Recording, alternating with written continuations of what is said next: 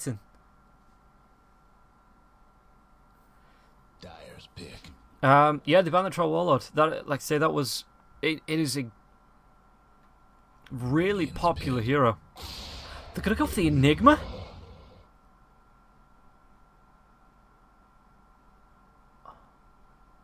So what's this? Batrider 2, Sven 1, Spirit Breaker, Snapfire supports, and Enigma in the offlane maybe? Or maybe you even run the Spirit Breaker as the 3. The Enigma can dip in and out of the jungle as the position 4. And Snapfire will be supporting the Sven on the top lane. 10 seconds to go. I do like it, but 5 seconds. it's a hell of a lot harder to hit and maintain a black hole than it is to hit a vacuum and they're just there with the Stormhammer. Morphlin, again, we did see it yesterday going up against the Enchantress, with Enchantress having 2 points into the Untouchable, and Morphlin was like, nah, I'm going to touch you. I'm going to touch you all day long with his right clicks. Didn't slow the Morphlin down at all. Enchantress just couldn't prance away fast enough away from the Morphlin, who could catch up with the waveform, the adaptive strike to slow it down as well, and the right clicks were extremely powerful here. So Nyx, this is we've seen the precedent being set for the next Morphlin, and I'm looking forward to that being played out. It is going to be Kasani mid-Doom. This I'm not so sure about. As Gilgia is going to be playing that Pos 4 Tiny, probably going to be Boots Tangos. Funnick in the offlane Void Spirit, and it looks like we're just waiting now for Maposhka. There he goes to pick up the Oracle. And now Cyber Legacy's Chappie on the Enigma. So that is going to be the position 3 Enigma. Palintimos on the Sven. Happy Terraria on the position 5 Pikachu. Bignum, it is, yeah, Bignum, Spirit Breaker position 4. And Pikachu will be in the mid playing the Batrider.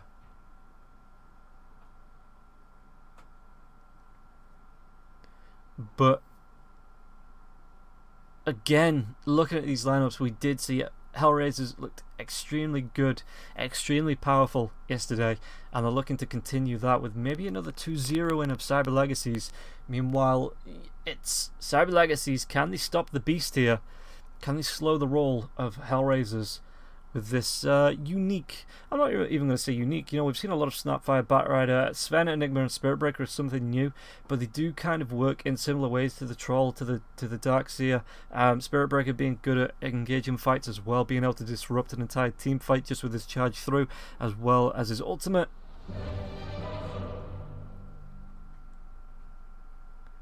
So, if we're going first 10 kills... Ooh, that's a toughie, but I might put it on Cyber Legacy. But to win the actual game, maybe HellRaisers. Like, I'm not going to say 100%, do not take your betting tips from me, but... Yep, there are the tips. Who wants cookies? Not too bad. Not too bad. But yeah, completely open for both teams to take this, I think.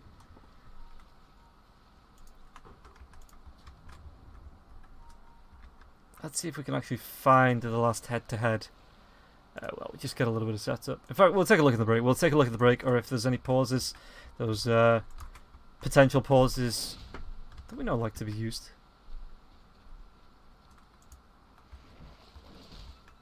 But yeah, the offlane Void Spirit, this isn't going to be a solo lane Nyx. We will see Maposhka after they secure at least this River Rune. Move down, probably TP to help out Nyx in the bot lane. Bignum might have a little bit of trouble up against 2 ranged heroes. It depends on, again, Chappie, how much he wants to be diving in and out of the jungle, how much he's going to be using this demonic conversion just to try and deny ranged creeps to the Nyx, or just creeps in general. And how much he's going to be using it just to try and look into the jungle. And away we go. But yeah, it looks like we're going to be getting ourselves a standard 2-for-2 rune trade. Got a feeling this is going to be good. Maybe not. Bignum, he's not picked anything up just yet. Just blocking camps. Yeah, this is going to make it a lot harder for the Doom to come in, use that Devour or even the Scorched Earth, just to maybe try and catch up if he falls behind to Pikachu. Bignum though, yeah, not forgetting about that last rune. There's Pikachu in the mid lane. Already started with the sticky napalm. Doom's got the Devour, so he does have that extra little bit of, what is it, 3 bonus regen? Top lane though. I could see Fennec and Gilgear, yeah. Bootsy didn't even go for tangos, just gone straight for the clarities. Stormhammer's going to come out, and Void Spirit, what's he going to be able to do here? Because there's going to be another Scatter Blast now as well. Point blank Scatter Blast to slow Funnick down. And Funnick, he's only got himself the Resonant Pulse, so he needs to be using it in range of Happy Terraria.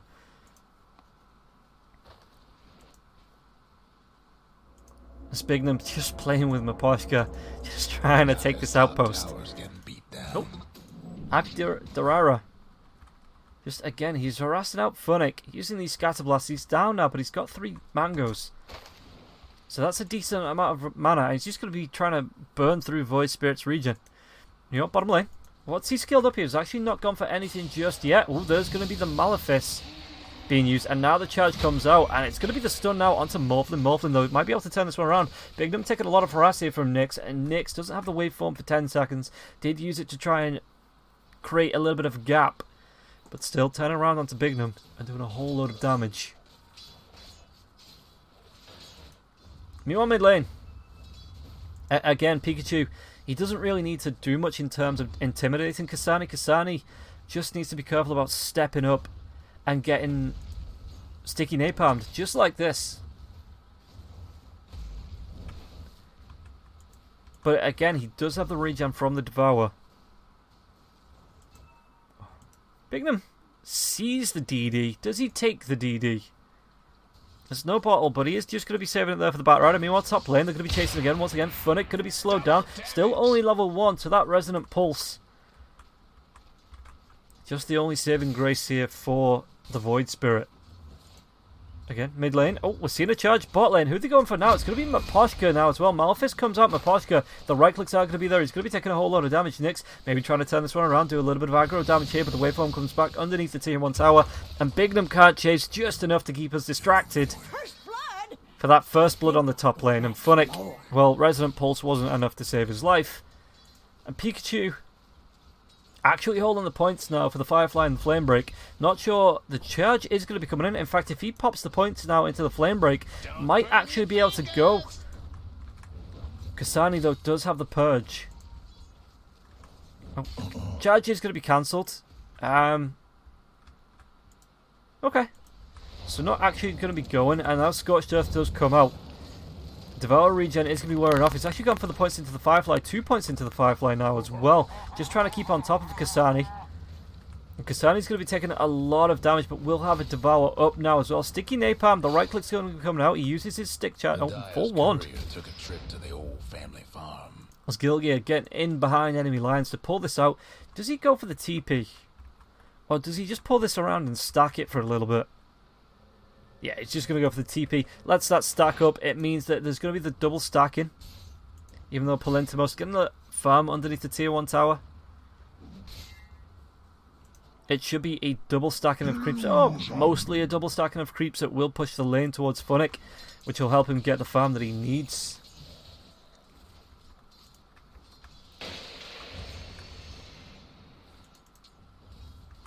Mid lane again. And Doom, the only thing he really needs to be keeping up in terms of regen is his mana with the mangoes. Just to make sure he can always get the Devour off. And stepping up against Pikachu in the mid lane. Again, another Firefly going to be coming out. These sticky napalm charges as well. Kasani just moves himself back.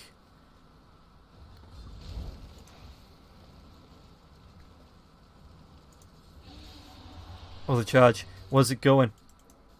Oh, it's just going to be onto Gilgear. Okay, he was trying to steal the outpost. Yeah, I can see this. They shouldn't take it any further than the charge. In fact, Bignum, oh, Roshan gets a quick swipe in there now as well. Gilgear on the high ground, gets the toss back. Happy Terraria. Shows up. And stop the charge from Bignum. But it might not save Funnick here on the Void Spirit. He does have a point into the Dissimulate. However, there is a cookie. Funnick going to be spotted out. The right clicks now as well. Palintimosa is going to be the Warcry coming in. Dissimulate comes out. Where's he going to go? It's actually going to be going into the trees. Cookie, though, cancels it as Kasani picks off Pikachu in the mid lane. Now the charge for the Stormhammer being used as well. Funnick, is he going to be able to get himself out of this? Will not be able to, as Bignum will pick up the kill. And it looks like Gilgear helped out in the mid lane, and Batrider got pushed. Did he get thrown underneath? Yeah, thrown underneath pretty much the tier 1 tower. And taken out here. As 3 heroes on the side of HellRaisers stack up for this tier 1 tower mid. Tower could use a little help. But though, Chappie, able to get the denies. He's working towards that soul ring. In fact, he does have the recipe coming out. Mid lane, are they going to be going? There's going to be the last home now, as well as the tower charges coming out onto Gilgear. Gilgear will go down. Pikachu picks that kill. No flame break just yet, but they might want to carry on chasing Kasani. Kasani is going to be able to just deal with those sticky napalm stacks and get himself out. Yeah, Pikachu needs to heal himself up. Oh, the arcane.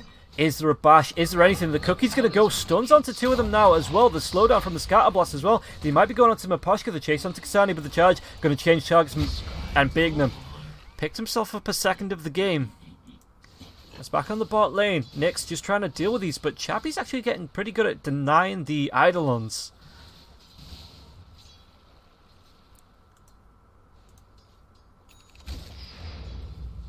So 3 points now into the Devour.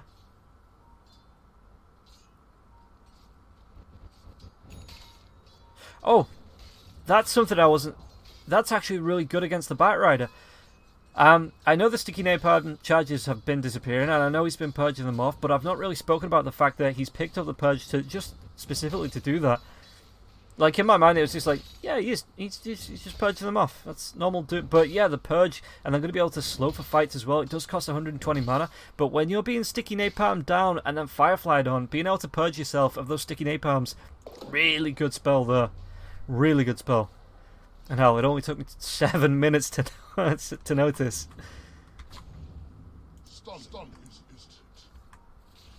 Should be able to get this deal with him and Poshka. No one contested him for that.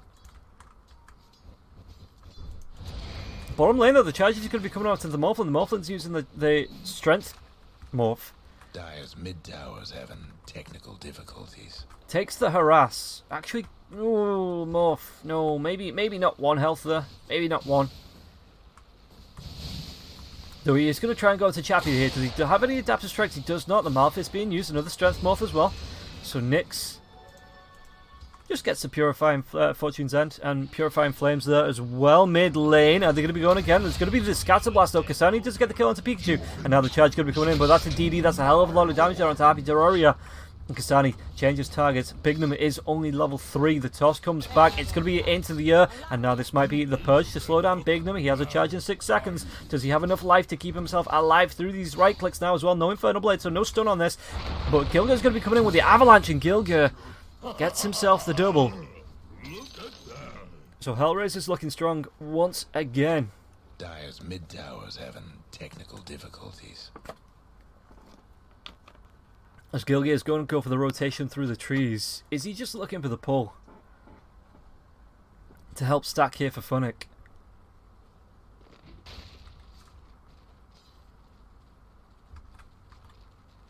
Yeah, he's just doing a little stacking. A little bit of stacking. So Void Spirit can come in with things like the Dissimulate and the Resonant Pulse, or maybe even the Doom with the Scorched Earth Devour, just to get a little bit of farm out. An extra last hits there. Dire's mid tower won't last much longer.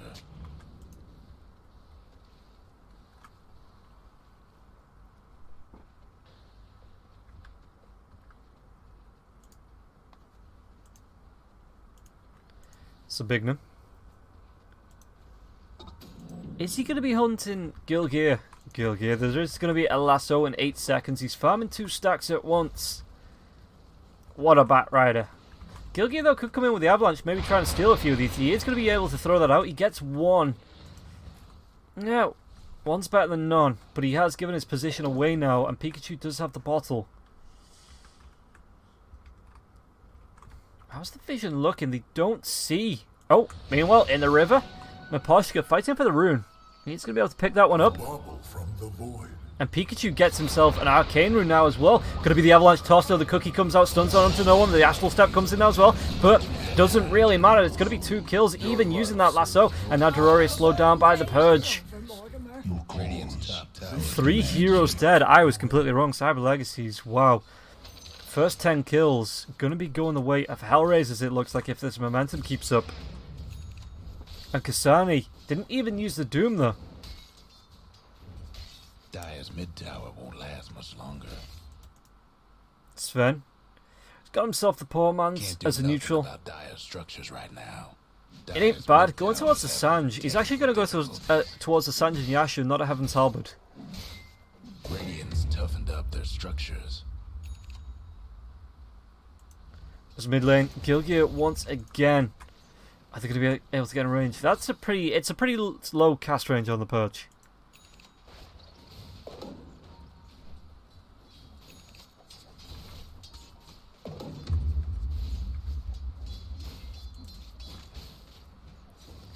And Chappie, not doing great in the off lane. I'm going to say it, he's not doing great. That rune's been taken. Don't know why it's still on the minimap. Just bugs. Oh, Gilgir. Do you see Bignum? He's coming up. Nope, and they're just going to run away. Scared of a level 4 Bignum. Maybe potentially looking for bigger fish. Or bigger bats. As Pikachu will move himself back to the mid lane. Avalanche comes out, the toss back onto Kasani. Now the Doom is just going to be instantly used, and now the charge going to be there, though the Cookie Crush comes out. Is Pikachu going to be able to get himself away? God strength. There was an ultimate being channeled there. Bignum able to pick up the experience, but Palintimos, what's he going to be able to do with this God strength? Oh, bat. That's... he wants that regen, but Funnick, he's just going to play around with it. Maybe try and bait something in. Just denies it off. Bottom lane, though, there's going to be a medium-sized black hole. As Chappie, does he want to charge down here? Does have the Soul Ring. No Malefice now for a couple of seconds, but HellRaisers are backing them up.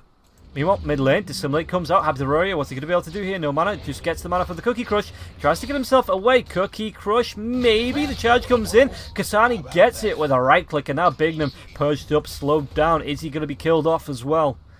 Back behind the tier 2 tower. Good for him. Bottom lane. Avalanche comes out. Gilgir just throws a fist. Palintimos going to be trying to do something with the stuns, but there is no more God Strength. The Adaptive Strike just pushes him away. And Gilgir should be able to TP himself out. Look at that. Dire's mid tower's having technical difficulties. As Kasani is just carrying on farming up. This is looking great for him. Actually swapped the Purge out for the Pack Leader Zora and the Critical Strike. Dire just couldn't save that bottom tower.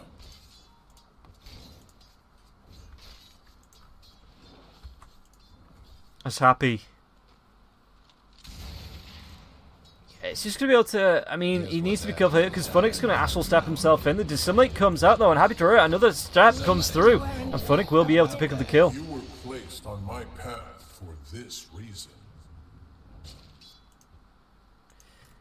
Tiny. Getting towards the blink now as well. 100 gold away from that. It's going to be great for him. Sven, what's he got in terms of farm? Just going towards the Yasha.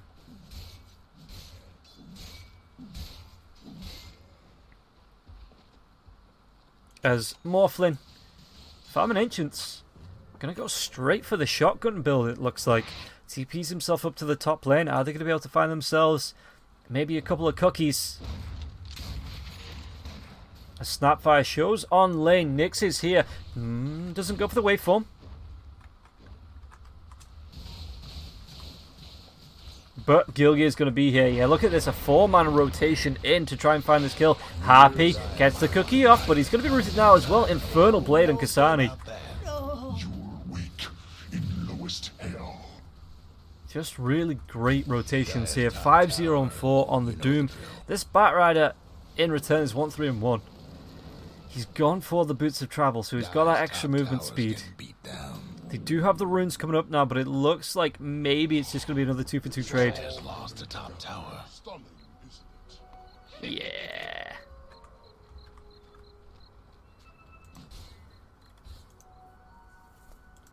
How's the Warden looking here for the start of HellRaisers? If we take a look at the vision, They are going to be able to do a little bit of dewarding. Radiant's bottom towers seen better days. Do you know what Batrider is as well? Doom. He's got a blink of his own. He's got the Doom available. Does he want to show and go? Radiant's bottom tower ain't a pretty sight right now. The Doesn't Dire look might like it. behind their top tower. Dire's Gilgear's got structure's his blink looking dagger. fortified.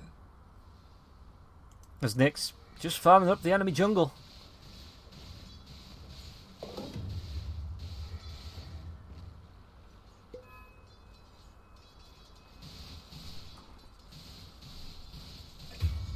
Oh, Gilgear, mid lane. Gets killed off there by Palintimos. Maybe going a little bit too far forward. I want to keep an eye on Nyx. Brewing at Radiant's bottom tower. Just to see what he does, because there needs to be rotations in. Otherwise, I mean, they're going to try and maybe trade a tier 1 for a tier 2 here. Top towers getting beat down. Trouble brewing at Radiant's bottom tower. Top tower's gone. Radiant's bottom tower ain't a pretty sight right now. As it's taken a beating here, the tier 1 tower. Radiant's bottom tower's done for. Dire's top towers, you know the drill. But yeah, they traded a tier 1 for a tier 2, and a little bit of damage even done to the tier 3 here as well. 11 to 5, it's not insurmountable. Double damage! But Cyber need to start looking for these pickoffs quick. Oh, speaking of pickoffs, Doom comes in. The Firefly was there, but Kasani can just chase him through the fire and the flames. And Morphlin, is he going to try and put this out? He's not.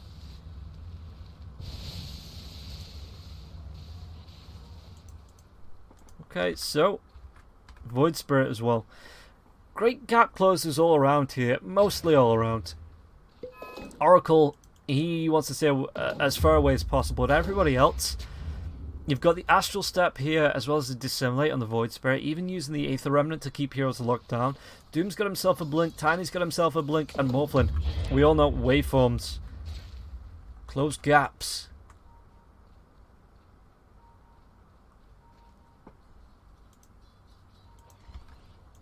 Tiny shows, blinks himself away immediately.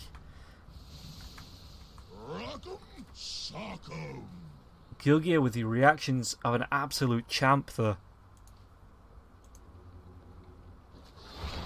Enigma, Malphis is going to be there using the charging now as well, but ooh, did he cancel the ultimate? He did actually cancel the Nether Strike there. Just played the animation, straight cancelled, because I mean you would have been fighting into the 4-3-4 heroes there, bud. That's not what you want to be doing. How's Regeneration.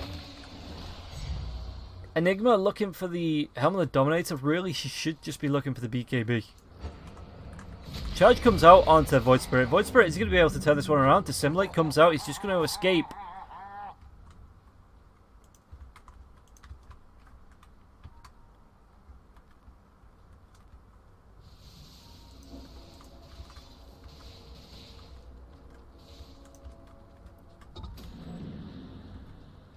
So Morph, again, getting super close. In fact, off this creep wave, he should have it now. And yeah, he has picked up the Eagle Song.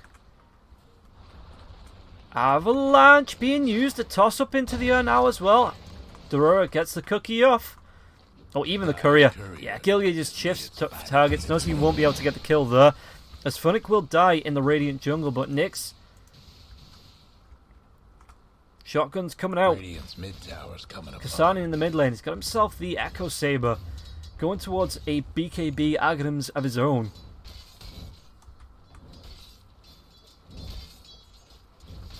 Radiant's bottom tower's seen better days. The Dire might want to mine their top tower. Really boosts up the Infernal Blade. Trouble brewing at Radiant's bottom tower.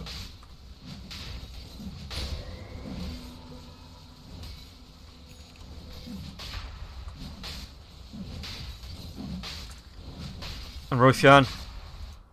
Bottom lane Bignum is doing a little bit of pushing, but it looks like the TP comes in from Funnick just enough. Is it enough to dissuade him? Astral Step comes forward. It's going to be the Remnant pulling him back in now as well. Dissimulate being popped. Bignum is able to charge himself away safely. But in return, this will open up Roshan. Rosh is gone. Yes. Wish. Gilgear. Batrider's still here. Vampire Fang's quite nice on him as well. He's got himself the BKB, but just being able to lifesteal through spells. 6%. It's not a massive number, but it's still a decent amount there when you're doing damage through all of your skills.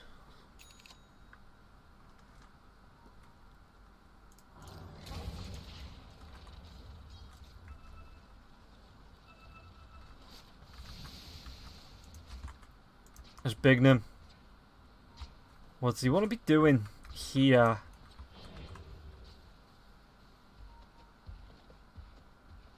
Dire's mid tower won't last much Not a lot. longer. Okay, they're just gonna Radiant's gone and fortified their structures. let mid lane push in, I guess. Are they gonna try and fight this here Dire's Cyber mid Legacy? tower's having technical difficulties.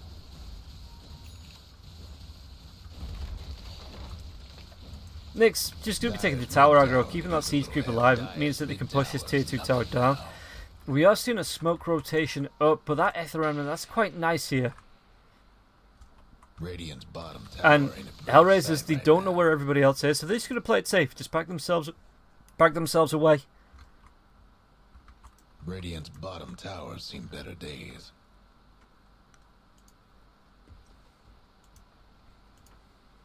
Gilgear. I've got to look at the vision here for the Radiant. Yeah. Funnick does step down. The Dire, again, it's very much this quarter of the map. Yeah, you do see Nyx now up on the top lane, pushing this one out, but they're not sure where everybody apart from him and Funnick are.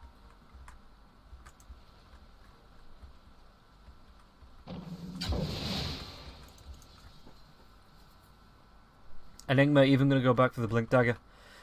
He's just so far behind Dire's top in tower terms of where he wants to be. I think he really needs to be getting that BKB because there's so much that can cancel the black hole. No, charge comes in onto Nyx, but Nyx he does have the Aegis if he needs to get himself away from this. Just strength morphing himself out of this now as well. Nether Strike does come through. Gilgear's here. Kasani will kill off Happy Terraria though on the bottom lane. Toss comes out. It actually tosses him away from the black hole. Now the stun comes in. It looks like actually Nyx wants to go back in now as well. Gilgear's going to be able to get a good avalanche off. Gilgear though is going to be able to doesn't survive through this. And Morph just going to be able to TP himself away. The rest of his team, he bought time for the rest of his team to rotate. Gilgear will see the sword. But that was such a good toss away from the black hole.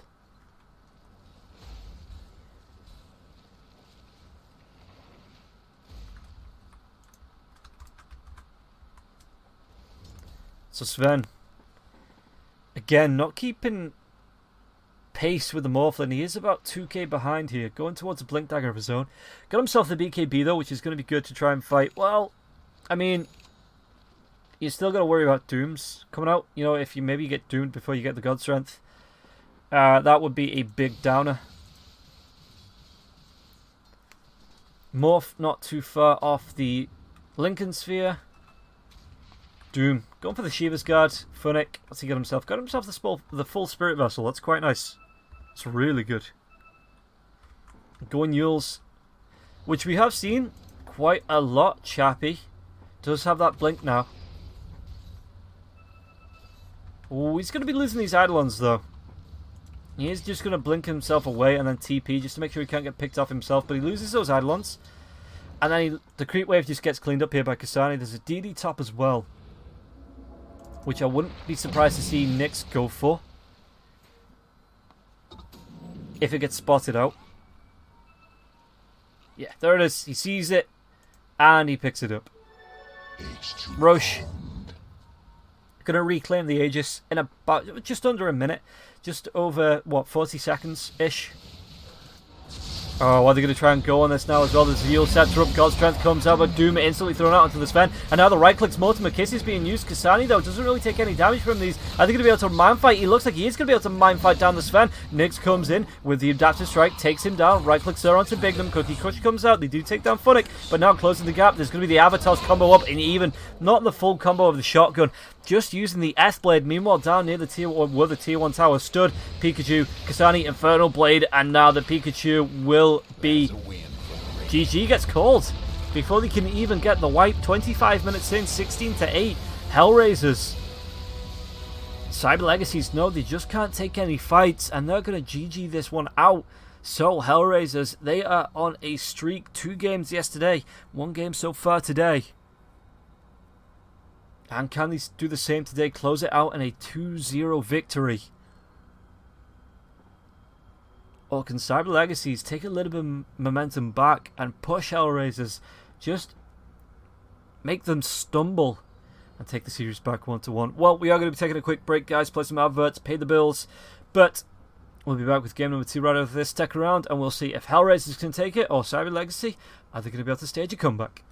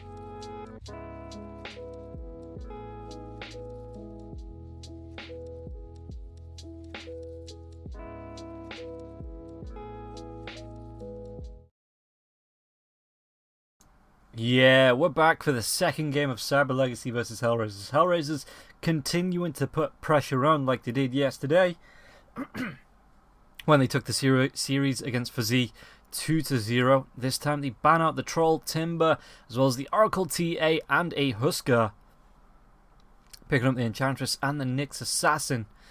Meanwhile, on the side of Cyber Legacy, Doom and Lich will be the first two openers. Meanwhile, Viper, Batrider, Puck, Leshrac, as well as the Slaughter are out of there in terms of the draft. Dyer's pick. Phantom Ooh. Lancer. Going straight for the PL. So yeah, I get why they banned the Viper and the Leshrac now. Being able to deal with those PL illusions quite well.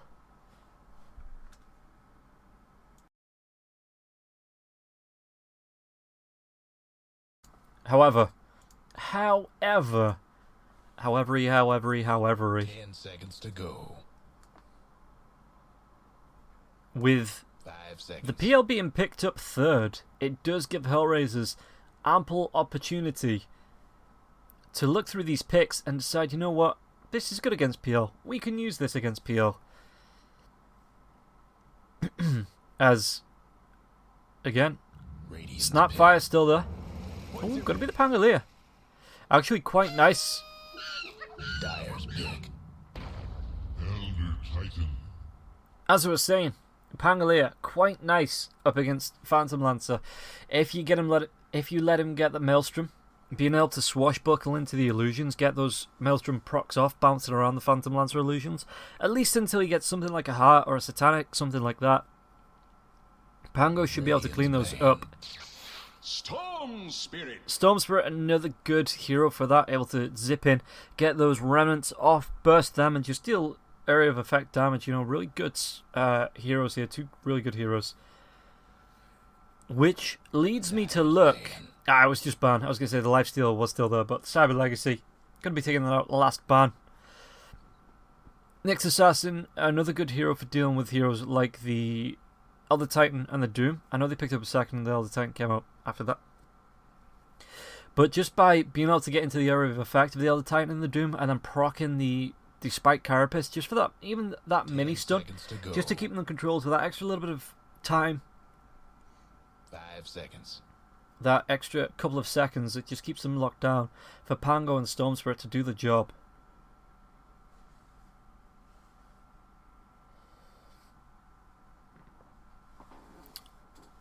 As HellRaisers and Cyber Legacy, it's a tricky one, because I think Cyber Legacy did quite well again in the qualifiers last week, and HellRaisers, they aren't looking beatable at all. Like, they are looking really strong coming into this match. So, HellRaisers, it's a very fighty lineup from both teams again. Cyber Legacy do have final pick. Whether they're going to be putting Pikachu on something like the Meepo here, and maybe HellRaisers, I mean, it's still Storm Spirit they'd be going up against. So, in the early game, that would be really hard for the Meepo to go up and fight the Storm Spirit, just because, again, the remnants, the vortexes, even the just the passive damage. So what the HellRaisers not want to be playing up against in the mid lane? Unless it's going to be another Doom mid, but I don't think you run that up against the Storm Spirit. Dyer's pick. Radiant's pick. Monkey King. Yes. Absolutely yes. Monkey King, the Boundless Strike again through the Phantom Lancer illusions, instantly pops those. Great control. If the Storm Spirit could go for something like the... And it's been a while. I want to say the Ags is still the Vortex pulling, the AoE Vortex pulling. Which would be great for just keeping people locked down in the Wukong's command. Boundless Strike there to do the damage. You've got the Jingu Mastery. Even if you want to run this Monkey King mid. But up against the Doom and the Elder Titan in the off lane, potentially going to be a very hard lane for those two heroes, as Monkey King will outstrike them by range and outlast them just with the Jingu heals.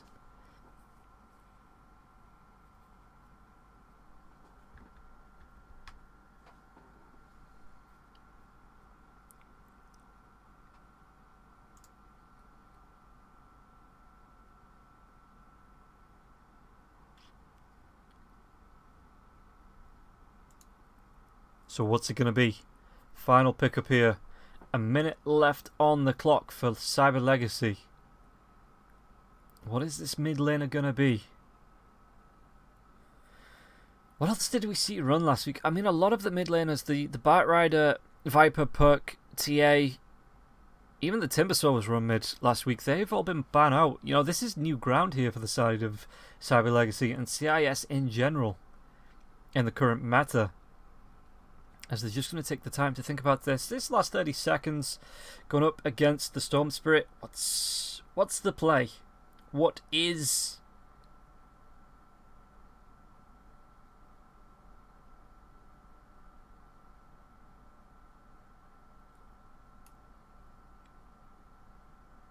Come on, 7 seconds.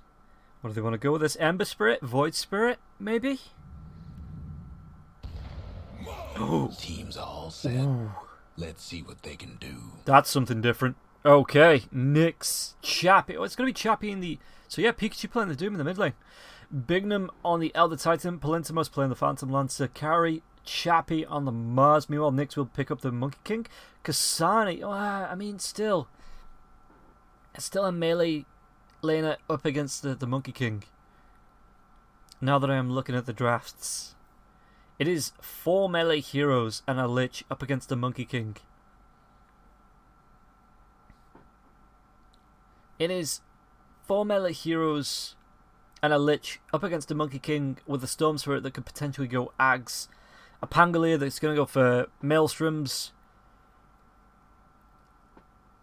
Her Enchantresses that just want to sit back and throw the impetuses. The multiple of impetuses. Gilgy is going to be able to get in with those spike carapaces as well. I throw out the impales. If you can get a good lineup here from the Monkey King's Wukong command into the Boundless Strike, Nyx Assassin offers a lot of control with the spike carapace and the impales. So I'm putting my... I think it's got to be HellRaisers.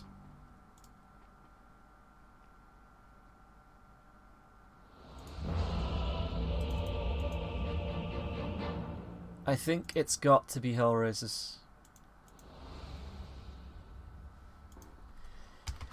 Well, it's not got to be HellRaisers. I just, for me, HellRaisers look a little bit stronger here. Everybody gets set. This whole mess is all your fault?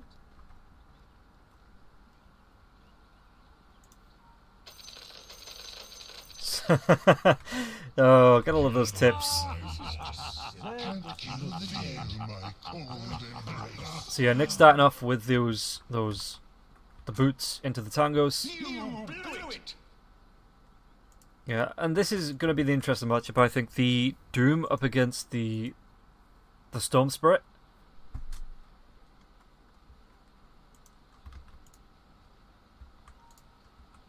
Doom just have himself a ward.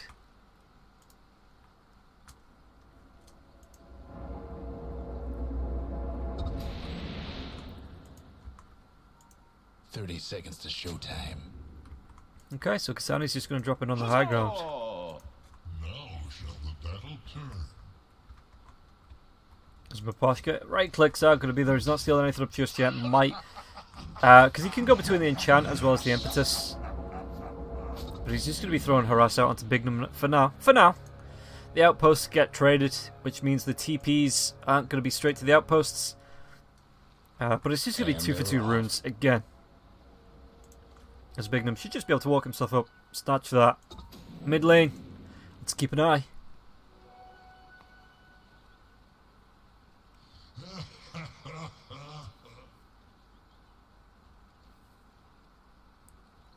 So yeah, Pikachu has gone for that Devour level 1, but he's... that taunt is great. Gotta be watching out for these static remnants coming up from the Storm Spirit now. Every time he comes forward, he's going to be able to get himself a Devour off. And Kasani, once he gets the points into the Overload as well, that passive will start to sting.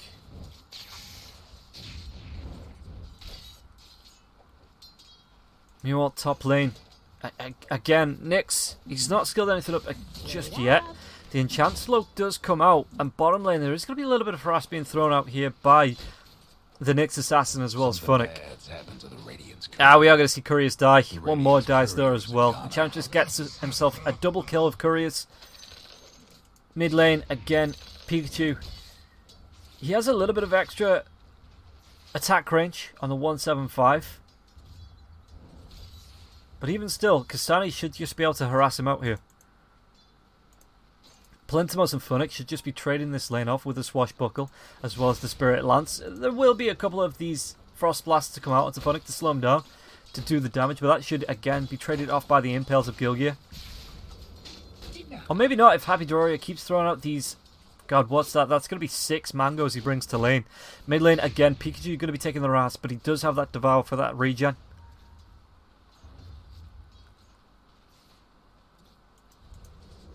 Bottom lane, another Frost Blast being used. Spirit Lance comes out. Gilgia, one more right click will be first blood. Watch your step. So they squashed the bug. Down. Big them throwing tips out to Happy Doria.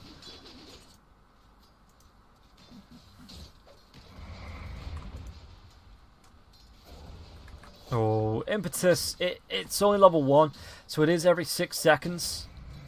But it's still a decent amount of damage. Miposhka, though, just stands himself right underneath the stomp. And now the enchant comes out. Spear, though, it pushes the Monkey King back.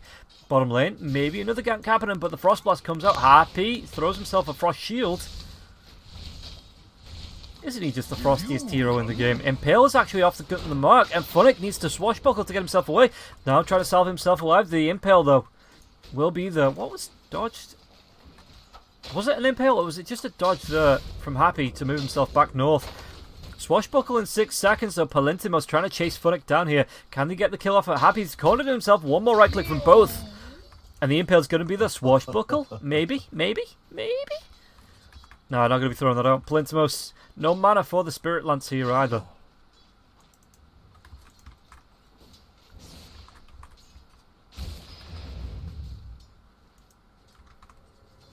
It's better this way. As No Palintimos, breaking down the radiant structures like this. last hit wise, he's a couple of denies behind the Monkey King. He keeps getting disarmed here by Funnick, which is going to make it real hard for him to farm up. He's needing to use... He's only used 2 tangos, so that's actually quite good for his regen capabilities. But when he charges forward like this, and there is a Swashbuckle coming out, the disarm going to be there as well. Is he Impale? Is he going to use the Swashbuckle just yet? Comes out now as well, and it looks like Phantom Lancer. Well, the Spike Carapace being used there. Lich having to use the Frost Blast, but the Frost Shield will proc the Spike Carapace. Pikachu just keeps taking damage here from the Storm Spirit as well. 2 points into the Overload to try and throw that harass out onto him. That'll take the wind from their sails. Yeah, and Pikachu got himself a Cloak Aura, which will be nice.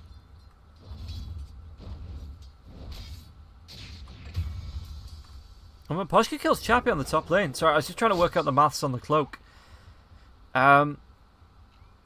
Radiant's bottom tower. So it helps the Pretty creeps, sad right now. but only the heroes 10%. And the Storm Spirit is thrown out. It's 3 in the Overload. Oh, doesn't have the mana. It does actually have it with the Mango, but with the Doppelganger, Palintimos should be able to get himself back to safety here. A happy Terraria. Just keeps throwing out the harass. Mid lane. Again, Pikachu, he's getting close to that level 6, so he is going to have the control over Kasani now, and he does have the Ice Armor, which is going to slow the harass out, which Kasani, it's a little bit of a worry. The rotation coming in from Gilgear, he does have the mana A little something with the Mango and the Magic Stick for his combo. But does he rethink this with the Ice Armor? Nope, there's going to be the Vortex being pulled in now as well. Haste Rune going to be popped, and Pikachu still not level 6, while Storm Spirit is. So the Harass going to be coming in now as well as that. But the Fairy Fire keeps Pikachu alive, and Pikachu halfway to level 6. And Bignum maybe did a little bit to dissuade the full-on gank here onto Pikachu. Stupendous.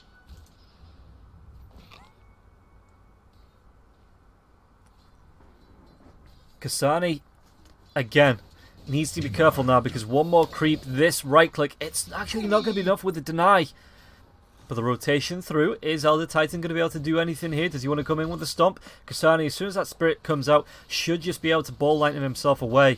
Meanwhile, bottom lane, they are going to be going now onto the Lich. Now, one more right click from anybody, so Gilgate secures the kill. Can they turn this one around? Funnick, he's going to be able to use his one charges, keeps him alive. Meanwhile, back in the top lane, the mid lane even, there's going to be the TP in by the Enchantress now, trying to maybe, the Doom comes in. Is there going to be no Nature's Attendance? So this should be a kill into the Storm Spirit. No deny possible. Gilgate tries to TP us in, gets the Impale, no, throws the animation, but cancels it last second. So Doom will be able to get himself out alive. Regeneration. And just regens up.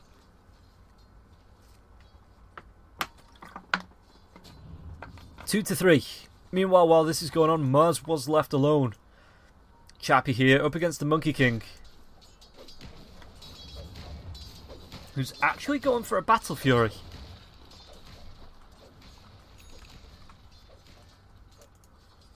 Bottom lane, once again, Palintimos, no mana for the Spirit Lance. So Gilgy is just going to sit and harass him down. Even the disarm's coming out. Is there going to be the Impale coming through? No! Spike Carapace though. That was a great time in the animation. Just absolutely showing Gilgy to throw the Spike Carapace now. Oh, Swashbuckle back. It's going to be the disarm. It's an Impale and a Spirit Lance as well. But it looks like both heroes on the side of HellRaisers should be able to get themselves back. A Storm Spirit in the mid lane up against Pikachu. It's just even trades. Storm Spirit's a little bit ahead. Enchantress with the net now as well. The Vortex. This might actually be a really good gank. The Ice Armor will be there. The slow comes out. Ice Armor comes out, but the root comes through from the net. And the enchant slowing him down. Pikachu taking no damage. 13, 15 armor. Just with this bonus armor coming through from both. The Ice Armor as well as other benefits. That is pretty darn strong.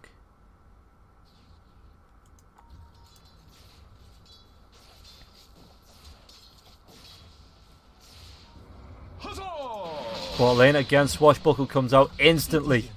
Drops the Doppelganger here on the PL. That'd be quite nice here actually, this broomstick, just to... What's it take his range up to?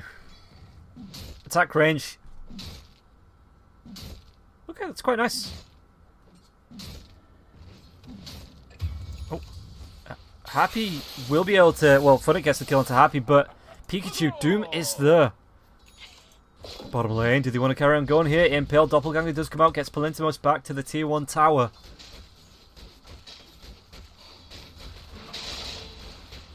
As top lane, Monkey King pinned to the tree once again by the spear of Chappie. Only level 2, so doing 175 damage, but 2 seconds stun duration, that's quite big.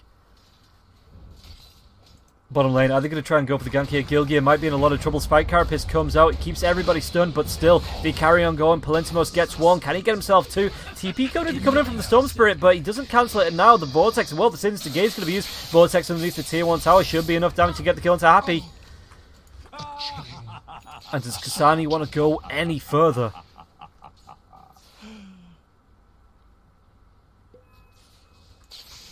Doesn't look like it. Storm Spirit popping the clarity. He sees Bignum.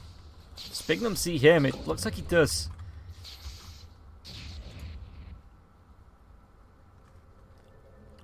Royal Jelly going to be used. Swapped off now to Pango, so Pango can use it himself.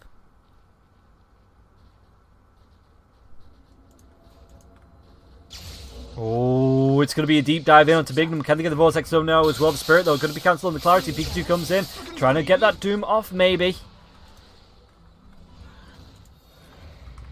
But Storm just taunts himself away. 4 heroes in the Radiant Jungle here now as well. Stomp comes out. Level 5 on the Enchantress, so 2 points into the Impetus now. Diving into the river. The Impale will be there, though. Akasani gets himself that DD from the dive. Nyx Assassin might not be so lucky. Does have the Spike Carapace. Going to be popping that just to slow the Lich down. Stomp gets him on the edge. And now it looks like they might just close this in. Yeah, Impale will be used by Elder Titan. And Palintimo secure the kill. Maposhka, is he going to try and slow them down with the enchant? He will not. As Kasani looks to the jungle. Gotcha. And again, while this is going on, Monkey King got himself pretty much free farm. 80 to 40. 44 denies. Holy crap. Some of these, if we take a look at the net worth, some of them will be jungle creeps. What did he send back?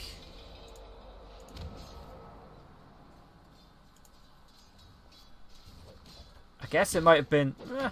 I don't know. He's just got himself the Broom Handle again. Just increases his attack range.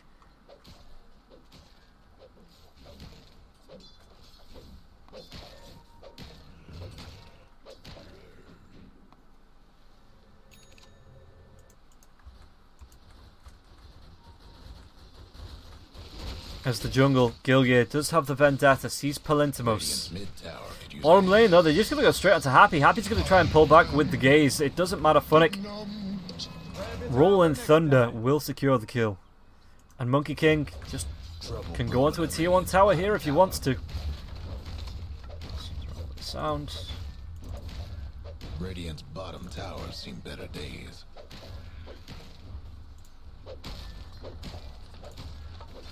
Dire's top tower's getting beat down. Something wrong with the sound. Try this. Let me know, guys, in chat if this is fixed. I've altered the sound. If that sounds a little bit better, let me know and I'll keep it like this. If not, I'll try and have another play around with it. But Kasani's popped the DD. He's got himself a Kaya.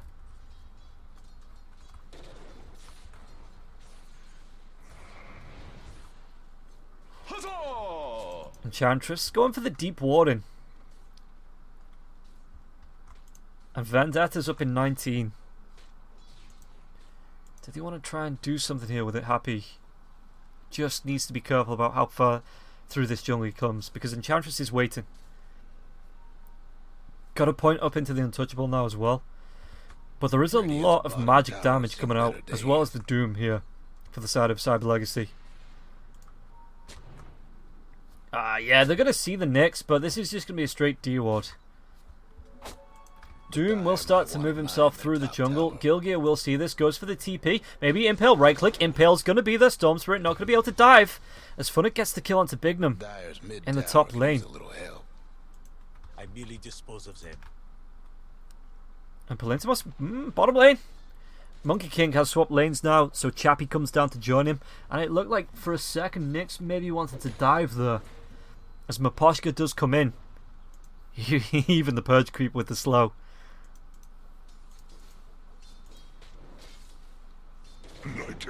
Are they going to try and hunt the Doom? There's going to be a 3-man rotation as well as a Purge creep. Yep, the tree comes in there. There's going to be the Violent Strike now as well. Abduroria is there. They're just going to be throwing the Doom onto the Monkey King though. Spike Carapace with the arena gets dropped, and this will be a dead Nyx Assassin. So the instant reaction here from Cyber Legacy, 6 to 7, and Monkey King, the Doom will wear off. Dire's mid tower won't last much longer.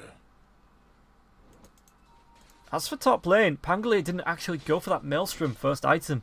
Going to be going for, is that a Vlad's he's picking up?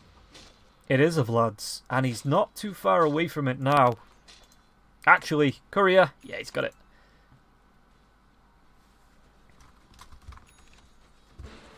Meanwhile, Palintimos once again has to doppelganger. Doesn't get the doppelganger down to the low ground though. And his net worth is 1,500 behind the MK. MK having a really good game. Got himself the Battle Fury, which is just going to really start his farm.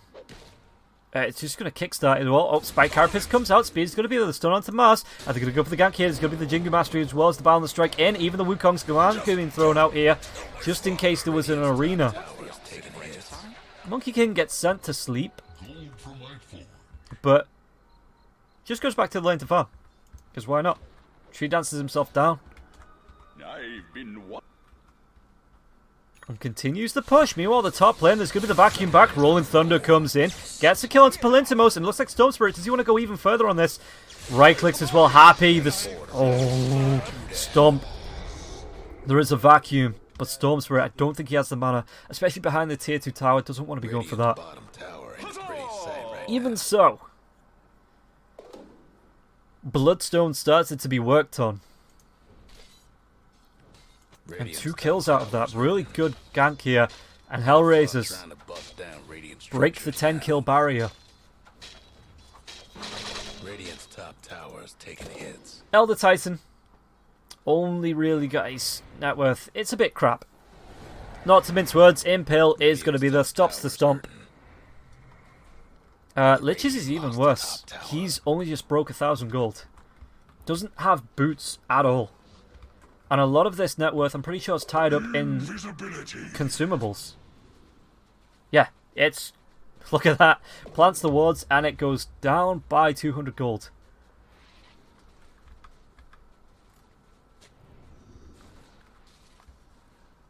And bottom lane.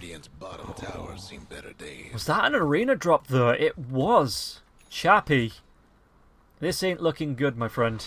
Swashbuckle comes through. They see Chappie dive back into the trees. The Rolling Thunder comes out now as well. But Gilga's going to be there. The right click now. The Impale going to be used. The Boundless Strike now as well as that shield crash. And, well, Mars. It's not good. Bignum adds a stomp onto 2. The Doom comes out onto the Monkey King now as well. The Bouncing Frost. Well, it's only level 1 on the Chain Frost. Oh, Funnick going to be slowed down by the Diffusal Blade now as well. Pikachu gets a kill onto Maposhka. So they're turning this fight around. They get themselves 2. Can they get themselves 3? Funnick, he wants to go for it. He's got himself no mana. The Doppelganger comes out. There's going to be the Spirit Lance now as well. Impale in 1 second now. It will come through onto Palintimos. The Stomp, though. Will it be in time? Will it be in range? Doesn't look like it's even going to be used there, as Pangolier will be able to get himself out alive. So a 2-for-1 on that fight, taking down the Mars, but trading off the Monkey King as well as the Enchantress for it. Yes!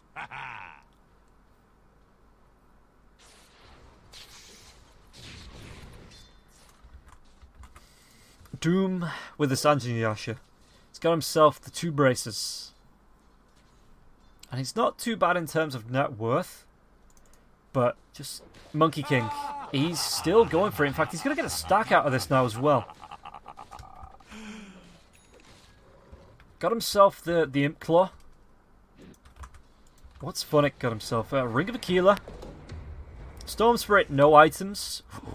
Rolling up the Rolling Thunder. But just going to be cancelling that off. And now he does have that Javelin. So it's closer and closer to that Maelstrom if that's what he wants to be going for. What's coming out on the courier? I assume this is for the Storm Spirit, that Grove Bow for the 100 attack range. It's going to be really good. The reducing the magic resistance as well. Gilgear is going to be able to get the Impale off. The Swashbuckle comes in. Even the Storm Spirit diving this one now as well. Phantom Lancer picked off. They're going to be going deeper for the Lich now as well. Rolling Thunder. Funnick gets himself a kill. The Stomp is going to be there, but now Storm Spirit has himself the Bloodstone, 16 charges, a Grove Bow, and he's just going to be pulling that mana all the way back with the Clarities. And yeah, he's going for that Axe. This is what I was talking about, the Vortex, making it an AoE spell. With the Wukong's command, that is going to be an extremely deadly combination. Radiant's mid tower's getting banged up. Radiant's mid tower's in trouble. Oh, Swashbuckle comes out. No follow-up there, though. No Rolling Thunder for 28 seconds. You know the drill.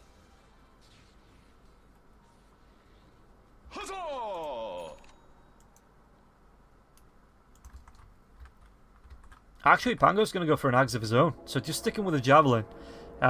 Which, it's shield crash. Oh, are they going to be able to get this in time? It looks like the TPs are coming in. It's going to be Bignum, though, being dragged back. And now they will be able to find this kill. They should be able to keep hold of both outposts. Miposhka just buying this outpost on the bottom, but a little bit of time. The spear's going to miss. Miposhka even going to be able to get himself a rune out of this. Pikachu, the Infernal Blade, it was so slow, and now the slowdown comes in even further onto Pikachu. But mid lane, I think I'm going to try and push this one out. How's the vision looking here for the Radiant? It ain't looking good. In fact, it is looking pretty bad. As Gilgia, he's happy. Just going to let him go for now, with that Vendetta up. Nothing will stand in my way. And now Roshan. They're going to go for the big man here, HellRaisers. Nyx, going to be able to scout this one out. There is a sentry, but he's not invis anymore. He's just going to be playing body blocker. Bignum might be able to come in with a split earth and a stomp, but Miposhka outside the Roche pit, and that was such a quick Roshan. It doesn't even matter. Now they're going to be able to dive, get a good few kills on this now as well. Even the arena being dropped, but it's on top of Wukong's command. Mars, can he get himself out? He's pushed back in by the Rolling Thunder. And that was an arena of blood, but that was the wrong side. Holy crap. GG's just going to be called. 21 minutes in. Cyber are just like, we give. HellRaisers have outfought and punished Cyber Legacy here. And that was HellRaisers taking two games in a row, a 2-0 series here. One yesterday and one today. We will be taking a break tomorrow, guys, but HellRaisers, that was hella impressive. So if you enjoyed the cast, if you enjoyed the games, please give a follow out to BTS, but also me on Twitter, @RobinRollGaming. It is in the title. It's really important for smaller casters to be given followers, just because it, then says, hey, we want to see these guys at other events. But that's my sales pitch, guys. That has been the day. HellRaisers taking the series 2-0. I hope you've really enjoyed it. Again, we are going to be taking a quick break tomorrow, if we take a look at the schedule. So, yeah.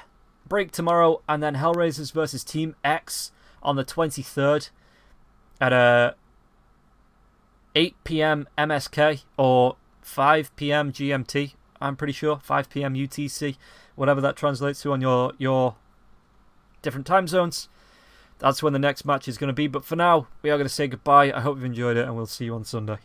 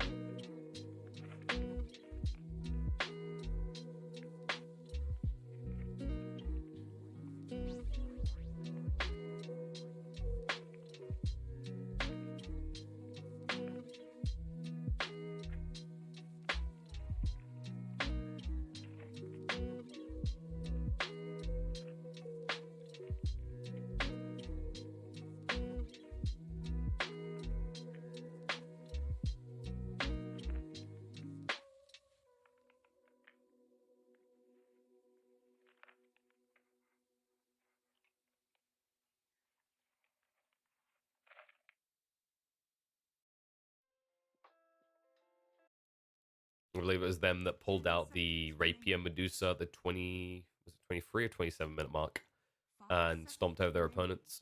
So that may just be them more fixated on what they know can destroy this lineup right now, which may give some inclinations to Liquid. You're probably looking at something that has range on the lane or some, like, you know, bully potential. You don't have to worry about the battle hunger as much in this game, as Oracle can always dispel that off. As for Nigma, I mean, they have good catch. And they have a lot of frontline. I would like to see something that's kind of targeted at this kind of mid-game interval, this kind of rapid ramp up. I'd say something like a Troll Warlord, but I mean, they can't count you a Razor in that situation. But they can get the Monkey King. Okay, that definitely gives aggression to Liquid. That brings them swinging out of the lanes. And that is another situation where we have some Void Spirits ran the safe lane. It's like this Void is going to be mid/off, Timber mid/off, and then Monkey King in the 1 position. Now you definitely want to pick some sort of range here on Nigma. Just so you have that flex on both sides. There it is, OD. Alright, so that's going to be the Timber counter. I was wondering which way they were going to go with this, because the one thing that could make this Timber good was the fact they didn't have a Spirit Vessel builder, but the OD making it through this far is something you wouldn't have seen in previous patches. How the times have changed. So, for those just tuning in, this is just the opening match. Whichever team loses here is not out, but they will be in the lower bracket and have to swing their way from there towards the grand finals. And then later today, after this series, we will have Alliance versus Aggressive Mode. And then the winners from that will face off against the winners from this. But this is just game 1, okay? We're getting ahead of ourselves. We've got an interesting draft from both sides. And I'm actually excited to see this kind of return of offlaners. Things like the Axis coming back in. The Slardar has been incredibly popular in the qualifiers the last few days. Just active offlaners. It's a nice, refreshing change for the offlane role, considering the previous meta was a bit slower or less flashy for offlaners. There's especially opportunities for people like Mind Control and Boxy to shine. These are the type of offlaners usually you think of as the playmaker types, right? Like Boxy became famous with the Shakers. Mind Control has always been seen as kind of this dominant force out of the laner phase. And hopefully we will get straight to that. I'm intrigued to see how the Monkey King versus the OD is going to play out, though. It should be a good lane for we. You do, of course, have to get quite close to just throw out that Astral. So that maybe gets you tapped once or twice by the Monkey King. I think the thing that makes the lane very unpredictable is going to be Tiger. The rotations from Shaker, if on point, could easily just see the demise of we on this OD.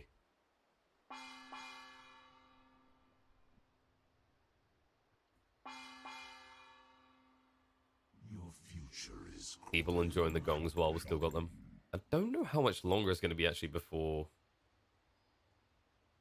I mean, I'm still getting spins for the event. Foxy fell asleep. This changes. I mean, come on, boys. Is it really that early? It's 9 a.m. for me. And I just came off the back of doing NA qualifiers, so wakey, wakey, boys. I expect to see some good notes. Big surprise, actually, when I was watching the NA qualifiers was the lack of this boy here, Tiny. I feel like this... I don't think this is necessarily a region-tailored pick, but it is... I will say it's a lot more popular in EU and CIS from what I've been seeing, is the Tiny in the 4 role. Oopsie. I do need to access that, though, because I just realized for some reason my obscens aren't working, so bear with me a sec, guys. I'm just going to type those in. No, this is definitely just obscen. Don't worry, don't panic. But yeah, the Tiny in the 4 role, it's just so strong. Like, the flexibility to roam around. Also, you can give a little bit of a wider spread a little bit more space to one of your lanes, right? So if you've got a hero that you know can just solo farm, you want to leave them their own devices. Tiny is not a greedy, XP reliant support in that regard. You can just send him off at level 1 or 2, and he should have an impact courtesy of Toss and then Avalanche follow-ups. Axe also plays into that style really, really well. Yes, it's a double melee lane, but the way you play it is you're so bulky, you can just cut between the tier 1 and tier 2, and they can't really stop you farming. It's actually always been one of the frustrations of Axe. And when you think about the heroes up against, Insania will be a little bit annoying, but this isn't a high harassment hero, right? The physical damage output is pretty lacking on an Oracle. So you can't really stop an Axe from taking that wave and escaping. And actually at 42 damage, you're just kind of enabling him to spin more, I'd say. That being said, though, the Monkey King could come and get involved, and they could find kills at 2. I think that's like the kind of pivot point you're looking for, because then you have access to the root and the stun, which should stop an Axe from escaping. Just a case of whether he goes for like maybe a quick win lace or just gets the boots in good timing, especially if they get early runes. I don't think, yeah, it doesn't look like they're going to do this though, because you can see that there's no Orb of Venom start on the Monkey King. Usually that's how you can tell if they've got... Oh, I love Insania. Alright, it seems Boxy has been awoken from his slumber. Ready to slay the dragon. Well, no dragons here, but something from beyond the astral planes. But not in his lane. His lane is going to be this Razor. This lane is actually okay for the Razor at the start. It gets annoying once you're looking at 2+ points in reactive armor, because you can sap all the damage, but it can still work against you. I don't expect there to be too much kiss chasing in this lane. I think you're going to see Timber try and cut the wave regularly. Razor will probably just submit to this and farm after a few waves. He won't even try and contest. And that's why you can see that they've started 3 heroes bot on the side Enigma. Toss. Nicely done on the Mike. Rue's coming in. Does connect on the 2, so Mike will make it out. Sani, however, is going to take a lot of damage for this. And they've got the toss coming off cooldown soon. They decide against the dive, though. He would have reached the trees before the toss was available. But I like that they're trying this, because then you can just pivot off this and go top of 3 if you get Axe a good start.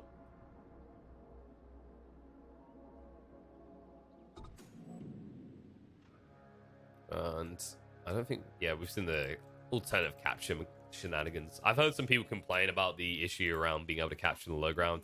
I don't think it's that drastic of an issue. I think there should maybe be a bigger discussion about the fact that there is an outpost here, this close to the Roche pit, and the other one is all the way over here. And just one side has an inherent desire to play into this jungle area compared to the other. Spoiler alert, it is in fact Radiant. You can actually already see the rotation early on. And I like that they got the ward down. They understand that you're playing against the Tiny 4. It's going to try and gank you almost immediately. And it's a good thing he moves away when he does, because, well, he won't make it in time, but he has actually at least got the Resonant Pulse. So it'll be a little bit of harassment and the denial. But that moving away was him submitting that something like this was going to happen anyway. And you can already see like the difference between these two high-impact 4s is what can the Shaker do. Right, like you'll harass Miracle a little bit, but you shouldn't be able to hurt him. And in fact, Miracle is just going to farm Chorus. I mean, I say that. Miracle's actually getting the crap kicked out of him, but it's the Shaker. There's always the crux of level 1, right? Like when you think of lane combos that can punish, it's not usually a Timber that can utilize Shaker at level 1 that much.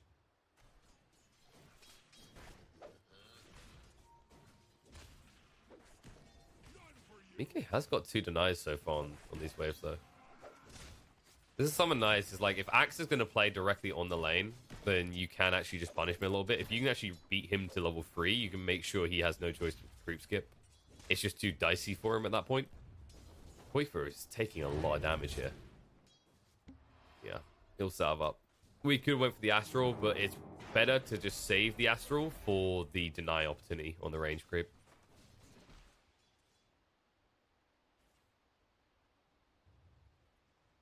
And yeah, there's the pull through shenanigans. No creeps here, though. There's always the annoyance about Tiny though. Like he's even with the change, like he still hits relatively hard. He's even quicker now. I don't see this hero disappearing as a 4 anytime soon. A nice steal on the rune. Actually holding. In the meantime, Mike did snipe out Kuro's Courier. Yeah, you already see what I mean. This is just Axe life, though. This always happens. So whenever you see an Axe pick, your priority is, like, do we have supports that can punish this? If no, pivot an advantage elsewhere, because you're not going to stop the Axe.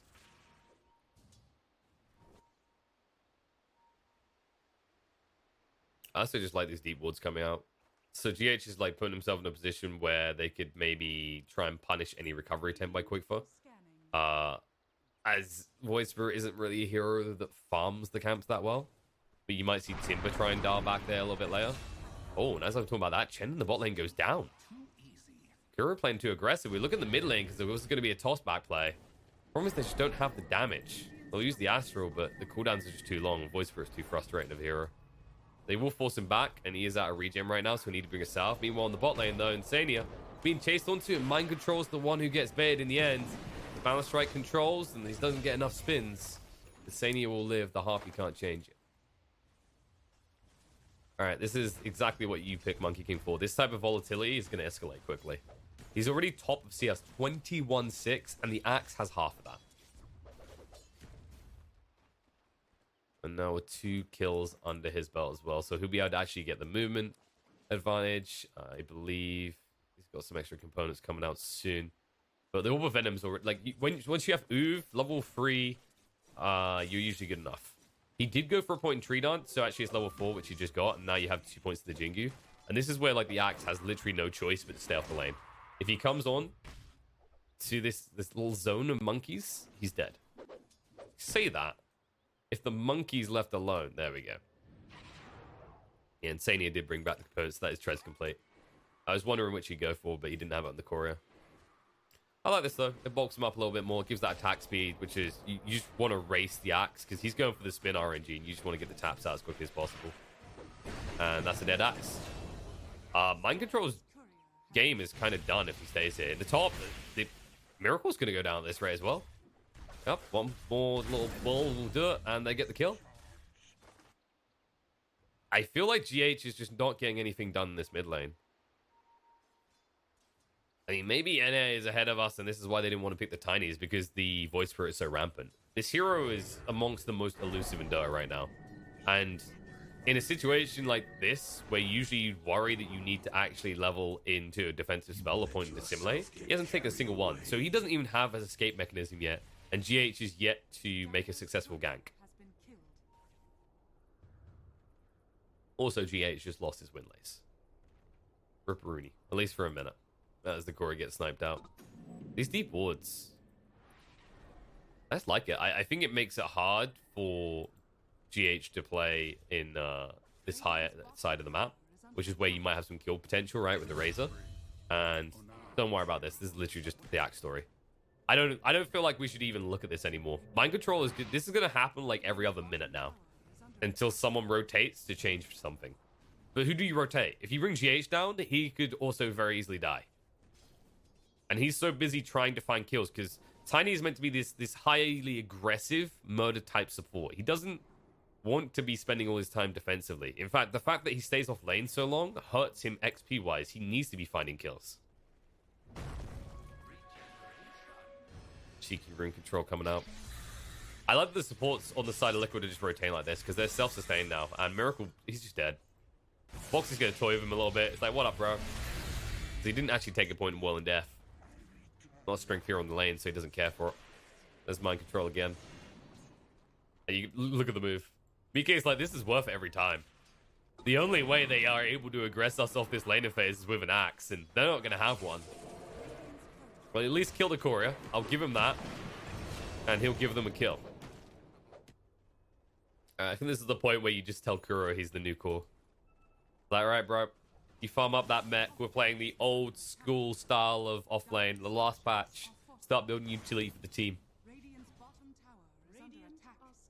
Even mid, which is looking good right now could start to backfire hard. You can already see how we're starting to get pressured. The difference between these two heroes is one just needs levels, really, and the other one is locked in on this reliance of items. And yeah, this is painful. This is meant to be your recovery point, right? Like, you know, I didn't get XP. I'll go stand here. I'll chill for a bit. Doesn't work that way. Boxy gets a solo kill.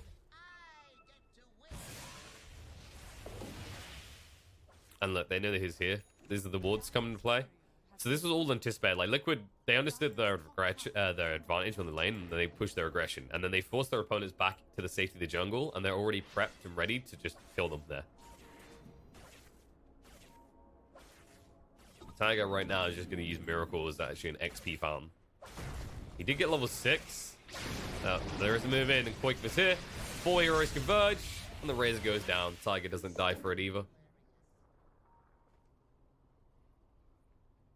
Well, at least Axe got a little bit of breathing room. He hasn't died for a minute or two now. 2 may be a stretch. But here you go. This is Arcane Room rotation. These wards are just so good from Liquid. Like, they've anticipated everything that Nigma want to do.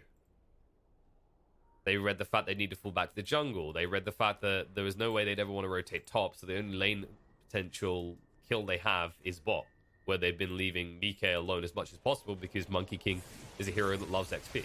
I say that, Mike didn't see this one coming. They TP straight down, and there will be a kill happening here. They'll cancel the TP as they realized a little bit too late. They were moving across. They were anticipating that this was the situation.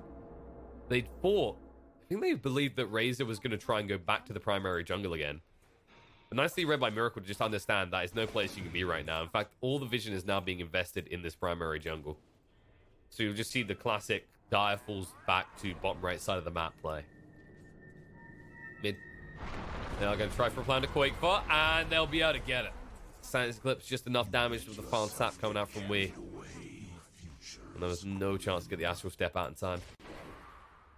I think this is the point where Quakefer goes, I need a point and dissimulate. It's a little bit greedy, but I get why he wants to max out the Aether Remnant. It's good damage, it's good control, it can set you up kills onto the OD and keep him on the back foot. And you always go for at least 2 points of Resonant Pulse because it's just good value in terms of damage and absorption.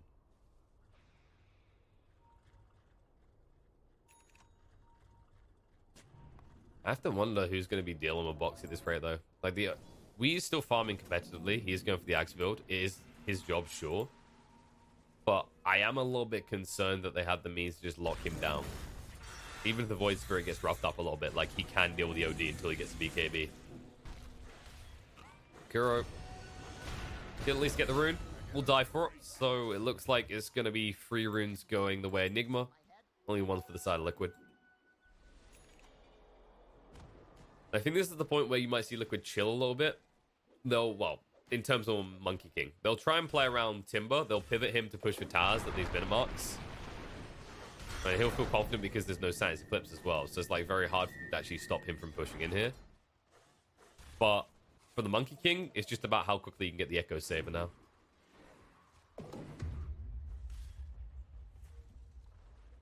And then, respectively, as for Wii, how quickly can I get an Axe? You're definitely going to need one this type of game. Miracle is going towards the Eels build. Understandable. It's good in this game. I like it, especially against the Monkey King. Just getting him out early, keeping him controlled up. Top lane Mind Control has been trying to recover, and he'll just have to recuperate. More likely in the fountain. Or does he? No! Moves away in time. It's this again. It's the fact that Quickfur is not level 8 when he tries for that kill. If he is, he has a point to dissimulate. He could probably move forward and get another tap in, and that might be the kill at that point with the DD. It should be. But this is a bit rough. When you, like, converge with 2 cores in the same lane, you'd expect, if anything, you'd be able to kill the completely pummeled Axe. But well done by Mind Control to actually dodge death there. And he needs to. He needs to get a blink soon as this hero doesn't really have any real relevance until that's the point. And when you're up against heroes like Monkey King and Void Spirit, especially with Shaker as well, you can easily get caught out split pushing and punished. I mean, this Shaker is going to have his blink long before Mind Control at this rate. Sans Eclipse is available here. So they're going to go in. A lot of harassment coming out of the Wii. And he'll try and hide, but the Aether Remnant is waiting. Full control up. Nice toss interruption there, so Boxy can't actually get the damage across straight away. We're stacking this up. Nice avalanche to interrupt. Hand and go to heal him up. Now Stanis Glimpse gets dropped and Koik was gone. Boxy will be chased onto next. But look at the wraparound. Nicely done. Miracle does arrive in time to cut off Insania, chase him down and kill him off. And Boxy, well, he does have the false promise. He's going nowhere. Toss back towards the creeps. Astraled up. Mind Control doesn't need a blink because they're coming to him. And that would be the other kill for them in the mid lane, which should open up the push onto this tier 1 tower, seeing as they do have a Chen with them. Fortification will be expended. Creeps are incoming, and then they should renew the push. Nice move by Nigma, much needed as well. I like that they're pivoting the advantage off the one lane that was going insanely well. Or, I wouldn't say insanely well, but quite well, shall we say, which is the OD in the mid. Like, sure, Miracle's been finding farm, but the kind of rough part is you pick a Razor to win the lane of phase. You pick a Razor because it's going to just destroy its opponent on lane. And the reality is, in this game, the Razor was the one getting destroyed on lane. Tiger. Oh, he's so close to that Blink Dagger. This is a painful way to die. Less than 100 gold off. They do get the bigger kill in the OD in the mid. That rotation is definitely going to favor the side of Liquid. It hurts a little bit that Shake is behind on the Blink money, but the tower's going to make up for it. And to get the OD kill on top of that is perfect for Liquid.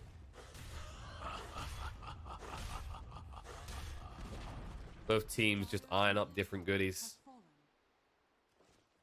And now Koikfoot. He was trying to eye up Mind Control. I don't know if you'd be able to make that kill happen, though. I think it's just too slow of a rotation. You need to get your Yules. I don't think he's even go for Yules this game. The problem with Yules in this type of game is there's still the Ava threat. You've still got to worry about the Axe just getting a call when you come down. It's not a terrible item. I'm just wondering if he has something better in mind. And yeah, he's just going to go for crits. The classic, no one can kill me if everyone's dead mentality. I do love it.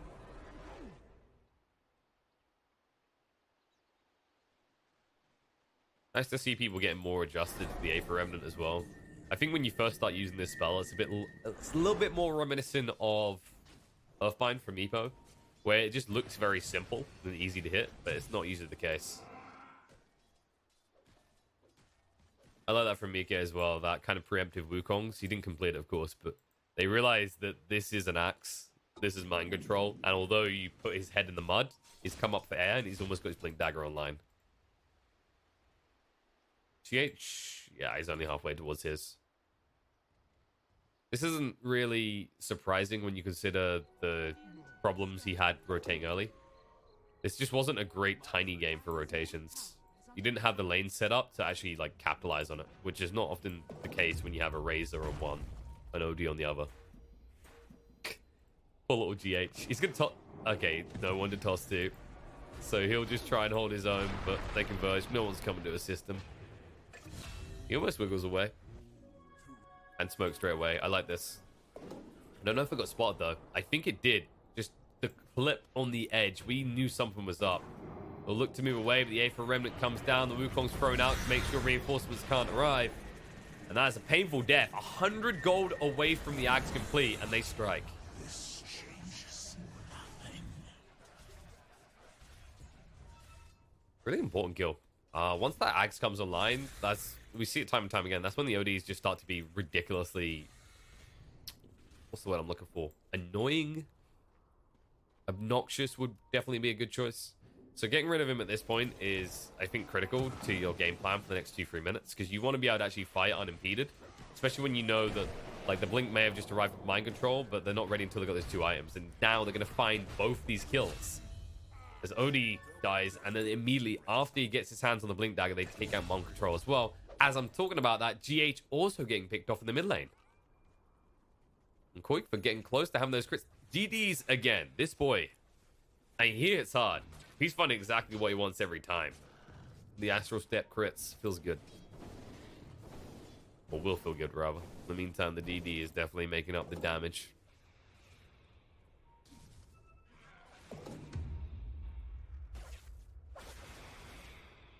I wonder if he's going to keep the Essence Ring on Miracle. It's a decent item because you got the Yules, right? So you have good stats with the wand as well, but Yeah, there it is. Vampire Fang's just too good. Like, Specuro probably thinking about the Essence Ring himself now. So he can live long enough to heal everyone up. Dire's top tower is under attack. Ags will be ready in 44B though. And that's when you should probably see a smoke up. Actually, I don't... Let's see. What's the case with other items? It looks like they're going to smoke now. Yeah. Before Ags is complete. I was going to say, because if you wait until Ags is complete and they're going to see we moving about right now, they're going to anticipate it. If you jump right now before you even had it, it's good. And the cool jump in is looking good. On the box, he's sapping up a lot of damage. False promise to protect. Toss across on Insane is so stacked up on top of each other. The Yules does interrupt. Wukong's goes down. And the Echo Slam. The control looking beautiful. The spin through. And they're already evaporating. Nigma jump too soon and get punished quickly. As they're going to lose every hero. GH tries to move away, but they already are hot in pursuit. The net will be thrown out. He will be brought down, and everyone on the side of Nigma is dead as Liquid takes a convincing fight. And that fight is being made before they have Ags complete on the OD. They're doing it up into the high ground. These wards are pretty fresh. It's a tenuous play at best. You know that they're in the area. You probably anticipate that they're trying to respond to Wii again to try and snipe him out before he gets the Ags complete. But I feel like it's an over-aggressive pivot. I don't think, like, the pick wasn't good. You can't enter on the Timber Saw, and they just proved why. If you're going Timber first, you're going to die every time. You just don't have the damage. The OD didn't have the Ags. He wasn't at that point. He couldn't remove the Timber from the fight and just focus on the Monkey King, for example.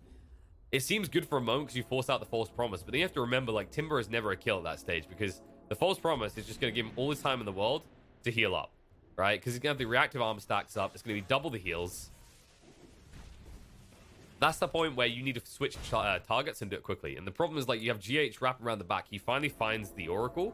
All you're doing at that stage is tossing across an Oracle onto a target you don't want to attack already, who's already had his impact because, well, guess what? Insania pressed R. That's all he really has to do in that fight. And just understands that very well. There's usually a temptation to hold on to that spell because, well, my Monkey King might need it. But at this stage in the game, like, the Timber is just too crucial to your success. But it is fast becoming the Mike story. Guy almost has Skadi. I'm not sure how you actually kill Mike when he has Skadi in this game. Unless you find him solo. BKB isn't even that great because there's always an axe, right? But Skadi's pretty filthy. Miracle needs to be careful about this. He's banging himself in. Quick fart. Don't even go down. A Miracle. He thought he could just chase that kill down. Now they might lose the axe as well. Bull will come out to buy himself some time, and there's Wii with the Astral, but that should be an immediate runaway. He was called in to simply save the day, but it might cost him his own life. Fissure connects in time. Try to put down the Wukongs. The net's going to come out. The chase is on here, and Wii needs to escape. Has got one more Astral to work with, but a lot of heroes to target. He might be forced to use it on Boxy, but he's too close to base, so they will back off.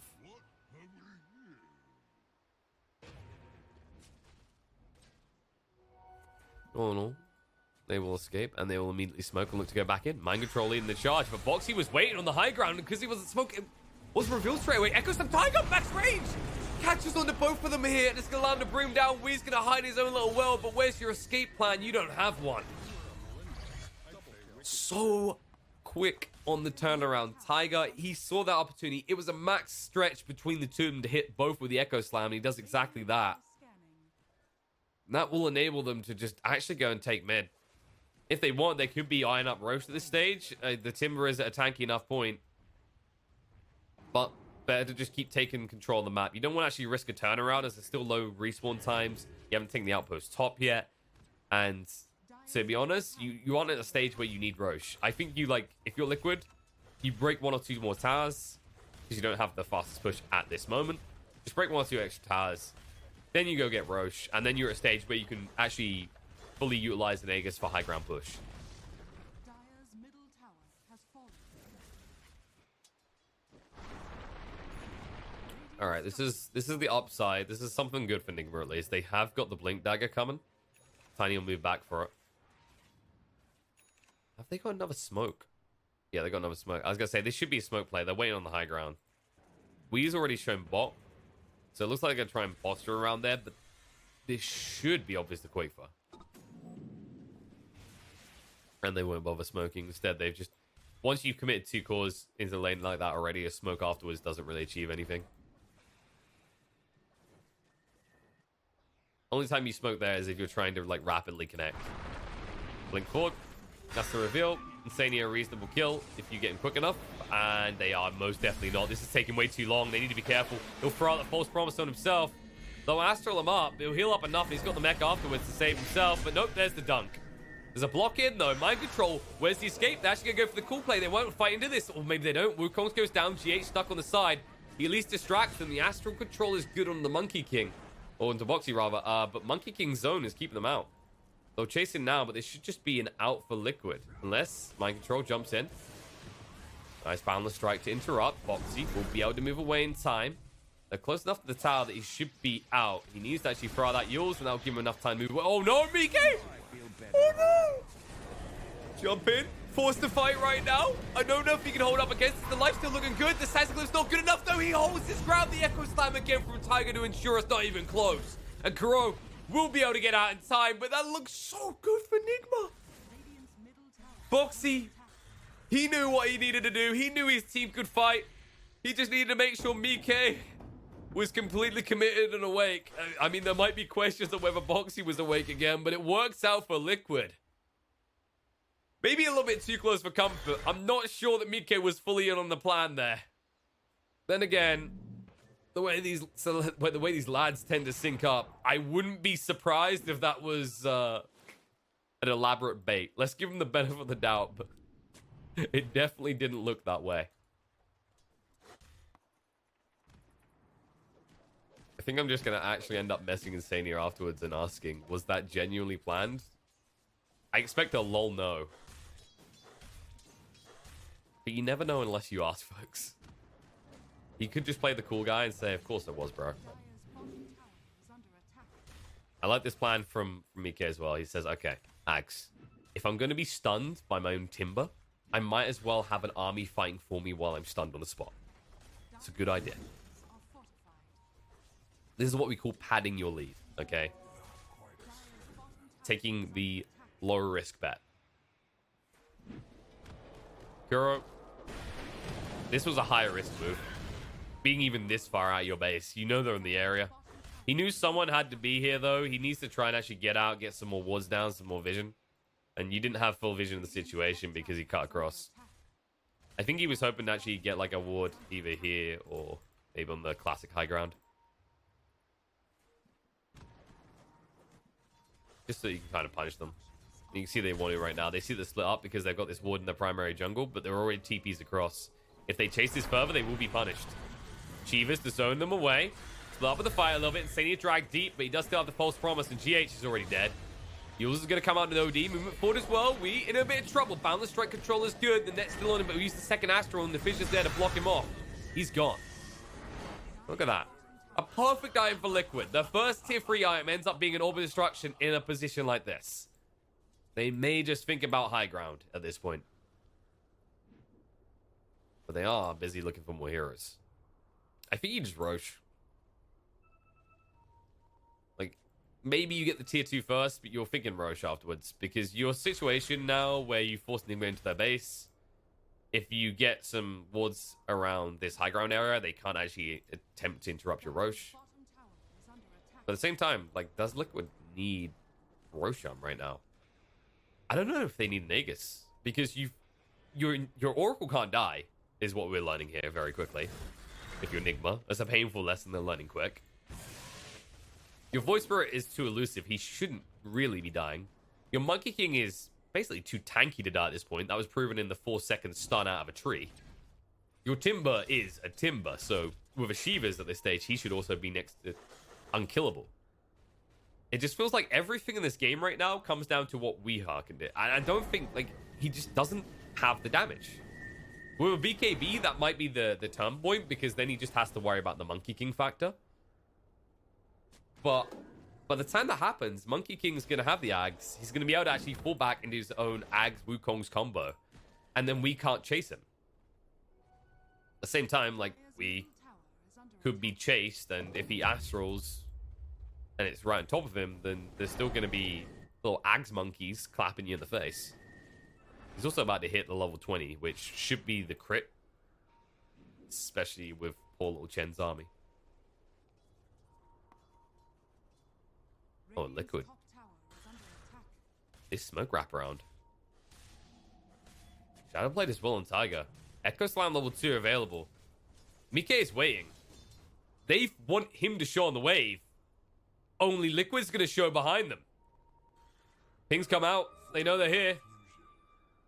This should be the moment where Mika gets ready to move. He doesn't want to go too soon, but the call's going to come out. Voice Spirit jumped onto Surf first, but False Promise comes out. BKB from Miracle to chase forward onto the Oracle, who's already had his impact. Might still die. No way they can see him, but Wukong's... No, they jump in deep. They've got the control. OD has to hide in his own little world again, but Quick able to move away with a assimilating time, and he will live. We are... No, make sure he goes down with side slips. Echo Slam once more on it too. G8 interrupts with the Avalanche, though. This time they're ready to fight back, and it looks like Tiger's going down. Mind Control will fall, but Boxy still looking healthy enough, able to move away. Buyback comes out from Max in the meantime. Use control onto the Monkey King, sapping away all his damage. Stomp follow up as well, trying to turn around, but Boxy zones them away. Boundless Strength just to control up, taking the damage. But the Avalanche toss across, the dunk down, double kill for Mind Control. The buyback looking worthwhile. Mike, we said he was too tanky, but that is no longer the case. They all die off. The buyback from Shaco achieves nothing. And Nigma, well, they finally bite back. And they needed to. OD, still such a high priority kill for Liquid. Able to just buy enough time, enough focus from the side of Liquid onto him. That it just allows Miracle to actually do what he wants. He snipes that Oracle even though the False Promise has already been used. He doesn't want to risk the heals coming into it, the disarm factor. That's the important thing, right? Like, you're sitting there going, oh, it's a 10-second BKB. Lol, he chases an Oracle for the beginning of it. Because if he doesn't, the end of that 10-second BKB, you're going to be disarmed. You can't allow the Oracle to continue to exist. It's still a big threat, regardless of whether False Promise is available. And then from there, it just enables them to be in a situation where even the Timber has to play a little bit on the edge. Monkey King is then just left alone. And this is how you beat the Monkey King in this situation. I said he was too tanky to die, but amazingly enough, folks, quite often that does not hold true if your whole team is dead. Radiant's middle tower has fallen.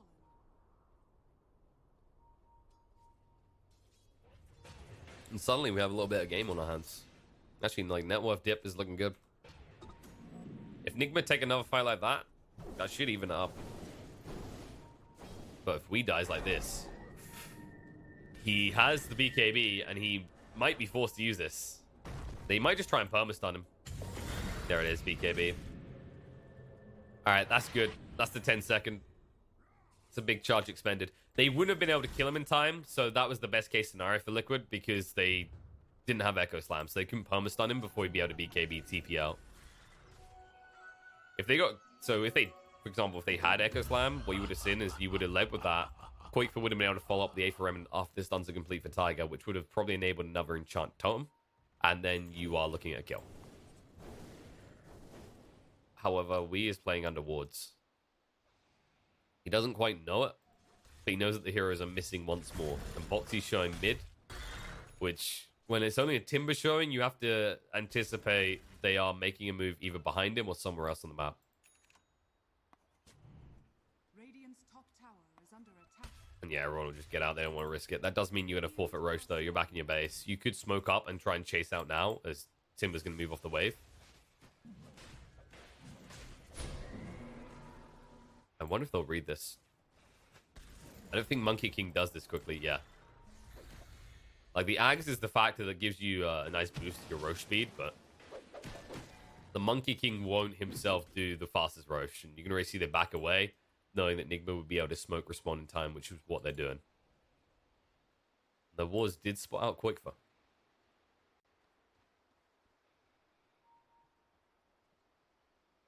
Can they get close enough, though? The wide wrap. They guess wrong, and he'll get away. The pings are way too late. Mind control, I mean, it was a logical guess, right? Usually you see someone play around this side of the lane when that smoke breaks from that position, but not in those small tree areas, not like that. At that point, you're gambling on not even a 50-50 bet. It's more like a, I'd say like a 33. Yeah, 33 seems fair. Like, his smoke breaks right here, so here or here. I mean, you can even say 25 because it's these three spots or down here. I like the Boxy's going for a heart, by the way. There's no point building more armor at this stage. Like, you can already see he's up to over 50 with the reactive armor stacks, right? So if you just build more armor, it's overkill. You're not going to be dealing with the OD threat at that stage. Better to just get raw HP, so even the OD can't bring you down. And there you go, they go in the pit. They have all eyes on the side of Nigma. As you can see the D-Wall coming out. That's just going to mean they're too late to even try and interrupt this. Beautifully done by Liquid. It's just small things like that. The fact that they're playing under vision that way, and you know they'll like to go for the D-Wall as it's a predictable spot, it forces them to reveal their location and allows you to then just get an Aegis for free. Wow, almost for free. It costs you a ward, which gives them some gold. So technically still free for you. Is under attack. It's a slight gold exchange to their hand.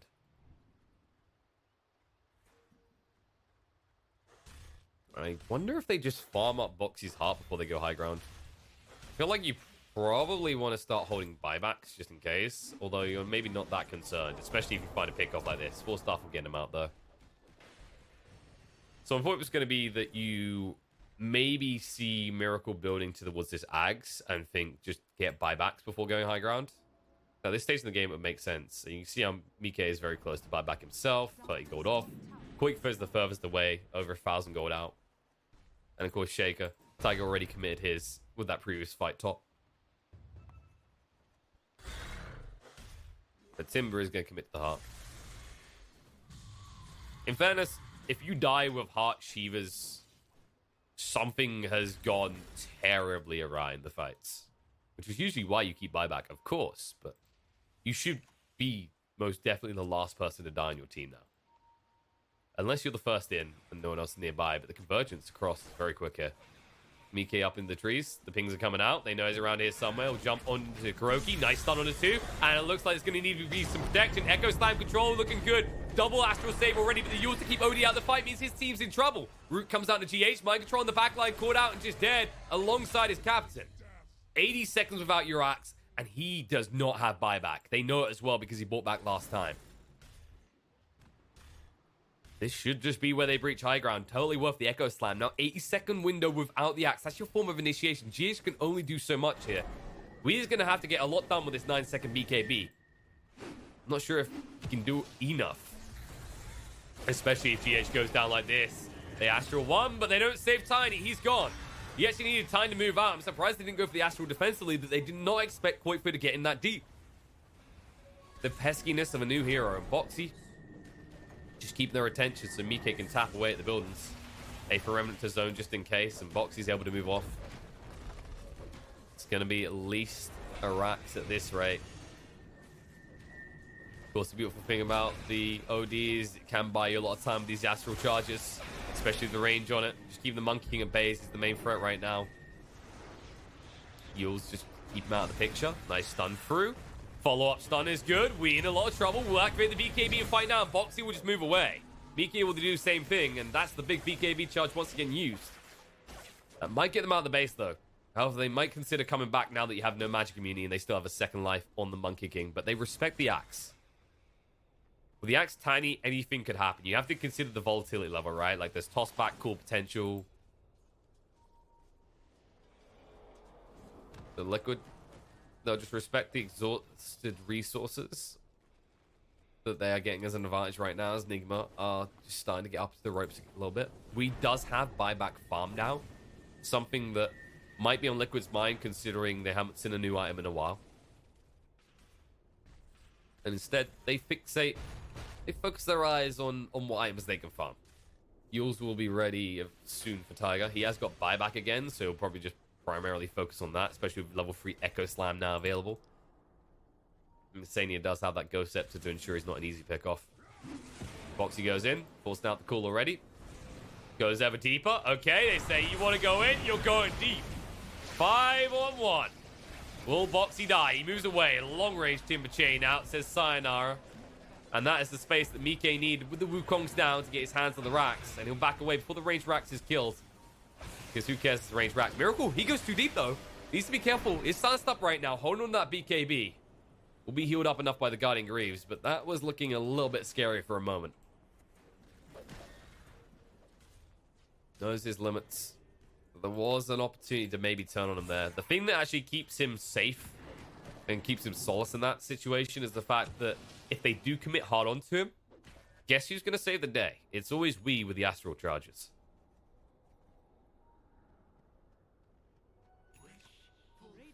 That's the way this hero has actually been popular for a while. That's why he was so dominant in the previous patch. It's the double ag save. The range it has, right? You're turning a core that is not an easy kill himself into the same impact we were seeing out of Shadow Demons, out of Oracles, out of Wyverns. But he has multiple charges. Pretty low cooldowns on them as well. And can use them aggressively or defensively. Like, what more do you want from this hero? Murder power, which he does get as this fight goes on. Can the fight go on long enough, though, if he's not even there? I don't think so. Miracle is way too far away. BKB will be activated, and he's fast enough to run away. But Kuro is not so lucky. He tried for the TP away. They look, they laugh, they say it's cute. And they see a dead Chen. Tiny. Oh, no. Tiger, he pinged it out. His 4 senses were tingling on the 4-4 battle, but GH able to make it in the tree line and TP out just in time.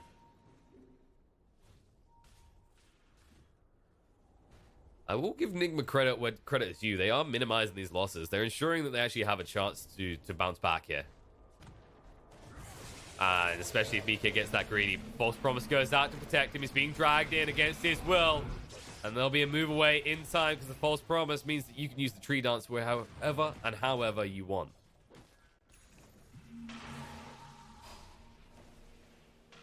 Nice little interaction as well. Something I think we sometimes forget, right, is that False Promise stops damage and how that affects certain spells. Tree Dance definitely one of those kind of, okay, get out of jail free type cards. Miracle. Vision wrong side. No BKB though. They don't want to go for it because Mind Control goes in. He misses the cool opportunity. Now he's in trouble himself. He will be able to move away quick enough. As Mike did not want to jump out those trees. Understandably, Liquid with this big lead, while you do feel in control, you don't want to risk anything when you do not have False Promise available. Other than Boxy. You always risk a Timber. Because if he's dying, something else has gone terribly wrong in the game. They do see we, though. If they can stun lock this, which with Echo Slam they could. Cool on the side. Quickfist's been found out right now. They don't actually go straight onto the OD. They know that Quickfist's dead. They just need to get out. That's a very quick pick off as well. It looked like both teams might try and trade there, but the rough difference rather you have is the cool control is good enough to melt a hero like the Void Spirit. Whereas you're kind of looking and going, do we have enough for Weeha to kill him in time? With Shaker, maybe, but you don't want to commit the Echo Slam. However, in this choke point, you will commit the Wukongs. The Mind Control separated from his team, went a little bit too deep. Weeha has to retreat, and that means that they're going to leave the axe behind. GH, they ping him as well. Miracle is here. They see the opportunity on the Tiger. Yule's going to come up. Buybacks on both sides. Echo Slam used to control up and move away. Stun control looking good to keep Miracle on the spot. And the roof follow-up forces out the BKB. Toss across. Tiger should be still going down, but Tiny will join him. Both fours are dead. And the stun control on the Miracle, he can't just TP out anymore. The Magic Meter is going to run out. He needs assistance, but the Balance Strike through. No! They go deep. Weeha. BKB saves the day. Keeps his Razor alive. Boxy has to have the False Promise on him. Not by enough time. They force the forces of Liquid back. And on the back line, they're actually going to find Quick throughout with the cool. Moving away just in time. Monkey King does go back in. Astral Control is there, though. Kuro might be going down, but that's just a 5 at this point. He's done all he needs to do. And Mike controlled up. Disarm out to try and protect from the magical damage. Stun out onto the Razor. Buyback comes out from GH in the meantime, and now the chase is on. Aether Remnant to cover their escape, and they move forward with the Blink into the cool. Trying to drag him out. Gets caught in the Aether Remnant himself. Now they're tossed on the controls. Sanity clips down, and they've lost them. They're going to lose Quickfire and Mike, and all of a sudden, the power of Weeha, the power of this OD in a long fight is revealed. And it looks like Liquid are just crumbling. As Nigma, we will find the triple kill. They're looking to wipe everyone here, as Insania will be able to TP away successfully. But the damage may already be done. It's 100 seconds without your Void Spirit, and he has no buyback, as they know, because he died back in that fight. Now, it's just how much damage can Nigma get in. Like, the waves are pushed in, so it might be limited. Maybe they get one lane if they're quick here. Possibly you force a buyback, but I think it's just a case you get control of the map and you're eyeing up Roche. The rough part, if you are Nigma here, though, is that it's still a minute out until it spawns. Radiant are scanning. You can already see it. Mind control is, yep, I got this pushed in, bro. Just bring the creeps. But by the time they get you, you're probably getting a tier 2. I think best case scenario for Enigma right now is they get maybe 2 tier 2s. Although you have got Ags on Miracle. So he might get some chip damage done. He has to be careful because if he goes in deep and gets fissure blocked in, he could die. And they put the repair kit on. So it looks like they are actually going to fall for the tier 3 tower at this rate. I see that. The repair kit does do good work, and they still have the glyph to work with, and there it is. They're going to wait for all those creepies to come across. Try and get that max value. And I'll buy them some time. Tier 3 will still go down, though. And they should still lose the melee as well. Tiger is waiting with this Echo Slam. If they stack on the retreat, they're going to go. I like the time on this. Like, the Timber isn't the biggest factor, but the Void Spirit, that's the timing you're worried about, and they get it quick enough, they get out. All of a sudden, net worth lead completely gets disintegrated for Liquid. After what was looking like a dominant early game, they're starting to encounter these kind of peak off issues, right? With the type of build you've gone for on the Void Spirit. It's a little bit harder to scale, right? Compared to the Solar Crest, Deso type builds we've been seeing along those lines with the BKBs. Instead, he went for this, while powerful Bloodthorn, it can be dealt with the game as the game goes on, right? Like, Mind Control's going for the BKB next. You've already got BKBs on the other 2 cores. It wouldn't be surprising if you see a Dispel being built on the side of Enigma eventually as well. I don't think it's the biggest deal for them necessarily, though, because most of the control from Liquid is not target. So you wouldn't see something like a Lotus. But even then, you've always had things like the Yules. And this could easily come down to the next Roche. It is up. Both teams should be aware of it. You can already see that Enigma do have a creep inside the pit. And Liquid, they know how to do maps, so they know it should more or less guaranteed be up now. Now with the heart complete on the Razor as well. Miracle is not the easy pickings. OD with 3k HP. Not the case for him either. You have only one target that you can burst on Enigma. In an instant, and that's Kura. Even then, he can just buy back. Oh, not right now, but soon when he has gold. And still have the Hand of God impact, right? Whereas, if you burst Insania, he has to get back out, and it's tough.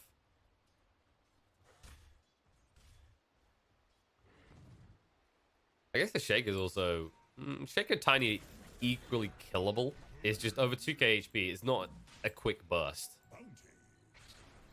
Especially Mr. Tiny Montana with his ridiculous grow armor.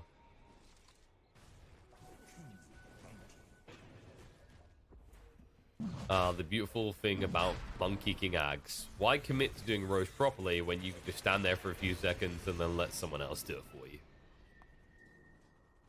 I believe this Ag should be called Delegation. Get someone else to do the hard work.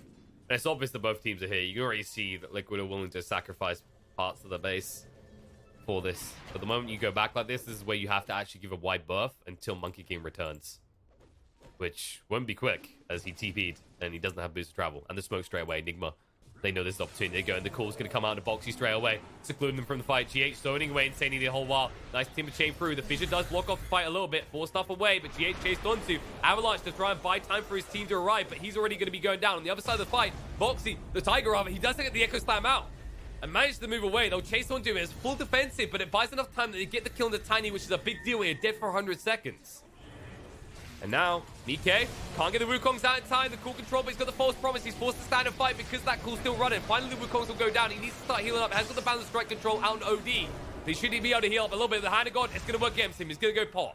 He realizes there's just too much attack speed out on that OD. Too much damage from the mana pool. The cool is there. Buyback comes out. Monkey King has to commit now. Koifa will look to make his escape on the back line, though. Fissure control is good on a Weeha. No BKB. They need to get him out alive. There will be an Astral buy himself some time. The Arcane Rune gets stacked up by Koifa. BKB gets activated. He goes in, but the cool's going to be there from Mind Control to control up. Boxy chasing on, keeping on top of the OD to make sure he doesn't feel safe right now. Balance Strike gets mistimed, though. Mike trying to fight up against this. They need to get rid of the OD quickly. He's got the Seismic Eclipse, but he refuses to use it. He's going to use the Astral instead to buy some time. And Mind Control. Well, there it is. OD down. He didn't want to use the ultimate. He realized there was not enough int built. And instead, Nigma are going to lose heroes here. They just need to minimize the losses on heroes which have buyback. Which it looks like they will be able to do, as Miracle and Mind Control do get away. They have got the double buyback situation, but they won't have a tiny for 30 seconds. They might just have to forfeit. The Roche is going to be in their hands, but they don't want to. Buybacks come out.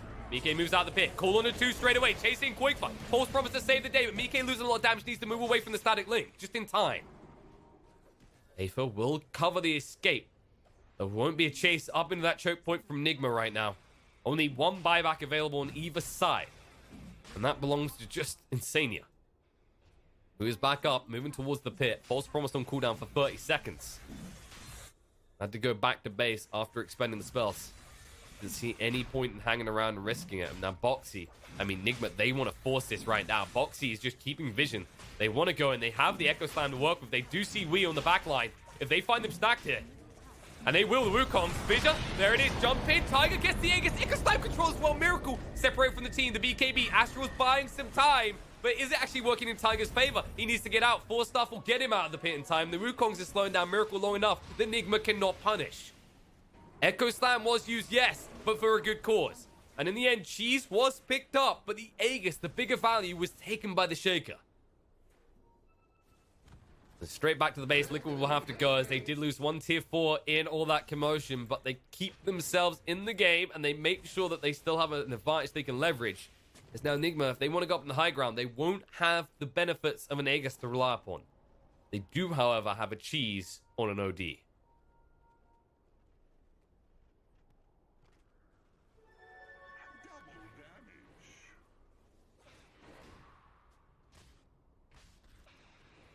And Quickfire, we're getting closer. He's almost got the Mystic Staff component. This should be a big pickup for them. Give him a little bit more flex in the fights. Long range. I don't know if Boxy really want to go that deep. Tower should be going down. Fissure control, though. Miracle taking a lot of damage. The Hex is going to come out and do him as well, down to half HP already. But with that heart so goddamn bulky, refused to use the BKB. Boxy, with his own heart, not a good target either. I just love that they've stacked Boxy to ridiculous degrees with the heart, with the Havoc Hammer. Decent amount of strength on this hero right here. 200 in fact. Cool control. Dragging Boxy out. Trying to protect him. Hex is going to come out, keep OD out of the fight, and they'll try and move away. They don't want to hard commit. They want to be the ones who get the opening if they're forced to fight. Insania will be able to escape in time. Has to purge himself so he doesn't get slowed. Up onto the high ground they go. You can see how Nigma, they understand, as long as they're the ones going in and finding a pick first, or trying to at least, Liquid are unlikely to respond.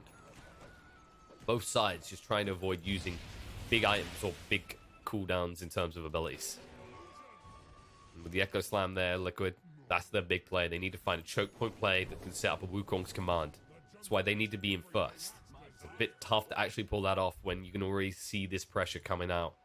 And the beautiful thing about now, or Devourer, say beautiful, maybe hideous, horrendous, I don't know how you feel about it. Depends how you feel about Timber, is that no matter what stage in the game you are, Timber will always feel threatened. Tiger, stun control, the initiation of mind control, being controlled up himself. The irony is not lost. But the call will drag Boxy in deep. Astral to keep him out of the picture for a while. The wraparound is coming in here, but Miracle is spotted out. Mike moves away in time. Static Link didn't get much. They'll separate the fight a little bit here, but Miracle barely stole any damage. Might be reluctant to chase, and now Quickfire, he's trying to force these BKB charges out. Needs to be careful not to get caught by the axe. And actually, Mind Control, no blink for 9 seconds, so it looks like Quickfire will get away with this. Has an Astral Step coming off cooldown soon to simulate to buy enough time, and he's just juking and jiving and wasting the time of Nigma. They're still going, though. Jason. A for Remnant out, but the Yules is on him. He needs to dissimulate BKB, but the call's going to be there. Quickfire gets caught out. He plays with Nigma a little bit too much, and in the end, he's the baby in the sandbox crying. Cool mistimed. Timber did use his Yules correctly.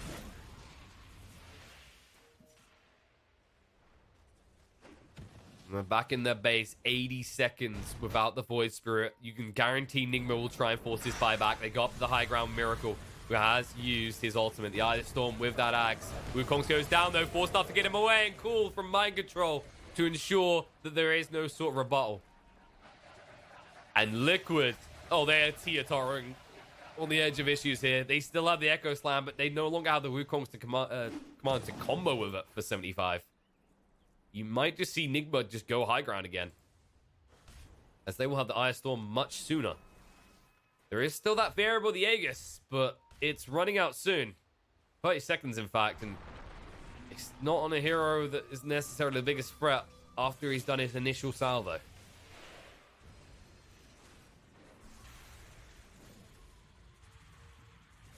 And back in they go. Divine Rapier picked up on Miracle. He ain't messing around anymore. He's had enough of this. He wants this goddamn base. He'll leave him nothing less. Eye Storm coming off cooldown.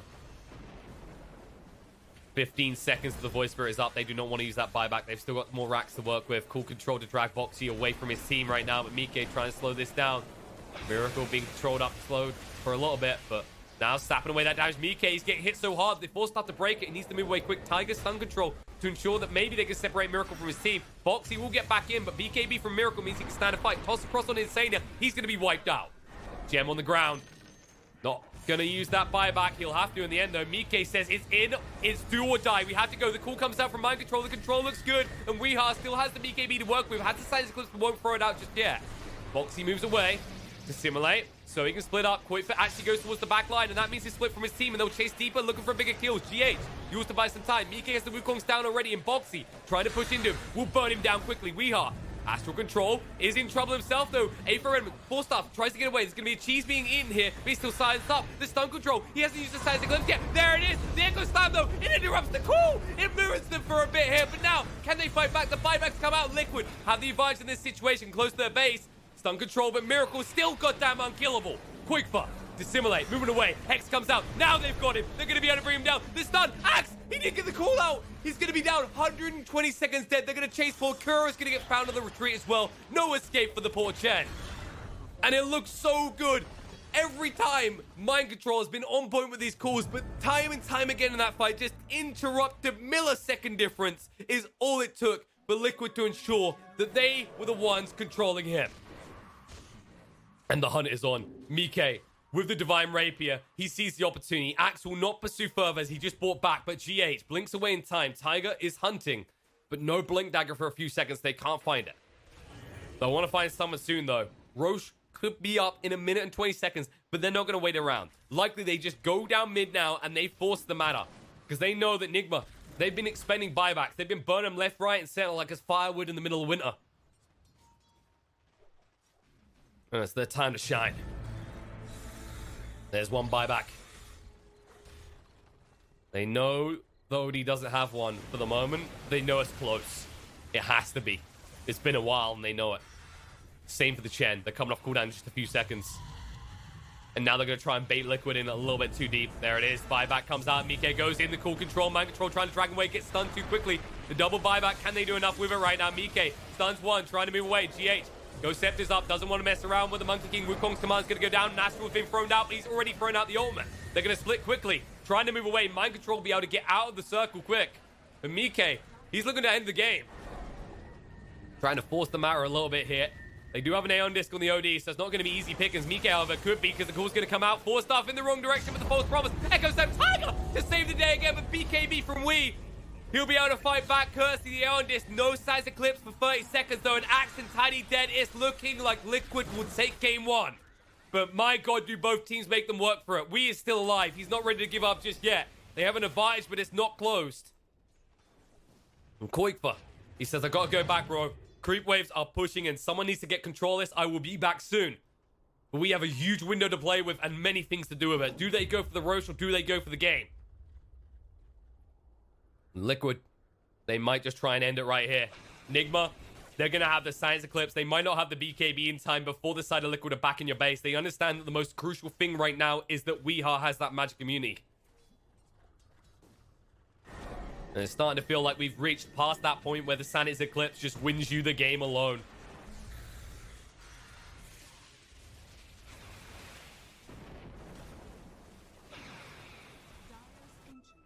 And Koikfa, He's got a purchase to make, and then he'll be back across. He says, soon, my comrades. Here he comes. Altering core complete. Void Spirit unleashed. Miracle controlled up. Looks good. A for Remnant to drag him in. Stun control follow-up looks good as well. And the Wukong's, he's still aside BKB, but Miracle is dead and gone. And it looks like that's enough. They'll chase in. They'll end the game. Game 1. Only game 1, believe it or not, going the way of Liquid. We still don't have a decisive victor in this one. We're going to at least one more game, but... And judging by the way that this game went, I wouldn't be surprised if we're here for the long haul of 3 games, because yes, Liquid, they do finish with a decisive lead. Yes, they did look dominant at the start, but there's no doubt that Enigma made them work for it, especially in that mid-game scenario, looking to put up a serious fight. Could have went either way. But in the end, Liquid, you reached kind of this pivot point, right, where the Divine Rapier is do or die. Miracle understands that actually with his Ags, he's reached his power spike. There's not much more he can do in this game as a Razor to win the game. And even then, like, your Outward Devourer is going to fall off. The Science Eclipse is going to start to lose some value when you're looking at heroes that just keep picking up hearts and are like 4K each on health. Both sides did play well, but there could only be one victor, and Liquid with a decisive hold, some clutch Echo Slams, and most importantly, right, this came down to like counter initiation being completely on point. I've also lost the stats. Nice. The counter initiation being on point is actually what won them this game, right? The fact that Mind Control could actually not get those calls off in those crucial moments, and then more important than that, the unshackling of BKB for one team, right? Like Liquid weren't BKB locked compared to the side of Enigma, where they needed it on this Outward Devourer. They needed Axe to be able to actually not be stunned up as well. Once you remove that factor, this Monkey King just goes ham. This Timbersaw can actually put so much damage out. And most crucially, time and time again, Tiger just saving the day on that Shaker. But game 1, folks. Still more to come. We're only getting started here. Short break. I'm going to look to get Adam in. He should be joining me for game number 2. So you have a variability of voices available in the cast. But for now, we'll go do a short break. This does still give a giant target to the Willow, by the way. You see Arena, you throw Terrorize. But at the same time, you're still going to be locked in, or your teammates can be locked in. So I do like that we've got 2 drafts that are looking towards these big kind of wham bam thank you ma'am type team fights right now, though. It's kind of a nice, refreshing thing after we saw some teams in the qualifiers for the major really fixate this idea of like split pushing. Pickoffs is fine, but split pushing lineups is really hard to achieve right now. The only reason things like that have a lot of split pushing potential, like puck work, is because of their team fight elements and their lane dominance. I think if you draft, let's say you go with like the extremes, right? Like you're a Bat Rider, you're a Nature's Prophet, you're this type of heroes. Like, you have to severely outplay your opponents to make it work. And even then, it's more about your gank rotations than your split push potential. I'm sure Old Alliance will be sad to hear that just ratting back and forth side to side on the map is not the way you do it right now.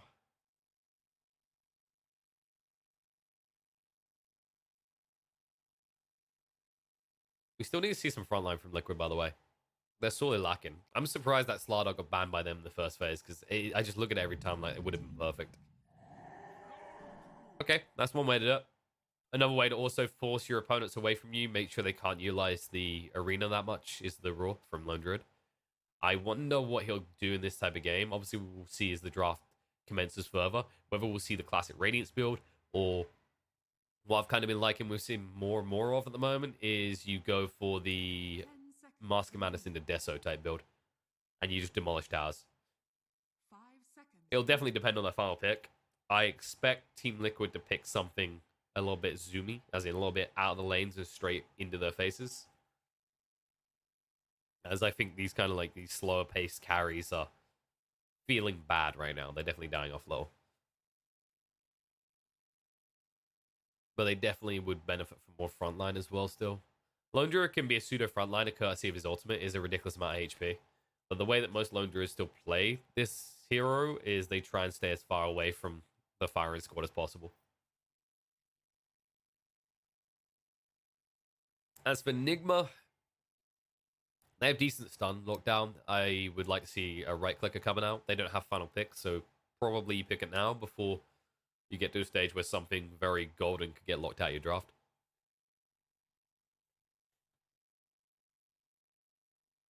Team Liquid's turn to ban. Or you just go for the... Okay, so this is going to be Mars mid. We has been practicing this a lot in pub games. I've seen this a lot from him. It seems a lot of players right now are fixated on this as a mid hero. I kind of agree. I think like the pass spikes match it. The tempo control is good. Then again, we can't ever rule out... Nah, I'm not gonna lead you down that path. There won't be a Dark Seer in the 5 seconds remaining. 5, or will there? Ban. I mean, actually, like, I'm looking at this right now. Are they running... They're not running Puck 5, right? Puck or Darkseer 5, or they could be going for a final support. I don't think you run Mars as a 1 here, though. I mean, there's potential there. Same reason why it is in mid, right? You get a Deso and you just kind of go 10 seconds fight. remaining. 5 seconds remaining. But then I think that leaves your lanes kind of a little bit lacking. Definitely, you got a little bit of brawl, but I think you're lacking on like the save elements. Dire team pick.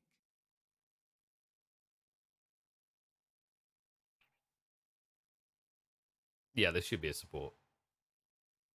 And there's Mars carry.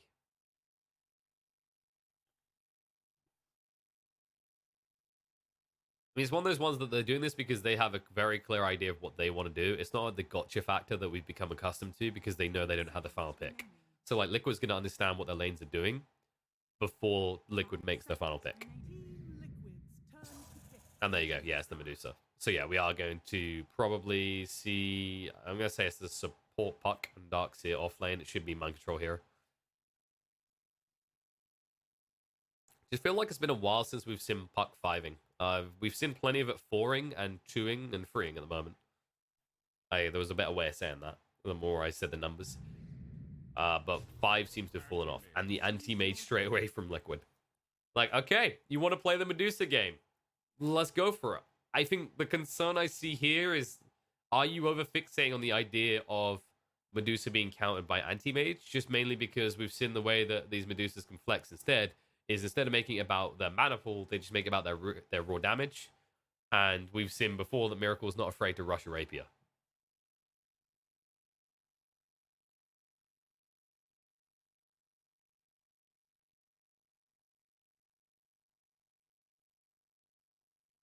I'm trying to decide who I feel got the better side of the draft here. I'm not gonna lie, actually, the double Mana Void combo with a Medusa lineup does sound scary as all hell. But it's the only hero that's gonna have a big mana pool, right? So you get the double kind of wave overlap pop, which could be really lethal. But as I said, I don't think you're gonna see much in the way of stats being built on Miracle. It's gonna be more about your raw damage output. I will admit that it's a bit more scary, a little bit more risky in this type of game, just because you don't have a save, like an Oracle or Lich, something to reduce the damage incoming. I am especially excited to see what Boxy can do on this off-lane Void Spirit, though. But here we go, guys. Game number 2 between the sides of Nigma and Team Liquid. Team Liquid 1 game up. Nigma, they look to throw a curveball for a moment. But Liquid, they do bounce back, that final pick being the classic counter to the Medusa. But I can't stress it enough. The way that these heroes match up has... While it hasn't at its heart changed, the item builds have really changed the dynamic of the game. You have to keep in mind that an anti-mage is still going to go and farm the Battle Fury. It's just a given. I think the problem with anti-mage is he still feels like he doesn't really have a choice. It's almost like you were born to build that item. Whereas the Medusa, we've seen them move away from... they had this flexibility between just going hard in the damage versus into the mana. And what you might just see is this fixation on building into hard damage, then kind of supplementing it with stats resistance, which wouldn't be bad against the Cursed Crowns, the Aether Remnants, and the lockdown that Boxy's likely to build. 30 seconds to battle. It's going to be interesting to see the trade between the two supports in this lane as well, right? Because you've got the Puck versus the Willow. Both have a way of eluding damage. And the right-click power should be offset somewhat by the pulse that Boxy has access to. Just to absorb all his right-clicks up.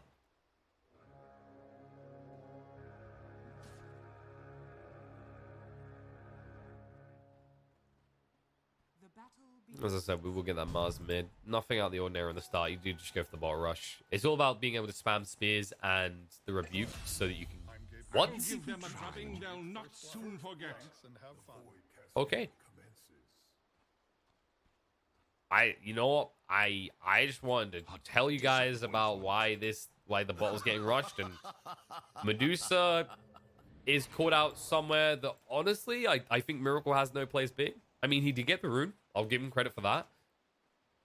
But to get and this is the thing, like Boxy didn't level into the Remnant.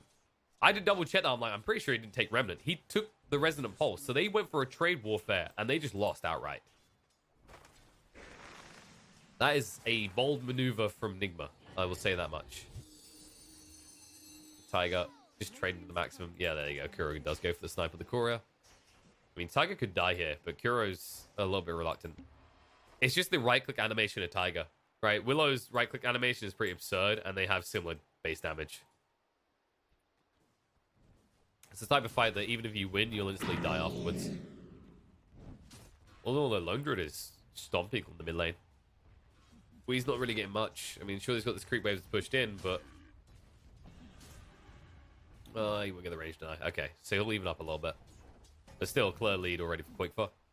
And bot lane, it will just be the pull-through shenanigans, which Insania can't really do much to contest. He already leveled the Ink Swell. Anti-Mage, a hero that has definitely got enough tangos on him to tank up all these creeps. And a hero that probably won't complain too much about being left alone. And Darkseer can't play the lane anyway. He has to do this. Otherwise, he just loses all his mana instantly and then loses the lane.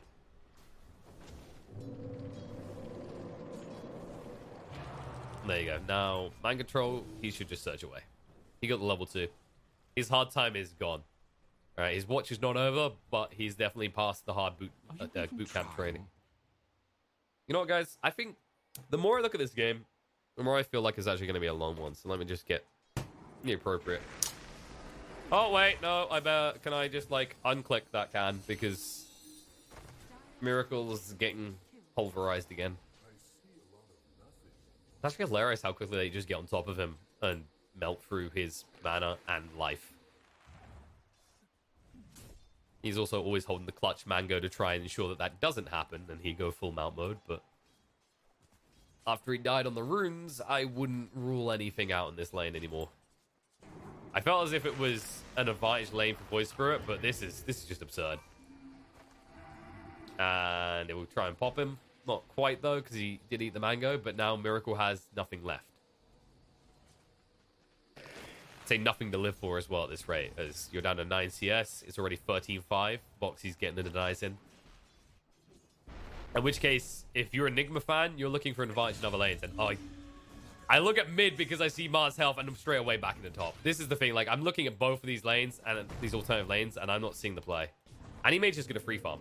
In fact, Animage could just maybe kill heroes like this. Now, they're out of mana, but that means they're out of any aggression. So Mike is going to free farm. Quickfor is going to free farm. Miracle is not going to farm. Boxy is going to free farm hero. That's the state of this game right now. Nigma are going to have to get a stage where they have to make some sort of rotational play. And fissures onto mid are hard. Okay, there you go. All right, we outplays. Quickfor. He didn't split that right by the looks of it. I think the roll got used at the wrong moment. Yeah, I think he used it quite early, and that's when we capitalized. So that's where you can get your kills. All right, suddenly an upside for the side of Nigma. And the good thing is that out of all the lanes that could get kills, this is probably the best one that could get a lead, because this is a mid that can actually rotate and make active plays off the back of his ult. If you think of Darkseer and Shaco, who's going to die in the bot lane, like Shaco can enable if he's not dying. Darkseer doesn't really make plays early on, and Medusa doesn't really make plays ever unless you buy a Rapier, and with this rough start for Miracle, that's not going to be the case anytime soon.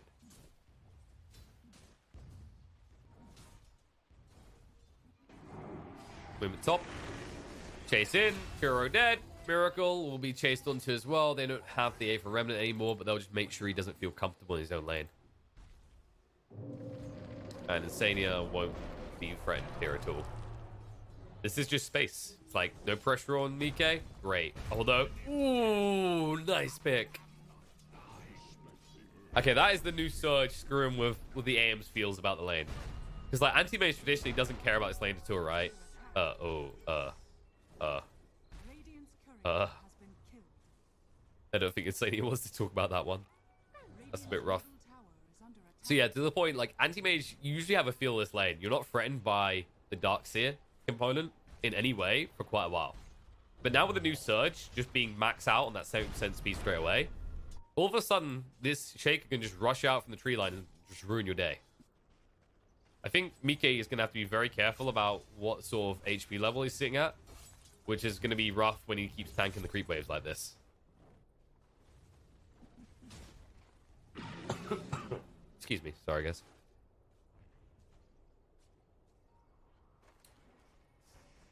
So I think the big thing for Liquid, like the lane they'll probably pivot off is going to be this top lane. It's just a matter of which point Void Spirit rotates. I'd expect maybe like level 8 he could try and rotate after he gets another kill into Miracle. Because once he reaches 6, like they could very easily kill the Medusa. Or even sooner. I mean, I guess I made the point of very easily, but they're making this kind of look easy. They won't be able to find the kill, but they burn them down. And meanwhile, in the bot lane, oh, that's not just a kill, that's a courier. An anti-mage courier as well. The hero that wants gold as much as you can get early on, being starved of gold a little here. At least he's keeping the CS up though. 31-10 right now, but Mind Control's getting some in now. 19-0. There you go. Now Medusa's out of mana. He died pretty quick. The Mango might keep him alive long enough, but if Boxy moves right, looks like Tiger will dodge out the damage, and Miracle's just going to go down. Tiger gets away with it because Kuroki had to retreat. As I say that, there will be another kill. This time in the mid lane, actually, as he finds the DD and he finds the kill on the Insane who was rotating. He at least tanks it for Quakefer, but they're going to have to address the Mars soon. And the way you do that is definitely going to be off the back of a Boxy rotation as time goes on. Kuro, by the way, is getting roughed up to hell. He's dead. Don't you just love this hero? Don't you just love the fact that he just kind of plants a little bomb on you as he cuts free? It's pretty good fun. For him, not for the person being, you know, injected with an explosive. A little mini void explosive. I think if he just actually keeps full mana as well, no one can come in this lane. You can already see that Miracle's falling back to jungle. He realizes, like, laning is done for him, and there's no possible way he can be there anymore. Kuro just has to try and sap XP. Occasionally you'll get CS, but the problem is you're a squishy hero. You're relying on elusiveness, and if you get caught out by a remnant at any point, you're going to lose half your HP straight away. And as I talk about that, Shaker in the bot lane will go down. Mind Control will die as well. He's out of mana. He didn't have... Oh, you saw it mid-animation. He had the mana for the Surge, but he got tapped once too many.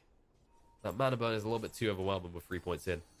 And Kuro, he'll move away. Boxy can't quite get him as he already used the steps.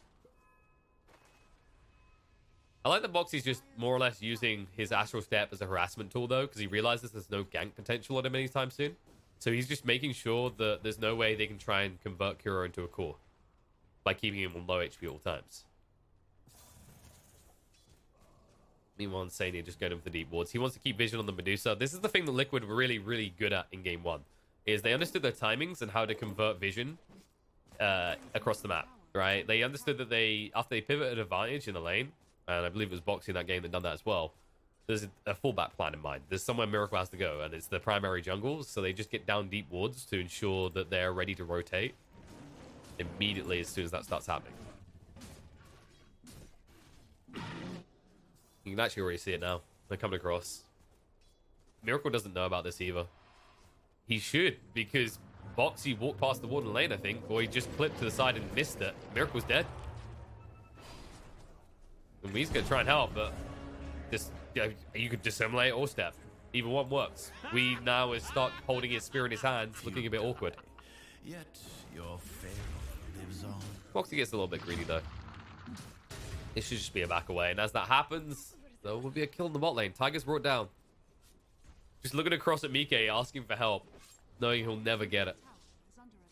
They're still chasing Kuro. Oh, no. Alright, Kuro's just dead. Foxy will die for this greed, maybe, or not. We doesn't have the damage to simulate out up to the high ground. Peace. I mean, it looked like he might get the kill, but not enough damage. The pulse was strong enough. The hero is reasonable? I like that little remnant as well, actually. I bought enough time that Insane gets the room without losing his life for it. It's these small things that add up. My voice spirit is such a vicious hero as well. Like, voice spirit kind of reminds you, right now, the state of the hero reminds you of your kind of fragile days when you started playing Dota for the first time, where you make one small mistake, you wouldn't fully understand it, and you just be destroyed because of it. They are rotating bot, by the way. Nikkei is the one that going first, their mind control's gone, and they thought they could actually get here in time. Mr. Kuro now needs to run, as Boxy is on the hunt. He'll get out. GH will be harassed pretty heavily. He should be able to make his escape. Well, they do have a remnant play. And they will throw it out. It does connect. He read him like a book. Damage being done. They won't even be able to actually hurt him because of the pulse. And he'll just back off. But it's a 2-on-1 situation. And you just can't turn around against him at any point. Movement forward on the way. Nicely done. He spears, but he doesn't turn around to actually face it. And as a result, he takes too much damage. He'll go down. Tower might fall at this rate because Boxy's on the way. This is actually just so fluid from Liquid. Like, this AM pick is working perfectly because the Medusa, I mean, it's a hero that can't do anything anyway. It's just going to farm for a while. He got crushed on the lane. It's not ready to even defend towers at this stage. And you can already see it. The tier 1 just gets melted, and they move straight into the jungle. If he gets through it once, I think he might just... Yeah, Miracle's dead. There's actually no way he survives this. Despite the best efforts of Nigma. And this coil is... I think the word is adorable we're looking for. It won't achieve anything. GH will go for the Echo Slam, but now there's the turnaround. Arena goes down, pinned to the ground. Puck's going to be killed, though. And there's that Terrorize we were talking about. They're just too goddamn tanky, and Koikfa, all he had to do is press True Form. And his True Form was unkillable. As we will turn around, stunned up. He's ready to hold his ground, but it won't matter. With the Bedlam, with the damage coming out, Boxy gets the double kill, and Nigma are crumbling again. And I say again, because this was a similar fashion in Game 1. They lost the lanes. It did not look good. They have bounce back, they have comeback potential, right, though. We saw the way that they can initiate their draft later on. My concern is that in this game, it's a Medusa. It's the same issue you run into when you draft a Naga. You're still going to need, like, 20 minutes.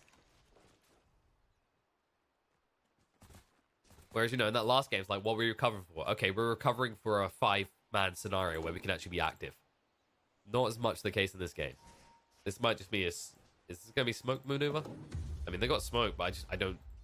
No, they go for the easy kill. I was about to say, I don't see the move. Like, the Medusa's not going to be involved. 3 heroes, maybe. You might as well just go for the lane, though.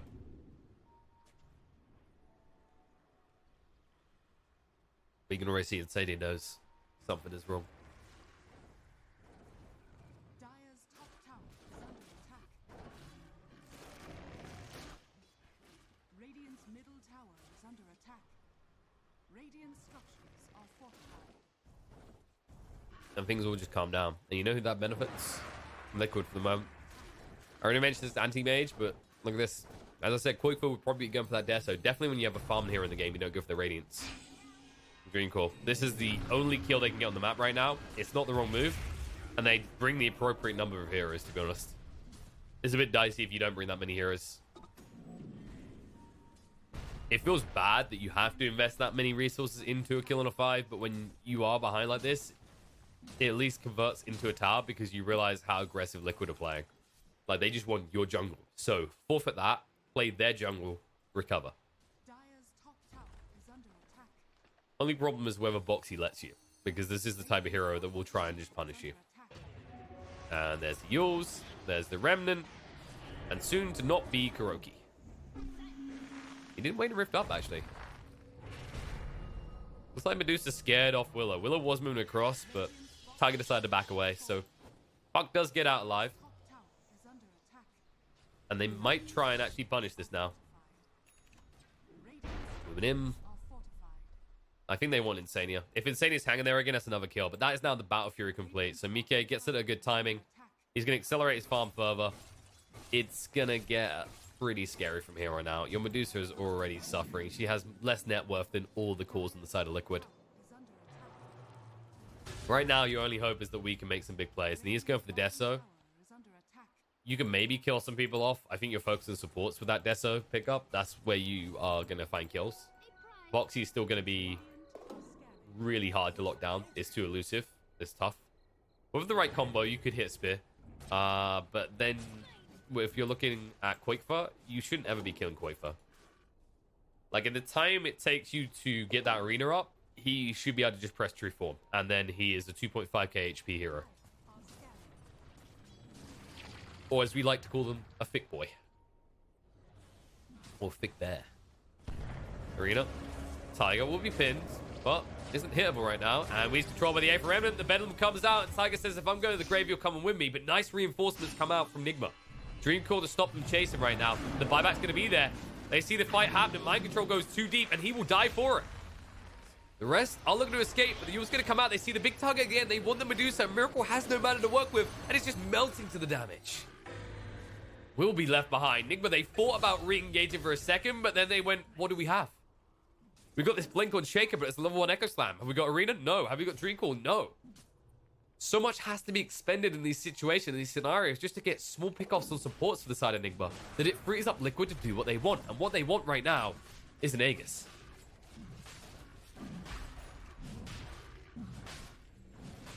And this is starting to stack up to look like it could very easily be a 2-0, unless Nigma pulls someone out the bag soon. You've got the Deso. This is your big play. You can't let them get this first Aegis because it just accelerates their control too much. You have the Echo Slam. You have Dreamcall in 10. Boxy's waiting though. And Wee's distracted on the side. As a result, he might not be in position. And they chase forward. Look at the Darkseer. It's going to be betrayed. Buyback comes out from Grimstroke after he dies. So Insania's back in the fight. They will keep Darkseer up for the moment, but maybe not for long. Dreamcall comes out on the Void Spirit, but no one's helping. Now the movement in with the Stone Gaze. Sidestep, terrorize, chase away though. And Boxy's going to live. And all of a sudden, Darkseer's the one that's dead. Nigma are numbers disadvantage. They've got the arena, but they don't want to use it yet. Instead, the Curse Crown's going to come out and try and force it out of them. And they won't need to. They get rid of the Mars. He's down and dead on the side. And Miracle will just have to back up. They will go back to the pit, uninterrupted. And I don't see any buyback for Mars. So there's no way you can really contest this anymore. You don't have the damage or the lockdown. But they might just try for a cheeky steal, even if it costs the Echo Slam. GH moving in. Won't get a chance to blink, though, because it's controlled up by the Bear and the Void Spirit. And there's the Yules to make sure he isn't leaving, but in anything but a body bag.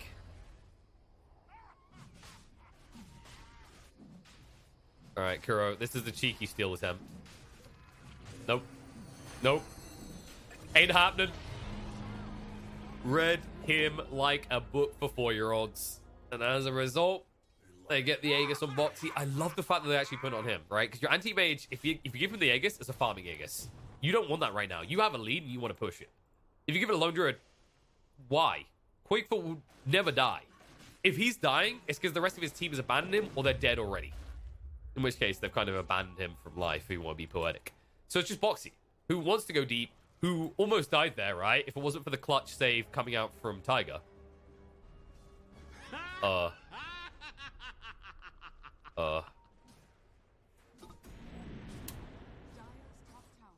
don't think we wants to talk about that. We do not want to talk about that either. We will look away from that and we will focus on other things in the game. Like the fact that Nigma, once they have Arena off cooldown, okay, we did look at that again. Once it's off cooldown, there is a play that can be made, right? Like we have got this big combo that I'm talking about where you've got the Echo Slam, you've got the Arena. Coil can be snapped with a good vacuum as well from Mind Control, who really needs to start leveling that up soon, buddy. So I think that Nigma, the big thing in the next few minutes is get XP on Darkseer more than anything else. Your Medusa isn't going to give you anything for another 10 minutes. Even with this Butterfly Rush, you still die too fast. And so does Kuroki. And playing Puck into Void Spirit is so rough. Like, on the lane, you are decent against him, right? Like, you get your CS, you don't get interrupted by him too much, you win the harassment trade a little bit.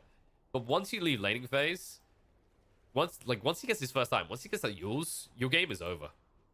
I think it's like one of the most punishing heroes for Puck to play against right now. And the punishment continues.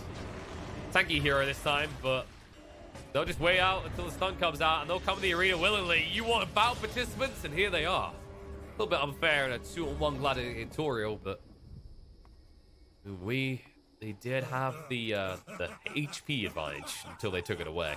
Until they stole all that HP off. And they're not done. More aggression.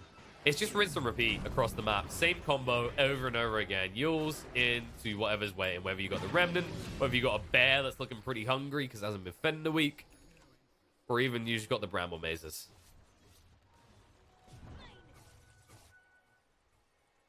It's always a big advantage when you have a team that can actually utilize Willow well, right? It's like, it's one of those heroes we always talk about as a very unique for playmaker and very brutal to deal with. Like individual pick-off potential, plays well, syncs up with a lot of offlaners, things like Slardars, with the Void Spirits now as well.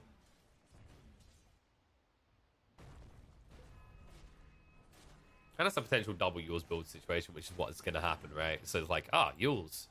Oh, they come down, they're Remnant. Yules.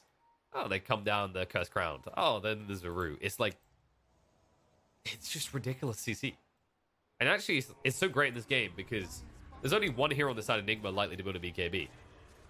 And he's involved in this smoke movement right now. Oh, shit!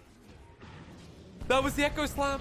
The stun on a Boxy, but they don't want that target. And Quake will be able to move the bear away. Everything's been wasted, and now he will burn his life. You have to pay for your failures in life. He'll go down, they'll at least kill off the bear, but the Soulbind is slowing them down. The double Cursed Crown is cute, but they're too far away. You at least got 300 gold for the bear, but the damage done to your morale might be higher if you're Enigma. And Mike, I mean, he's feeling in control here. He's going towards that Basher. He's going to have it very soon. That's when he can start just getting seriously involved in these fights.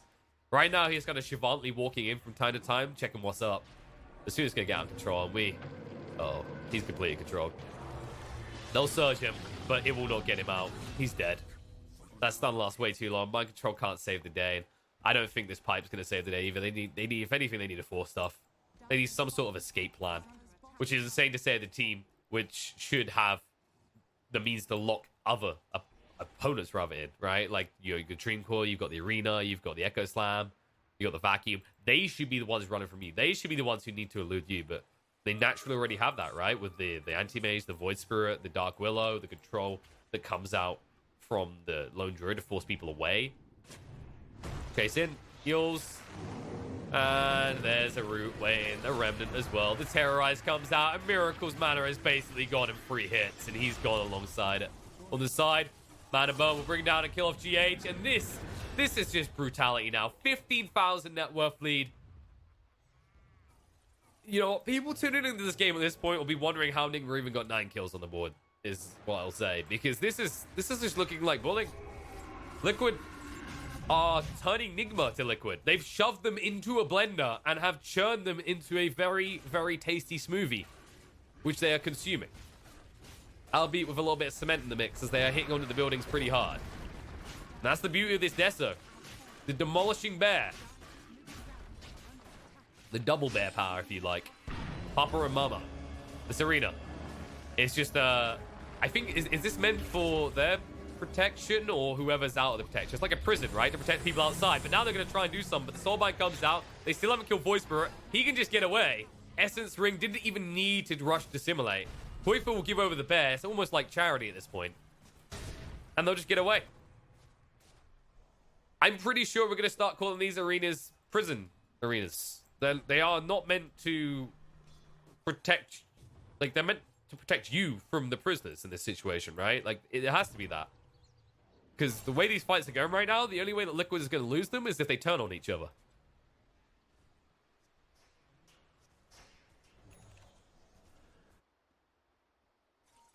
How would that happen anyway?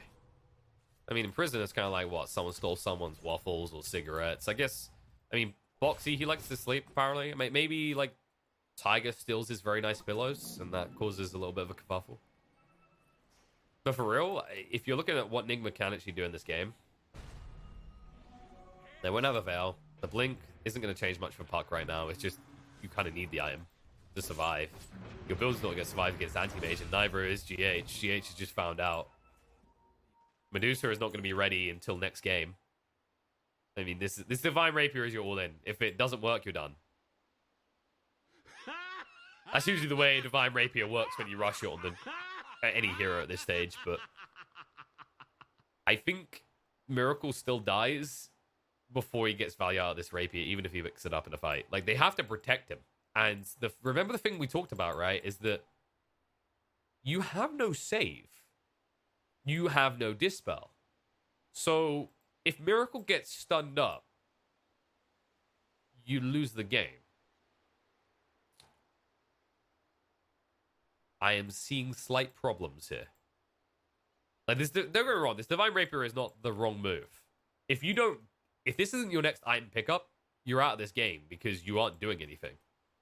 But I almost just see them putting an arena down to keep Medusa safe. Like, she runs in, stone gazes, and they just arena her to, like, a secluded side of the fight so not all the members of Liquid can reach her. But even then, even if you do that, you are against an anti-mage who can just blink in or has Abyssal anyway, a Void Spirit who can get in if he wants to, a Willow who can force you out. I think the elusive factor here is actually going to make it painful. Like, one of the things that's made Rapier so good in conjunction with Medusa is, like, this item feels like you want it on this type of hero, right? It's always been the classic late game scenario. The True Strike has made it valid earlier on, but also, like, in conjunction with Medusa's new Stone Gaze, the ability to rush forward and find people is great. The problem in this type of game is it's very hard to rush forward if, one, you are running away. You're just going to run away quicker with Stone Gaze, even with Surge especially. Or two, you suddenly turn into a dog on a leash, right? Where, like, if you get soul binded to, let's say, Shaker and he's immobile at that point, you're not moving. Kuro is only moving over to the sideline for 30 seconds. And BK, oh god, he's just dead.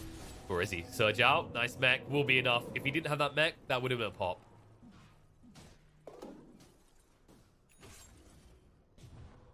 And this will be the wake-up moment where he's like, okay, I need to find some sort of farm without taking away from our Medusa, who is our win condition, to finish this BKB without dying. If I die once, we're in trouble. Because if I have to buy back, it's over.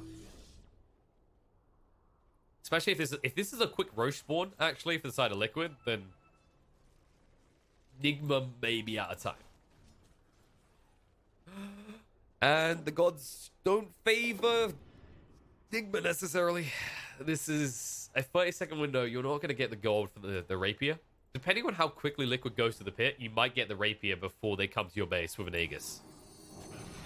Oh, God.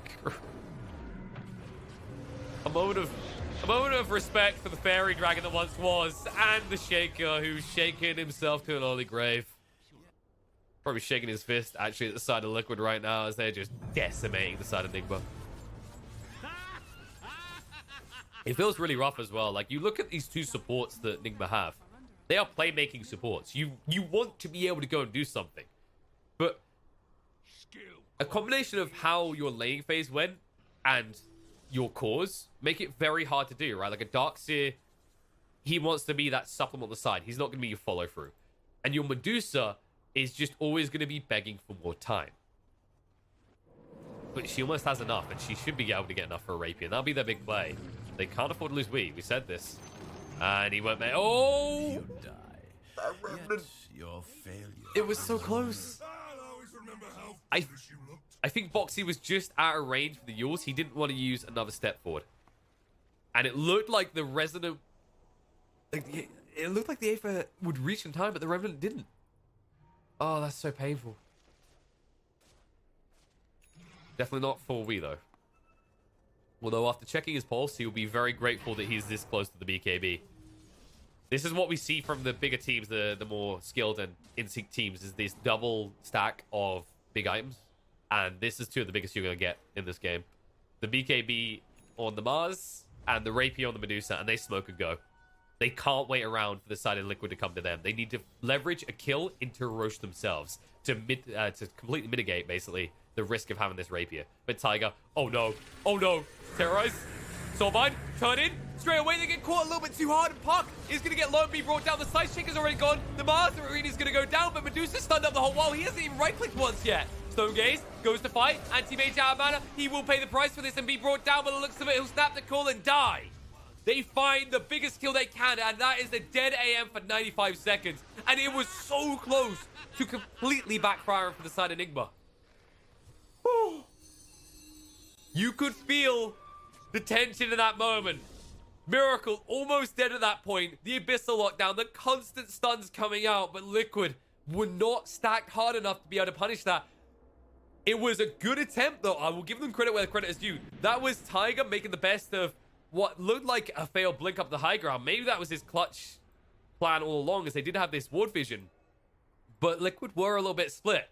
Nonetheless, Nigma do fantastic to capitalize on that. Now they need some chill time. The anti-mage kill is big, but they no longer have anything to really leverage to go into the pit. They needed AM plus either Void Spirit or Lone Druid. I think they knew that that wasn't feasible, though. Like, if they get those two in the same fight together, they probably die. They, as in Nigma. Because we saw how close it was when it was basically just the anti-mage wailing away at Miracle.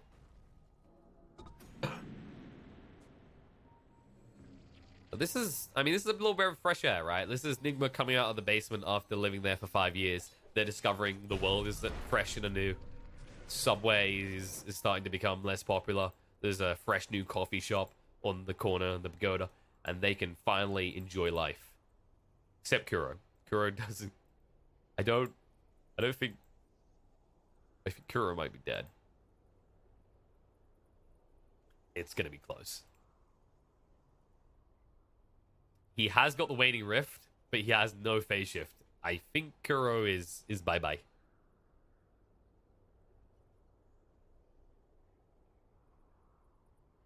I mean, let's be honest anyway, guys. Fairy dragons aren't real. I'm sorry to be the one to burden you with this news.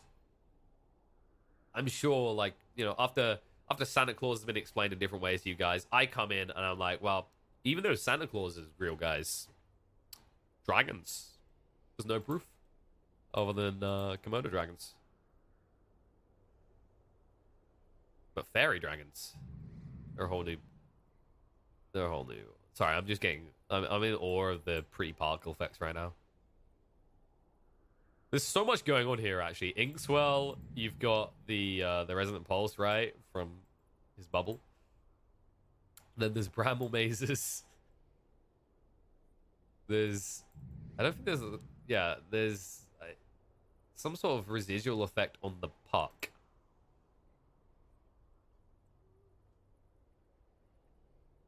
I don't think we've heard. Oh yeah.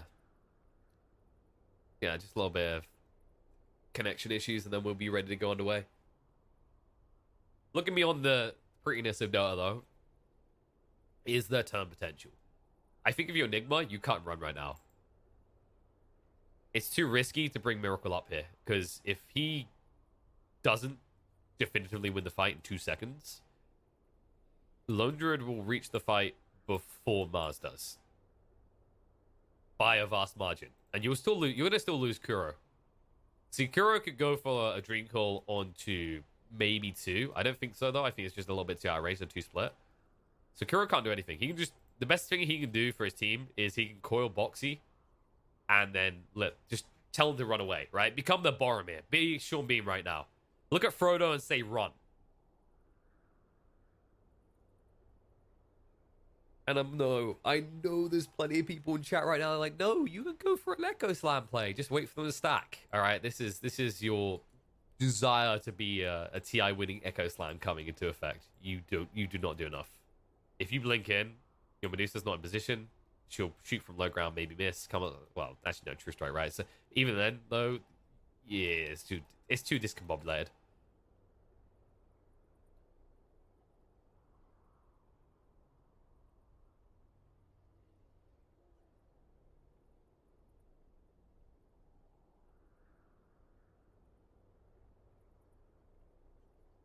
Hopefully we get this sorted. It'd be a shame to start the minor qualifiers like this. I guess people will then have their a discussion about whether they'd like to see things like regionals on lands. I know there's that big discussion going around about the league system that might occur next season. It'd be nice to see some regular Dota week in, week out. Be pretty cool if we saw maybe kind of a return to studio casting through that, because people would justify hiring in studio casters. I personally still love the idea of You die. on-land regional qualifiers. That is too good. Similar to what we had, or have, I think, still with a few tournaments in Dota where they'll run them out of, I think, for example, me and Lizzie, we were doing WCG last year. We'd done it from Athens. All the teams were flown out for that. And I believe they actually got some prize money as well. I would at least like to see that. I think these teams deserve a little bit of Skrilla, a little bit of Dosh. You still have to come through up in qualifiers, you know, and if you're, like, depending on your ranking, you still have to beat very skilled players. And it's just another way we could actually be supporting. Look, guys, look, I know Liquid's got money, guys. Can you stop laughing at me, okay? I'm trying to help the small boys here. Yeah, like these smaller teams that suffer to make ends meet, who maybe aren't getting a wage from teams who don't even have a sponsor necessarily. It gives them a way to play the game. Like, if they're good enough to actually be in those qualifiers, there's some potential there. And the potential of an Echo Slam opportunity, but there you go, they won't. Kuro does actually get away as well. They didn't want to chase it. I think they saw the reinforcements nearby. Yeah, this would. So there would have been a long debate from Liquid on whether it was worthwhile killing Kuro there. You could have, but it's a puck. It's a puck that the only impact this puck can really have is will Dream Coil. And as I said before, Kuro will definitely Dream Coil beforehand. I think they can still take a fight. It's just, why take the risk? GH blinks forward. Quick foot. Ink swell on the bear. And they'll just use it to de-ward. Oh my god, bears are so bad at de-warding. One. You know, if he had Mask of Manus ready there, he might have got the D-ward instead of letting the deny go the way of Kuro. Probably one of those things you're not even thinking. Like, you're probably just sitting there looking at it and going, why does my bear do this so slow, but it's allowed to pick up bounty runes? Because Ice Frog deems it so. Balance in all things. As Nigma will try and bring a closer balance to the net worth of this smoke.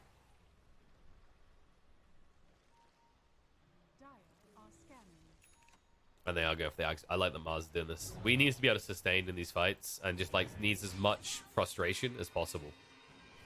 Okay. Just calibrating the buttons. But I think you just surrender Broche because of that. And yeah, Nigma knows it straight away. They're like, yep, that was...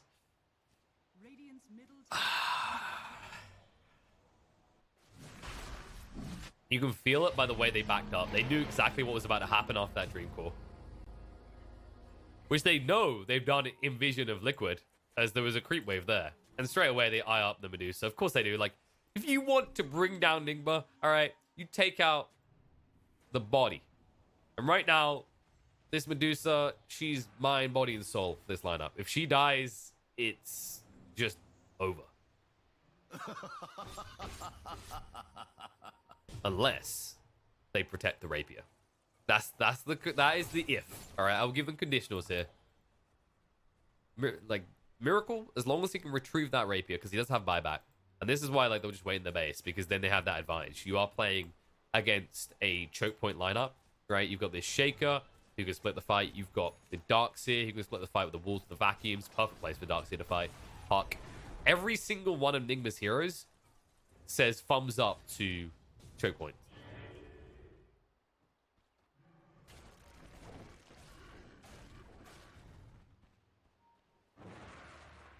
I'm not sure how you feel about Lone Druid being allowed 2 neutral items, considering our arguments about balance of neutral items.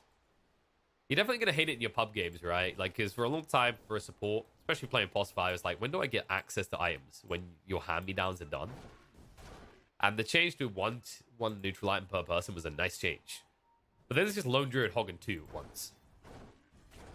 So, you're going to get to the nice tier 5 items, right? And you're already unlikely to ever get one as a as a POS 5. Now your POS 4 doesn't even get one either. Heartbreaking situation.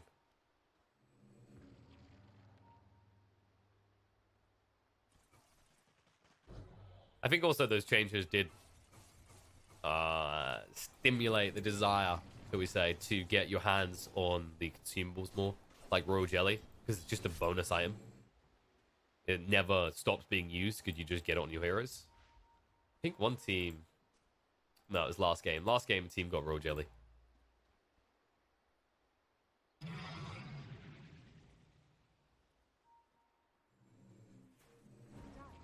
Yeah, they already know.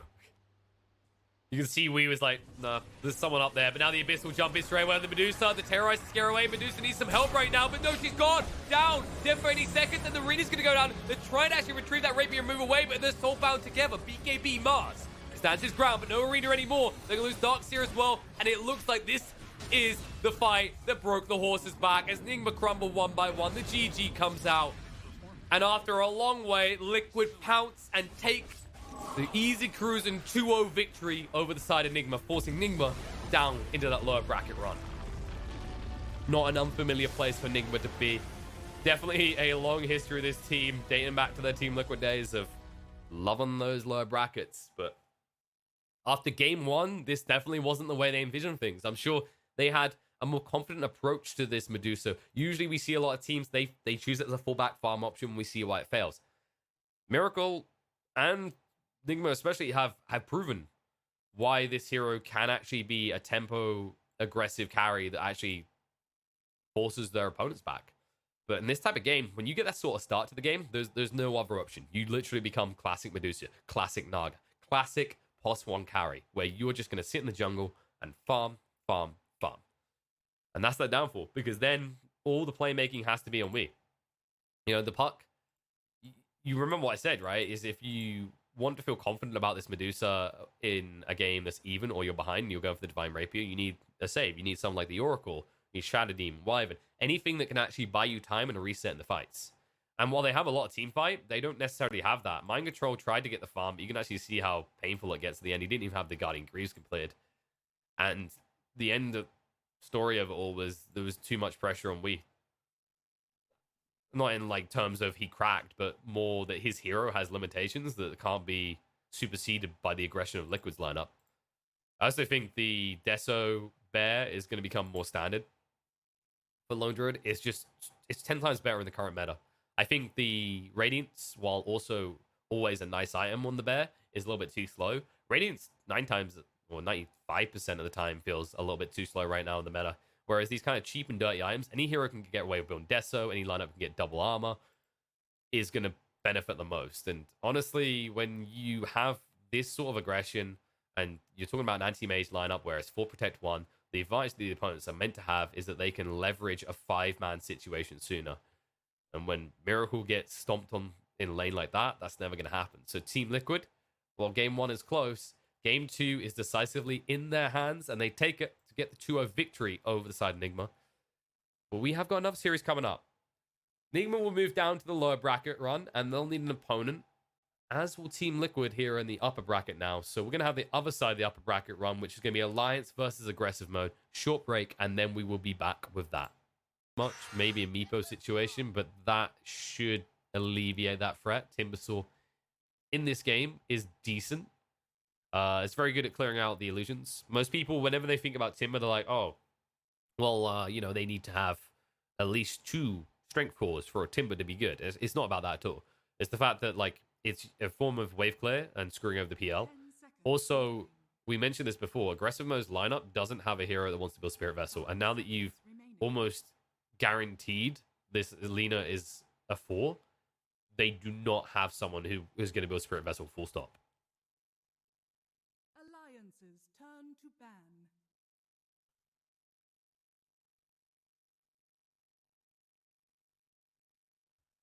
So final ban for Aggressive Mode will be the puck.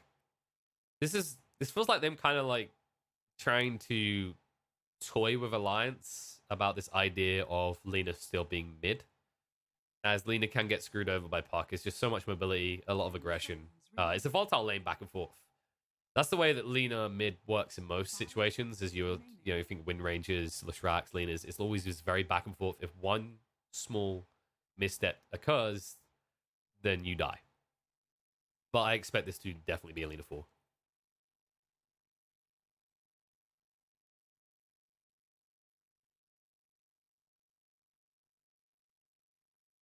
I could see it from Lol's perspective as well. He likes these kind of kill type supports. Guy is ridiculously obsessed with Tiny, as an example.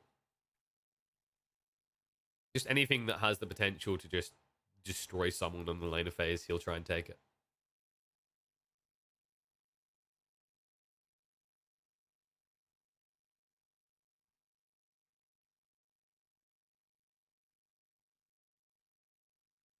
Alliance, they're definitely figuring this one out.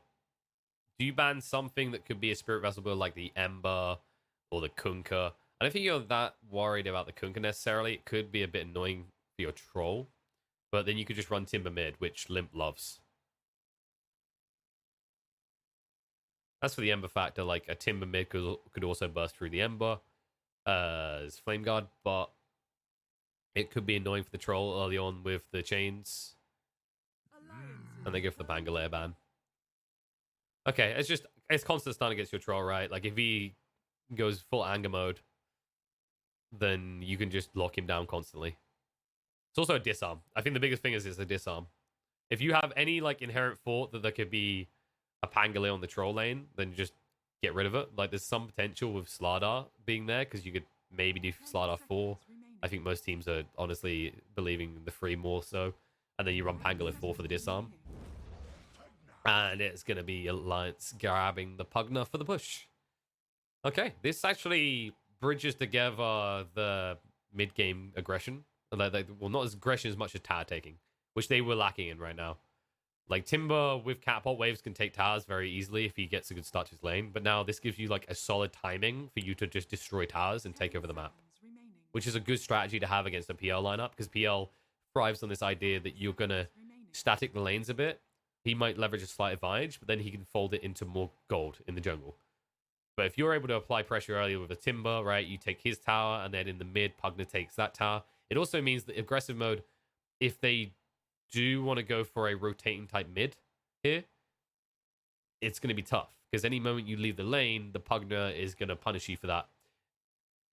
It's something I'm surprised we haven't seen from teams a little bit more, is more DP, more DK, more Pugna. Just these heroes that actually beat you in the mid lane on your rotations simply by you inherently wanting to rotate.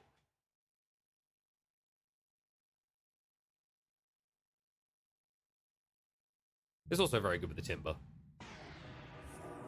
And how the hell did he make it this far? You know, sometimes when it's a new hero, you kind of forget it. You look at your bands, you're like, and then this little purple bugger at the end. The spirit that defied our laws of spirits has arrived. Miranya is going to be on that Void Spirit. We'll be up against the Pugna.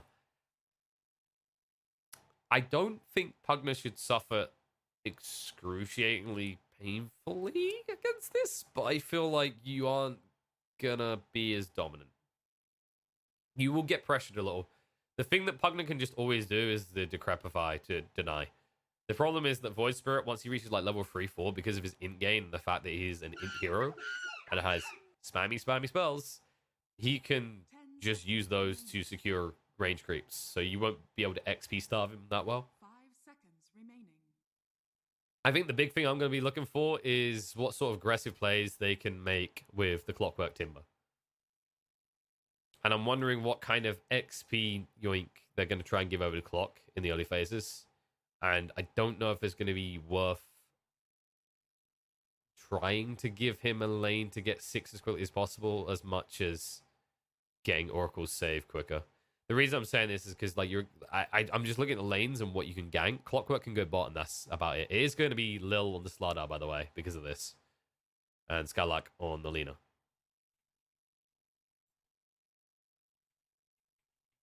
Which, yeah, is as we expected. Because if I remember correctly, in this team, Lil is the 3, right? Yeah, that was right. It's always good to double check, because I know Skylark, like previously iterations, these guys were in reverse positions. I haven't call all of aggressive mode's games, it may be that they're doing what a lot of teams are doing right now as well, which is they're keeping that flex element where they can have two players that can play two roles. That was quite popular with Zoomies in the NA qualifier. But yeah, I think the key for Alliance to win is to try and shut down the Slardar early and rotate early. Like maybe you even rotate as early as level 3-4 with the clockwork. Because if you can actually slow down a Slardar, the hero just vastly loses his worth as the game goes on. And the decreps early, it's just all about denying those range creeps wherever you can. But you can already just see how high the damage is on a Void Spirit. I feel like it's kind of dirty at this stage, actually, how much damage this hero starts with. When you think about how dominant it is, and also that it's a melee hero, so you can go to Quelling Blade, it does feel like he should maybe be 2, 3, maybe 4 damage lower. And yeah, it looks like Skidder is going to start top, so they're trying to dodge out. We talked about this in the draft. You don't want to be a Slardar up against the Troll. The Troll counters the Slardar due to the mischance, whereas the PL can rush in, force out the Whirling, and then just Doppelganger. Obviously, you won't want to always do that just because Doppelgangers are high cooldown, but the reality is it doesn't hurt you necessarily that much because while Troll can spam out the Whirling Axes, the amount of times you hit him in that window is more beneficial as you just have more armor. 30 seconds to battle. And then, yeah, the melee boys bot will be up against the Slardar, which once again isn't terrible for them. I think Slardar is getting the better lane out of the options. They both feel kind of rough though, simply because one is you mischance, the other is you strength hero up against Timbersaw. There's no easy winning it. Burns, doesn't it? Same time though, they do have free stuns at level 2. And until you get 2 points in reactive armor, a Timber doesn't really feel safe. I also think because he's got someone starting the lane here with him, he's going to be tempted towards a Whirling Death start. And if he does that, then they could very easily kill him at level 1.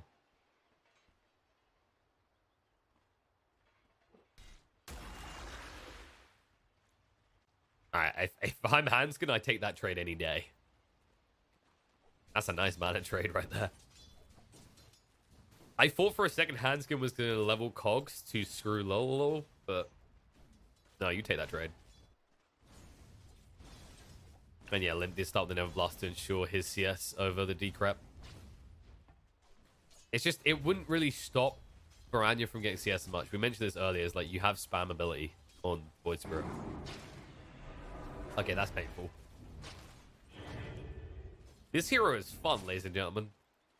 Fun for the person playing it, not so much their opponent. Aether Remnant is brutal. If you get hit by that, you're getting hit 2 to 3 times extra. And then at that point, you just can't trade because all the Void Spirit has to do is hit the Resonant Pulse, and then you are half HP by the time you actually hit their health. Top's a good start though. Nico Baby already 5-1, but PR matching it. This is the thing. It's just very easy for a PL to CS in this type of lane. Spartan will suffer a lot though, and Blast just in time to keep himself alive, but barely 10 HP.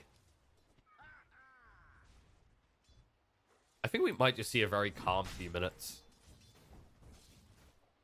Kills will only happen when people are up to at least level 3 or step out of position. This is what I mean, like, you can aggress 33, but he's got the salve, so you just burn his regen. Doesn't it? And that's the big thing you're looking for. Like, if you're clicking through these heroes, you're watching to see who runs out of regen first. It seems kind of obvious when you scream it like that, but the burst potential isn't that much there when you consider the heroes in each of these lanes. Like, it's double strength against the Lean and Slardar, so while they hit hard, it's not like you're up against a squishy int/agi hero. Good denies actually coming out from Nico Baby though. He's getting the better side of this lane. The Skiro is going to suffer a little bit, but that was mainly because Spartan had to go back to base. Still impressed that they managed to actually burn his salve and force him back like that already. And yeah, Clock's already on the early rotation. The reason he does this is because usually your Void Spirit won't level into Dissimulate until level 4 if he's pressured, or level 5 he's actually holding a point, so this gank won't work at all. Reason being is like level 2 Aether Remnant is high value. It's like the amount of benefits you get out of it, there's no reason you wouldn't get it. It's more damage, lower cooldown, barely any mana change. And that pull duration gives you enough time for like an additional right click. But yeah, good job by him. He understands that he doesn't want to use it yet, so the moment he'll want to use it, that's when he'll have an Aether Remnant. And Clock will at least get back bot in time to snipe the Courier, and he'll get it before it delivers the items as well. That's actually painful for Skylark. And it's going to get more painful. I don't think you can kill him. Definitely make him work for it a little, though.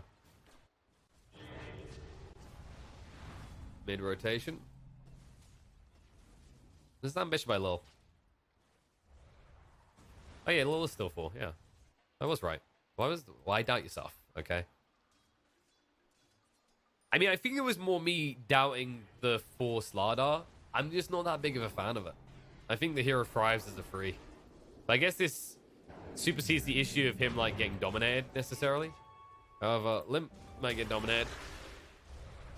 He'll turn, actually. Baranya needs to retreat right now, but the bash is coming out. The Rocket Flare as well. Limp, if you get the Never Blast out, Baranya... so close! And the bottle up won't work. First blood drawn. Lil gets it. That's why you don't go splashing in the river. And Baranya will get out. The illusions can't kill him. Oh, that's painful to watch. Hanskin tried to help with that level 1 Rocket Flare. Maybe if he TPs, there's a play to be made there. But I guess he didn't expect to make it in time. I think Limp was honestly surprised he got that close to his tower again before dying. And as I talk about that, okay, bot's just a solo kill.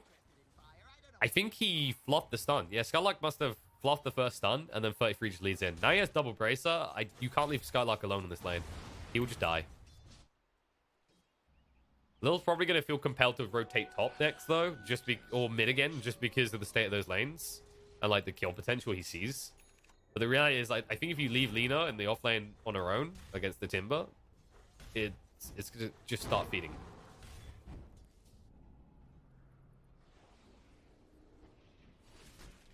And nice kill top. Spartan's brought down. There is a rotation in, but this is going to work against Lil if he's not careful.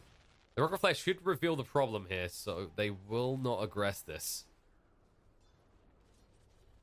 God, Sliver is so nice. Level 1 sprint is so nice when you've got Windlace and Tranks. That's the one thing I will say for Slardar. But, like, notice the big kind of impact happens because he gets that first blood mid. I think if he doesn't get that first blood mid, it's a little bit too slow and you can't do much with it. It's one of those kind of cool concepts, right, as a 4. It's like, it is very, very good, but the first blood is almost crucial. Aether Remnant sidestep. Limp is wise to it. Movement in. Hanskin does tank it, and now you can chase down and kill off Baranya, who does have to dissimulate, but jukes him to the side. Limp will ping it and move forward, and we'll be able to get the kill. Nice rotation out of Hanskin. The more valuable one as well at that point, just as they're about to hit 6. Top in the meantime, Slardar is going to go down. Nico Baby will try and back away, but Skidder chases forward with the rush. Now Fada trying to get the trade on the Spartan. Can't do enough. Will just in time.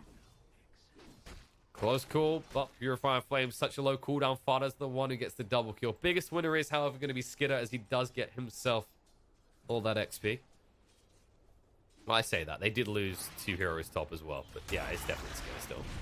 Skylark, he's dead. I think Lil's too late to come back to this lane now. There's not really anything you can do to help out.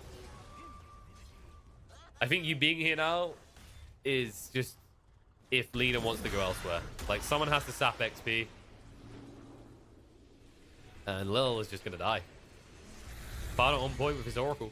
I'm actually loving the fact that Fada is picking up these heroes and starting to play them more, because obviously he's just recently moved across this role. This season he's moved to that 5 role. And we saw things like, I think the Venomancer was one of his favorites, the Shakira as well. I think Oracle to the Arsenal was so good. You always, as a 5, want to have... I think it's almost key at this point, as if you're playing like a 5, or it can work if you have a 4 that does as well. You have one save type hero you can always play very well, whether it's Oracle, Wyvern, Shadow Demon, preferably 2.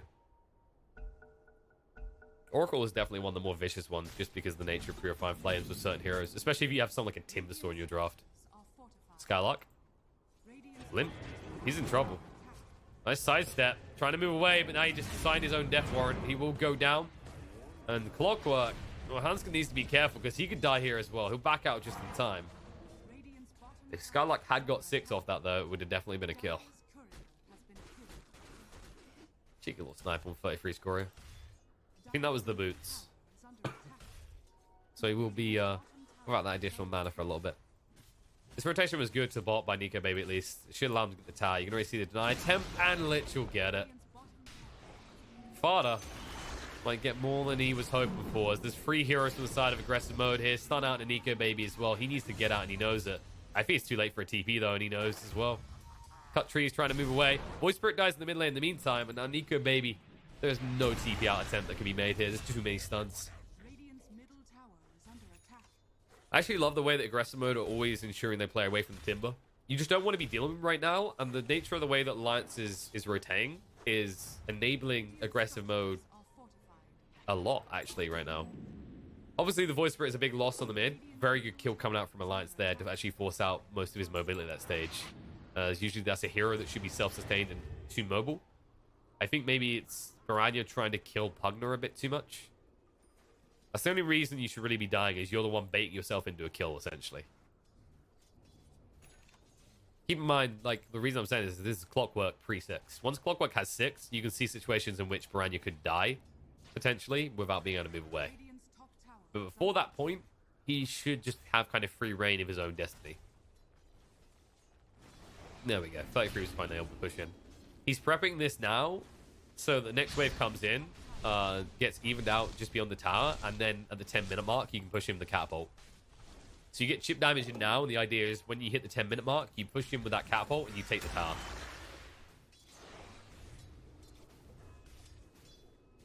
I do think it's important they get the XP for Lil, and that he lurks around here, because if he can get 6, they actually have the means to kill Timber. But they won't, without the Corrosive Haze, ever kill Timber.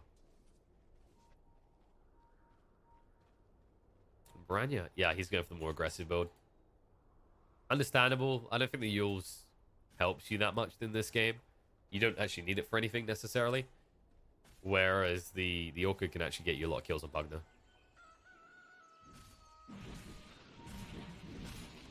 Nico Baby treads complete. They won't be able to snipe out his courier, but they do know he's there now. He's got the battle trance. He will activate it in time. Looking to heal up, going to chase forward on the Spartan. Won't change targets. Instead, he'll just try and bring Spartan down, but the Laguna saves the day, and Oracle, way too late, was trying to move across. Not that it would have mattered much. His father doesn't have 6 yet. Does at least dodge some of the magical damage, but the chase is on. Aether Remnant does clip onto him. Clockwork trying to help. The root thrown out, and Alina trying to give him the middle finger from beyond the grave, but Hansker's not even 6 yet. So they won't find anything. They need to get 6 on these supports for Alliance. It is a lot more important to pick off potential right now, and saves, right? When you have the Troll plus the Oracle, it's that double layer of save. At least Limp is still unkillable. He has a save for himself at all times. Here you go. Here's this catapult we was talking about. But yeah, the right hero came up. Piranha clears the wave, so 33 can't push it in.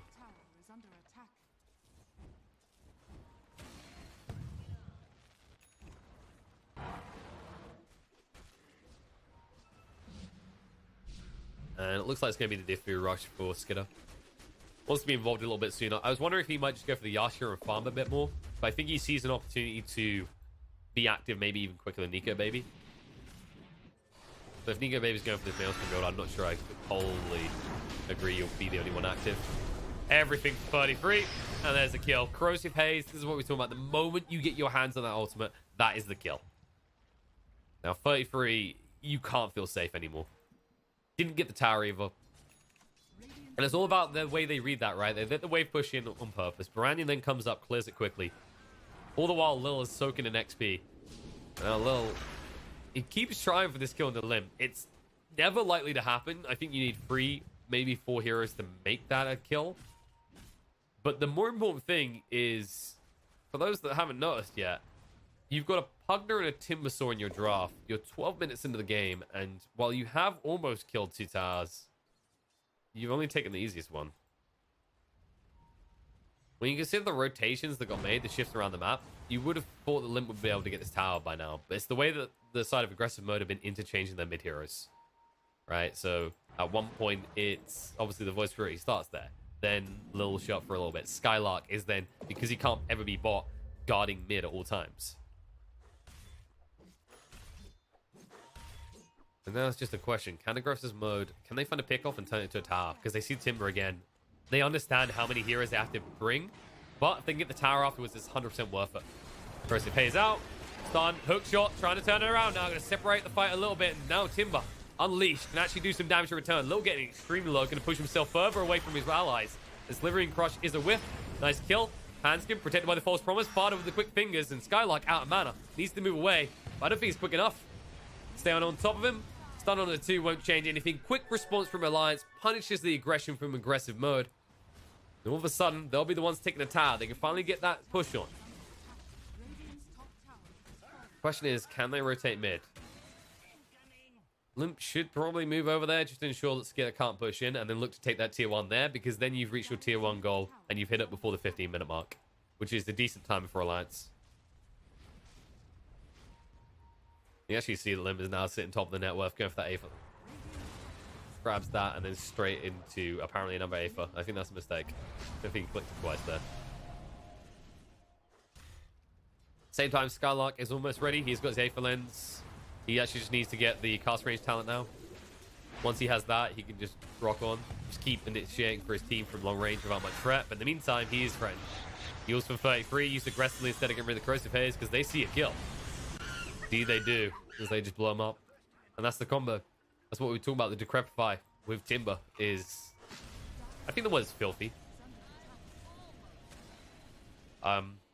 Limp reverse draining his teammate. Blowing into him. Just giving him all that juicy mana back. It's actually another nice element. Means 33 didn't have to go for the Soul Ring. He got away with the double bracer, and then he's just... While the Yules is nice for mana, usually when you're thinking Timber, you're thinking Soul Ring, because it's such a high value item. I think that's an issue for a lot of offlaners right now, is they would love to be able to justify Soul Ring due to many of them being strength heroes, but Timber is one of the few that just inherently can because it's so important for him to spam like crazy. And also he has so much regen. And a Royal Jelly. There you go, guys. That's what I'm talking about. That's the free extra neutral item to carry. You're like a lone druid now. Meanwhile, on the other side, Lil's going to go down. Hanskin with the hook shot again. Limp saved by the False Promise. And Baranya, now he's the one on the run. No life drain for 5 seconds, but they don't need it. Baranya's just gone. Spartan does make it out, but barely. Hanskin almost had it with the cogs, but... Aggressive Mode, they are hemorrhaging heroes, and Skitter, he's going to have to make this pick justified soon, as he has the Diffu coming out. Aggressive Mode should likely smoke up and make a move soon. Or Skitter could run in and just kill Fada. He's trying. He will be able to in the end, as Hanskin says, I don't know you, mate. I'm gone.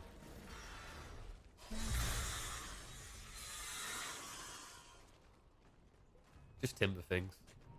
Keeping up that frustration for the side of Aggressive Mode. You just want to be in their face, forcing them to look at you. Because while they're doing that, Nico Baby was just bot, yoking some creeps, and tapping the tower.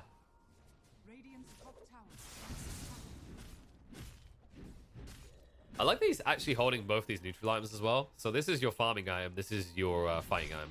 The moment you think you're going to get into a fight, just switch over to the Fangs and you're good to go.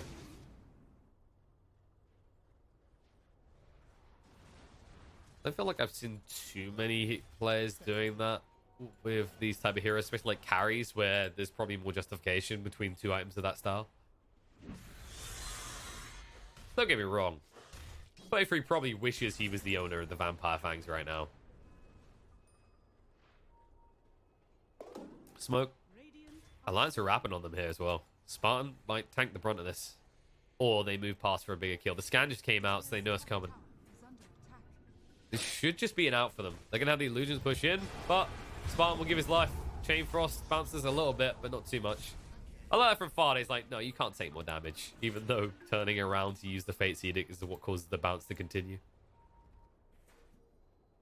But he saves his comrade from the damage. That's all that matters.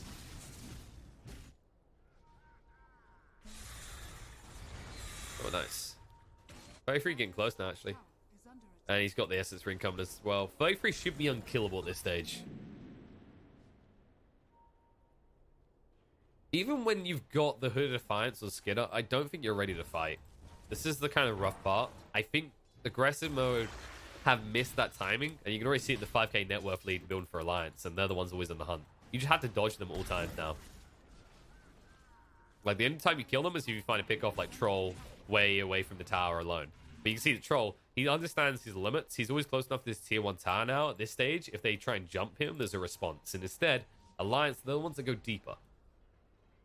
The Skidder is wise to it and out. Handskin. He got sight of that. 33's going to chase in.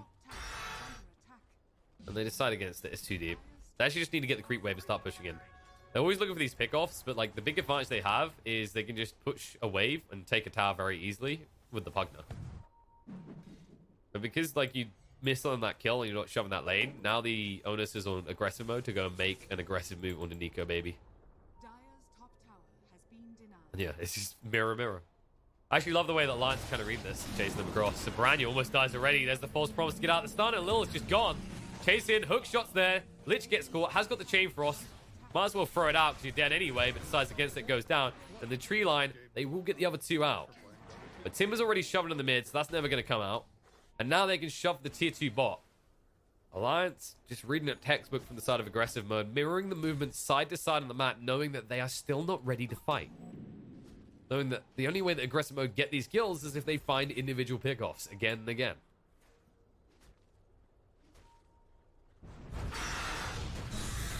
Oh, yeah, no, it's just your health versus my mana. Courtesy of the Diffusal Blade. They almost have the Orchid, so 33 needs to start showing some respect. The lessons bring up though, he's not taking any chances. Reinforcements coming in, the backstab from behind, they've got out the leader, that was meant to be the source of their damage, and all of a sudden 33 doesn't care anymore, and all the side of A mode need to get out of here. Before they become a pain in the ass. Nice kill on a Pugner, turnaround opportunity, and they just strike straight away. I think Alliance got a little bit split there. It's that overconfidence, right? I'm a Pugner, I can lead the charge, I have the Decrepify, I want to open up. But the reality is, like, you're playing around hookshot, I'd say, for Alliance. It's always about hookshot. Like, that is your source. That is your in. If you find a kill before using it, it's great, and then use it for a follow-up kill. If not, don't do it. And the thing is, he had hookshot, or I think it was maybe just coming off cooldown from an early usage. But they were looking in the wrong place.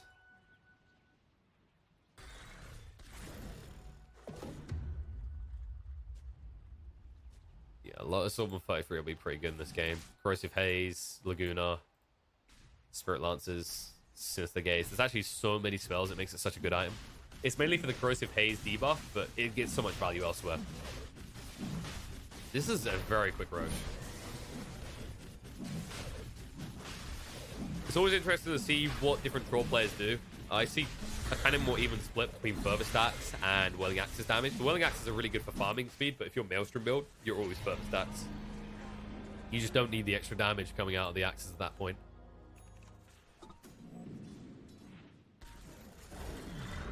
Chase in on the Piranha. Cut of the trees, he'll be able to move away. He's only got one step left, and the hook shot guess is wrong. They realize that afterwards, but that will enable him to push on the towers now because you have no steps to try and defend or go aggressive. They're low cooldown, but all it takes is 30 seconds for the side of Alliance to take a tower. You can already see that Pugner's holding that Arcane Rune. He can just try and shove in this lane while they commit to top. This is where it always gets harder for aggressive mode to find a pickoff now, right? Like the window is gone. Now that they've got the Aegis, you can see Alliance is going to 5-man. And even if they hit both these towers, like the time to respond is so small that Oracle can always save. And A mode, it's now or never. If they're in your base, you have to fight them this time. This is the annoyance of a Timber Pugner combo. Not only do they burst your heroes, but when they reach your base, it's very Siobhan. One just tanks, the other just pokes.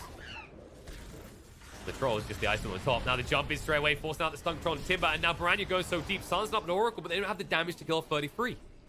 They just need to back up, which means they are going to be surrendering these racks. Shield will slow it down a little bit, but the blasts are eternal. With an Arcane Root still running, there is plenty of blasting to do. And this is the best that Skit could do. He didn't even come for this fight. They're just trying to delay the push while he gets a bit of extra gold. He's still not ready to go. He still doesn't have the Manta. You might just see the side of Alliance converge towards the mid lane next because the creep wave pushing him right now. 33, you already see staying in range so you can just try and actually grab them. Does get stunned on the attempt to retreat, but he's protected. Lil? That 4-star. Okay, he did not expect that much burst damage. He actually would have died to the retract if it wasn't for the 4-star that he's built. He's counting his lucky stars. He went 4-star over Blink this game. But Alliance, I mean, they're starting to make this look pretty cut and dry. You've got Phantom Lancer attempting the anti-mage effect, but farming nowhere near as quickly. And they just still don't have a solution to Timber. This is the problem. This is what we highlighted in the draft. They have no Spirit Vessel builder. And the Corrosive Haze has a window where it's effective, but afterwards, when the Lower Sword was there, when the Yules is there, you lose that impact. And sure, Yules is a free setup, but it was too hard to kill him, especially when once he picked up the Essence Ring. And now you're at this stage where he doesn't even have to give you that setup because it's always Lois. That's just a question of how much time can Lich buy you with this Frost Armor. Like will the shields actually protect the towers long enough? Probably not. You already see the A mode. They're on the hunt. They have the level 2 hook shot now, so they're actually going to be a lot more present. 45-second cooldown is actually insane for this ability. Once you reach level 3, it gets out of control. I actually love the changes they made to Clockwork. I think the old Ags was kind of crazy, but also crazy in the wrong way because you just didn't have the mana to sustain. If it was like not worth it unless it was an ultra late game, I might want to say. Whereas the nature of like the way his hookshot works now is it scales fairly. Nice hookshot in, stops 33 from being blasted down. Now the lowest to make sure they don't hit him up and he'll move away. I love that from Hanskin. He doesn't go for some sort of cute play where they try and grab a kill, right, through the stun lockdown. One, it's a Void Spirit, and two, it's more important that 33 lives. He's got so much net worth in him, you don't want to actually throw that gold you've invested away. I like that little ping. You didn't hit your creep. What the hell, Nico? He's going to hit towers pretty hard, though. He's got the DD. He won't use it just yet. They're going to wait out the Frost Shield, and that's when you go. Stun control on 33. Chain Frost, everything with life drain to keep him alive. And the false promise will allow him to stand his ground. That was last second clutch coming out from his team. They do it. 33 will live. And he's full health and ready to party. Father doesn't care if he gets dragged in. He's done his duty. And he is feeling good about it. 33. Down to half mana. Not for long though, just regen way too fast. Still has the lowest to work with, so he'll go deeper. He's like, you want to fight? Optimus Prime mode activate, he'll take you all on, and it looks like he'll take Lil down. But they ain't leaving. This should be where they just take more of the base. It's actually unbelievable just how quickly this Slardar is dying. We're so used to seeing this tanky front liner that bullies people. But this is the problem. This is the problem with Force Slardar, is you're playing this kind of pub mentality style where if I'm a 4 and I snowball out of control and I stomp and it's like an uneven game, I'll be great. When you're just a 4, you have good and bad games, right? And things like Shaker will still have huge impact. Things like Slardar in a lineup that doesn't have a double minus factor, they kind of fall off hard.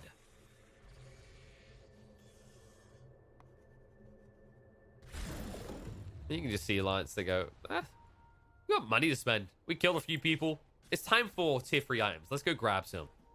Quicken and Charm will be pretty good. Probably give it over to the Pugner. Although there is temptation to keep the Keen Optic. And now he has got what I like to call the last hit stick. There you go. Best item in the game for last hitting heroes. And yeah, just for the Bloodstone for 33. Tank up more, make yourself unkillable. You've got a team that actually clutch save you every time, so you're not even that scared of all the nuke potential. Even when Skylark does have this Aghanim Scepter. I do like that Skylark's done this over, say, a 4-star or a Yules, though. I think the problem isn't eluding or surviving low enough, it's simply killing. And 33 is going to force him to try and kill him, but good luck. Estus Ring, everything, Chain Frost, jump in, surround a Pug, it's gone. That's the target. Don't go for the Timber, go for what enables him. And now you can chase Timber afterwards. I don't know if you want him like this, though. Hook shot in. Can trap them about. 33 is going to nuke a lot of them down. Oracle coming to assist as well. 33 needs that false promise save. We'll get it, and they change over to Fado instead, who has the Ghost Scepter. That'll get 33 out, but this aggression, questionable when you don't have your Troll or your Pugner. Nico Baby was still farming. Turns out he decided to go back towards the Battle Fury. I mean, if you were ever going to call him out and greatest son of a gun, this would probably be it, right? You've got your Mjolnir, and now you're going for a Battle Fury. All right, bud. So, one farming item for every fighting item. That's what we're doing here. Jump in, 33. Full stuff to get him away, but Gremlin drags him in, taking too much damage, and he should be brought down as close, but no, Cigar. Yules buys himself some time. They've actually lost the Voice Spirit. Another turnaround opportunity. Lil's going to be brought down. Nico Baby finally shows up with that BKB and gets big impact. And on the side, Spawn, a lowly Lich, killed off by the superior undead of Pugner. Hanskin will chase down and keep eyes on Skidder. He has no mana left to burn. He doesn't care too much, but Skidder will, as reinforcements are coming in. More so for the side of Alliance than the side of aggressive mode. Life Drain is there. Laguna, but Limp does not give a damn. Stomp comes out from Centaur to try and help out Skylark, but he hasn't got the life to sustain anymore. It's going to be a team wipe. Aggressive mode, lose everyone. As once again, they live up to the name, but then they take it a step too far. And Alliance, they're going to instantly punish this. Limp TPs to the bot lane with the Boots of Travel, forces out one buyback and the Glyph. And it isn't going to be enough, because you can already see the mid lane is pushing in, and Nico Baby's on his way back to the bot. This Alliance kind of like a... Anyone there? Hello? Your base? Needs a little bit of help. Silence. On to Nico Baby. Has got the BKB. Yeah, he needs some protection. They've got the false promise in 10. The disarm's good enough to protect him. Slardar has to run away because 33 is frontlined again. Heals control. Lil. A moment of silence for the dead. Rania needs to back away as well. Buyback comes out from Slardar, but that's another lane gone. They haven't really got much left in the chamber. They only have one buyback left, and it's on Lich. An Alliance. They're just making this look cut and dry. Do they get a clean victory without casualties? Hell no. But they make sure that every life taken claims 2 in return. Now they can just back off towards the Roche pit. Take their frustrations out on the poor man trying to sell cheese, and then move forward towards the final lane. The pressure is now on the side of aggressive mode to make a move outside their base and actually try and combat this. But you can see Alliance, they always keep this pressure up on the waves, so they know exactly what aggressive mode are doing. They're either defending their base, or they're out trying to make a play.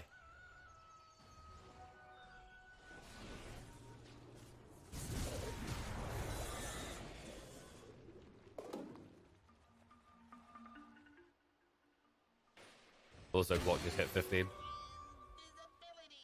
You are running out of targets, actually. You have to kill Limp at the start of these fights, but the problem is if Farda's waiting, he could always false promise save. So really it's Oracle, same as always. Troll, in trouble, BKB, but there's the false promise, and he activates the Battle Trance to chase on in. Hanskin's stuck on the side, Cogs in 2, and now the reinforcements are coming to assist him. Buyback comes out from Lich after dying, but Lil trying to get out. He won't be able to. Dagon's going to kill him off. He will die alongside the Clockwork, who buys back, but he already used the hook shot as the problem. Oracle is now dead. Chase on to Nico Baby. Forced to fight with the Whirling Axes. Will be able to do so. Now trying to save him with the stun, but it's not going to be good enough. No! They turn, they fight. Voice Spirit goes down. PL as well. Nico Baby is nigh on unkillable. Then GG gets called. Close, but no cigars. Alliance take game 1. Nico Baby proving to us why Troll Ward Oracle just become totally and utterly unkillable. And it looked good for, I'd say, a second when they threw out that Light Strike array. You thought maybe you had him, but you immediately just see the response. The Dispel comes out, and it's just... I don't feel like we ever saw a point where this Void Spirit dominated the game, necessarily. And if you're going to pick a PL like this, your Void has to come through for you. They actually had some good moments. I liked the way that they were kind of interchanging mid a little bit to allow Scarlet to recover. But I don't think you should have ever left Alina bot alone. I think the other thing that was quite nice was the way that they were dodging out 33. But you could always see there was a little bit of discombobulation, right? They kind of understood where Nico Baby was at all times, but sometimes they were a little bit slow to move across the map, and then they reached a stage where the moves became very predictable to Alliance, and every time they were trying to switch sides to get a pick, Alliance would just mirror the movement but use TPs instead to beat them there. And I think... honestly, you might have a different game, or at least I think aggressive mode have a different approach and maybe a better chance if you run Skylark on the Slardar and Lil on the Lina. Because I genuinely think it's better to give this Slardar a guaranteed decent start, and a double stun lane will do that. I understand why they didn't want to do it, right? It's because you're either against a Timber or you're against a Troll, and that's rough because you can't just harass the hell out of them. But I think you'll find that Lena, left on her own, has the same issue Slardar has, which is you will get nothing and you'll probably just die. We'll see what aggressive mode can learn, though, as this is a best of 3. Alliance have taken game 1 with a nice pure aggression draft to honor the title of their team, or their opponent's team, rather. But that's only game 1. Game 2 will be up in just a few minutes, and we'll see if Alliance can make this the beginning or midway through of a day of 2-0s, or if aggressive mode is going to give us our first game 3 of today.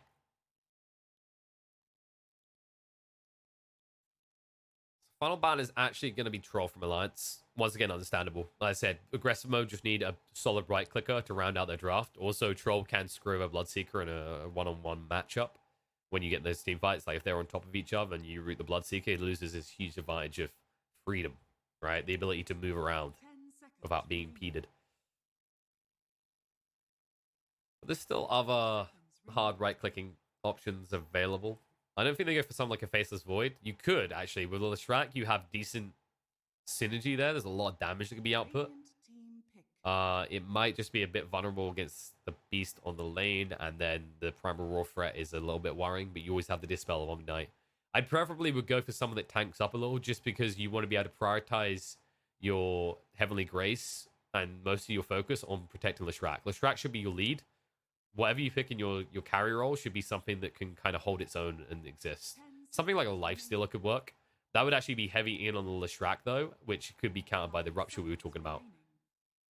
I don't like Lifestealer can work. It's just you won't benefit as much from the movement speed aspect because you already cap out almost as Leshrac. And also you're playing more into Bloodseeker's Rupture. I don't think there's room for anything like a Huskar necessarily here. That would mean you're safe lane Leshrac. I prefer Leshrac on the mid in this game. Although I wouldn't be against having flexibility on the 2 lanes. Wraith King. There you go. That's nice. That's a bulky boy. That's a self-sustained one. He's no longer a target, which means that aggressive mode can focus all their resources in protecting Leshrac. That's actually a really good pick. I like aggressive mode's draft. It has purpose. It has a timing. And they've covered a lot of their weaknesses. They have decent amount of stuns. They have a lot of sustain, like a ridiculous amount of sustain, actually. The Wraith King can sustain himself. The Vampiric Aura will help a little bit with Omni-Knight, and the Nyx, you can poke and prod a little bit. The army will also be sustained. Like, if some of them melee, they can actually just keep up in your face and keep sustaining. Also, Chen Wraith King is still a decent lane. It's not as ridiculous as it used to be, right? Back in the days when TNC was spamming it out. But it's still a fairly naughty lane. Naughty is definitely the word I'm sticking with there. And I like that they got rid of the Pugna because that means the Alliance have no tempo right now. They need to maybe look at something like a Death Prophet. I'm just not sure you like a Death Prophet in this game. You can never feel good about yours due to the Leshrac. It's not a good Timber game either. Viper, though. Okay, that's a good pick. That actually works well against the Leshrac on the lane. It bullies you as well. And it's just, in these fights, if you're worried about the Wraith King, just Viper Strike him and then focus Leshrac. Also, it should be pointed out that this buffs up the damage elsewhere, right? Because you're actually lowering the magic resistance, which will increase the damage output of Rubik, especially in this game. So if Rubik gets a good steal, let's say like he takes any of Leshrac's spells, more or less, right? Then you're feeling pretty good. And Rubik, I think this for Alliance is going to be very big on how well Hanskin can do in terms of applying pressure, because like the spell steals in this game are really good. Nyx Assassin's stun and lasts a long time. Wraithfire Blast is kind of okay. Split Earth is amazing in this game. Heavenly Grace is going to be godly to put on a Bloodseeker. Like a Bloodseeker Unshackled is a fearsome thing indeed. I also like the fact they picked the Viper because it applies aggress on the mid lane. It actually gives pressure and it wins the attritional battle. The reason that's important, we said this earlier, is that the Bloodseeker needs to feel enabled by the other lanes. You already got Beastmaster and Rubik to spam out. Now you've got a Viper that's going to keep his opponent at like half HP for most of the lane phase. That means that Nico Baby can just run around like a maniac. And that means that Skylark should never really feel safe in his lane.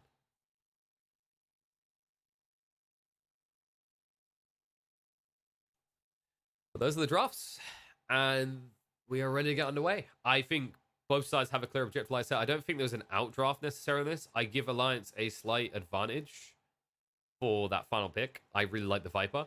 I think what I'm seeing here is Alliance, if they ramp up off this laning phase, aggressive mode don't really get their combo online.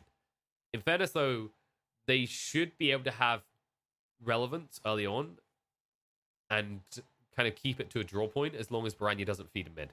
If Baranya doesn't die more than, I will say, like twice, they can then rotate out of mid and take out towers before Viper can push down mid.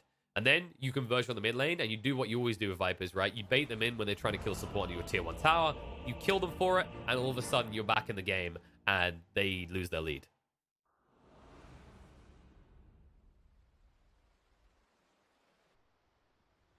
But make no mistake about it, there is going to be a lot of pressure onto Baranya at the start of this game. It's just... Leshrac as a mid scales really well, but level 1, 2, 3, I'd say you definitely don't... You're not expected to win with CS. The thing with Viper is it's just a gradual ramp up. It's continuous, right? Like, you think of heroes that... You gotta look at different lanes and think about the power spikes that certain heroes have.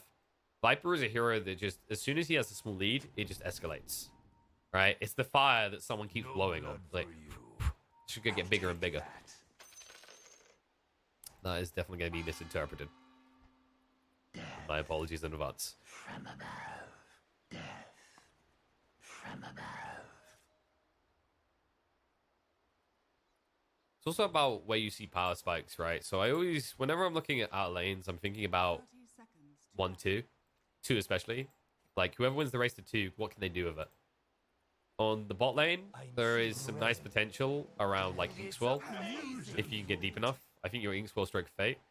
Beastmaster should be Inner Beast and Wild Axes, and if you catch Chen a little bit far forward, you kill him. I don't think you take War because it will just be stolen straight away every time. Top could be good. They could actually pressure Bloodseeker a decent amount because they'll have Purification, maybe get 1 point DJ Aura, and then you have stuns. You can really see pressure in him a bit there. So I like the idea of that as well. But then when you talk about mid, it's always about free. I think free for most mids is kind of your power spike. 2 is nice, but free is when in an individual one-on-one, what can I actually do? Right? And if you're Leshrac, like you have 2 points maybe in Light Storm and a point in Split Earth, it's not bad. You get some harassment out. The weird thing about Viper is it's just like, okay, well, I have 3 points. I'm going to put 1 in Corrosive Skin, probably, so you can never trade, and I'll have 2 in Poison Attack, and then you just never get into the creeps. Think of other heroes who typically play mid. We saw Voice Spirit earlier, right? Once you get 2 points into your pulse, you can trade effectively. They can't get through your shield. Ember Spirit, Flame Guard, level 2, allows you to very easily sustain and harass. By the way, talking harassment, Nico Baby being left alone here is a big mistake. This is how you beat a Bloodseeker in lane, is in a one-on-one engagement. Because Omni Knight is off farming, and like he can never trade with Nyx. Nyx just has too much base regen. It's 4.3, and when he eats a tango, it gets absurd. They need to actually rotate one of these heroes up soon. I think this attempt to like pressure has failed. Yeah, it's completely failed. Skidder has 6 CS.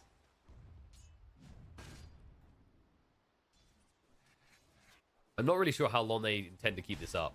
I like the idea of letting Bloodseeker reach free first, but I don't think you're doing it. Lil's doing a really good job of staying far enough away that he's not stealing XP from Skylark. And Skylark is doing a good job of always being close enough that even if someone TP'd up, Lil wouldn't die. However, Lil is out of mana now, so Nika maybe shouldn't care about shit as much. He shouldn't really interrupt it. He should just be left to his own devices now.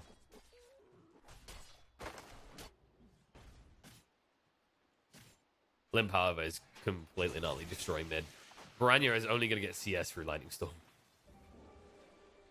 Okay, this is the pressure we're talking about. Now that you have 2 points for first, Nico Baby should be kind of okay. And now they can pressure bot. Nice. Alright. I was wondering when the pressure was going to come in, and they finally get it. Before level 2 as well. I mean, Skidder could die here. There it is. First blood. Farter gets it. It's paid off. Nico Baby can't be controlled now. And it's because of this mid. I thought it would take maybe 2 to 3 more waves before Piranha was this starved out, which would have allowed them to stave off the pressure bot. But now it's just a done deal because you're getting nothing out of having Lil here. Lil is now here to ensure that Skylark can farm, not that Nico Baby can't. Actually, I gotta give credit to Alliance. Like, that was... I think it's a tight... It's like a tight window, it's tight needle thread, but they have definitely threaded it. Alright, they've started knitting me a nice sweater, we told you so.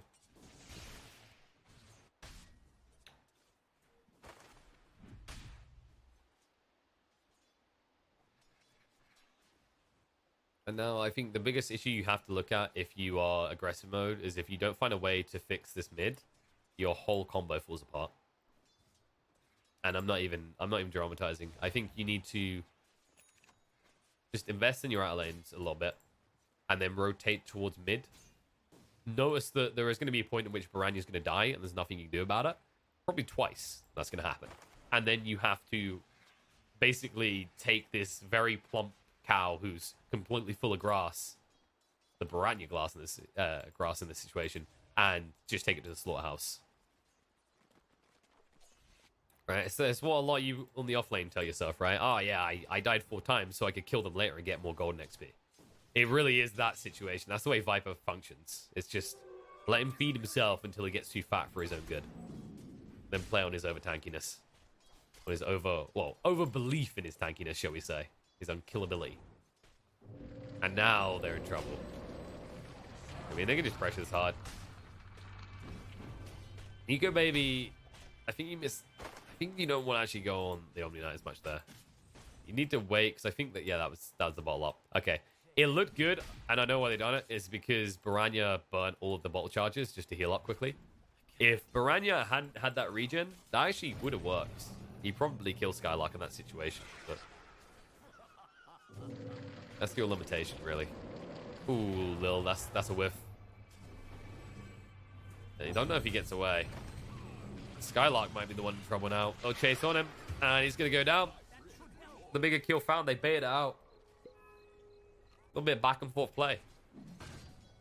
That conscious reality that you can only choose one hero, and at the end of the day, you're a double melee hero, you're a Nyx and an Omni Knight. You're actually both very tanky, but if they actually go on you hard, you're going to commit those resources into one or the other, into protecting one.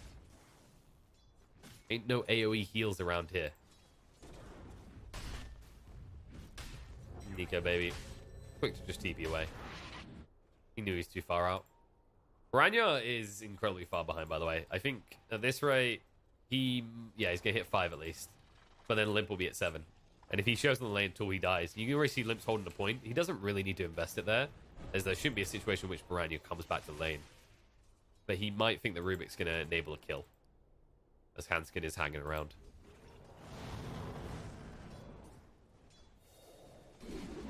And 33 will be dove towards. The Harpies are definitely doing some work. So he's suffering a little bit, but only in terms of health. CS-wise, he's actually been great. Net worth-wise, he's second on the chart. He's having a great time. The Beastmaster will be self-sustained very soon. He'll pick up 1 or 2 little items, 1 or 2 little trinkets here or there, and they'll be good to go. Oh, come on, Limp. Don't do this to me. Where's the casual glove?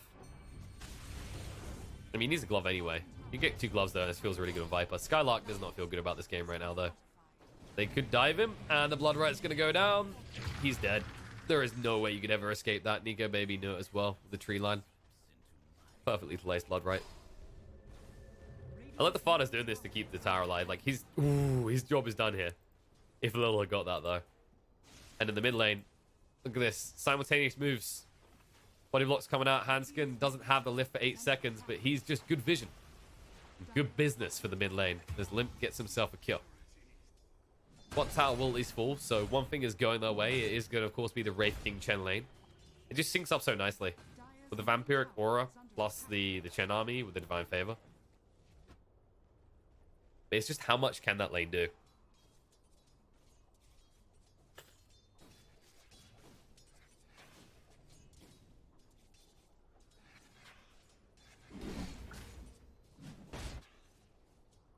I wonder what build Limp's going to go for this game. I think you do just go for the Dragon Lance. Although a pipe would be really good, but we're kind of beyond those utility days. If you need a pipe that badly, 33 can always build into one. Although Vlad does feel quite good as well. Chasing into 33 right now. He doesn't have a way of cutting through. I don't know if they want to commit to this, though. There we go. Axe has come off cooldown. He makes his escape. In the mid lane, Leshrac goes down. Aggressive mode just feel a little bit discombobulated. Like, they want these kills so badly. And, okay, you at least smoke up. I don't think this is the time, though. Like, Viper's just picked up a raindrop. Maybe you get a kill on a Rubik. There is no way that this is a kill on the Viper right now, though. You probably would be better off trying for a kill on the Nico, baby. Because he's not staying high in health. He has got a big wand. But you have the stun control to kill him. Alright, there you go. That's the big play. They sniped the Courier. The smoke for Courier play. How could I have not seen it? Top. Skylark will go for the TP away. And they don't have enough damage. It's going to be close, but he will just about live. No! Oh, it looked fine for a second there. The blood rage was running out, but they do get him. Maths was done. Limp is a professor genius in the making, and I am simply doing mathematics at a level 8 grade, or 8-year-old grade. Well played. I think that was the final tick as well. It actually looked like he might survive, because it is, of course, just the level 1 Viper Strike. He's hard against it. But the kill does get confirmed. And now I need to see something promising from Skidder. Okay, I like this. The double gloves is promising. As long as he doesn't queue up a Midas. And he doesn't. He goes for the Blade Mail. He understands that actually the only way to kill Viper is by making him kill himself. Lil will be sent to a grave with the assistance to the side of Alliance. And Branya will be able to TP out in time. But now they're free to push on the mid tower if they want to. Just need a creep wave first. Nico, baby, what is he going to be going towards here? I reckon he probably just goes Yasha and gets aggressive. I think Yasha is the way you do this. Like, Leshrac doesn't do enough damage that you're worried about raw HP against the magic. I mean, Leshrac is actually the lowest level core in their team. Oh, no, sorry. Just surpassed Omni Knight in terms of XP. Just. And this will get you some XP. Although it will also get the Omni some XP. It's Hanskin. He just wants someone to have a high five moment with. We will have a pause, which will give us a moment to actually just check in what's going on with the Beastmaster. As 33 has now been left to his own devices, which is a dangerous thing. Anyone who has actually had a Beastmaster in their game, who's had a free lane, understands this. Something that Enchantress used to be in that category of. Now Beastmaster is fully in the category of, if you leave me on my own, damn be your towers. And go for that Vlad's as well, which is just going to bridge this gap on timings. That's going to allow Nico Baby to be involved very early on. You could actually see a very easy scenario where you reach about the 16, 17 minute mark. A team fight breaks out. And if Hanskin has a Heavenly Grace steal, then Alliance's cause can't die. Because Nico Baby will have Heavenly Grace on him. Limp is actually just too tanky right now with the corrosive skin almost maxed out. And then Beastmaster by that point is going to scale up to like, what, 1.5k HP at least. Spooky.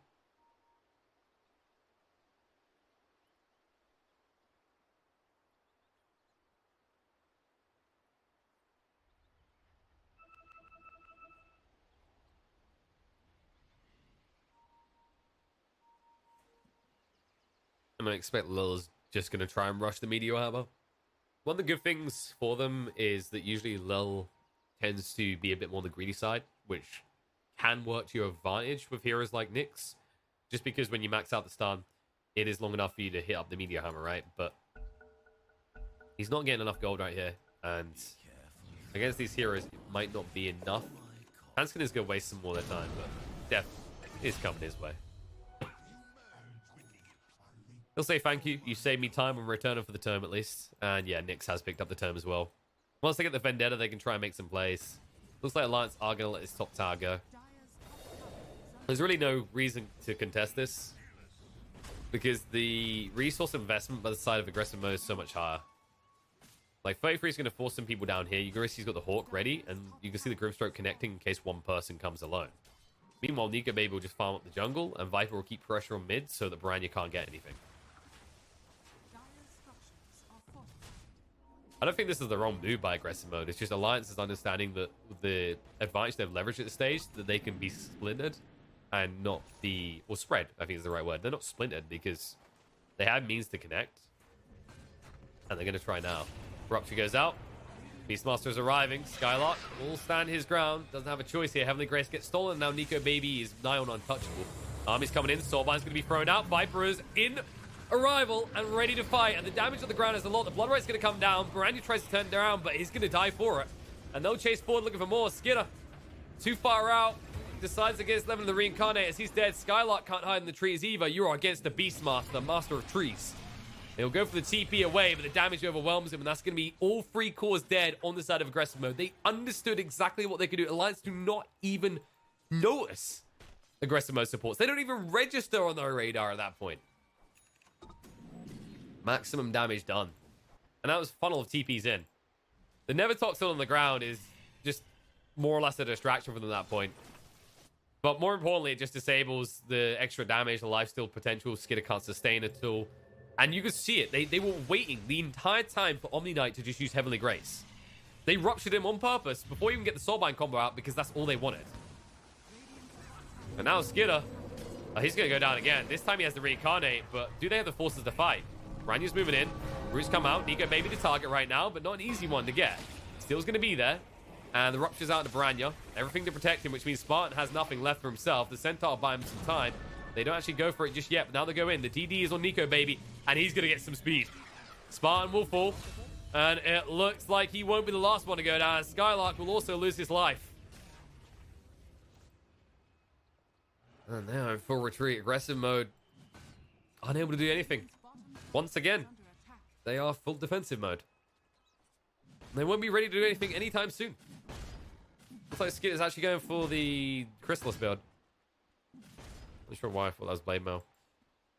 Blade Mail could work. It's not bad against the Viper, but he may have had it earlier. I only noticed the broadsword. Like, I was thinking Blade Mail would be okay if you get it in time, but yeah, he needs Chrysalis. I like that he's understanding his only chance is to hit hard and fast. Like, if you go for Radiance, you lose this game. This game will be over before you complete Radiance. If you go for Minus, you'll lose this game. Minus is way too hard to justify these days. The reason he has this double Glove of Haste, for anyone wondering, is it's one of the most gold-efficient items available to you right now. Me and Lizzie done the maths on this. We need 2 people because maths is very hard. And you can already see, like, no, if this gets out of the way, I'll show you the Hyperstone.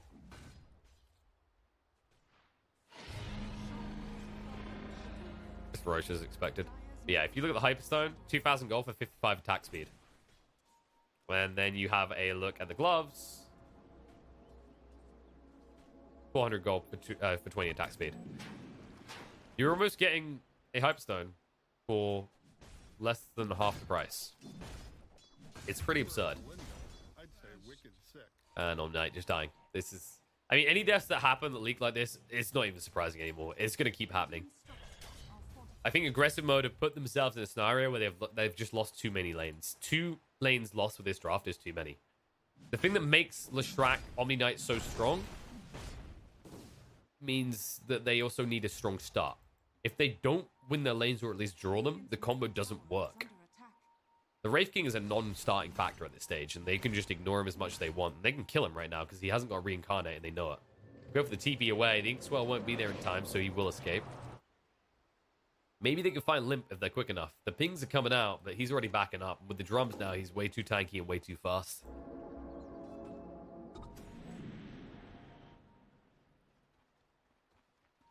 And yeah, there you go, Nico Baby. He did go for the Maelstrom and then straight into the Usher. Grab the band early, just for the value. And 33, he is, yeah, he's going for Solar Crest build. It's just too good, this game. You mentioned it earlier. You know, it's the type of item, it's the thing that can make Beastmaster so good in many lineups. The thing that Bloodseeker's always looking for is a secondary way to amp up his damage, right? Whether it's through Deso and minus armor, or you can go through other methods, such as a Solar Crest for your minus armor. That's when the hero gets pretty feisty, now that he's based on attack speed compared to the old damage. You know what Hanskin wants every time he goes through these steals as well. He's like, Heavenly Grace, please. But you won't complain about Purification. At this stage in the game, it's actually quite a lot of damage. And Nyx found that out the hard way. That's your vendetta, Nyx. This is the point in the game where you expect to be able to make a pick off and it be not too big of a fuss. But Alliance just don't have any vulnerable members right now. Even something like Grimstroke, right? Fada should be an easy kill, you'd think. But 1100 HP, Bracer, Infused Raindrop, and a Headdress. You're not going to kill him.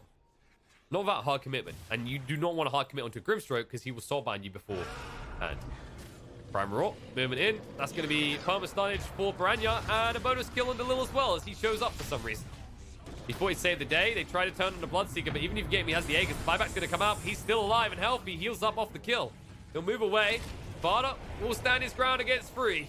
Yes, he might die, but the Rupture on the Piranha means he can't really do much. The Aegis has been claimed. Nico Baby will try and move away. We'll be able to do so. Blood right. Hand of God, so they can heal up. Nico Baby actually runs through the center and pretty cockily on the side. The Viper Strike's going to go down, and Limber's going to be held away from the fight. They will now lose Spartan. The chase is on the Bloodseeker. Limber's finally arrived. Now he can dominate the fight. Piranha, that's going to be the dieback. Skylark will fall as well. They don't even care about Skinner. They know he has to reincarnate. So they'll take the bigger value. Yes, use your Bloodseeker, but Lim, once again, just gets to do whatever the hell he wants. And it was a cute play. I will give credit where credit is due. When you look at it, Spartan was up here, actually stunning up Viper, holding him at bay the whole time. Did die in his fountain for the cause, but it's the type of play you really, really don't want to be making with the Aegis not expended yet. But it's your best opportunity to actually strike back and at least get something. And if you try and run there, you're probably looking at 2 free heroes dying anyway. That's the thing. Like, once you're TP'd in at a stage, you're committed to the fight.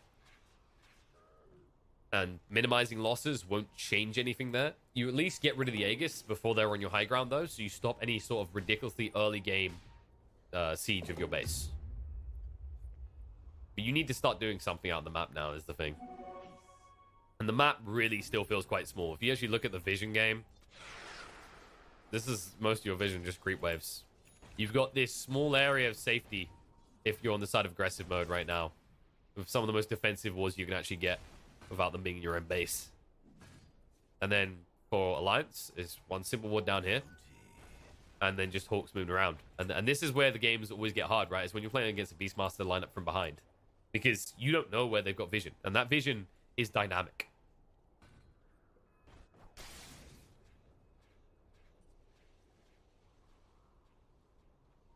Also like the Manta being built by Nico Baby. There's not much in the way of stuns that can screw him. Like, stun out of Vendetta is about it. If they throw Rayfire Blast once you have Manta, you just dodge. If you're Leshrac, it's a dodge. Because he still hasn't got his Yules. Doesn't want a Yules. He needs a Kai still. Makes me wonder, like, if the boost of travel was really worth it. I get why he feels the need to have it. The problem with this patch is split pushing is harder and harder. You can see it right now how dicey it's getting for them. And even when they get someone out like this, we saw it in the previous series, right? With Team Liquid versus Enigma. Even when you had a PL, for example, who was pushing up in this lane really hard, they were getting the better trade because there was too much value in them 5-manning to split up and chase you.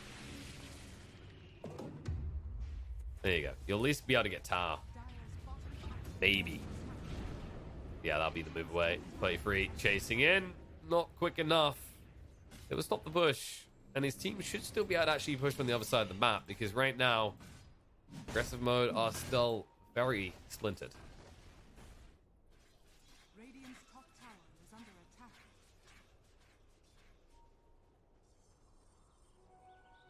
A tithe to the impurities. Moving in.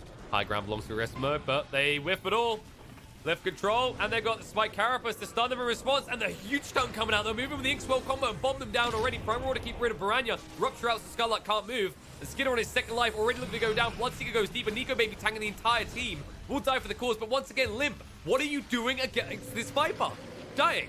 You're running against him. You're throwing your limp bodies at him, and he is slapping you down.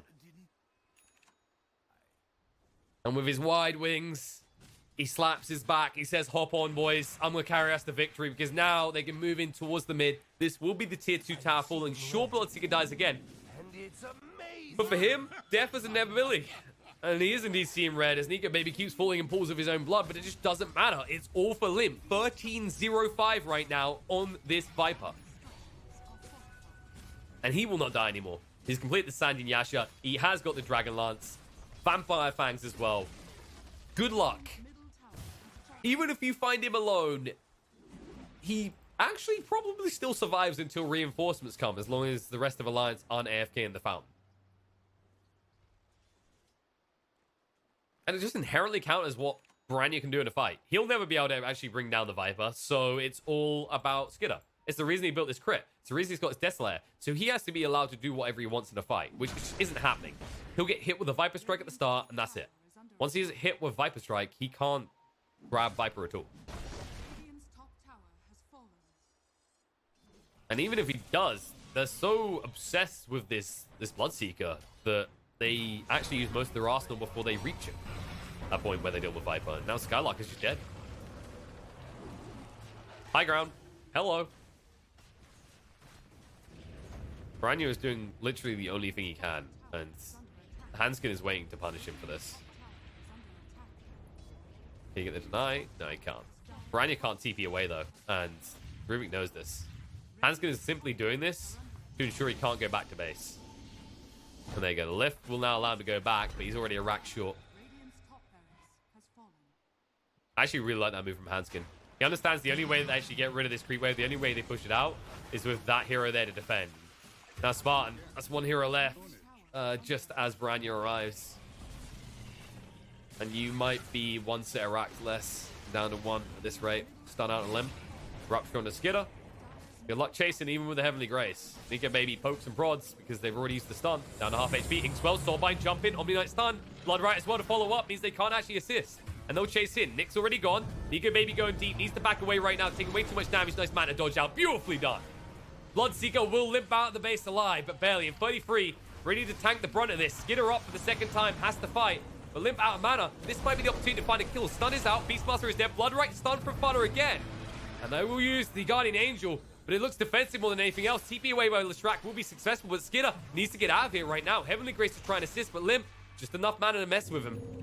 Doesn't want to commit the rest. He wants to stock up a little bit so he can actually hit up a few and actually give the slows out from his poison attacks. Is the only thing stopping Alliance from going back in is the fact that, well, Limp has no mana pool.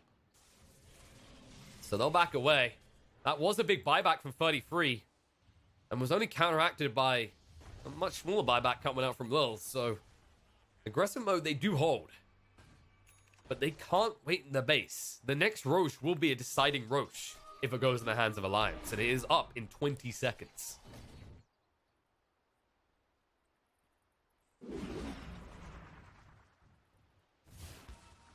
But now Limp, he's going to have that Hurricane Pike by the time they go into that base again. Oh, this camp is so nice, by the way. I know it's just talking enough about it. This is like... I like to call this the starter camp for anyone new to the game. It's so easy to stack this. It's also the, oh, I totally forgot camp. You just go there last second and, oh, nice, I stacked. Smoke on smoke. Aggressive mode waiting in the pit. Alliance have enough time to go for the white wraparound. Aggressive mode aren't quite fast enough.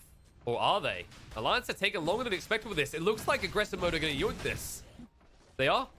Alliance knows what's going on. They have to at this stage. Sparta blinks in, stuns to interrupt them. The TP's away. Skidder's going to complete it. He leaves Spartan behind. They at least got other heroes out, though. It looked like it might be a double stun, but Omni Knight and Wraith King make it out. Baranya has to escape this. He has the Aegis, and he should be able to get out. It looks like Alliance won't go hunt for anymore. They just want to start funneling in. Keep the map small. Aggressive mode now have a lifeline. They can't get out on the map to use it. And these bombing plays by Fada, just suicidally jumping in and stunning multiple targets, has been winning Alliance so many of these fights. It's going to be a bit harder to find them now because you see aggressive mode can afford to be a little bit more splintered, but Fada moves in with the silence onto Baranya. Just to zone away. They just want to create space for Limp to hit buildings. Blood Rage does make him strong, but needs to be careful about the incoming damage, especially that Desolator out on the Wraith King.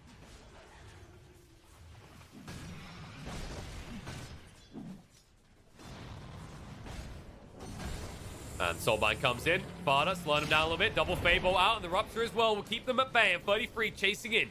Doesn't want to use the Primal Roar, though. He's tempted to, but there's the Hand of God. 33 needs to back up. He bought back last time. Can't go down. Skidder, he's been alone with the enemy team the whole while. He'll lose the first life. Dove has to have the cheese, though. And Alliance will back up a little. Blood right again. So many ways for Nyx to stun individuals here. Farda, he jumps into the double stun, but Nico Baby manages and goes to fight. Primal Roar out the side, and Piranha is going to be brought down once. Aegis has been expended. They already used Guardian Angel. Skylark now in a little bit of trouble himself. Take a lot of damage. Stolen Guardian Angel against him. All of a sudden, the Wraith King has no damage. Buyback will come out on both sides from both the Grimstroke and the Omni Knight. But where's the damage going? There's the buyback as they have to expend it. Piranha goes down for the second time. He'll come in to try and die free. Skidder eats the cheese. Doesn't have the reincarnate anymore. And they're just going to kite him out. Trying to burn him down right now. No one wants to go on top of Limp right now. And Farda jumps in with the Inkswell again. The bomb control looks good. They'll move through. Buyback comes out from the Wraith King, but they've already lost their track again. That's going to be dieback on the Omni Knight as well. And it's looking like it might all just be over. Triple Nico Baby moving at the speed of light. And just like that, like a flash before their eyes, nothing they can do. Nico Baby gets the rampage. Alliance take the series 2-0.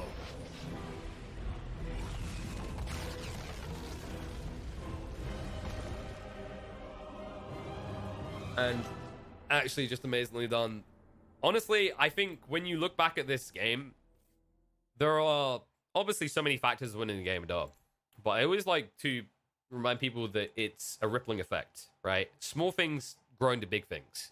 And the fact that Alliance were able to thread that needle very early on when they left Nico Baby alone on the top lane to apply pressure elsewhere, and then Limp delivers in time, shutting out Piranha on the mid lane, that bridges everything together. That minute of Dota is definitive of what happened for the next 20 minutes. If it wasn't for how well they executed that, you see an opportunity where aggressive mode can get this combo online, right? Where Piranha, while he won't be good against the Viper, with the assistance of bulked Omni Knight, him with his levels alone should be able to pivot towers into an advantage and create space for the Wraith King. It all comes down to this Leshrac. Leshrac is an incredibly powerful hero, but if you want to pick it, I mean, rule one would definitely be don't let Viper be in the pit. Be in the pool, rather. It's just an amazing counter to the hero inherently. But then you let them get their hands on a Bloodseeker Viper combo. And Alliance, I mean, credit to them. They played their draft beautifully. And as a result, they take a 2-0 victory over the side of aggressive mode, which means that so far we've had 2 2-0s and only one close game so far today. But there's still more action. Don't worry, folks. I know some of you are like, oh, man, I want to see a close game. I want to see a third game. There are still opportunities for that. There is still 2 series to be played together, which is going to be the lower bracket elimination and the winner bracket final. So I believe lower bracket elimination will be Nigma versus aggressive mode, which is coming up next. And then after that, you'll have your winner bracket final, which is going to be the sides of Team Liquid versus Alliance. Pretty hype. The old guys versus the new. Mark 2 for this qualifier. But I'm done. I'm going to be hopping off now. I believe they have another caster coming in, so we'll go to a short break, and then the stream will switch at one point. Don't panic. It's not going anywhere. It's just fading off for a few seconds to wake up moments later and provide you with more glorious Dota. But I'm done for today. I'll join you again tomorrow to round out the minor qualifiers, where I'll be covering the lower bracket final and the grand final, and those will kick off at 11 CET. But hang around here, short break, and then Nigma versus aggression mode, or aggressive mode rather, should be up very soon.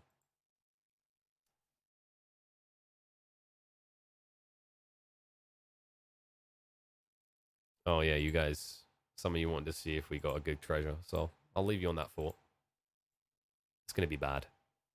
I'm going to get this.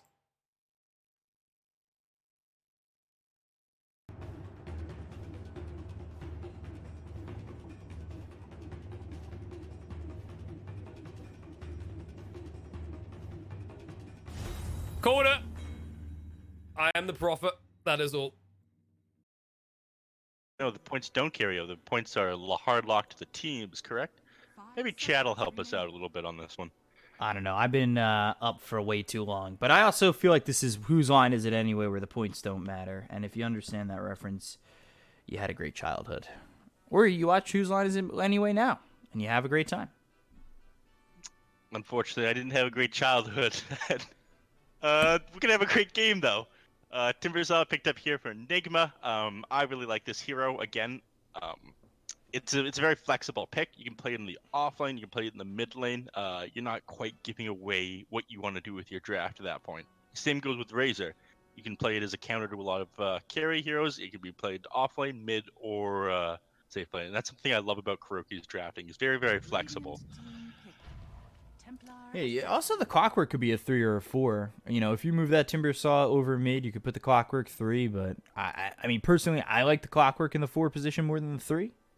Yeah, absolutely. I mean, he's just so good at moving from lane to lane. He's got very high movement speed. Battery assault is like a force to be reckoned with. You don't want to be caught out between the lanes.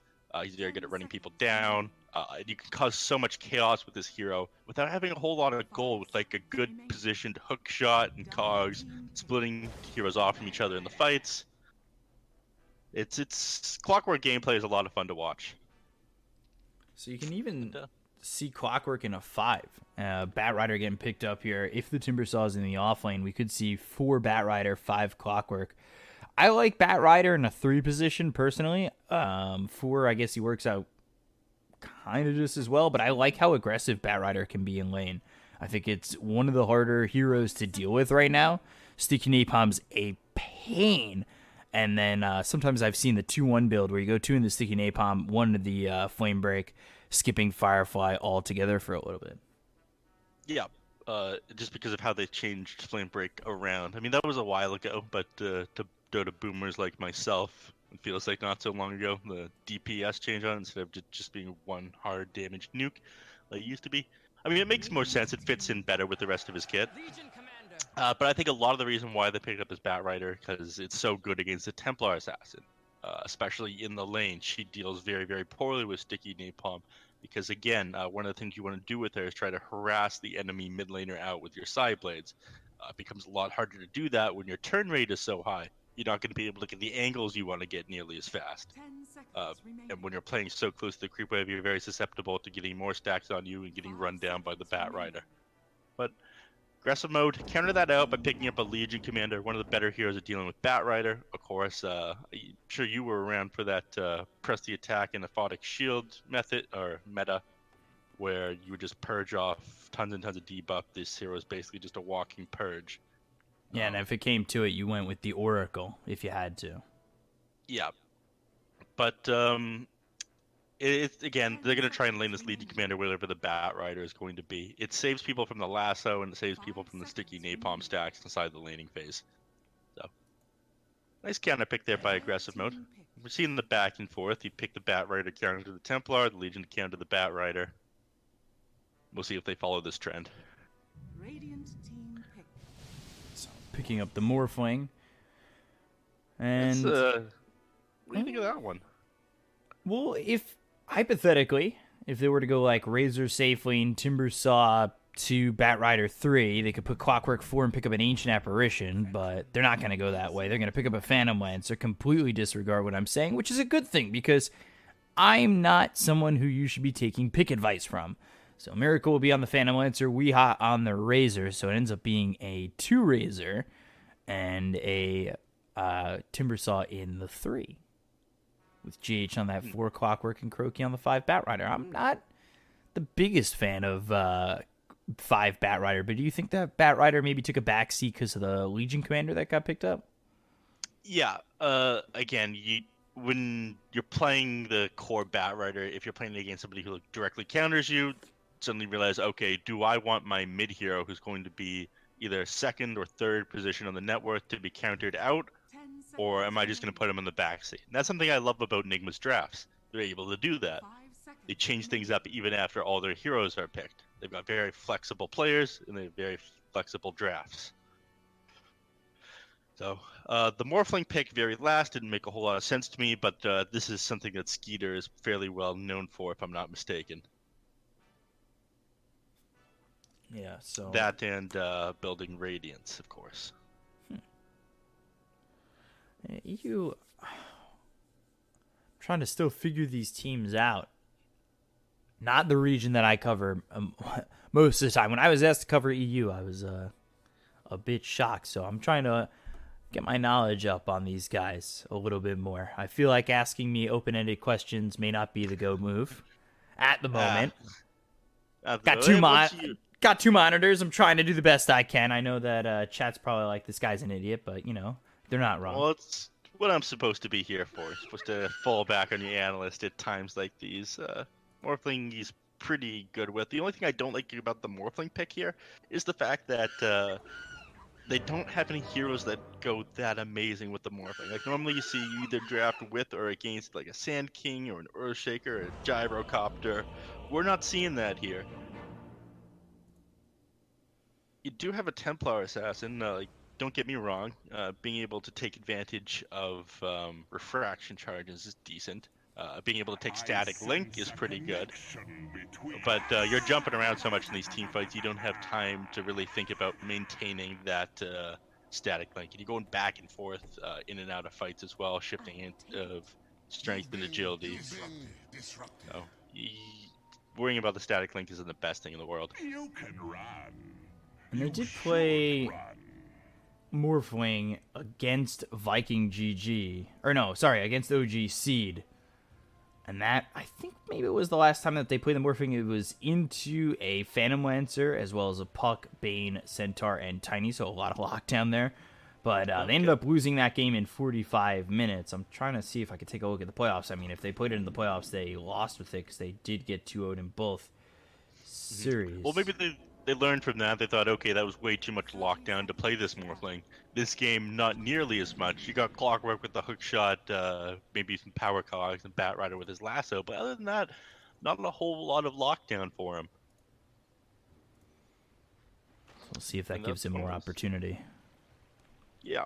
I think it's just a matter of getting through this early game. But of course, if you go ultra late, Phantom Lancer is king. And one of the reasons for that is he's got one of the best level 30s in the game. Both of his level 25 talents are absolutely amazing, as go for his 20 talents here. His 10s are decent as well. You go for the early attack speed, and later you come back for the agility once you're level 30, or evasion once you're level 30. Very powerful hero, Phantom Lancer. And the thing with Phantom Lancer, it just feels like even if you shut him down and he gets that Diffusal Blade, like there's always a chance. Like, he is not someone that you lose faith in until you get that Diffusal Blade and then you get blown out. Because you can have that one good fight, and all of a sudden, well, Phantom Lancer had one good fight. He's back in the game. He's got the Diffusal Blade. He's ready to go. So, yeah. Skylark dropping a little bit of BM. Not that happy that they're power cogs. We actually see the Courier go down already. So, tell me about these matchups, too. First of all, you've got the Enchantress as well as the TA over mid trying to harass Weehaw, giving him a hard time. Lil is really up in his face with Impetus level 1. But then you've got Miracle who's shifted over. Oh, Weehaw! I think he's just going to die for this. Why not? Lil's got to be careful. Enchantress doesn't have very much armor HP. But you do have a lot of movement speed, especially with these boots. Ooh, Impetus shots. Yeah, he's going to get it. Static Link or not. Lil comes in. Lil letting his gameplay doing the talking. I feel like for Lil's sake, somebody's got to come up with a voice line that's basically just, my actions spoke louder than my words. So he can spam that literally all the time. I love how we played that one. He just harasses them with the level 1 Impetus. It is so strong right now. He has to be a little bit careful. He's got a lot of movement speed, but so does Clockwork. Unfortunately, Clockwork did not get the boots first. That's something that I was seeing a lot of while I was casting the South American games, and I think it's starting to become more popular in these patches, is you see these position 4s, even some position 5s, they grab boots as their first item because they want to move between the mid lane and whatever side lanes to harass. And Lil's doing that so well right now. Yeah, and having that early level 2, he's got Enchant available, which is not only great because, one, obviously you can enchant something, but the slow early, I feel like, is so devastating. Mm-hmm. The slow, being able to enchant creeps, Enchantress has an amazing kit. Like, it does so much damage now. If you're able to grab, like, a Harpy Stormcrafter, unfortunately you don't get it for a very long time, 30 seconds, but you used to have a joke among a couple players that you were playing a worse version of the Harpy Stormcrafter when you were playing Zeus. Oh, battery assault from GH, moving over at Lil, but that's not going to be allowed to happen as the Mud Golem turns around and throws a rock in his face, keeping him away from the Enchantress. But again, now they've got the Enchant, they've got the Golem. wailing away at GH. Lil might want to be careful, though. Going into the hands of Kuroki and GH might be too much for him to handle. Beautiful. The golem split up into 2 golems after it expires, and of course he just chucks another 2 boulders at him, another 150 magical damage. It's gotta hurt. Yeah, pretty low. low. It just does so much damage, this impetus and chant combo, but again, he is going through quite a bit of mana doing this. Let's take a look at some of these other lanes. Even though I imagine top is where a lot of this action is going to be. Yeah, it definitely seems like it with Lil not only being around, but 3 heroes there for the side of Nigma. Mid seems to be pretty stable now that Lil's not in the mix, as well as now bottom. What I was trying to ask before, we kind of got caught up in the first blood of Weehaw, was that they swapped Miracle and Mind Control. Mind Control sitting here bottom, as well as Skitter. He's here bottom. He's in an off lane. So both teams swapping their lanes. Who got the better of the musical lanes that both teams went through? I think as long as, well, this answered the question for you, considering that Kuroki is teleporting down here to bottom. You don't want this Timbersaw to be harassed out at the first couple of levels. Ooh, speaking of harassed out. Break. Yeah, 3 stacks of sticky napalm. They're chasing Spartan away, and it leaves Skitter to get hit by Whirling Death, but no kill there onto this Disruptor. You gotta still be careful, though. 5 stacks of sticky napalm, now 3 on the Morphling. You let yourself get too many stacks, and all of a sudden, you're just gonna be chased and killed. And they look over, they get the kill on a Spartan. They look over at Skitter, who really needs to be careful, because I just feel like once you get to the 3 or 4 mark on sticky napalm sacks, you're putting yourself into a lot of danger. Yeah, it's when you're stuck in the infinite, so to speak. Your movement speed is slowed down so much that you're just able to get more and more of these stacks off. His SSA Spartan comes back with a full HP and full mana, and a salve for the Morphling. So, Skeeter, not unhappy about his ally's death. Mind Control backing off. He's out of mana. Right now, he's actually got 2 Ironwood branches, an Orb of Venom, and a Quelling Blade going into a Soul Ring and holding on to all that gold for right now. Is there any contemplation away from this Soul Ring, or is he just holding the gold to buy out at once? There might be a little bit of contemplation. I mean, there's not really tons of use of getting the individual items for maybe the Ring of Health would help a little bit. I mean, Gauntlets will give you a tiny, minuscule amount of magic, HP regen and magic resistance, but again, very minuscule. Might just be thinking about it, but it's a super good item on Timbersaw, so yeah, might as well. Yeah, so the item pays for itself. It's like a poor man's Midas on Timbersaw. Hopefully it pays off in leaps and bounds. Meanwhile, Lil, a little bit of revenge there for Weehaw. As Lil comes over one too many times, he goes back to the well. And he'll end up dead, going silent for a couple more seconds. And Kuroki gotta be a little bit careful on his positioning. Glimpse available as GH actually tries to just steamroll towards Spartan. He's gonna come back. They've got kinetic field. Kuroki taking a lot of damage. Skylark, he doesn't have overwhelming odds for a couple more seconds, and the Fairy Fire is eaten there by Kuroki, but the overwhelming odds will hit a couple of creeps as well as 2 heroes, and they'll get the kill. Now into the duel onto the Phantom Lancer. This is not enough damage. Skylark getting really aggressive with it, and Miracle thinks about turning his attention. He's baiting him out. Oh, okay, never mind. Not enough damage. That looked like it would have been a kill for Skylark right there, but apparently I can't count damage that fast. I'll work on it. It's the NA math. We all get the excuse when we live here, and I had no idea how much he was going to hit for, so, you know. Not so good educated. Exactly. If you could do the math on the fly like that, come cast with me. I'll play Dota if I could do the math on the fly like that. Be a player instead of a caster. So we're getting to about that 7.5 minute mark. Taking a look over at the TA of Borneo, and he's currently sitting second on the net worth behind his own Morphling of Skitter, but he's doing a good job. And you know, sometimes you'll see a TA who not only, hold on, actually, Duel comes out on a miracle. They get the victory, and they get the kill. They only lose Spartan for this. The chase is on to Skylark, but he should be able to get under the tower. The question is, how far are they willing to go? GH takes a big chunk of damage right there. Now he's under the tower, throws out the rocket flare and thinks better of it, but here comes Lil. Looks over at Kuroki, throws the enchant onto the Bat Rider. It slows him down, but he's got no help in terms of damage output. And, well, they'll get the kill in a miracle. They'll lose the Disruptor, and they have a 1,000 net worth lead. Back to Borneo, what I was trying to say is sometimes you'll see TAs kind of get shut out of their lane, but one of the best heroes in recovering from the mid lane. Yep. You're in a very bad place if you get to that position where you're very, very far behind. Again, I was watching some games yesterday where it was Death Prophet versus Storm Spirit. And Death Prophet, you can lose that lane in CS. You're not in that bad of a play. You're always able to spam up those creep waves as long as you watch out for that level 6. Storm Spirit, if he loses that lane super hard, though, he's basically kicked out of the game. Top lane. Looks like there's still an engagement going on here. Yeah, Skitter moving forward after they get the kill on a Spartan. Mind Control gets credit for that one. Waveform forward. Skitter keeping up as he's morphed into the Timbersaw, but he won't be able to do the damage. Meanwhile, now Lil dies over mid. Weehaw gets double revenge out on him.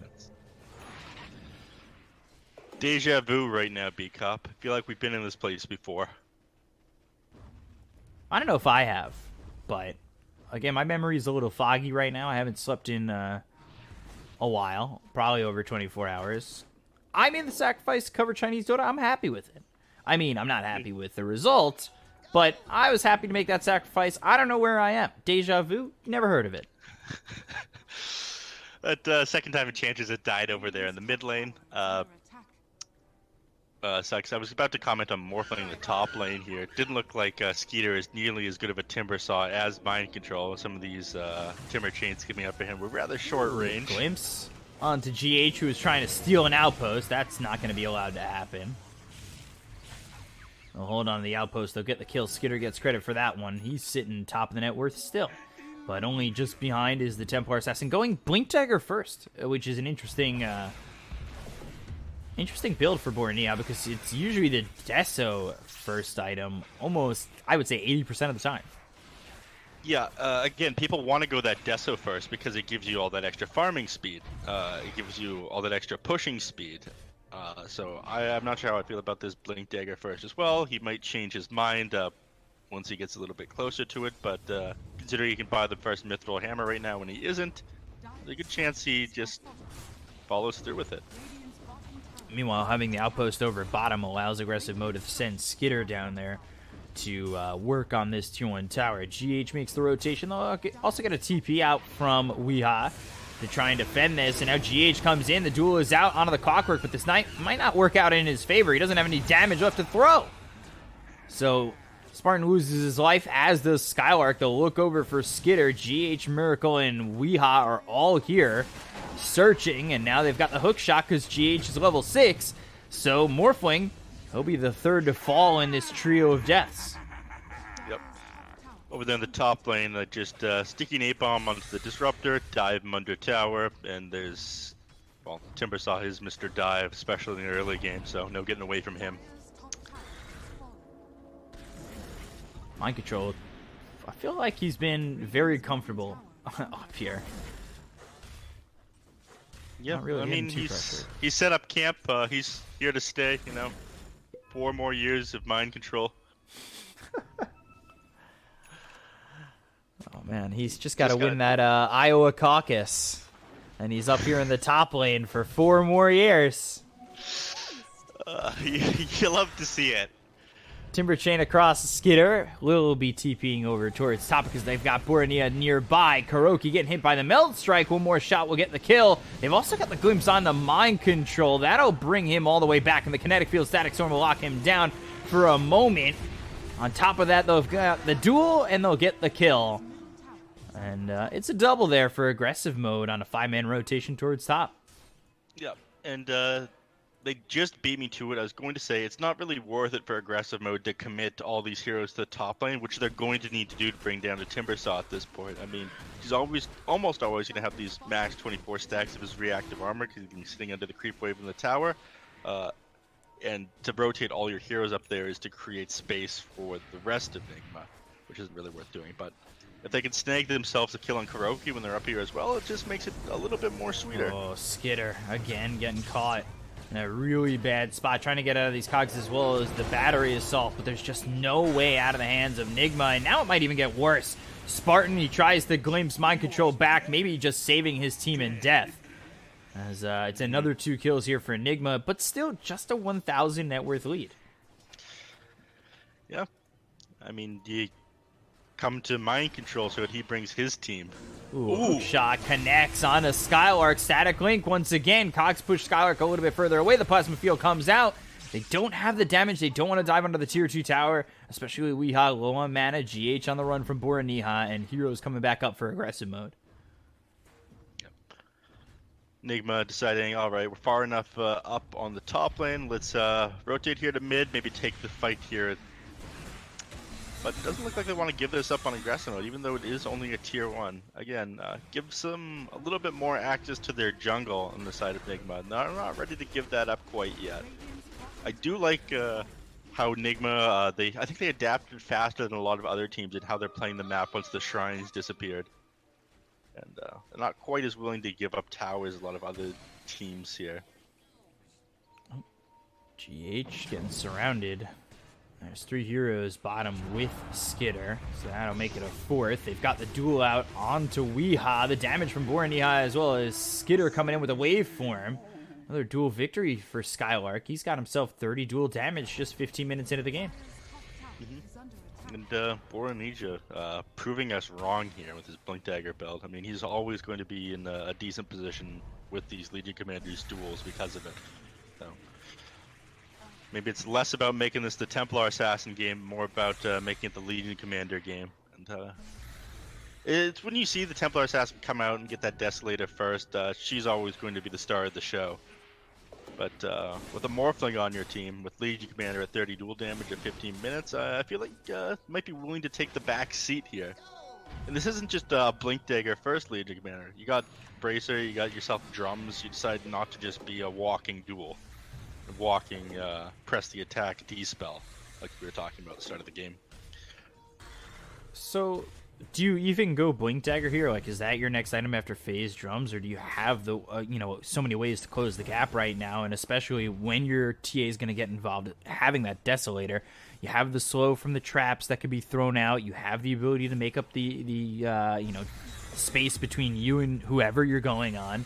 Is it the Blink Dagger next for sure for Skylark, or would it be something different as he queues up the Blink Dagger, making this question sound stupider than it actually is?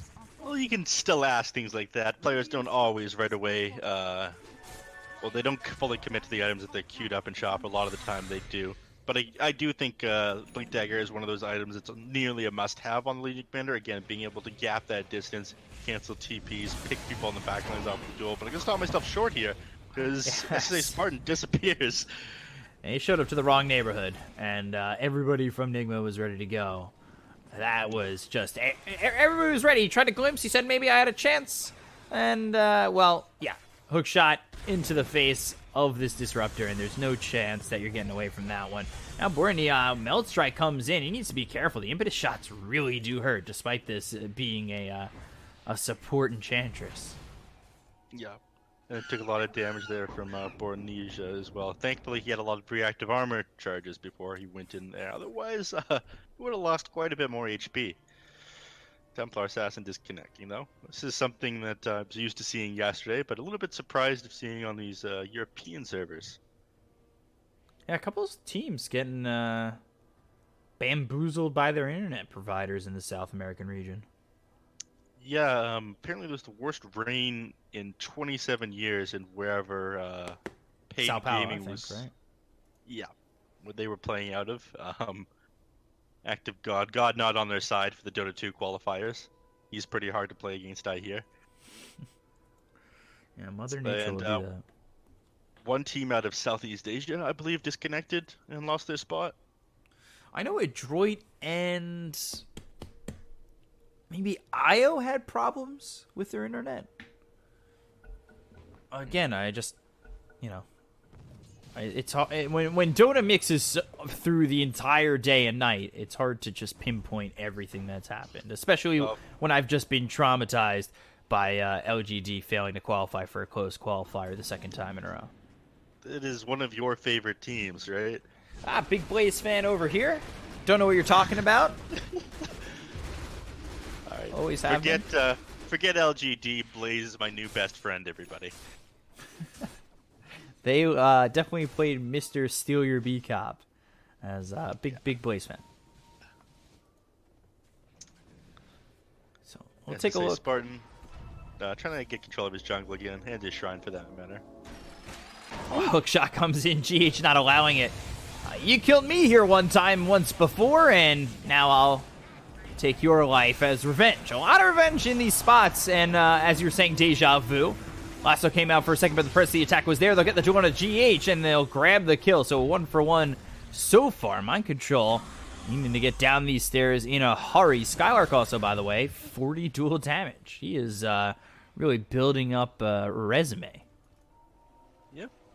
He's going to be pretty happy about this. Again, he opted not to go Blink Dagger first, but he's getting these duels off regardless, just because of the good positioning of his teammates to be able to get that damage out for him during the duels. And I think one of the reasons for that is this Templar Assassin. He's always seemed to be around him and always able to get on top of these dual targets right away because of this Blink Dagger first. Again, I do prefer the Desolator over the Blink Dagger as the first item, increased farming speed and whatnot, but this isn't going to be the Bora Nisha. I think I'm butchering the name, and Chad is going to laugh at me for that. I don't know. I thought they were laughing at me, so, I took a glance over. I was like, I guess I'm getting it wrong. We'll see. We'll see. It's one of the two of us. We'll both stick by our guns. They can only laugh at one of us, right? Surely they're not cruel enough to get us both.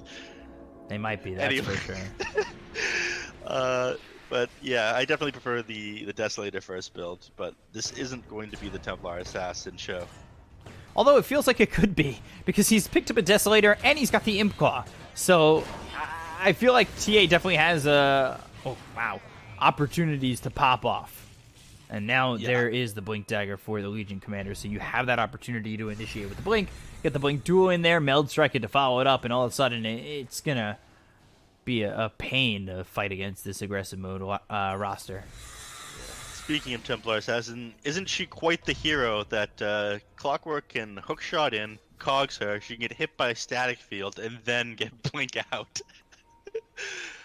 Balance in all things. Balance in all things. Refraction is a very good ability. It used to be back in the day you could disable refraction by grabbing an Orb of Venom. Ooh, stop myself short here. Spartan going down once again. Kuroki getting credit for that kill, though. Timber Chain across the bow of Lil, and now they'll give chase, but Skylark popping the drums to give them some space. Lil trying to add a Phantom Lancer to his army of aggressive mode. But I was just saying, there was a time. Oh, I spoke a little bit too soon. Duel coming in, Borania getting the kill on a Kuroki. I was looking bottom for a split second. These kills are happening quick, and I am off ball right now. But here's what I was talking about. Diffusal Blade coming out here for the Phantom Lancer, actually after the Mantis style. Sometimes you'll see like an all-in on the Diffusal Blade first if you find yourself too far behind, but they're actually up 4,000 net worth. They've been afforded this kind of space, and now they'll go in on the Skylark. Double damage out on the Miracle. A lot of damage being done to the Legion Commander trying to run overwhelming odds, as well as the Static Storm and Kinetic Field locking in too. Somehow Skylark escapes, and now they look over Miracle. He's in a lot of trouble. The hookshot comes in from GH. Miracle still nearby, but not dead just yet, as he finally falls to Skitter. Borneo soon to follow. Two heroes got on the side of aggressive mode. Skitter trying to run. Battery Assault doing work here as Mind Control moves forward. Timber Chain coming over. And Skitter morphing into the strength. Skylark also dead. Three heroes got on the side of aggressive mode. They've got the glimpse. Can they get Mind Control out of the hair of Skitter? All right, well, the water of Skitter. Let's go with that. Waveform into the trees, but still not out of the hands of Enigma just yet. And now he throws the E-Blade as well as the Adaptive Strike over to this Bat Rider, but it's not going to matter. They've got him surrounded. They'll get the kill, and they'll take out a fourth. They look over for a second at Spartan. Could make it a fifth. I think Kuroki was looking to go onto the high ground with the rest of his team, but they got glimpsed back, and now he'll actually end up losing his life instead. Yeah, so 4 out of 5 heroes going down for aggressive mode. The tail end of that fight, it was actually Razor chasing down Legion Commander over to these trees over here. Just trying to juke and drive around the trees, but unfortunately Razor way more movement speed than the Legion Commander. You're not able to get out of that, and Blink Dagger was not off cooldown that time that he was juking around in those trees there.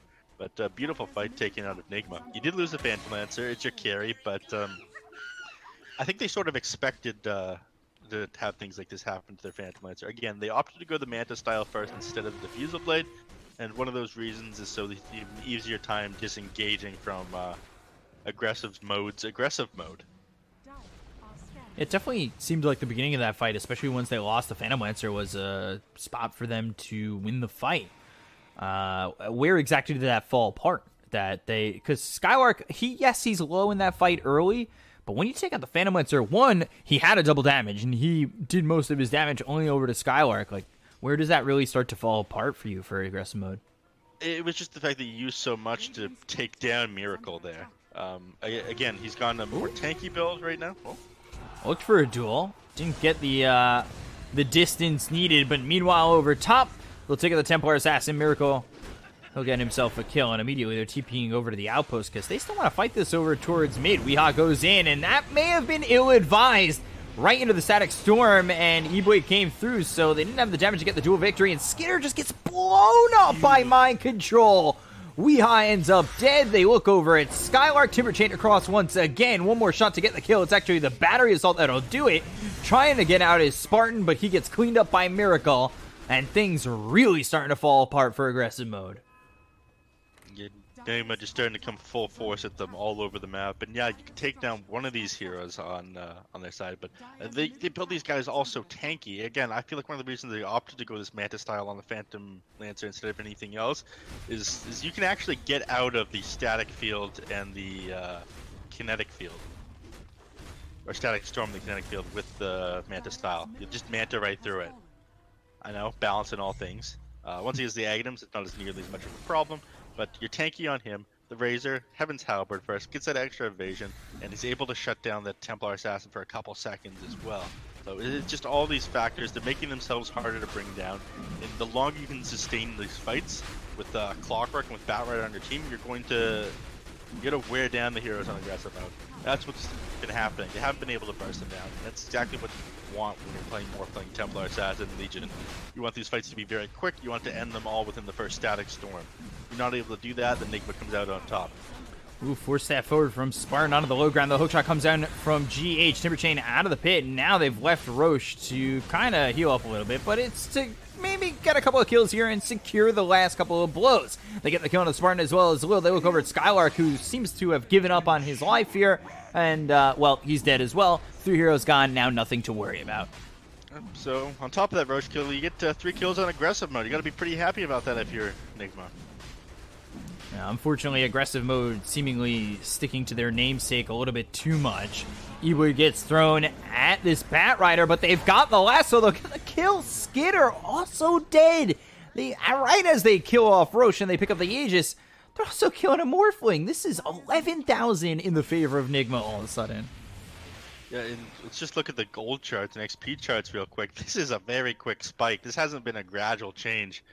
Already, Dota Plus given a 92% win rate for Nigma. Oh, Bornea might be in trouble. GH comes over. Technically, team wipe.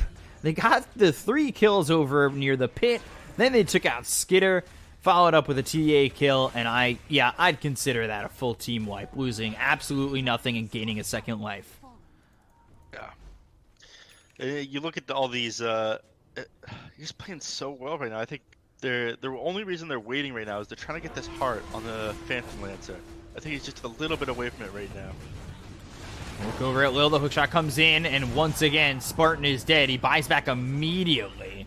The BKB was popped by Weehaw going onto the high ground. They'll go after the tier 3 tower. Lil gets hit by the Phantom Lance, and, well, let's see how well aggressive mode are able to defend, as they've lost the tier 3 and the base has been broken.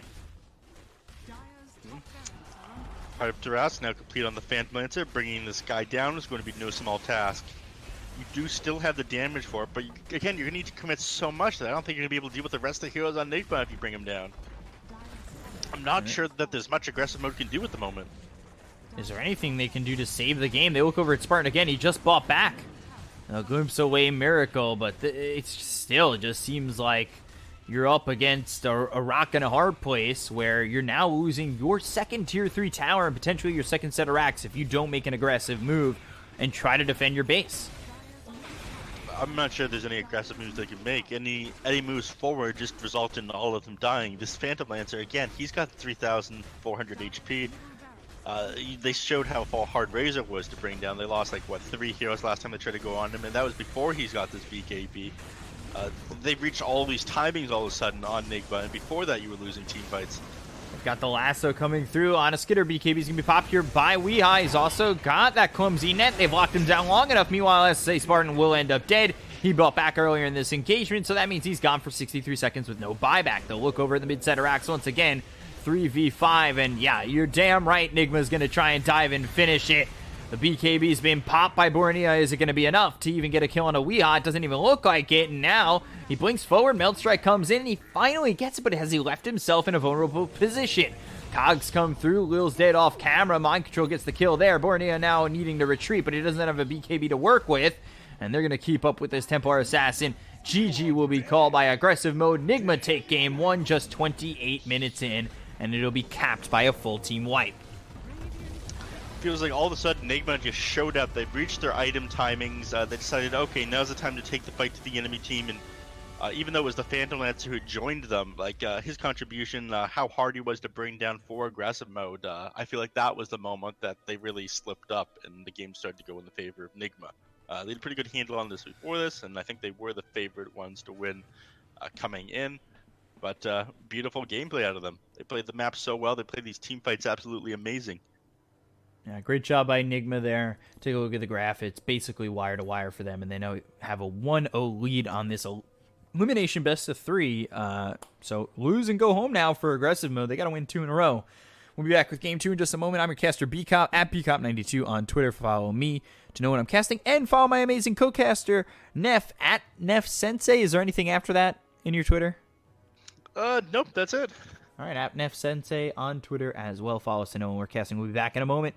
Stay handsome. Stay tuned. So we'll probably see Weeha over on that mid Razor once again. Question becomes, is Lil as much of a disruptive force in that lane now that he's not on that Enchantress? I don't think so. Clockwork, again, not able to do nearly as well. Has to get up close and personal with a lot of these people. Meanwhile, Enchantress maintains a distance, and that's how she does the majority of the damage. I think he'll probably go Boots of Speed again, rotate between the mid lane and whatever side lane chooses to harass more again, but we won't see that same level of harass. Clockwork just isn't as strong for the harassment of the mid laner as Enchantress is. Interesting. Quickly into that Storm Spirit after the Bloodseeker pick. Yeah, I mean, it makes sense. You don't have a whole lot of lockdown right now. We talked about how Clockwork doesn't have that much in his kit by himself, and right now, what are you going to do? Hold him up or find a way to chain him down for 3 seconds so the Blood Red can hit the Storm Spirit? You're going to have a ball, but that does answer our question. The Razor is very likely to play position 1 now, and Storm Spirit is very likely to go mid. So now we'll see Storm probably the 2, Razor the 1, Sword the 3. That's potentially leaving you needing a 4 or 5 here, depending on where they want the Chen. Is Chen played preferably now more just a 5 position than anything else these days? Yeah, again, it's a hero that doesn't need any gold to do what he wants to do. I mean, yeah, he does pretty well with a mech. Some other regen items. Again, he's got that regen amplification ability, but I think that applies to everyone inside the aura. It doesn't need to be heals coming out from him, does it? That sounds correct. Might be onto something. Okay. Yeah, Divine Favor. Passively provides auras that grant... Oh no, it's just auras. My bad. But yeah, if he gets like Helm of the Dominator sort of thing, then he's going to be providing a little bit of extra HP regen to all of his allies. 10 seconds remaining. We'll see though. Yeah, the question becomes, can he get that kind of farm to get those items, and will it be from a 4 or 5? I mean, you don't want to last pick your position 5, do you? So that's the reason why I imagine Chen is going to be the 5. Mixing exactly position 4, but I feel like I've seen it a couple times where like a last pick ancient apparition would come through. really, I mean, yeah, I could see that as well. But that's if the entire enemy team has like a bunch of hits. Actually, you kind of do here. You have the Bloodseeker and the Omni Knight, so it wouldn't be the worst thing in the world seeing a last pick ancient apparition.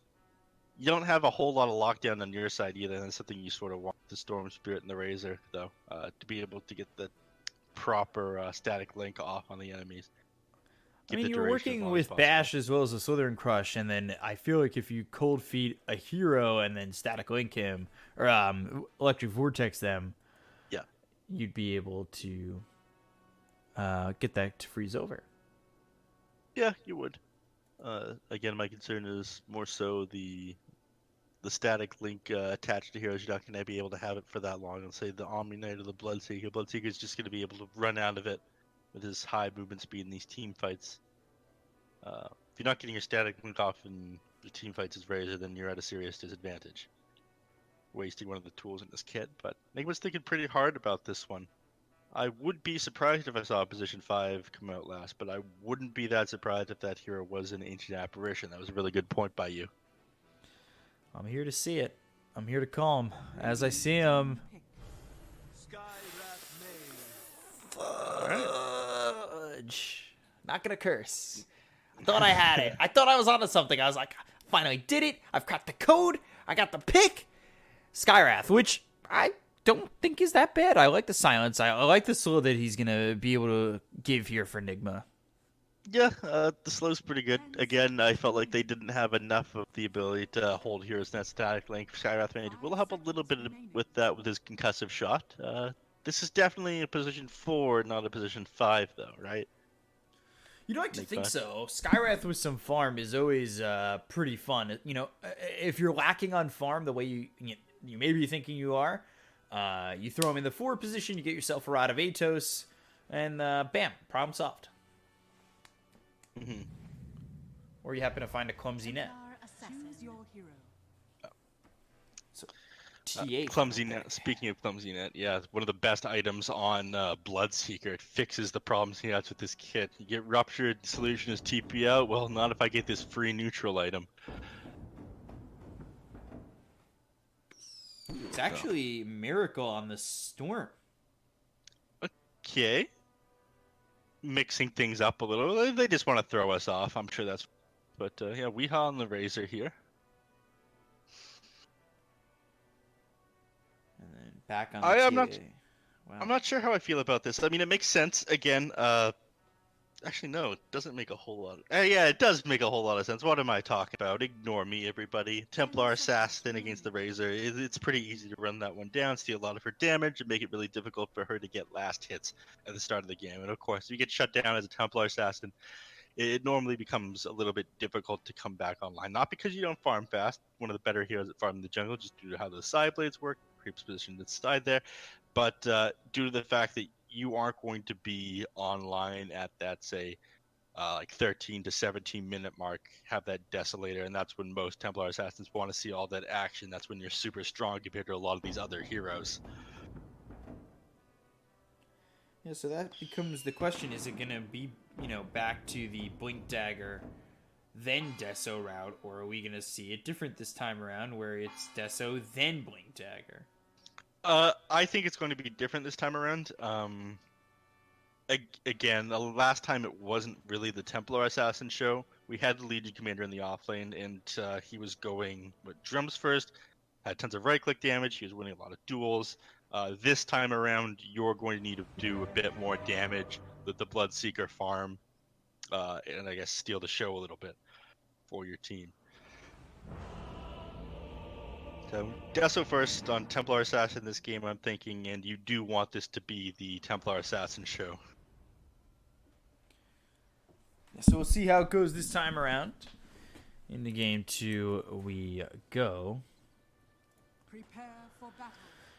So let's see it. Let's see if any lanes swap this time around. We were playing musical lanes like the previous game. It looks like Miracle, at least for right now, is setting up to go mid, and we had to be in the safe lane. Mm-hmm. So for the moment. I really like this Clockwork starting build. You got Windlace, Orb of Venom, and then the allies share you the Tangos. So this is the ultimate killer Clockwork build. At 337 movement speed, you're slowing people down once you start hitting them. So anybody who runs into this is going to have a bad time. I think it's going to be made even worse by either Frost Class or Frost Shield coming out.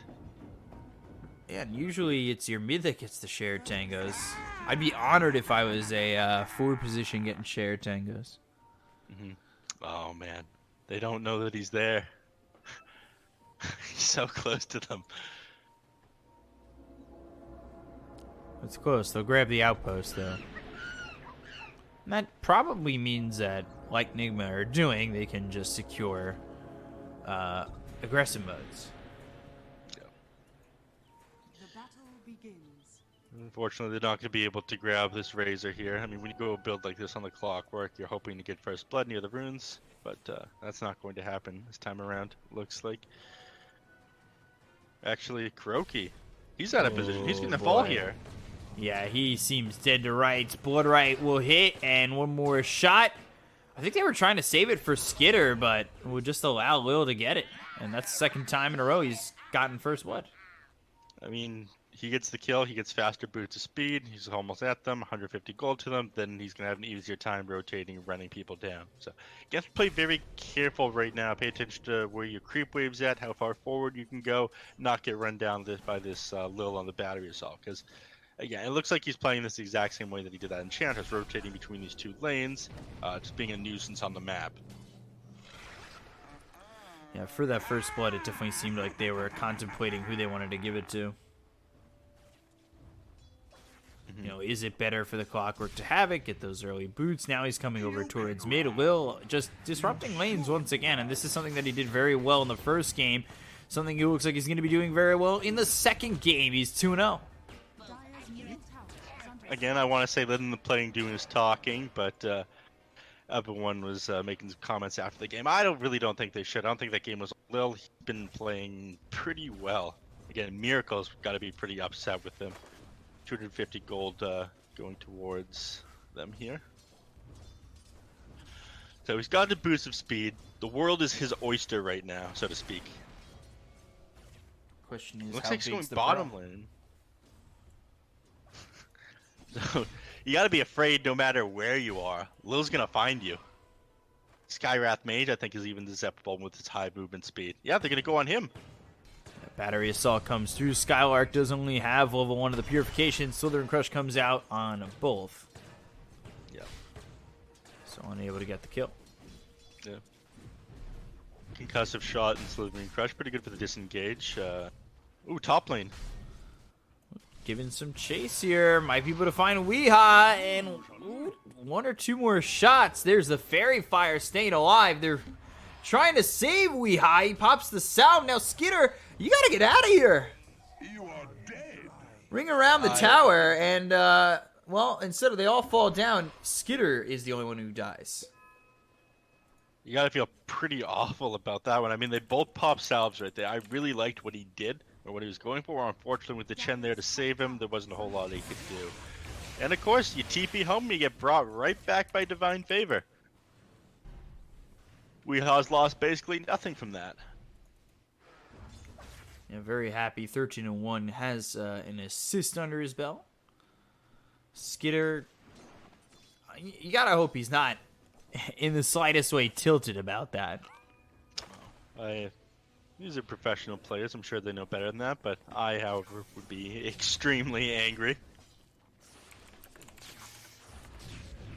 So, again, I like what he tried to go for there on the Bloodseeker. He popped the salve, but Kuroki being there really made that so much harder for him. And then there was no real punish for him using the salve up. He didn't spend any time out of lane either, and he brought it right back afterwards. Oh, well played by them. Bottom lane Skylark taking a little bit of harass, but he's going to be fine. He heals up pretty nicely with Purification, Divine Favor. They're actually opting to dive behind this tier 1 now, though. Actually, never mind. They think better of it. I'm surprised GH has kind of stayed here as long as he has, but now coming over, Lil trying to get a kill. Get the slow out, Slither Crush. Lil in trouble now. They've got the Heavenly Grace. They might even turn their attention onto the Omni Knight and get the kill there, and they do. You know, it was one or the other. Whoever you graced was graced with life, but you were graced with death. Yeah, I mean, he got a little bit too far forward there. The little nuance of that play I want to talk about is the fact that when they attack the power cogs to get the GH out, a lot of time if you only break one cog, you get pushed back, you take extra damage, you just say, oh, I'm going to stop myself here because SSA Spartan. He goes down, they've got the Golem to get the Sun out, they avoid the Blood right on Weehaw, but Kuroki getting chased pretty heavily. Weehaw trying to deter Skitter from going in any further, who tries to man-up fight Weehaw. Again, we learned how this happened last time, but this time he comes away with the kill and ends up dead right afterwards. Yeah, just man-moding into those two heroes. Miracle going down again. Behind us, tier 1, nobody able to rotate on that, and, well, I say nobody, GH came over, but you had two heroes working on the Bloodseeker. If any of them had committed to go over mid, they were both dead. Yeah, but that's one of the things that made that Bloodseeker so strong and able to fight that Razor, and Kuroki on the Chen here is... But now Skylark, he's in trouble. Puts the Heavenly Grace on himself, gets slowed, he continues to get hit up by the Bash, and then the Slithering Crush to follow it up. But I'm not certain Mind Control has the mana for the Slithering Crush to follow it up. This time, however, it won't matter. Finally, they'll get the kill onto this Omni Knight. Yeah, Heavenly Grace will slow it down, but it's inevitable. With Slardar and Skywrath Mage against you as a melee hero, you're going to go down. And, whoa, Miracle, both kills over mid. And then Razor up top, Weehaw! He's getting chased out. This is a bloodbath right now. I need to keep my hands and feet within the ride at all times right now. Put your seatbelt on, folks. All right. But yeah, I guess Miracle said, I've had enough of that. Both of you will die if you go on me again in the mid lane here. And it's absolutely that. Radiant's middle tower is under attack. Looks like, yeah, he wants to go on Skeeter again here. Who's he pulling back? The Razor. Got the Mud Golem. He'll bring the Razor back over. If he could get a stun, he'd probably turn that into a kill. But now Weehaw's the one getting chased. GH is here. Sinister Gaze, they'll get the silence, but they'll lose the Lich very quickly. Rocket Flare coming in. Skeeter on the chase, but now you're starting to lose some damage, and you're starting to lose your life. Lil is here. He might even just add to the kill total. Weehaw turning around. They've got the silence. Plasma Field comes in. They've slowed him up. They've got the cogs out. Just maybe save his life. With a minuscule amount of health, he just survives. Yeah, but all it's going to do is have you walk back to base. You shouldn't have walked into that in the first place. It's just Nigma coming out ahead all over the place right now. Things really heated up for them. It looked like aggressive mode were doing pretty well. Lil finding kills all over the map, but it just hasn't been enough. Everyone else on aggressive mode, look at these scores. 0-2 on the Lich, 1-3 on Bloodseeker, 0-1 on Templar Assassin, 1-1 on the Omni Knight down here. Only person doing well on aggressive mode right now is Lil. I feel like this is a lot of the last game, except it's just coming out even faster. Yeah, it definitely feels like they're embodying their name a little bit more than they should be at times in this game and last game as well, where they try to play it aggressive and then they bite the bullet on it. They end up in a lot of trouble. Ball Lightning comes in on a Skitter. It's actually a little bit short from getting the Electric Vortex. Good cogs placed down by Lil. Still going forward, though, looking for Skitter. Bloodright is down. Miracle, he Ball Lightnings away, and they get the kill on a Spartan, but Skitter pretty fast. He thought about it for a second of turning around and going in, but I feel like fool me once, shame on you. Fool me twice, and potentially third, fourth time, shame on me. Yeah, especially that fourth time. Alright, neutral items starting to come out. First one, Ocean Heart. Storm Spirit's gonna be happy to have that if he decides to sit back in the mid lane. Born Ninja with the haste Naruto run. Looking over at Kuroki. Meld Strike, cogs coming through. They'll get the kill on the Chen. TA gets an easy one, starts killing off some creeps. Yep. Smart enough to separate them, though, on Kuroki. Didn't line him up to the side like he had a second ago. So, that's a nice kill for them. They need these things to come back into the game, though. Starting to fall off already. Yeah, you look at where the Omni Knight is. Look at this. 1,500 net worth. Second to last. Remember, this guy was supposed to be a core hero once upon a time. Now he's getting chased by Mind Control. Look at the bash damage. That Only level reason 3 he is deadly. Only reason he didn't commit to that is because he thought that he might have had Heavenly Grace. Oh no, it's over. Yeah, Ball Lightning all the way in. Miracle gets the easy kill. Definitely feels like a game where we're watching a storm get out of control and snowball. Potentially into an early Bloodstone. And from there, a lot of charges. Because it seems like it's not slowing down at all for Nigma. Yeah, I mean, this was with like 2 kills onto the Storm Spirit at the start of this game. Radiant's bottom tower is under attack. Top, taking a look. They got the kill there onto Lil. Again, Spartan now on the run. He'll be the second one to join them. And will they be able to get after Skitter? Some damage being thrown out by GH. Now the slow. Kuroki goes around the short way. They're applying a lot of pressure to this Bloodseeker as Skylark down bottom dead again. They're not giving him any breathing room. And I did say this would be the Bora Ninja game, but I'm not sure that he's going to be able to carry this if all of his allies are going to be this far behind. With Omni Knight is essentially a non-issue at the moment. He's at 1,800 net worth at 10 minutes. Bloodseeker they've turned their attention to. With heroes like Storm Spirit, Skywrath Mage Razor attacking him, he's not going to be able to find any farm. When you're not able to find farm it, you're going to watch that net worth increase very quickly. Kuroki might just be dead again.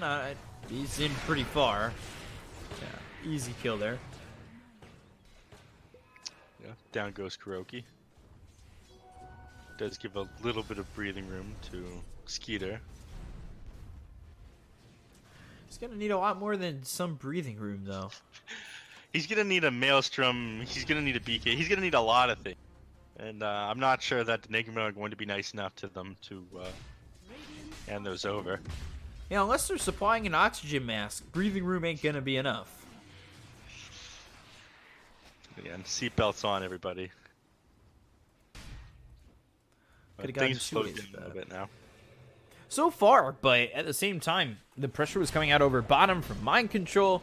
He's going into a pipe, so it's not immediately into that Blink Dagger, but he's got Corrosive Haze, and I feel like at any moment he chooses, they really could just start to fight, put that minus armor on anybody, and pressure them out.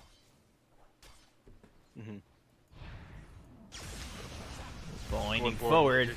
They're going for the TA. Hookshot comes in. They've got the silence onto the TA, but it's not enough damage. Shockwave through, and Chain Frost bouncing around all the way to the back. But it's still enough damage to get the kill on a GH. They'll throw the Rupture out on a Weeha, who won't be hit up by this Blood Right, but still 1 for none. Yeah. Down he goes there. But again, you're happy with this in aggressive mode, but you're still not really falling any further behind. Every time you get one of these kills, Enigma are usually using this space to farm and keep their hand. Like the net worth lead doesn't really go that much in your favor even when you're getting a kill. They're farming so much more efficiently on Enigma. And look how afraid Skeeter has to play. Like he knows at the end, if there's any enemy heroes anywhere near the top lane, he can't be there. He's farming out the lane with Blood Rage from nearly max cast range. He's scared not only the net worth difference, but the experience difference as well. Sorry to cut you off there. No worries. It just shows the state of this game that we're at. But 2 heroes here, even them, afraid to confront Weeha on this Razor as he gets closer and closer to the Heaven's Halberd.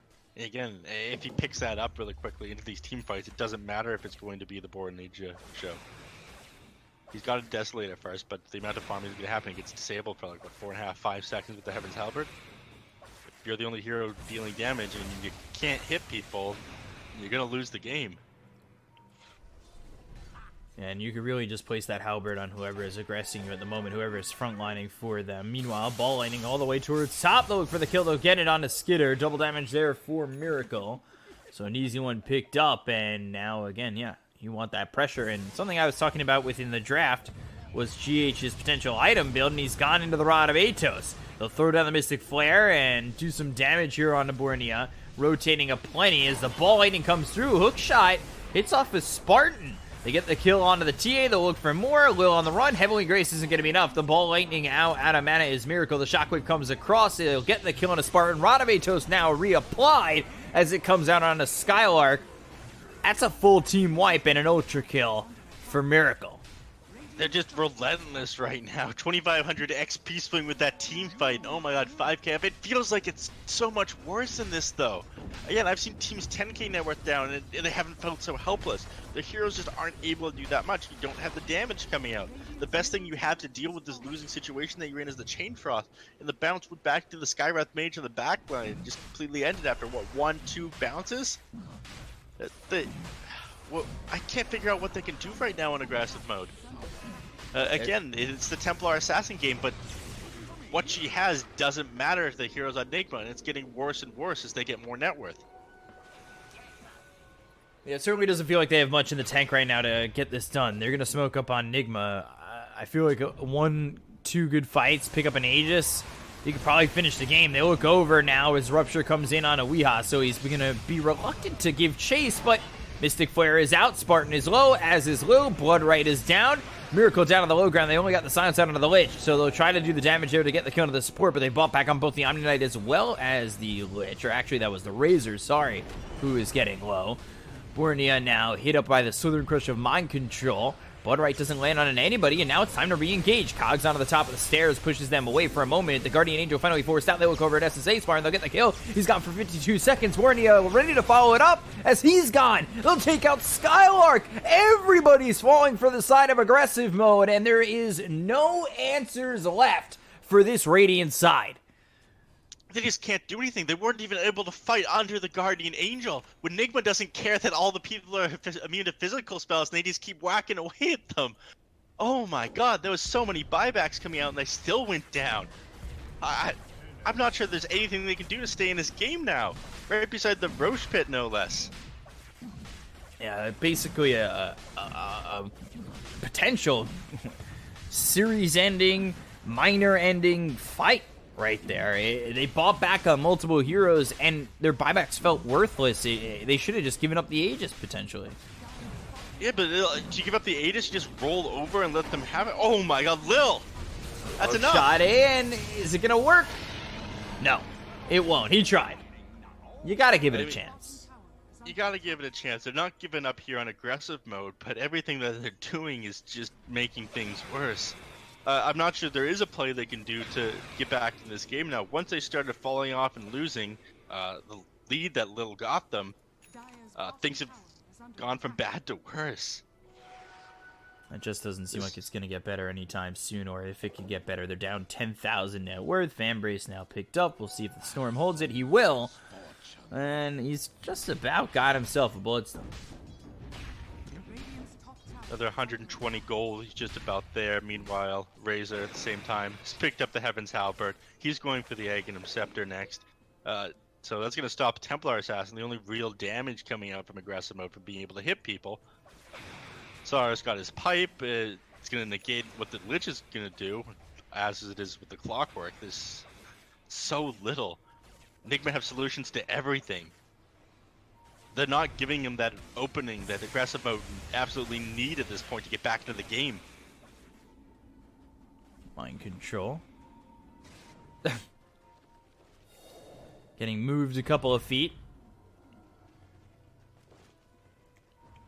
They want to jump on Bornea once again. They don't have the Blink Dagger to close the gap and get that Slither Crush out, but they're just going to go to the high ground, and now they've got the Ball Lightning all the way through. Bornea, he's been spotted. The Slither Crush actually hits on a Skylark on the high ground, and now they look over. They've got the Electric Vortex as well as the Mystic Flare. They'll get the kill. He's dead for 48 seconds. Ball Lightning back in. They'll look for Spartan as well as Lil. Cogs are locking in both Lil and Spartan, and yeah, they'll both die. They also got the kill on a Skylark. Another multi-kill from Miracle, as that's a triple kill, putting him at 13, 2, and 6. And aggressive mode, they tap out of this game, they tap out of this series, and they've tapped out of the potential minor slot. It's gone so wrong for them. They have lost 3 consecutive series 2-0. Yeah, that's gonna. I feel like each one things get worse and worse. That it carries over with you. That affects your mental state. Again, they did amazing in the group stage, but everyone starts to look at you once that happens. They think, okay, you're the team to beat once the main stage rolls around. I'm gonna analyze your play. I'm gonna focus a lot more on games with you and how to counter out you in these games. That's exactly what Nigma did with their hero picks. Exactly what they did with their items. They just didn't give aggressive mode a chance to exist in that game. That was some beautiful teamwork out of Nigma, and I think this is the Nigma that everybody is used to seeing. This is what we saw from Liquid when they were Liquid at TI. You love to see it. They did a really good job there. Easy 2-0, aggressive mode. It was actually 4 series in a row that they got 2-0'd, and now they have been eliminated from both minor and major contention. So, Nigma, they move on to the next round, which will be up against the loser of our next series, which is Liquid against Alliance. Originally scheduled for 1 in the afternoon. It's only 10:30 a.m. On the eastern part of the world, or on the eastern U.S. part of the world. So we'll be back with that in just a moment. I'm your caster BCop at BCop92, joined here by Neff at Neff Sensei on Twitter. Follow us to know when we're casting. We'll be back in a moment. Stay right there. Appreciate you. Love you. Yeah, we're seeing that chant a lot. And it's been popular. Like you were saying with the Sven, you've seen it a couple times in the South American region. I saw it a couple times for OG. Maybe one of the only teams that in this region knows how to handle it. I mean, they just open up the entire map for Sumail, and then when he's ready, he comes out. Yeah. It makes sense that they would pick it last game, seeing how well last game went. They played it pretty well on Kuroki. They're probably watching that one as well, coming up with some extra ideas. Watching Kuroki draft is something a lot of teams take notes on, I feel like. Despite No, the public made some outlash comments about that post TI is was it TI8? He said, "Why do you think? What do you think going into this? Oh, just taking Kuroki's advice or something like that." That he said.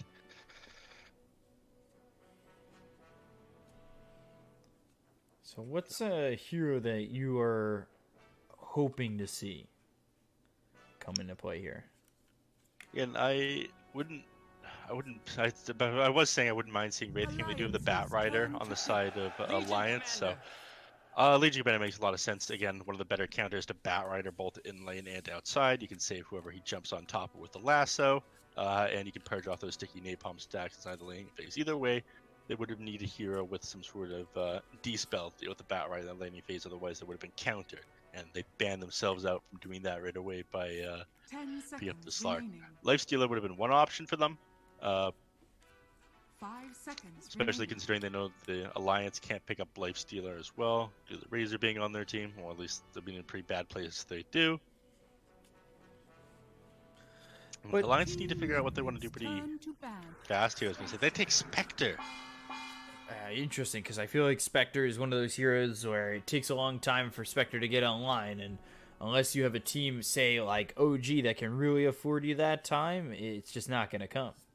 It's really weak right now as well. Yeah, OG affords you that time, but I feel like one of the reasons they were so strong with Spectre is because they were really abusing that damage reduction, which, of course, a lot of that has been mitigated or removed from the game. Like the combination of the Spectre and the Wisp, having that combination, it was like, what, 40% or 42% damage reduction? Damage in all directions when you... Because it added on to each other. Instead of being like, what is it? What the word am I looking for here? Multiplicative? That's the one. Thank you, Peacock. You speak the good like, I'll do the other things here. It's my 2-year degree coming in, some handiwork right there. Meanwhile, me with the NA education now. Yeah, it would add on to each other. Unlike magic resistance, so each time you get extra magic resistance, it reduces. So if you did 1,000 damage to the Spectre, who had the damage reduction and the magic resistance, it would only do like 300 damage or less. 10 seconds remaining. It was 5 seconds. It was balanced. It was balanced. It was the game exactly as intended. Alliances turn I feel like Brood that's Mother Bandit. disingenuous right there, the balance that you're talking about. We're at your service. Oh, God. They make one pick, and all of a sudden, it's just like gongs and noises. I don't know how loud it is coming in for you, but they made that Windrunner pick, and I swear my headphones just went off with gongs and noises, like I said. remaining. Yeah, just nonstop. They definitely planned this one. Actually, they both dropped the celebratory gongs at the exact same time. My bad. When I see the Wind Ranger, I immediately think Weehaw, but that's 3-3 and not Weehaw. Weehaw's on another team.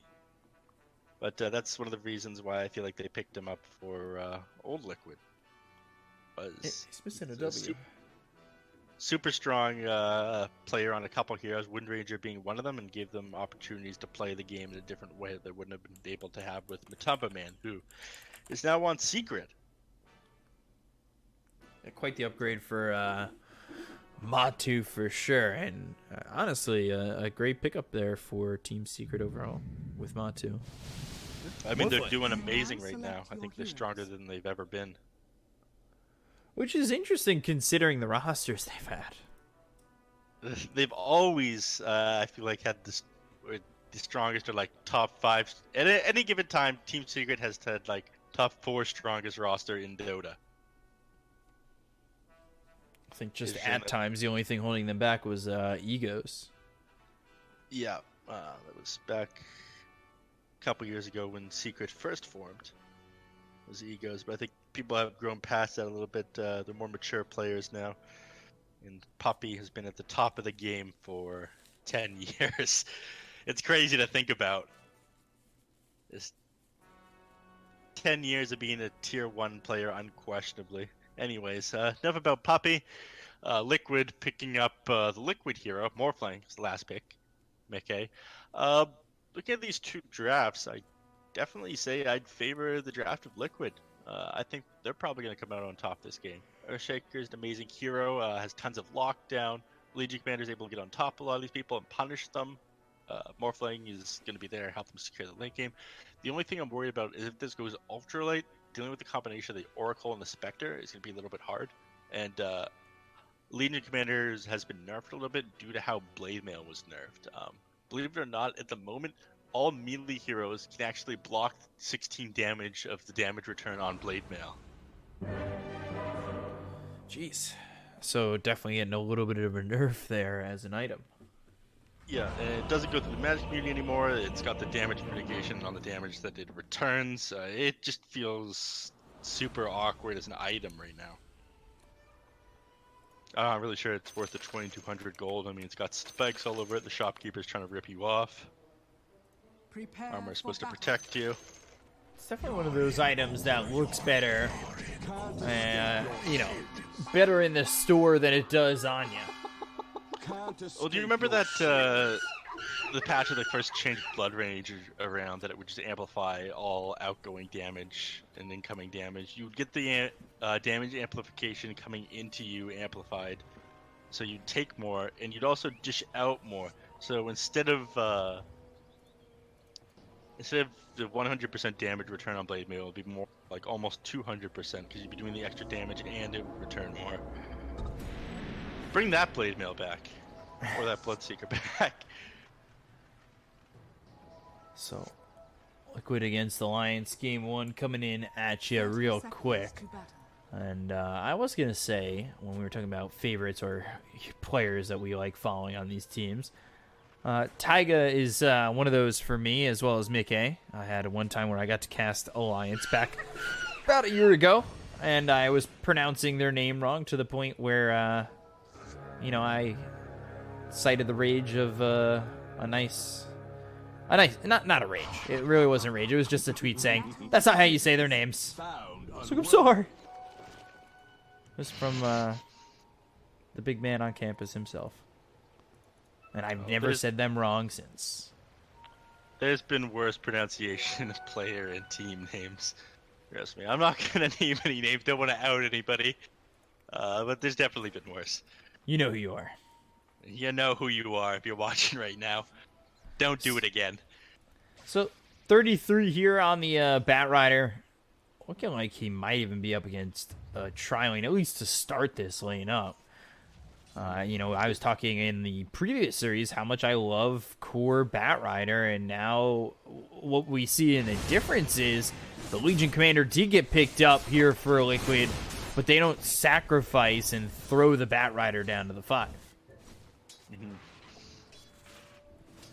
And yeah, they decided to teleport people out of the way. It's not worth sending all these heroes up against the Bat Rider. Again, if you play too far forward and aggressive onto him, he's going to be able to get a lot of sticky napalm stacks and punish you.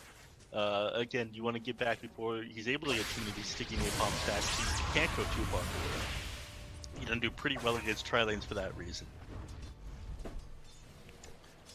Taiga down here in the Earthshaker. This is what we were talking about. A lot more heroes at early levels in the patch are going Boots of Speed, just so they can move between the lanes a lot faster.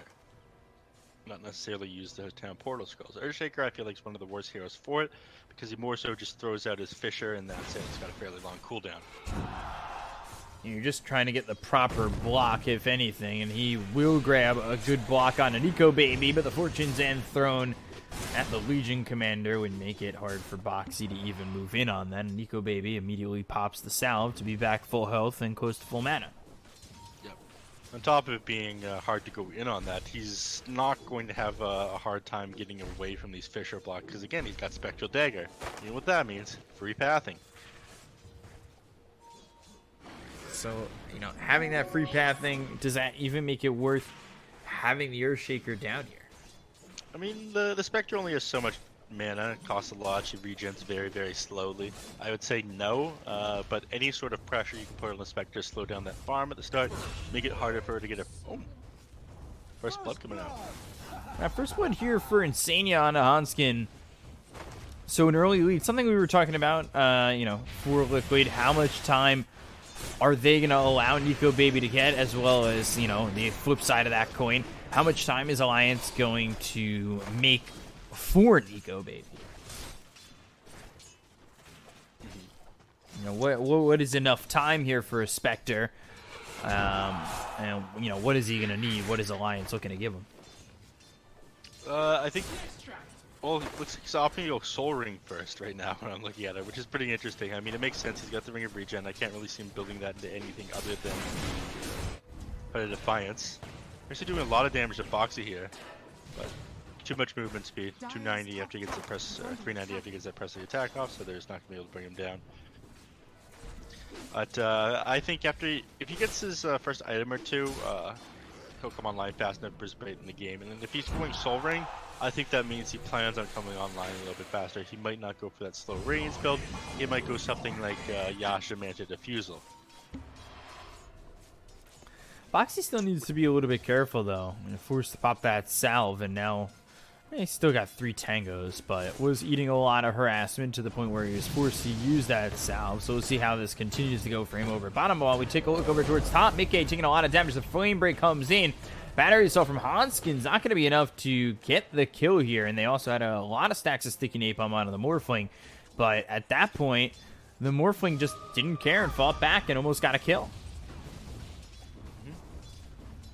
Windridger getting a lot of runes here in the bottom lane. Pretty value. She picked up a bottle, which looks like it's exactly what she's going to do at this point. A lot more control than Razor. Boxy doing what he can here down the bottom lane against the Spectre. And I tried to try a circle there. I hope you didn't see that on camera. I did. You're, it's very avant-garde of you. I see. Well, that's embarrassing. Thankfully, there's not that many people watching this. Yeah, you know, and just see how poor they teach us how to draw circles. It's very hard with a mouse. People don't realize. There it goes. It is. All right. Looks like Clockwork's off to go Tranquil Boots pretty quickly here as well. I think he picked up the first item, Boots.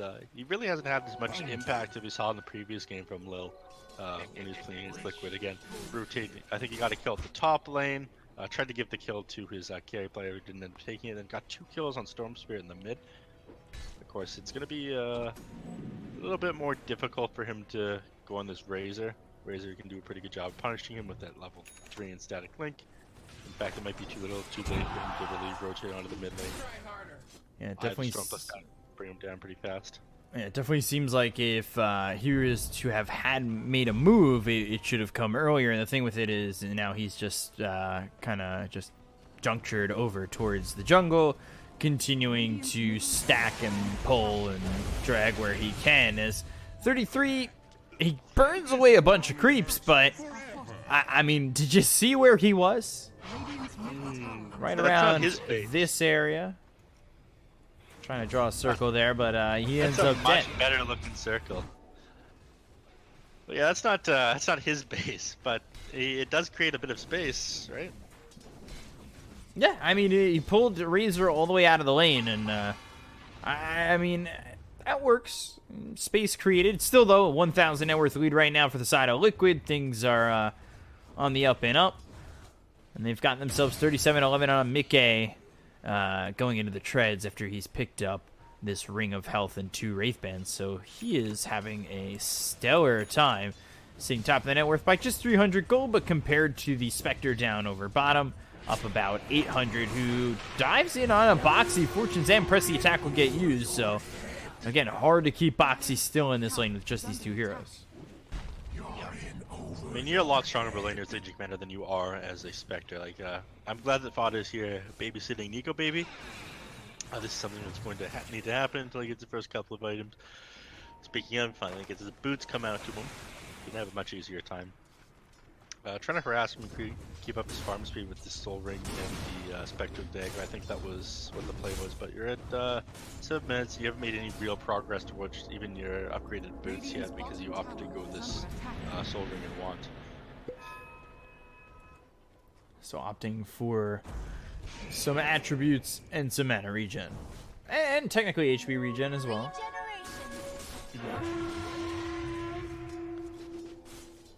So the more I'm a more survivable early kind of build coming in from the Spectre, as well as not being mana reliant on, say, you know, sending in mangoes and having the ability to just, you know, have the Soul Ring. If he's low on mana, Spectral Dagger away, everything's fine. Yeah. You do have an okay setup here. Throw out the Fisher and then walk up to him and duel him, but Enzikin knows that he's here. When one person leaves, babysitting the Nico baby. Babysit the Nico. When one person leaves, another person comes by to sit here and watch, so they can't get too aggressive onto him. I think that Nico Baby is going to come online pretty fast, though. I mean, if you go with the Soul Ring Magic Wand instead of other things, then it shows, okay, I want to get online a little bit faster, I want to participate with my team. I know that Liquid isn't going to be willing to wait for me to get a Radiance if they've got Chen in their lineup. So is this calling for more a get into the treads and then go straight to Fusel as Fada? Top? Getting ravaged here by the amount of damage that he was taken by Mickey and Insania, and they'll get not only the kill, but the tier 1 tower. I mean, this hasn't been the bloodbath we saw in the previous game. It's just been methodical. It's been, you know, precise. We get a kill, we take a tower, we pressure, we stay on them, and well, we're gonna cut the map away. You need some, you know, you've got a hero here in Spectre that needs space, that needs time, that needs farm, and the more we cut away from the map, the harder that's gonna be. Yeah. It reminds me a lot of like casting ice the last that qualified to use the Chinese Dota. That's alright, we lose Nico Baby. And over here on this ramp. Or sorry, the Bat Rider. 33 forced into the trees. He turns back around and shows himself for a second flame break thrown. They don't have a waveform to catch up to him. Yeah, the Clockwork ends up dead over bottom. I was just showing it when you know, didn't need to interrupt you or anything just to show that Clockwork death. And it's a 4-0, 4,000 net worth lead right now for Liquid. I mean, again, yeah, things have just looked great so far for Liquid. And again, it doesn't show any signs of it slowing down in the moment. As I say that, good fissure there from Taiga to let Boxy escape. Yeah, and you got the, while you have all the babysitters down here for Nico Baby, you also have a lot of people on the side of Liquid that are trying to get into position to catch him out. I don't think a whole lot of action is going to happen on the Spectre, probably just around him. Mid lane. Unfortunately, you don't have focused fire. Got the static link. Good power shot coming in from Limp, but a very timely regen rune. Exactly what you need when you need it. Insania, I feel like I haven't seen a whole lot of movement out of this Chen so far. It felt a little bit slow. It's not compared to some of these other last game, Kuroki. I felt like Kuroki was a bit more active. It seems like both teams play a different style, though. I mean, not as active around the map, not as, heavily invested in the early game pressure like that. At least in terms of going for kills. The pressure that has been fine for Liquid overall.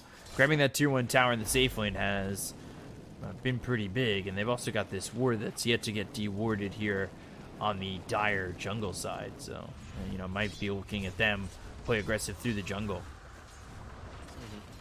Looking back at the Spectre, looks like he's got his first item queued up, Blade of Alacrity into Diffusal Blade. So he does opt to go a little bit faster Spectre build. He knows that Liquid was probably going to want to take the fight to them earlier on with the Chen, so he responds to that in kind. But now the question is, can he get there in time and feel like he's valuable to Alliance? Because at the moment, he's got 3,700 net worth, and you take a look at what Mickey has, he's leaning by about 3K over this Spectre. He is certainly going to be able to do much more, as he has got double the net worth in the same amount of time. Take a look over bottom. Yeah, overwhelming odds comes through. They've got the false promise to keep the Spectre alive. Focus fire comes out on Insania. They'll get their first kill of the game. Lucian's in throwing it boxy, but he's got to press the attack. Spectral Dagger follows it up. However, throwing everything in the kitchen sink towards bottom, is it the wisest idea for just the Chen kill? Because now you're mid tier 1. Well, that's going to take a lot of damage. It makes sense that Liquid would try and do this to get a little bit of something out of losing those two heroes there. Unfortunately, Legion Commander didn't die as well. She's a little bit hard to bring down, though. Talk a lot about how strong this hero is at the moment. Just do, like, you have to press the attack purge. It's a dispel on top of a heal. You have massive amounts of movement speed. I think you're one of the highest in... You might be the highest in the game. Highest or second highest in the game at the moment. And your strength hero on top of that. You're just way too hard to bring down. So Mickey close to having this Lincoln Sphere. 1,200 gold away. He's been farming phenomenally. And, well, if you're Alliance, you're hoping this Diffusal Blade comes online pretty soon. Because you, like you were saying, this is probably an item where you are electing to fight quicker and fight earlier. So now the question becomes, how fast do you get it, and what's the game plan once you do? I think that they're fine. Again, you're on launch, you're fine drawing out the game as long as possible. You build the Diffusal Blade on the Spectre, you eventually get a Mantis style. That will offset a lot of what Razor is able to do with this static. Because again, the damage that you have from Desolate isn't based on whatever your base damage is. It's not added on top of anything like that. You do a raw extra 50 damage, so having illusions, even if you block all of them, Shackle shot. Boxing in trouble. Hand of God comes through, but nobody else is coming to save him, so it's not like it's going to change anything using that Hand of God and trying to keep him up. Fortune's in, thrown at Mickey as they do take the tier 1 tower over mid. And again, just putting more and more pressure onto this Dire side. I mean, I was just talking about how hard the Legion Commander is to bring down, so you'd think that would be the last one they would want to gank, but and he was playing a little bit more far forward than the others because of that, so killing him, putting about a 500 net worth swing to the side of Alliance.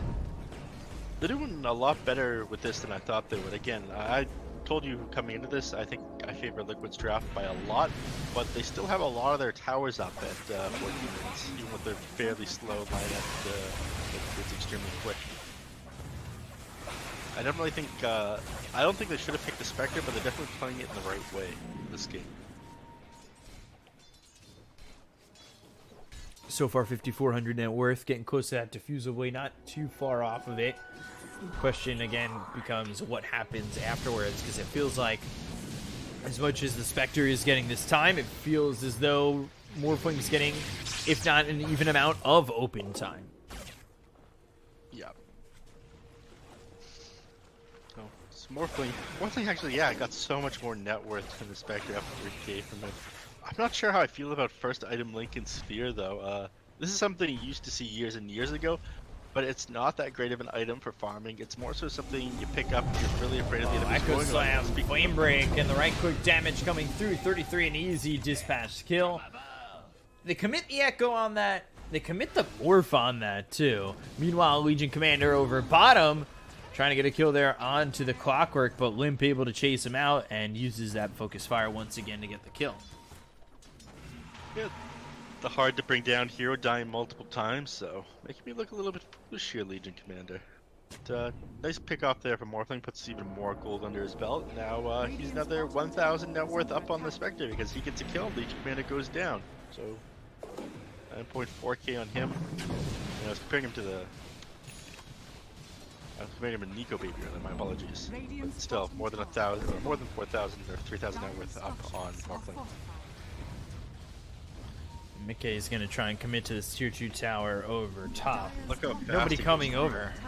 Yeah, I mean, how can you come over on this? It's fighting to almost certain death. They've got Hanskin nearby, but you're just jumping into your demise. Han's still on cooldown for another couple seconds as well. Probably not going to want to go on him until that is up. I'm surprised that it's Nico Baby playing so close to the enemy team here as they're inside your jungle. Instead of him farming the bottom lane would be a little bit safer, mirroring the map movements of the enemy team, getting farm. Instead he's playing close to him, that was always pretty close to cooldown. Because again, you're able to engage from anywhere on the map, so you can play pretty far away from your team as long as you're playing far away from the enemies as well. And they're going to look over. They've got the static link. This is all on to Fada, who gets dueled and blown up after the false promise was over, giving the second duel victory here for Boxy. It's just a long static link and throwing that damage back at the Oracle, now making this an 8,000 net worth lead. The two supports on Alliance, they're broke. They can't afford rent, they can't afford food, and, well, they can't afford a new item. But now Hanskin Battery Assault is coming from this Morphling as well as from the Clockwork. Adaptive Strike gets thrown forward. They've got an ensnare on him. They're trying to get the kill, but he'll be able to retreat past the tier 2 tower where Liquid refused to dive for the moment. Yeah. Mecha was trying to get a little bit further forward before popping that waveform to get on top of the Clockwork and around the cogs. Unfortunately, he went too far forward, got himself pushed back, so we'll let Clockwork get the disengage. Philosopher's Stone picked up, but definitely not a Spectre item. Hand that over to someone else on your team. Oh, Ooh, Echo Slam coming through. They get the kill onto Limp. Now they look over at the Clockwork. The chase is on once again. They'll land the Fisher. They'll get the duel and the victory. 9-3, and just, again, the precision in these fights from Liquid. Overwhelming Alliance by leaps and bounds. It's just them getting on top of them so fast and not expecting Liquid to come at them this quick. And because of that, they're not reacting properly. They don't have the Orc quite where he needs to be on Alliance. Spectre's not going in haunting into these fights because, again, once you have the bad initiation, it would just be a waste of a cooldown. But because you die so close to the Roche pit, Liquid get Roche. Actually, Clockwork getting to position point now. He's still so far away. Teleport. You can't teleport there anymore. It's gonna be too late. On comes in and gets the kill on Roche, but the Aegis is now being snatched up by 33. All right. I mean, if they can get the Aegis from them, wonderful. We've seen a lot more Roche deals these days than we're used to with the pit over here. I remember back in the day when it was that awful like high ground around it, very dangerous. Batrider was king around it right there. He still shows to be king, but what a play out of Batrider. And Insania caught out. Fissure comes through, Plasma Field out for the Cogs, blocking this Razor from getting to the low ground quickly enough to potentially turn this around. And again, opening up more space for Nico Baby. Well, Liquid, you gotta wonder when the ultimate push of death comes in onto Alliance, making it so they don't have this ability to farm out or make a move like they just did. Well, Morphling's continuing to outfarm the pace. Well, Morphling's continuing to outfarm the pace of this Spectre here. Unfortunately, like the overall gap, percentage gap between the two net widths is closing. And again, as the game goes later, Spectre will eventually win. The only problem is this combination with the Oracle. I think probably around the 26, 27 minute mark, Liquid is going to be ready to push high ground, but Steel and the Aegis definitely slowed down their plans. Spectral Dagger, Firefly, and the Flame Break on him. He'll pop the Lincolns. And now pull him in, but doesn't get the kill just yet. Fortune's in, gets thrown. The damage is not enough. Press the attack will take the Aegis away from 33. Now they've got the duel out onto the Oracle, who won't be able to false promise himself. He'll fall. That's at least one kill. They got the first life away from 33, and now they'll give chase. He'll TP to an escape. Just barely. That was a long TP. TP to the outpost. It's a 6-second one instead of a... Ooh, E-Blade, BKB popped by the Windrunner. Limp using that 10-second BKB pretty defensively. You don't want to be here if you're Alliance, though. You just had your Batrider leave. Your Oracle is currently dead. His TP is on cooldown, so he's not able to come back if he buys back or when he respawns. So you get out of here right now. You're wasting time by hanging around. So see that quick little push there from Liquid, cut out the last tier 1 tower. And again, Liquid just extending their pressure. And now over on the opposite side of the river and pushing towards tier 2s, both mid and bottom. Razor, Boiva pops some casual farming ult, or maybe misclicked that one. Wasn't sure what that's about. And pretty close to the enemy base to just pop the ult to farm creeps, though. Radiant's top tower is under attack. Pops the ult, maybe trying to just increase the farm rate. That's the best I could say. Ask him about that one later. Team, again, I'm thinking that, again, 26, 27 minute mark, that's when they're going to want to be pushing these tier 3s after losing that Aegis. But they are playing pretty close. Got Blink Echo, and they're going to use it. They look over the Windrunner. Limp will get False Promise, but Fada's already dead. So any heal follow-up, any sustain you thought you were going to get from the Oracle, I mean, he popped the ulti to save the Windrunner, but at the same time, you lose that Oracle, and he's dead for 26 seconds with pressure coming into the tier 2, the last outer tower over mid. Lions having a bit of lag, apparently, but that was really quick from the Oracle saving him being kidnapped there. Unfortunately, Legion Commander came out just a half a second too late with that duel. Otherwise, getting both those heroes at the same time would have been real nice for Liquid. But, usually see them timing slightly better than that, but the window of execution was pretty small right there. So he's able to pull it off, but again, however, loses his own life in the process. It's 11-4, 11,000 net worth lead here for Liquid. And the question becomes, how long until the tether breaks? Because you're tethered to life, hanging by a thread, and it's about to all go downhill very quickly.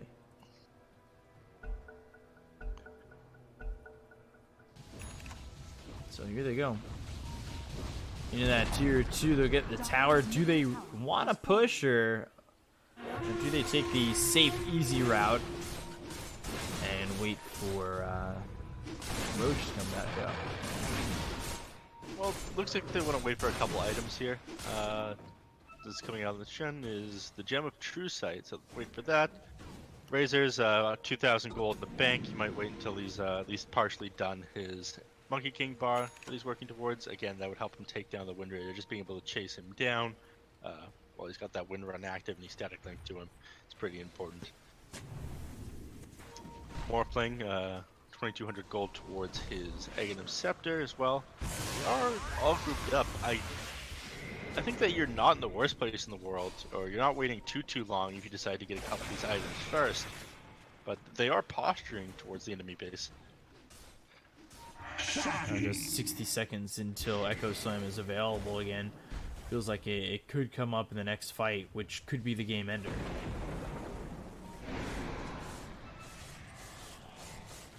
Yeah. they back off. It looks like they're not 100% sure on Liquid if they want to fully commit. Again, they're pretty close to a couple items.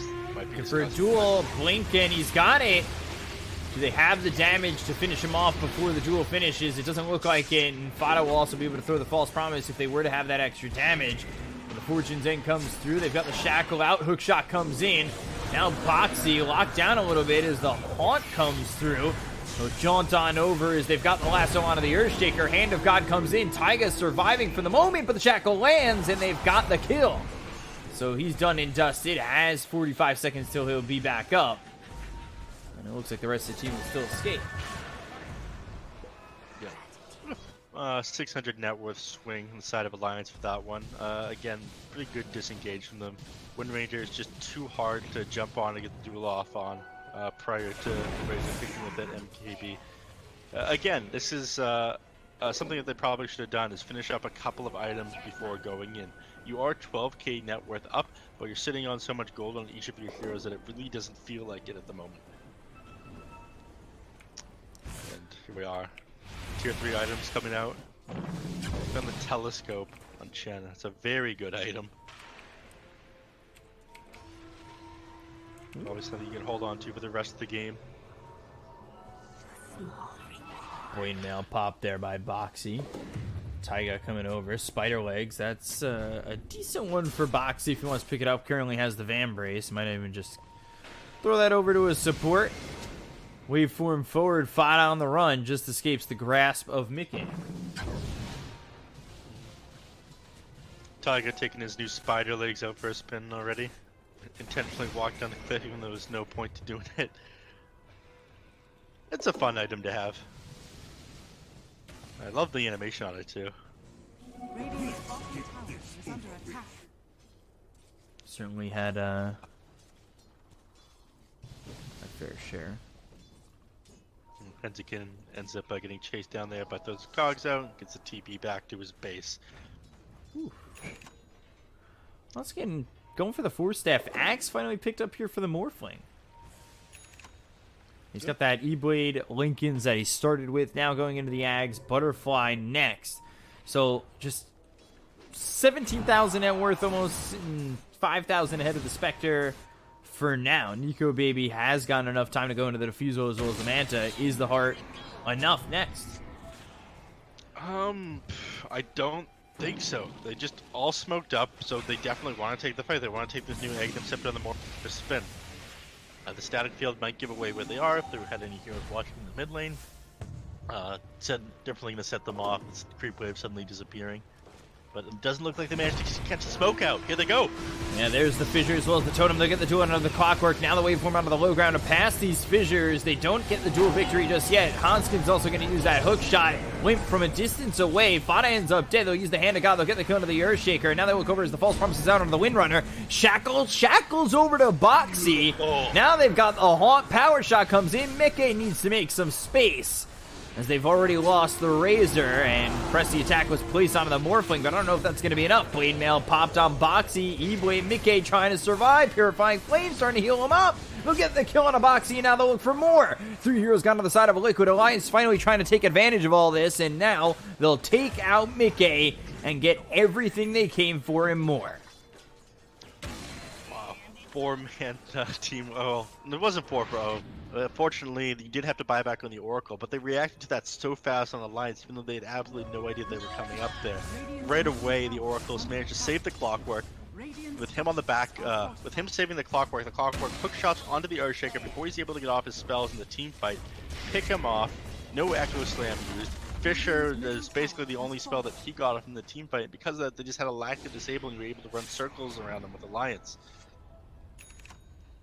So you need to pick off the Oracle in the backline with the Legion Commander at the very start of these fights. He's getting away with too much. Even though he did go down, he did die, but that was after the fact that he saved the Clockwork, and because of that, Earthshaker goes down. Whole fight unravels for Liquid after that.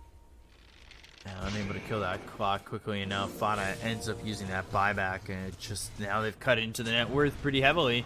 Was a 13,000 just about net worth lead, cut down to just 7.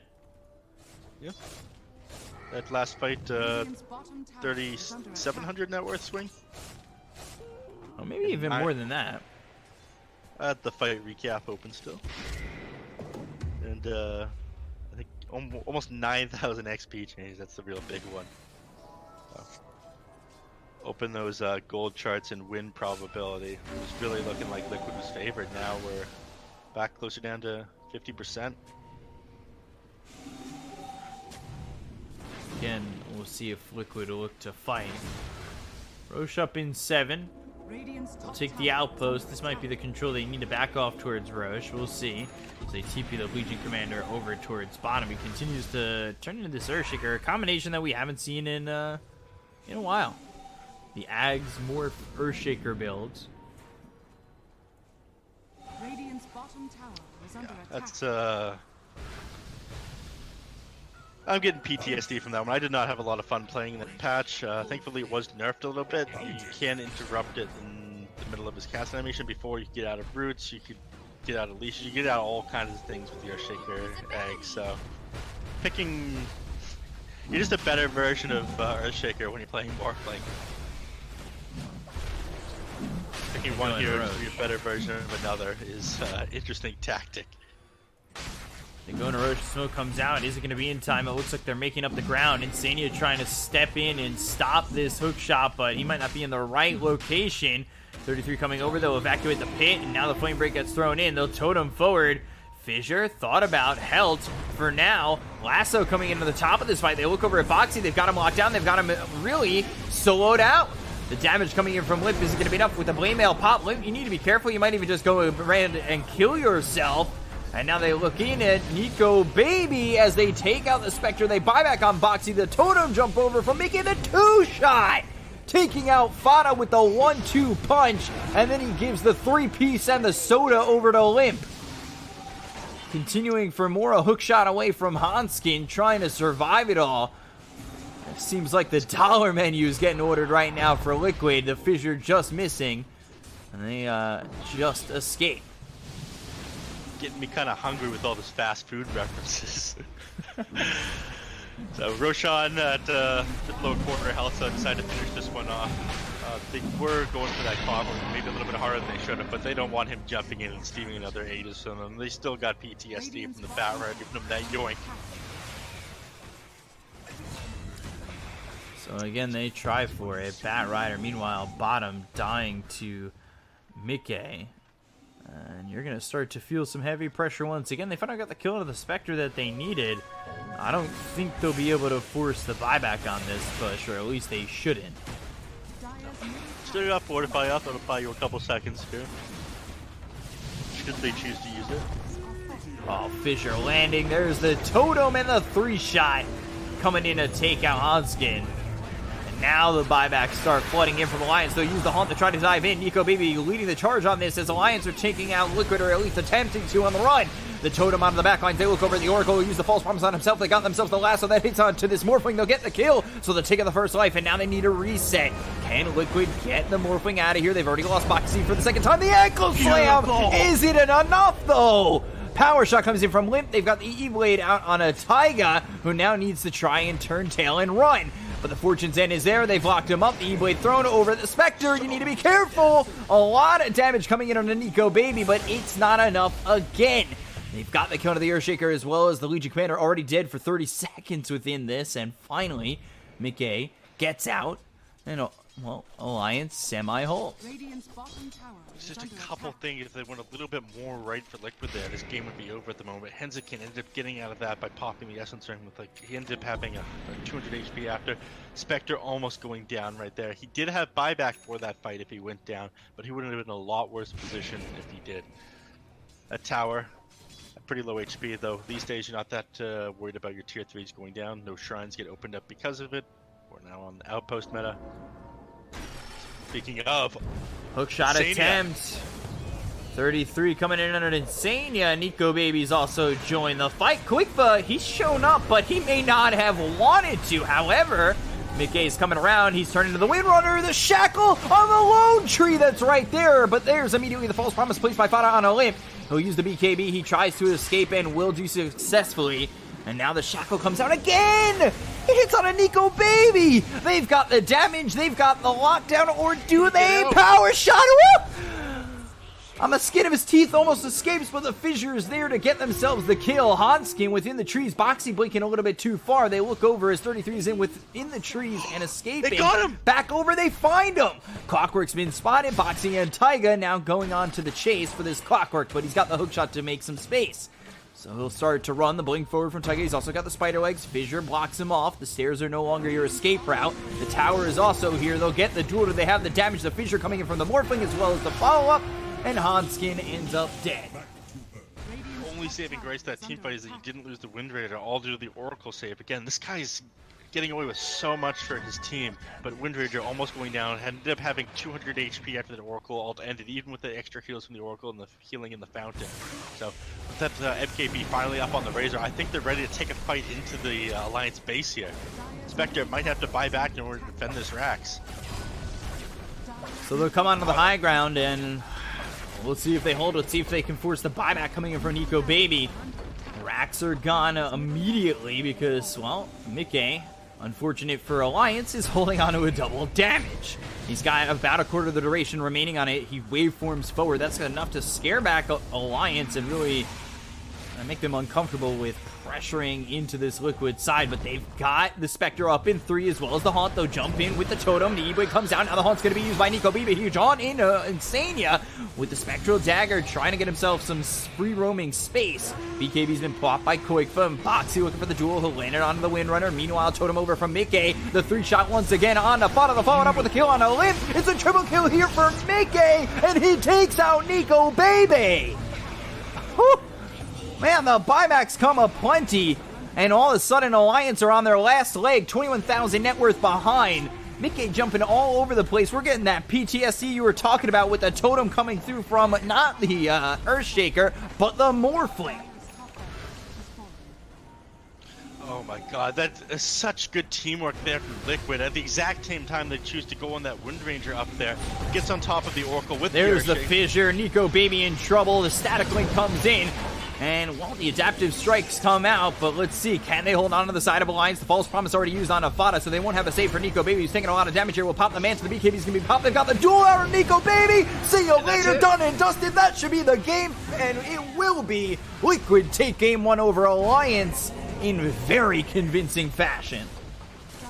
Everything just came together once they decided to break that base there. Again, the timing between these two people was slightly off a couple of times as they tried to break the base the first time. I think they between the tier 2 and the tier 3, they almost got perfect timing jumping in that Oracle and the Wind Ranger at the same time. Unfortunately for the Oracle, even like as far back and as well as he was playing, Earthshaker jumped on him the exact same time the Legion Commander jumped on his allies there. There's just no way to get that False Promise off. Yeah, it turned into who can Boxy control, and then all of a sudden, when you have multiple Fissures coming your way, where can you be? Mickey coming through with a Fissure, then a Totem, then he's 2-shotting you. I mean, he's giving you a left hook and then a gut punch that's really just killing you. He was hitting so hard after the Totem. You had 196 dual damage on Boxy, and he's your control, your extra control that's coming in with a duel.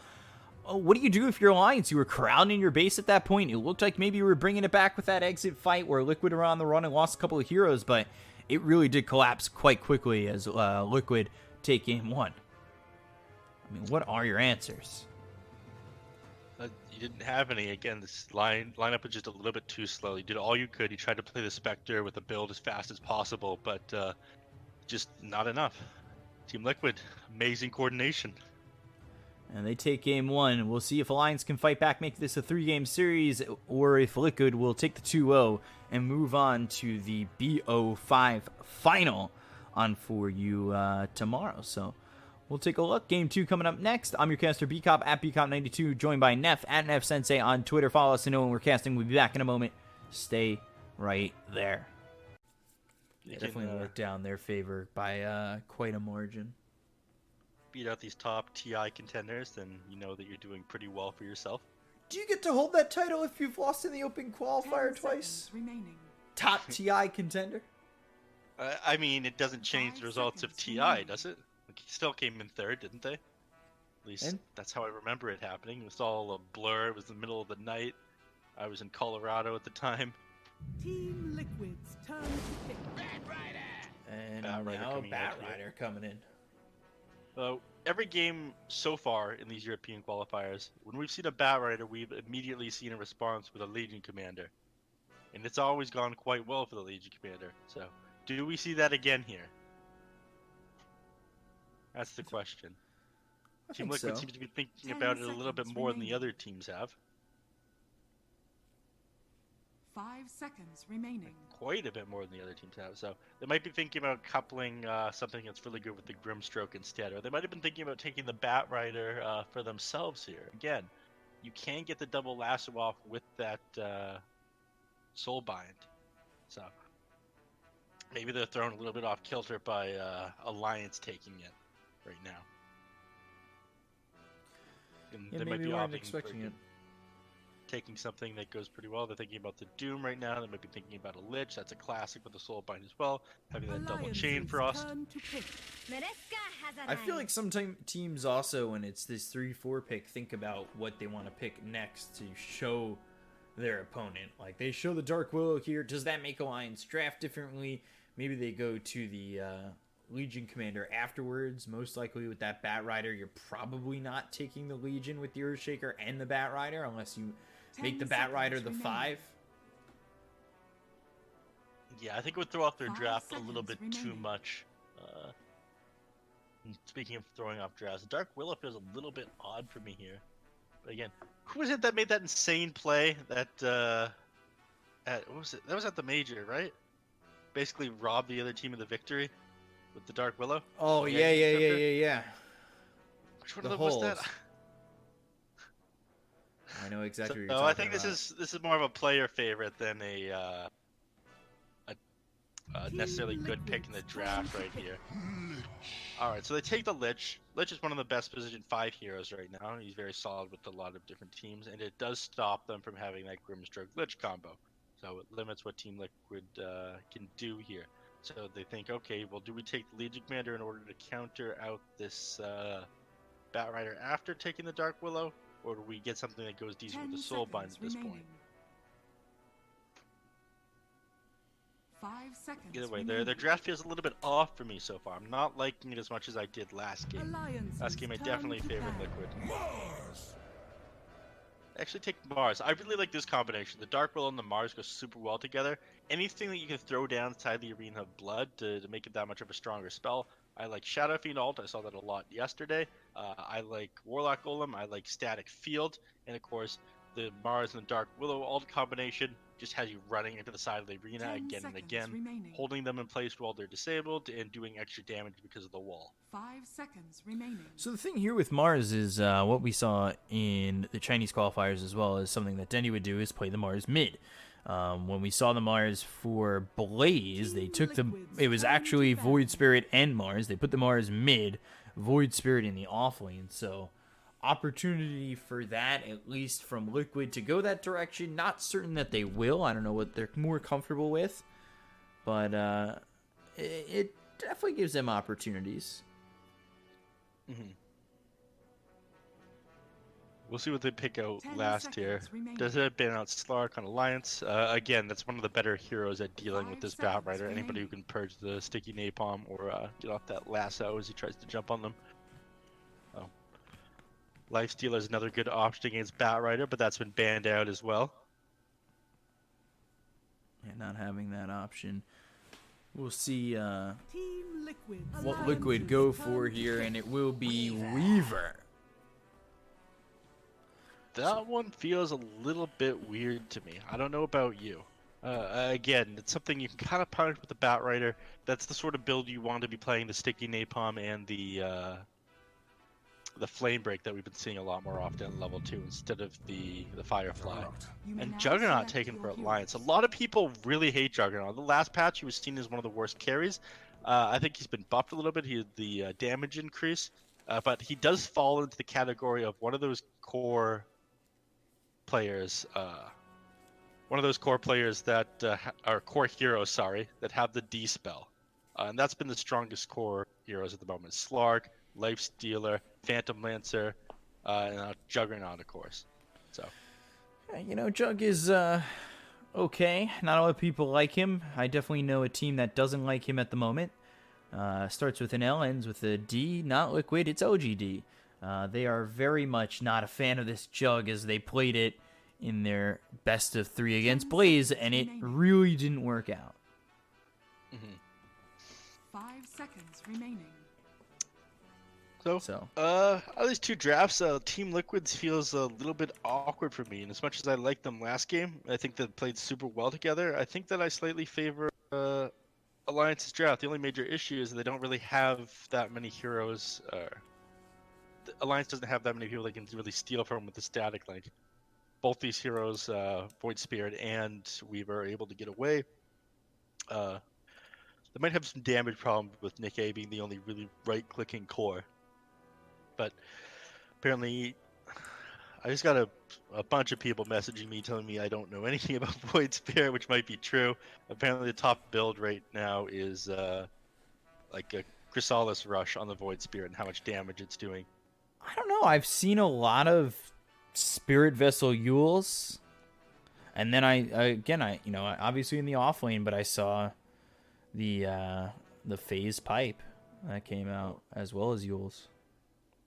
Message getting told it's the Chrysalis Rush into Solar Crest and Yules afterwards. So I guess just tons of physical damage and then the setup for his Aether Remnant. Yeah, and then it's about the build with what do you do with your ability build? As I've seen plenty of players go heavy into the Aether Remnant. I've seen plenty of players skip Aether Remnant altogether and just go 1-4-4. But I've also, when they go heavy into the Aether Remnant, they kind of skip Dissimulate. So I think there are a lot of builds out there right now for Void Spirit, and there's not one build in particular that is really the end-all be-all for the moment on Void Spirit, as we now have to differentiate. So I'm interested to see how he chooses to play this. It looks like there's a lot of different iterations of Void Spirit. It sounds like the ones I saw in South America and the ones that you've seen recently in China have been different from the popular European ones then. So each region has their unique spin on it, which is kind of cool to see. Yeah, we'll see how Liquid go about this, how Alliance go about it, what builds are we going to see, and if Liquid will take the 2-0 over Alliance. It's been all 2-0s so far to this point. I believe it's our 5th series of the day. Not personally our 5th series, but 5th series of the region for just today. That is a lot of Dota in a row. That's for sure. All right, already down here, mid lane. Koiba get gone on. Deal a little bit of damage from him. Do a little bit of damage, not too much though. So it only takes about 150 damage there. Lives on. Wait, is that 4 bounty runes going the way of Alliance or Liquid there? Apparently so. How? Grab all 4. How did that happen? I was watching the Razor going on the Void Spirit here. Well, it's the positioning of what 33 and Hanskin where they had pushed them back a little bit and pressured them, and I think that just enough was there for Liquid to take over and push out towards these batterings. It really should never be 4-0 like that. Almost never, especially when you've got a bounty rune within your own triangle. So, do we see Boots of Speed first on Hensikin? Ooh, that's embarrassing. Mickey, or Insania missing that Stroke of Fate. Wants to give him a high 5 though. And realizing that he really doesn't have much way of killing him. Insania's not interested in being friends though. For you. Meanwhile, over here, Tiger actually almost went down to Fada on the Lich. You said that less than 10 HP for a moment there. I've seen this quite a bit though. You get the Frost Blast, it's got such a low cooldown, you just run people down with it, build yourself tons of mangoes, and get an early kill of First Blood with it. I'm not sure it's worth the commitment for the amount of gold you're spending on mangoes, but it does give you a little bit of an EXP advantage in the laning phase. I would say this lane for Liquid has certainly a lot of potential. You get to that level 2 mark where, you've got Bramble Maze potentially here for Dark Will, or even if you go into the Cursed Crown, any sort of lockdown in this bottom lane could set Boxy up for a spear. Yep. That happens. You have to be very careful. You do have it a little bit easier with the Juggernaut Lich. This has a lot of kill potential. Again, you're able to use Frost Shield on the Juggernaut while he's spinning. Basically guarantee he gets the entire duration of it off people. Speaking of, we might be about to see that. Yeah, the Frost Shield slowing down Boxy now into the Shadow Realm for Taiga. One of the things that I was talking about on a Lich back on my own stream was, you know, people sometimes like to go heavy into the Frost Blast if they like their harassment, or sometimes if you're looking to play aggressive or your carry's looking to play aggressive in this lane, you go heavy into the Frost Shield. Level 3, you get 50% damage reduction, which is always quite nice. And Blade Fury, there it is with the Frost Shield, and is it going to be enough damage on a Boxy? It doesn't look like it. He's only got 2 tangos, though, so his regen is looking like it's a bit of a problem. Well, thankfully, everyone gets their own courier these days. He's got a salve coming in to him already. Did that as soon as they went on him. Though he does survive, I guess, due to the gauntlets and the iron branches that he had there. He did have a fairy fire, you know. Nikkei TP'd back to go in on to 33, who will go over to the high ground, and Stroke of Fate charged up for a moment. We'll TP now to the tower, as Insania goes to the lane, and, well, 33 bites it inside the Dire base. Yeah, unfortunately, he had no mana to TP home, so you gotta do what you gotta do. Ends up, that actually cost him a lot of gold there. He lost 27, he got 200 each after that gold was split. He's been doing pretty well for himself. I mean, it's interesting the way that he's decided to do this. Past, you'd see people farm up the jungle. Now that a lot of the jungle creeps have these extra magic resistance, the more camps that get stacked up, he just opts to treat the lane creeps like jungle creeps and force them to come out of lane, follow him left and right over here while he fireflies.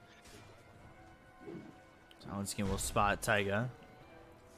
We'll back off for just a moment. No harm, no foul on either side. But now Bramblemy is laid down. Hanskin has to navigate. Will do so after getting locked down once. But again, just more solo experience, solo farm here for Boxy. He's found himself level 3. And Senya bites it to 33. And I'm a bit surprised. But at the same time, with the aggressiveness of the Batrider, I'm not. And meanwhile, bottom, got 3 heroes here still for Alliance, and they're going to combine to get a kill on a Boxy. I mean, it's only a matter of time before he goes down. It's just the Juggernaut needing a couple more levels, his Blade Fury going up, the DPS definitely increases, and there's not a whole lot you can do to get away from the Juggernaut. Having about the same movement speed when you're slowed by Lich's spells, you're as good as dead. You just have to either TP out right away or accept your fate. Speaking of, once Lich is level 4, he's probably going to go Sinister Gaze to be able to cancel those teleports, so things are getting a little bit worse and worse as the Mars stays in the lane down here. But yeah, I really like how far forward 3-3's been playing this Batrider. He's been playing it so deep into the enemy territory and jungle. It's been forcing Insania to play like an inopportune way. He's going to be behind in levels and XP, just spending so much time trying to shut down this Batrider, stop him from doing the things he wants to do. It's really interesting how he's choosing to play this game right now. Void Spirit got chased for a little bit.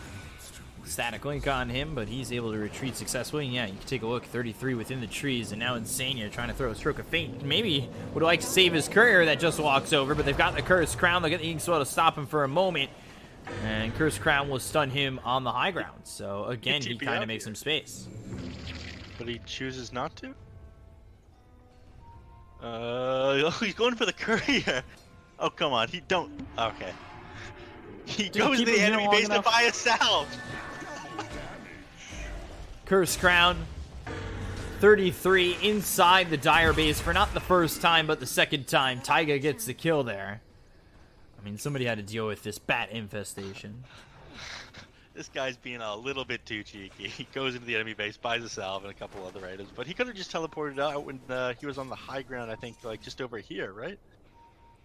Yeah, he was far enough away with both Inkswell as well as Cursed Crown used. There's no way he's going to get stopped. Yeah.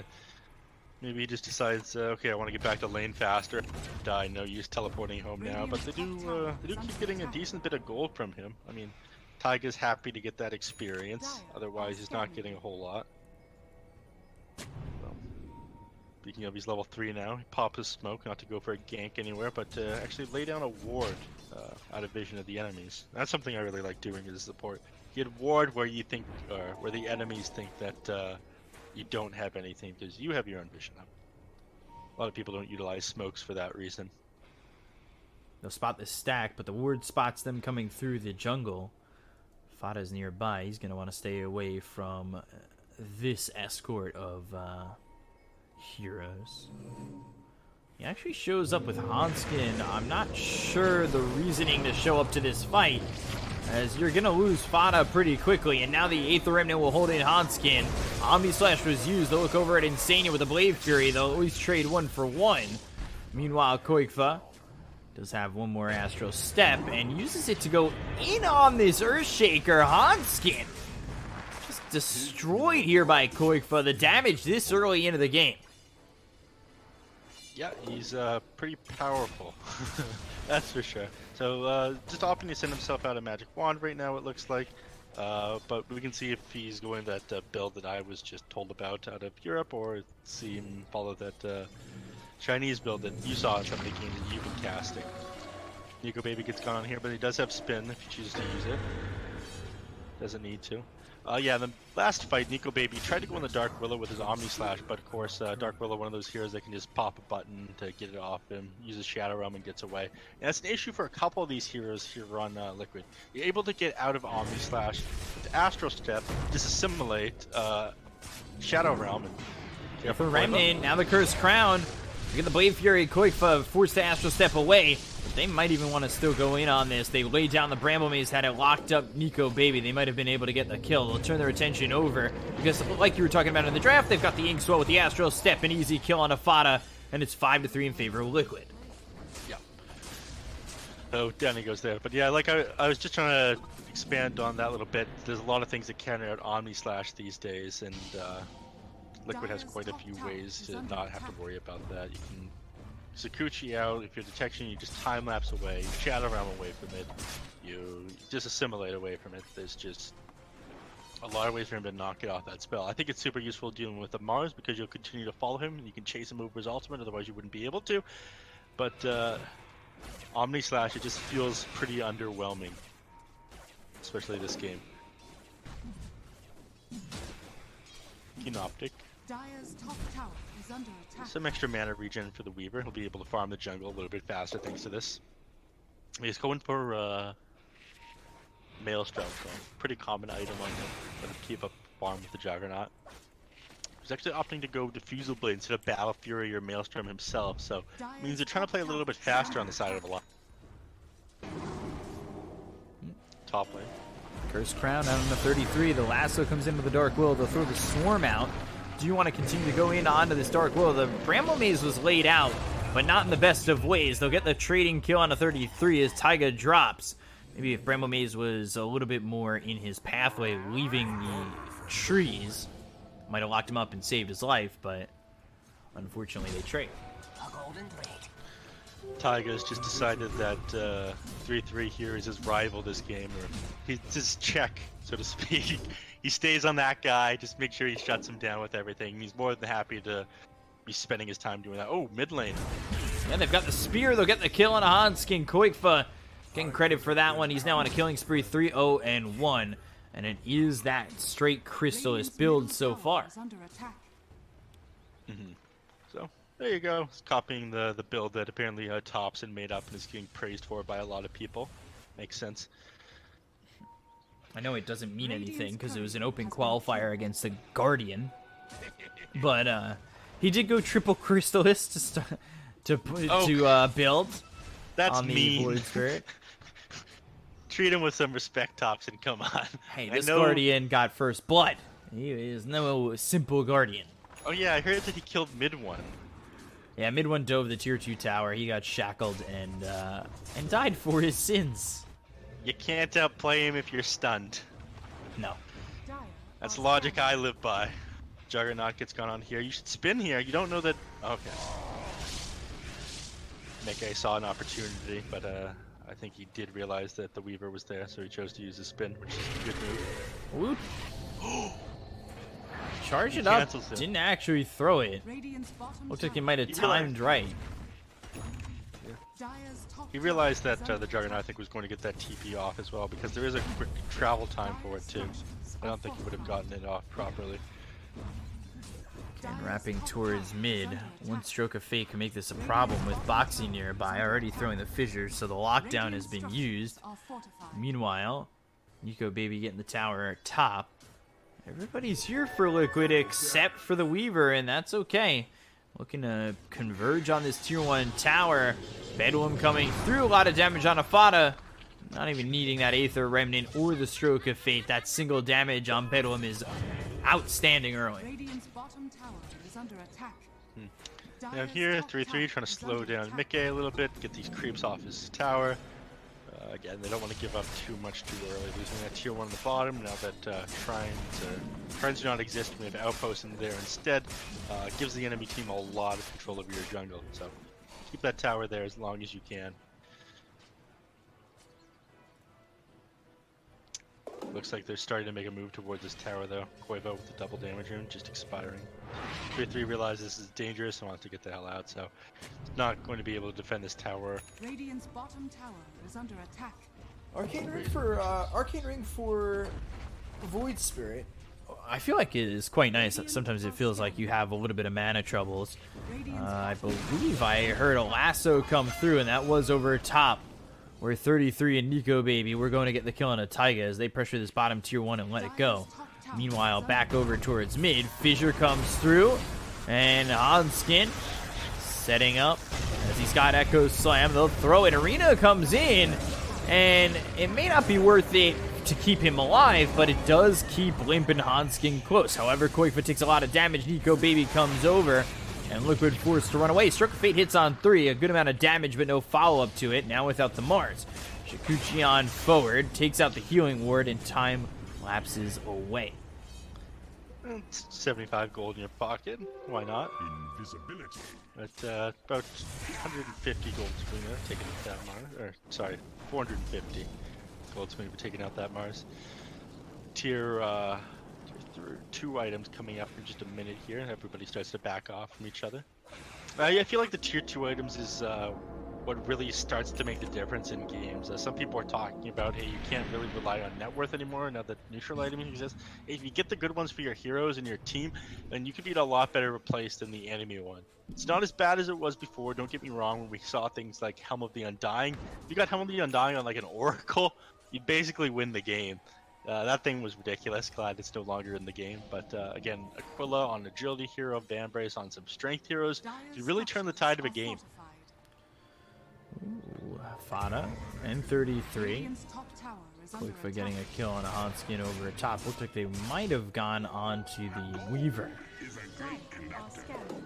As Bedlam comes out, just onto this neutral camp, forming up as best he can, and Mickey converging back over towards bottom with 2 allies of Insania as well as Boxy looking for an opportunity to jump in potentially. Got 33 over this little cliff. Flame Break keeping Mickey away with the Ink Swell, and now he's on the run. He's in a lot of trouble.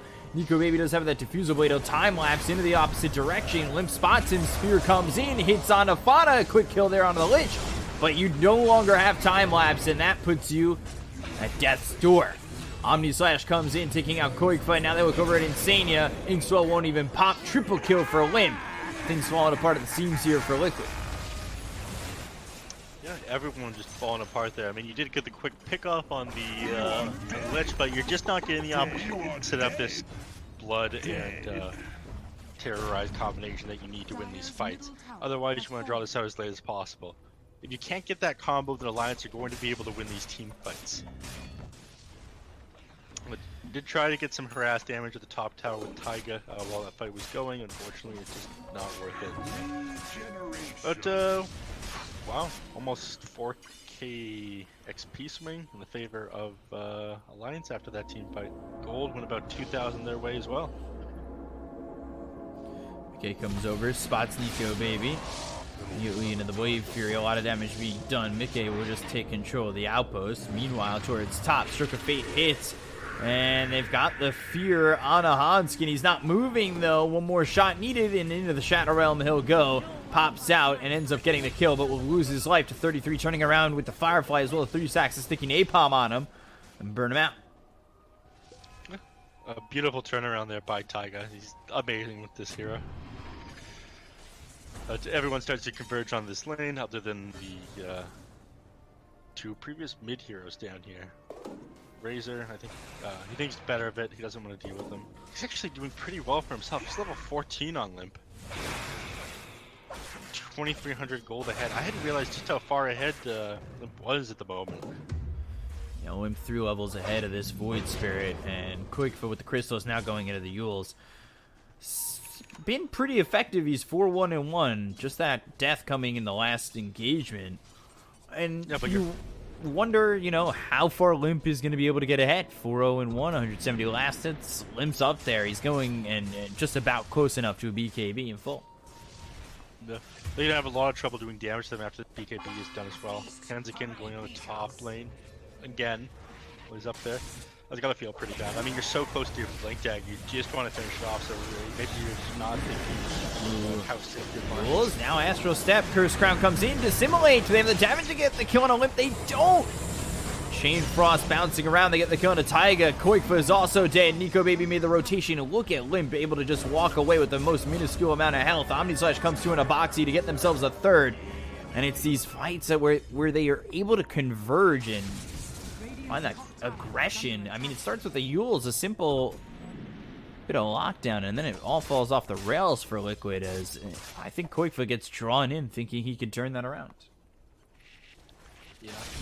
Unfortunate for them. Again, it is these fights that they keep losing, and things that get worse and worse for them. Especially considering the difference between these 2 mid laners. I mean, it was, what, 3 levels a second ago, now it's 4 levels, almost 5 levels. Razor's almost level 16, with like more than almost, yeah, more than double the last hits of the Dark Void Spirit here.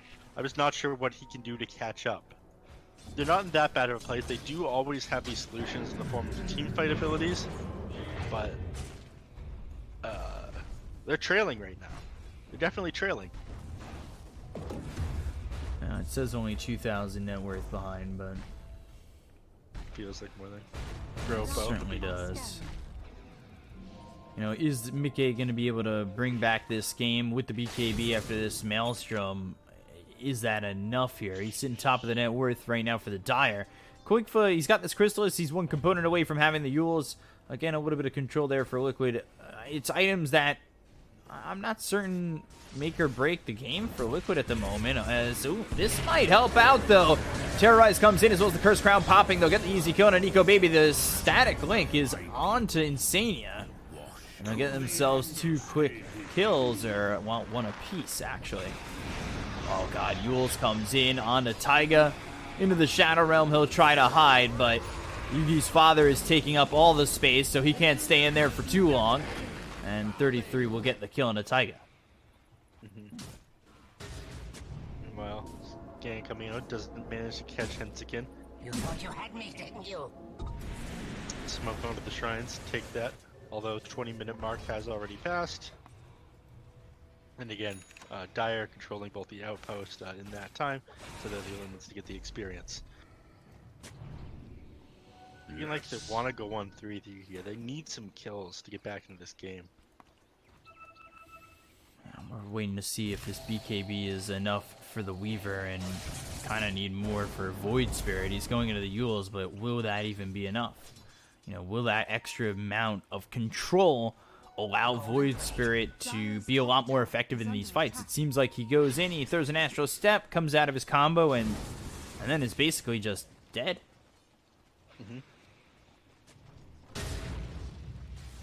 So over here, they're smoked up.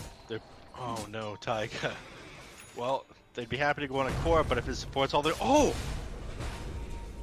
my god, did you see that? Very close. Very close.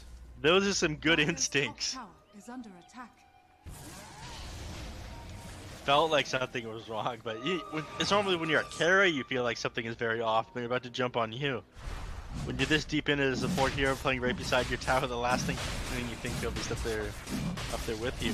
They use this opportunity super well in Alliance to take Roshan because they know that everyone's going to be playing safe. They think that they're smoked up. Unfortunately, they're so slow to it, they opt not to do it after all. So even though they had that hidden opportunity, they just don't do enough damage to the Roshan.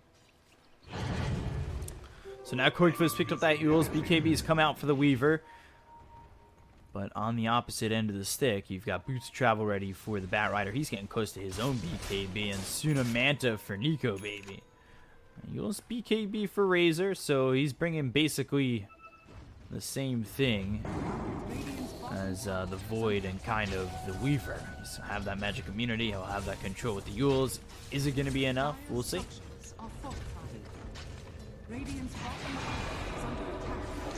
Down here. The Remnant down. They've got the lasso. Void Spirit very dead very quickly. It's the lockdown that Alliance bring to the table that, I mean, Void Spirit really can't do anything about. He's going into a Bloodthorn, but I mean, I don't know if that's really going to matter much.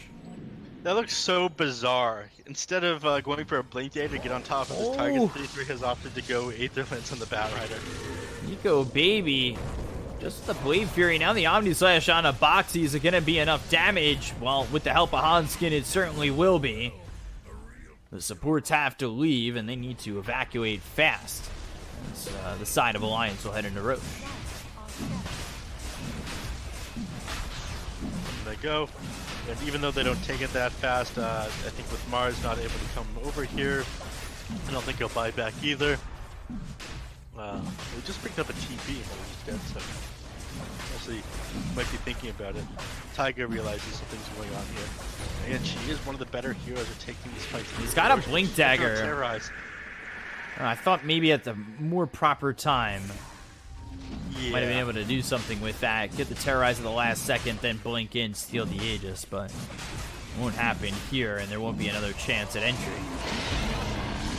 Terrorize on cooldown now makes pretty good time for Alliance to push, if they don't want to wait for any more items here. They are building up a BKB on the Bat Rider. Trying to get a Mjolnir on Juggernaut, but that's going to be a while off. It's odd to see him go with this Diffusal Manta build and then go back for the Maelstrom afterwards. But again, we were talking about how they wanted to play a lot faster, and they've been doing exactly that. They're head and shoulders above Liquid right now.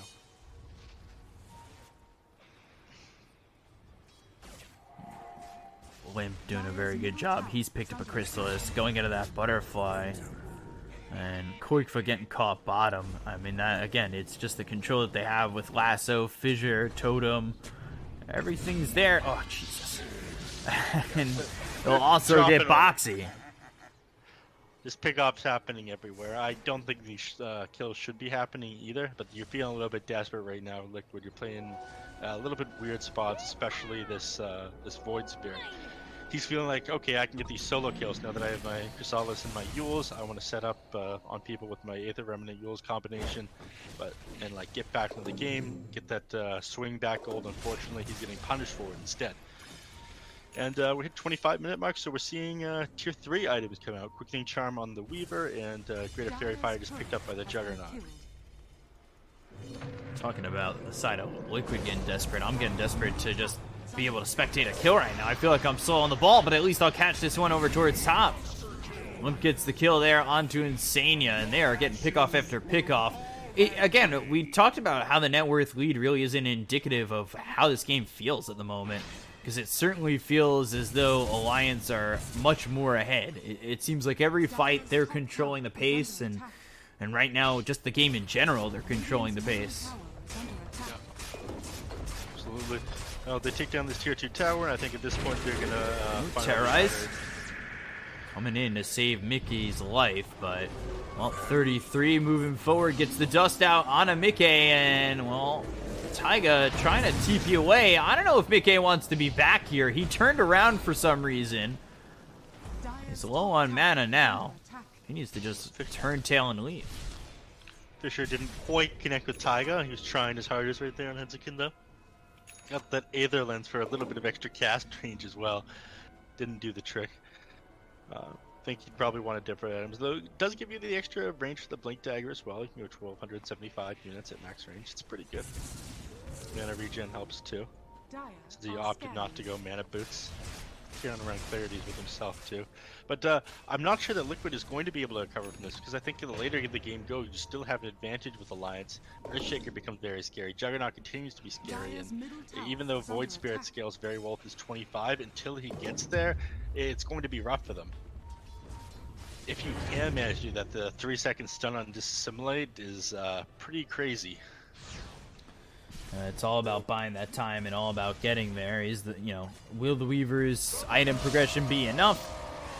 He's going into a Scotty. He's got the Mjolnir BKB, 2 Wraith Bands. So Mickey right now sitting at just about 14,000 net worth, sitting not too far under where Nico Baby is. But the difference between the Razor and the Void Spirit is a big jump. Radiant are scanning. Smoke up. All they find is a support here, but he manages to get away, and so does Mickey. So they break the smoke. Oh no! Fissure lands now. Let's see what they can do with this. Nico Baby giving chase. He's got the Diffusal Blade. Inkswell pops, but it's not going to matter with the Blade Fury. Insania on the run. Nowhere to go. Nico Baby gets the kill. They'll lose the Grimstroke, but that is all, which I guess is a bit of a silver lining. All you can really do at the moment is disengage on Liquid. They haven't gotten a kill in ages. Dire's middle tower has fallen. And it looks like they're ready to hit high ground. Taking up the healing ward, but you're going to pay for this with your life. You just use Shadow Realm aggressively. Taiga just getting ripped to shreds here. Chain Frost coming in as a +1, and now they've got the lasso onto this Weaver. Echo Slam, Omni Slash. No buyback. No, he just got his BKB Mjolnir. He's bought out. He can't do anything about this. I don't think they can stop them taking... Oh, wow. There it goes, and they're smoked up back here, but they can't go in on this. They're too strong. Nico Baby is very low on HP and mana, but he has the Aegis on him. Once he respawns, you're in a super bad place. He's going to try. He misses the spear, though. He's trying to lay it down. Now the Aether Remnant, seeing what he can do with that. Flame Break pushes Boxy back towards the side of Alliance. He's trying to survive. He's feared up with the Sinister Gaze coming in from the Lich. And another kill here, as Alliance are yet to leave the base. This is a repeat from last game, it looks like, except the other way around. Aether Remnant locks Nico Baby up for a moment. See if Liquid are able to turn this at all. They're down now 9,000 net worth. Backdoor protection goes on to these barracks, but soon to break off. With the Phantom's Embrace, they look over as Koifa. He's got the Yules. He needs to try and escape, but the totem is there now. Ooh, Astral Step. Does he have another one? He doesn't. Assimilate to avoid the Chain Frost, but I'm not certain you're getting out of this. And I should have just said I'm certain you're not getting out of this, because there is no way out of that. Fissure lands onto Mickey. They'll get the lasso to follow it up. The Soulbind hits onto 2. If Mickey could do anything about this, that would be great. They've got the 2-man Rito of Blood. They'll get the kill onto Hanskin as well as 33. They're going to need a lot more than this. Everyone else gets out. You have not two sets of Raxes. You've lost the melee Rax in the top lane. The only reason I think that you didn't lose like another melee Rax is because that tier 1 and 2 are still up there. As soon as they regroup, Alliance are going to be heading down, take your bottom as well. And I don't think you can stay in this game for that much longer. Your heroes just aren't scaling that well against Alliance either. Like they need to wait until like 40, 45 minutes. This Void Spirit is level 25, level 30. I don't think they can last this long. Brings it all the way down to 6k, which was a 9k advantage. Now 5k as they start to pressure the mid tier 2. I think they're going to look to go in on a Nico Baby, but a very timely Blade Fury. Now Boxy trying to retreat, but I just don't think there's any way he does. Gets hit by that Fissure, followed up for the Sinister Gaze. They'll get the kill to Boxy. He's got buyback. But the rest of the team now forced to leave. Everybody starts to get back, and again, this gives Alliance a chance to regroup. Think about if they need any more items before they do this last push on their base and take Mega Creeps.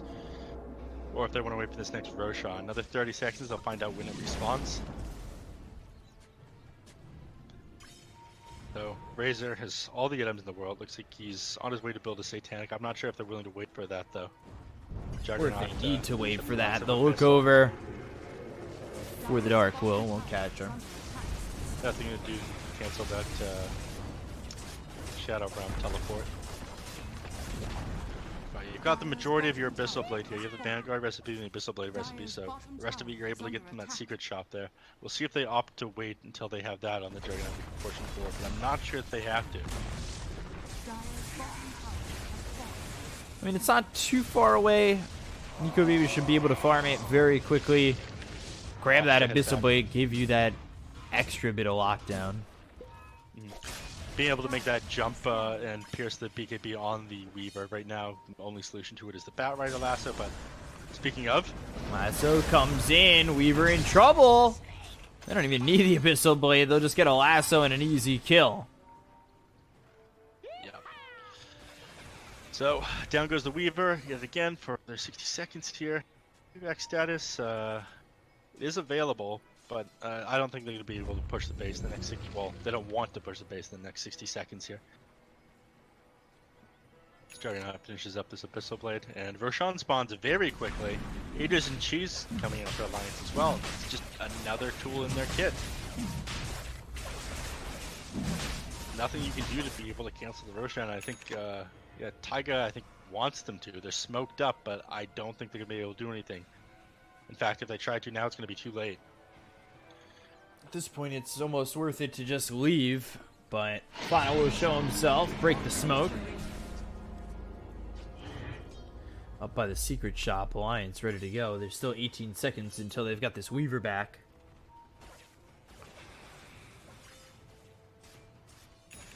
Radiant's bottom tower So is under they've attack. got basically everything they need now. No need to save up for buyback. We're winning this hard. You get the Aegis, Abyssal Blade on the Juggernaut. He gets speared Spear back, though, but hits. I don't think they can do anything to kill him. And then they've got the Silence. Now they've got the Terrorize, but a great Manta into the Blade Fury. Keeping Nico Baby alive. They've got the Yules on a boxy. Now the Yules comes out of the Jug. Is it enough to lock him down, however? Aether Remnant, another Spear coming through. Onto the Razor. They get themselves one. He's down for 90. He has buyback. And now with the Abyssal Blade, it's not going to be enough. They've got the Yules again on a Nico Baby. He's on the run. Do they have the damage? They look for the Astral Step as well as the Dissimulate over on a Nico Baby. Once again, the Phantom's Embrace to make sure that he's not able to spin. But the first hit bash on a Koikva. Look at him just get run down. So much damage from the Oh, Juggernaut. Here you Lasso. are. Comes through onto the Grim Stroke. Omni Slash on 3 heroes. BKB's been popped by Mickey. Insania will drop. They'll get the kill on Afana. They look over at the Batrider. 33 now, forced to run with the BKB. About to run out on Mickey. He'll use that time lapse, so try to run for Nico Baby. The Cursed Crown comes in with the Yules. Is going to be timed up enough. The Manta's there as well as the Abyssal. They'll get the kill with the Echo Slam. Exclamation point to kill off this Weaver. He'll buy back immediately. They look over at Taiga. He's also bought back, but Boxy dead a second time. He won't have that buyback. The Fissure comes through. The Weaver not unable to do anything. Mickey drops again. And it will be going to a Game 3 as Alliance are taking this Game 2 in exciting fashion. Yeah, there's the GG. Oh my god, an absolute monster right now on the Juggernaut. It's that strong, but again, he's got the D-spells and he's got so much damage. And I don't think that they had that much to recover. There was so much more net worth on this Razor. He had almost more than double the last hits of this Void Spirit at, like, what, the 13-minute mark? Alliance just rolled them over this game. Doing a really good job, 35-17. A bit of what we saw in the previous game from Liquid. And the series is always exciting between these two teams. So to see it again in action, now going to a Game 3, we'll see who goes on in the finals and who will go to the lower bracket up against go up against Nigma. And we'll be back with Game 3 in just a moment. I'm your caster, BCop, at BCop92 on Twitter. Follow me to know when I'm casting, as well as follow Neff at NeffSensei on Twitter. We'll be back in just a moment. So stay right there. We appreciate you. Obsing for the next game. It'll be better. I know it's lacking.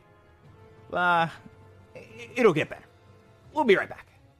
So, it just, to me, I like this combination of Snapfire early. We'll see if they have a lane that can take advantage of it. Even the Snapfire in the Faceless Void, if you get an early bash, you get, a stun to go with it, and a slow. Very strong in a lot of lanes. Now, Shadow Demon here, though, with the Lich and the Lifestealer. So your support's allowing you to have some control with Disruption, as well as Sinister Gaze, as well as a lot of slow. Well, I think they're looking for a save inside the Chronos. Shadow Demon is something that does that. OD is a pretty popular one, but then you're revealing your mid pretty early into the draft, so you want to avoid that. You're going to have you have the catch with the Sinister Gaze and the Disruption, but you don't really have the lockdown for the Faceless Void because again, no stuns on the Shadow Demon. So it's going to be interesting to see what they pick up here. You do want to be able to stun that Faceless Void, make it so he can't abuse that Time Walk. Bash will be something that they get on the Lifestealer eventually, since he naturally builds that. The most popular build on that hero is just like Maelstrom, the Heaven's Halberd, and then a Basher. Maybe get some other items, an Abyssal Blade as well. Again, Heaven's Halberd just such a natural pickup for him. You get the extra heal amp from the Heaven's Halberd and the evasion, lifesteal status resistance. Not sure how Alliance wants to respond to this. You might take advantage of the fact that they only have the Sinister Gaze for lockdown, start picking heroes like that. But I think if you're going to take something like a Storm Spirit or a Puck, you wait until a little bit further in the draft. Though Puck at this point might not be the worst thing in the world. You can play that as a mid or an offlaner, so it would reveal too much. So we'll see what Alliance want to go to. They're actually taking a lot of time on this third pick. Maybe figuring out what they want to reveal first. Like you said, it could be that Puck, it could be that mid or offlane Puck. It doesn't even need to be that, but it could be. It gives you that control that is always quite nice. And they'll go Skywrath Mage, another combination into the Faceless Void Chronosphere. Yeah. This Chrono is going to be very scary, but fortunately, they can only come out once every 100 seconds. Talking earlier. But the silence is pretty good against Lifestealer. If you can pop it on him before he gets his rage off, you're in a pretty good place. In the South American games I was casting the other day, I saw a lot of Disruptor. So I actually saw a lot of BKBs on the Lifestealer, believe it or not. It might seem kind of redundant to get that on somebody who has the rage ability and can be magic immune through that, but if you're trying to deal with silence, building a Manta or Lotus Orb on your Lifestealer feels a little bit awkward, and your allies might not just be able to farm a Lotus Orb fast enough to get that silence off you.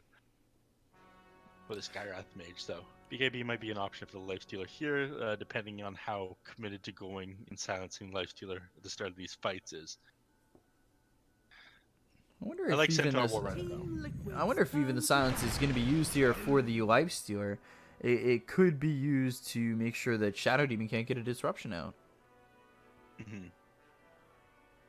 So yeah. I do wonder. And now Tiny picked up. Are we seeing a change to the Tiny position from 4 to 3, or maybe we see the mid Skywrath Mage? 10 seconds remaining. Again, they could do either of these things. A lot of the time, these Tinies are played as position 4. It's basically all I saw yesterday. Actually, the last several days. I did 34 hours of casting in 3 days. And Tiny was played many times in the position. He's one of those, we talked about the last couple of games we were doing, how often the position 4s roam from lane to lane at the start of the game now. They don't really sit in one place anymore. Back to the aggressive roaming support meta. Tiny is one of the better heroes at doing that.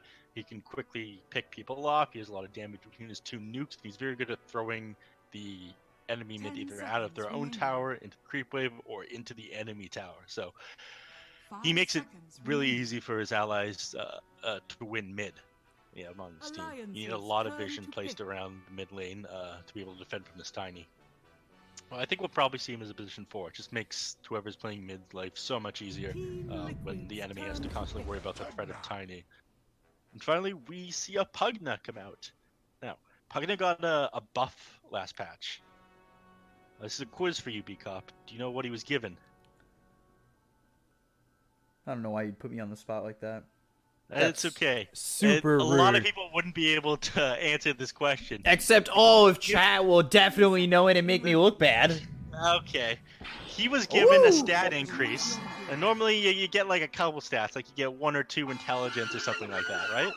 Pugna was given 8 agility.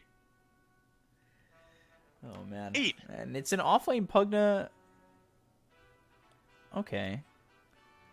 Offlane Pugna coming in with a mid Tiny. Mid Tiny is mixing up. And again, this is a flex pick. You can put it a lot of different places, and I don't blame them for putting Pugna in the offlane. I've seen it a lot down there as well. But like I was saying, 8 agility upgrade. That means he has extra movement speed at the start too, and he's already a very fast little child. But Koiva, is that a broodmother? It looks like some sort of mech. It looks like a guardian from Breath of the Wild, but yes, that is a broodmother. It does. That I don't know how that fits in with the lore, but it does. Yeah, I can see that the Breath of the Wild look to it. So, do you think that they're gonna get brooded here on Alliance? You got a couple of tools of dealing with it. I mean, Tiny isn't that bad at it. Snapfire can just scatter blast and cookie a lot of these spiders away. And again, all melee heroes have that base stout shield built into them now. They have that chance of blocking damage. So I feel like that's weakened Broodmother quite a bit. You don't need to commit for that extra gold to build a stout shield now. I don't think they're going to get brooded. I'm going to put my faith in Alliance, I think. I'll think about that. 10 minutes in, ask me again. And right before somebody's ancient goes down, ask me again. Prepare for the third time then. I don't think that Brood is that amazing. Koifa is a very good Brood player. This metal build of Brood makes her look even stronger. A lot more durable than the regular spider. But I think that Alliance would probably take this game away as well. Their combination is so strong, and even without that massive wombo combo from Phase Void for throwing out the Chronosphere and Snapfire, Mortimer Kisses, and like you said, Mystic Flare raining down on them too. They have ways of getting lots of kills. They have Tiny roaming around the map. His Toss and Avalanche, you can get out of trouble and initiate on people pretty well with this Snapfire cookie, and that means you don't have to like use your time walk to play aggressive. You have the Snapfire cookie in order to initiate with the Phases Void at the start of the game. You have tons of tools in your kit to get kills and take team fights. And nothing from Liquid tends to counter you out that hard. You do have the Stampede to get away from the heroes in Alliance. It's very good against Pugna. It's pretty good against Skywrath, but I definitely favor Alliance here. So we'll see if they can take the series 2-1. We both are favoring Alliance to not get brooded, but again, I'm going to change my opinion based on who's winning halfway through the match and at the end of it. So, you know, don't trust me. Gamer. And I plan to not miss any kills. I said in chat, if I miss kills, for each kill I miss, I'll eat a chicken nugget. Make it a cheeseburger. I'll make it. For each kill I miss, I'll order a 4-piece. How about that? If you won't do cheeseburger, at least do sliders. Come on. I'm a big nuggets guy. Baby B Cop wants his nugs. I do. Hey, I'll order Happy Meals for the nugs. So take a look at Insania really quickly. It's 33 and Hanskin here against Insania in this life stealer of Mickey. So for right now, Insania going into the Frost Blast. You've got Mickey, who just has Feast, and 33 going into the Decrepify. So, thoughts on this in terms of potentially getting a kill? I don't think it's going to happen at level 1 unless Insania finds himself really cut out of position. No, the Decrepify is just to deny last hits or denies to the enemies, just stop them from being able to hit for a little bit. But this isn't a hero that you want to deal with too much on Pugna. Again, Lifestealer is able to break out of the Decrepify with his rage, and he's very good at dealing with Pugna's fast movement speed because he's very fast in his own rate, 328. Again, one of Pugna's the best things about him in lane and why you play him in the side lane is he's able to just run circles around the enemy hero.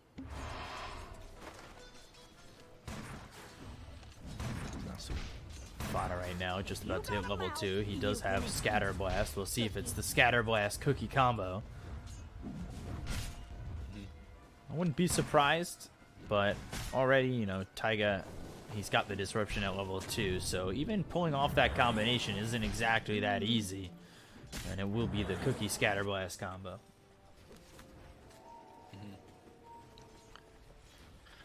Koiva, you're on mid. It again doesn't feel like he's doing that great right now. You're not going to be able to kill a Tiny. Sure, Tiny doesn't have very much armor, but again, having that natural stout shield built in means you don't get to play. Hanskin up top might get killed off by Mickey. Can he get the neutrals to kill him? Yes, he can. Didn't miss that kill. No 4-piece for you guys. Has 33 now on the run. And he'll be able to survive with about a third of health. But still, it really sucks. Over mid, it's actually you're probably gonna die here on 3-3, so I'm gonna stop myself short. He's getting run down. Onto the tier 1 tower. Do they have the damage? Mickey committing to this. First blood is there for him with the Frostblast help of Insania, but the slow coming through, and it might be a trade and will be. Hanskin will get it. Doesn't let him escape alive. Fortunately, you can't come back with full HP and mana, and this magic wand that he picked up, so that's going to help him play against the Skyrim, who's spamming up his arcane bolt. But I was just going to say the net worth difference between the Broodmother and this Tiny already. Just open up that chart and take a look. 700 going the way of Tiny. Again, Broodmother doesn't want to play this mid lane against him. He's got all that splash damage from tree throw. It's very difficult to harass him, and each melee hero in the game has that free stout shield built into their hero now. So playing Broodmother against any melee hero has become much more difficult. So if you can't get ahead of the enemy mid laner with the Broodmother, then you're in a very bad place. Speaking of, Koigfa taking a lot of damage, and I mean, was the last pick Brood a wise choice with all the ways they have to deal with it? Taking a look over towards top, 33, one shot away, gets the salve off, but the Frost Blast is there from Insania this time.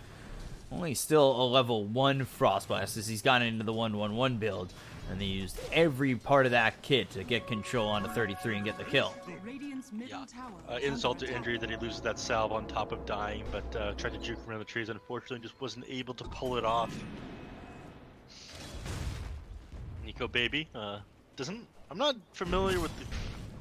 Was the creep wave down here last game? Was it always down here? Oh. I just missed Hanskin dying. That's 1 4-piece already in the basket. I was looking over at Nico Baby where the creep wave was. It's in between the tier 1 and the tier 2. It'll finally push all the way forward as Fada just trying to corral it. I feel like that's very Snapfire, corralling things on Mortimer. Makes sense. I'd like to imagine Mortimer is like a little sheepdog from time to time. You know, that's corralling the creeps. Shooting off the scatter blast if needed. 5-minute bounty runes come out. That'll be 1 apiece, but it looks like Fada's gonna potentially dive deeper for another bounty rune and will be able to do so successfully. Yeah. Meanwhile, this one just sitting here on the side of Alliance. A little bit off with the pull by 3-3 top lane, unfortunately. Turn my eyes back mid, now up 800 gold on the Tiny. Not falling that much further behind on Koiva. Once he gets a couple levels and he gets more spawn spiderlings, he's going to be in a better place. I like to think so. Continuing to come around and just farm up these jungle camps, then move back over towards mid. But Limp doing a good job here. Gets the avalanche out. Was looking for the fire snap cookie. That's not going to land on a Koigfa. However, there's no damage to really rebuttal that attack.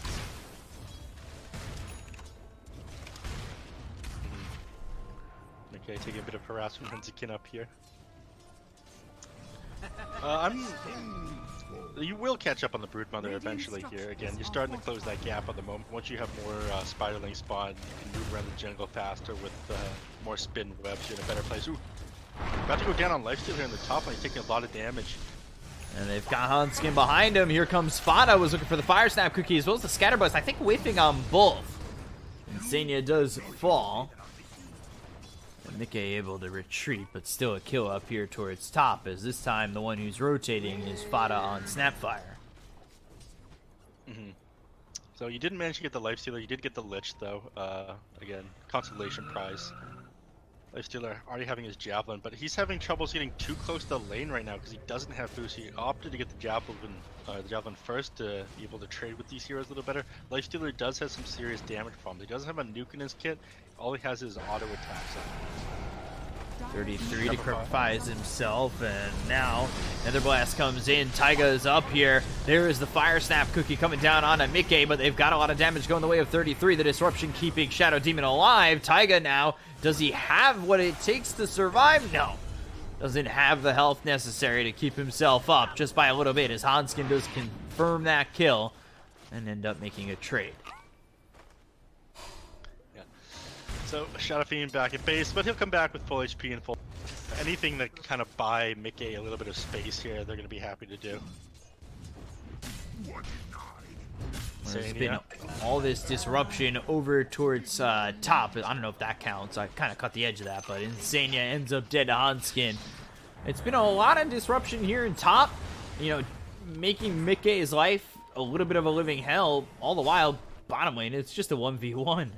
Boxy against Nico Baby. Mickey forced all the way back yet again. Must be a little bit careful. His rage is on cooldown. A concussive shot comes in. He finally hits level 6, so he does have that infest to work with. Taiga coming over, throwing that Shadow Poison out constantly, but not really disrupting much. And taking a look through mid, we were talking about how the Brood Mother could recover on this, and has unfortunately. Top lane, Hanskin. Frostblast comes through. Mickey with the open wounds gets the kill. Skywrath Mage will end up dropping. Meanwhile, towards bottom, they're trying to trade. They've got the stun. They'll have the Stampede with the double edge, but he'll time walk it away. Has the Chronosphere to go with it. And now let's see if Fada is able to confirm this kill. The Scatterblast comes in. The Cookie is there to get the stun with the bash. He'll get the kill onto the Centaur. Yeah, I think it was. That, if you juke back fast enough, you could have dodged that Faceless Void Cookie right there. I don't know why Fada opted to use it on the Faceless Void instead of himself. It could have made the situation pretty bad. But Centaur does go down there. Faceless Void is up, and he has some ability to farm this lane without being interrupted. And then himself out. Nope, that's for the Snapfire. Never mind. Completely scratched my last statement. Hennigan smoking up though. Looks like he wants to play some wards. So trying to play some deep vision. You got some decent coverage right now of Alliance's jungle on the side of Dire. I mean, you've got all this along here, so anytime they try to get into their triangle, you'll have vision. Anytime they try and leave the triangle to go do something, you know exactly where they are. I'm gonna look over Fada and Limp. Avalanche toss coming through in a boxy. The Sinister Gaze locks up Fada. They have the double edge. Do they have the damage? Time dilation comes in. Fada somehow, with one stack of Shadow Poison on himself, he survives. They look over at Insania. The Shadow Poison doesn't reach. They've got the toss on this Lich, and they'll get the kill. Just enough health to survive. Oof. So he does manage to get out of there, fortunately. Lich is down. He's pretty under level at the moment. He's sitting at level 4 at 5 or 10 minutes here. So hopefully somebody will give him give up the lane for a little while, go to the jungle, let him get that chain frost, and then maybe they'll be able to make some stuff happen. But a little bit weak right now on him. Shadow Demon hoarding neutral items. Got a Keen Optic and Arcane Ring on him. Also sitting level 6 here with that Keen Optic. That's a nice little combination for a tier 1 item for Taiga. Taking a look back over bottom, Nico Baby still without the Chronosphere for 30 seconds. Looking to get into that Diffusal Blade when he can, as it's been some slow progress right now, sitting 300 gold behind the Lifestealer. Meanwhile, the mid-tier 1 did go down, so a little bit more of an opening here for Limp, if possible, but Diffusal Blade slows him up. Spiderwings are coming over. I'm not sure Limp feels scared at all, because now the concussive shot and the damage onto Quickfoot, well, not really scratching the surface. Chain Frost comes in, and with the Sinister Gaze, they'll lock him down to get the kill. They chase him all the way to the tier 1 tower, and Quickfoot looking for more. He's got that Diffusal Blade back up. Concussive shot, Mystic Flare, can't walk in, but Hanskin, that's not going to be enough to juke out Quickfoot or deter him from moving forward. Meanwhile, Fire Snap Cookie, Scatterblast, Mickey, and he survives, but will he continue to survive? Mortimer's Kisses landing! It's so far! We just needed one more shot. Mortimer needs a little bit more range. No, it doesn't. Come on. That's enough of that. And there's the cookie, the fire snap cookie. Getting that kill on a Taiga. Unfortunately, Lifestealer managed to get away, but that Mortimer kiss has so much damage. And being able to hit that Lifestealer from so far away, that is terrifying as you're running away from it. Trying to jump every which way. Meanwhile, Mortimer's Mortimer played trying to predict where you're about to walk. What was that, like 2,500 range? That's certainly far. He was just in front of his tier 1 tower, shooting near the tier 1 tower of the Dire. Bashes on a Boxy. Concussive shot comes in. Another bash. The luck right now for Nico Baby is great. With the Mystic Flare, it's an easy kill onto the Centaur. And Onskin gets credit for that. The assist there for Nico Baby. Again, going into this Diffusal Blade, while Taiga now, he'll end up dropping as well. So Limp gets that kill with the haste. Yeah, you're coming out ahead everywhere on Alliance, and normally in a game like this, your Broodmother is taking towers, pushing the enemies, forcing them back to defend and getting kills, but this Broodmother, while he's getting a lot of CS, he's top of the net worth chart, no longer falling behind Tiny, he's not doing that. They're not getting brooded, and again, this hero falls off the later the game goes. If you're not hitting that like power spike at the 15-minute mark where you're breaking or like knocking on the tier 3s, then you're not in a very good place. Dire's top tower is under attack. Looks like we're seeing people positioned for fight at the bottom. Blink, Avalanche, Toss. Easy kill there on Insania. They use the open wounds. Quick comes over bottom, but Mortimer's Kiss is doing a lot of damage. They'll infest into this Spider as Koikfa gets back on the Broodmother, but they want to reinitiate with the Stampede.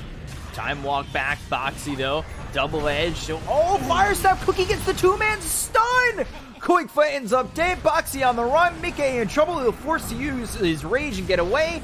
Can he get a bash on Nico Baby? Yes, he can. Boxy dead. Now they'll look for more. Insania throws the Chain Frost. That bounces in a pretty good direction, but the blink away from Limp makes sure it bounces no more. They've got the kill on Insania as well as Taiga. 4 heroes gone on the side of Liquid as they just lose Nico Baby. Dire's bottom tower. I mean, the fight started, and Lifestealer was already in a really precarious position because he had to hop into the Broodmother, get away, and then once they were away from that, they used all the cooldowns on Alliance. They thought, okay, this is a good fight to take, but no, they're still so much stronger than you. You got caught in that wombo combo of the Mystic Flare getting dropped on you while you were Avalanche and Toss, and that just made things so much worse.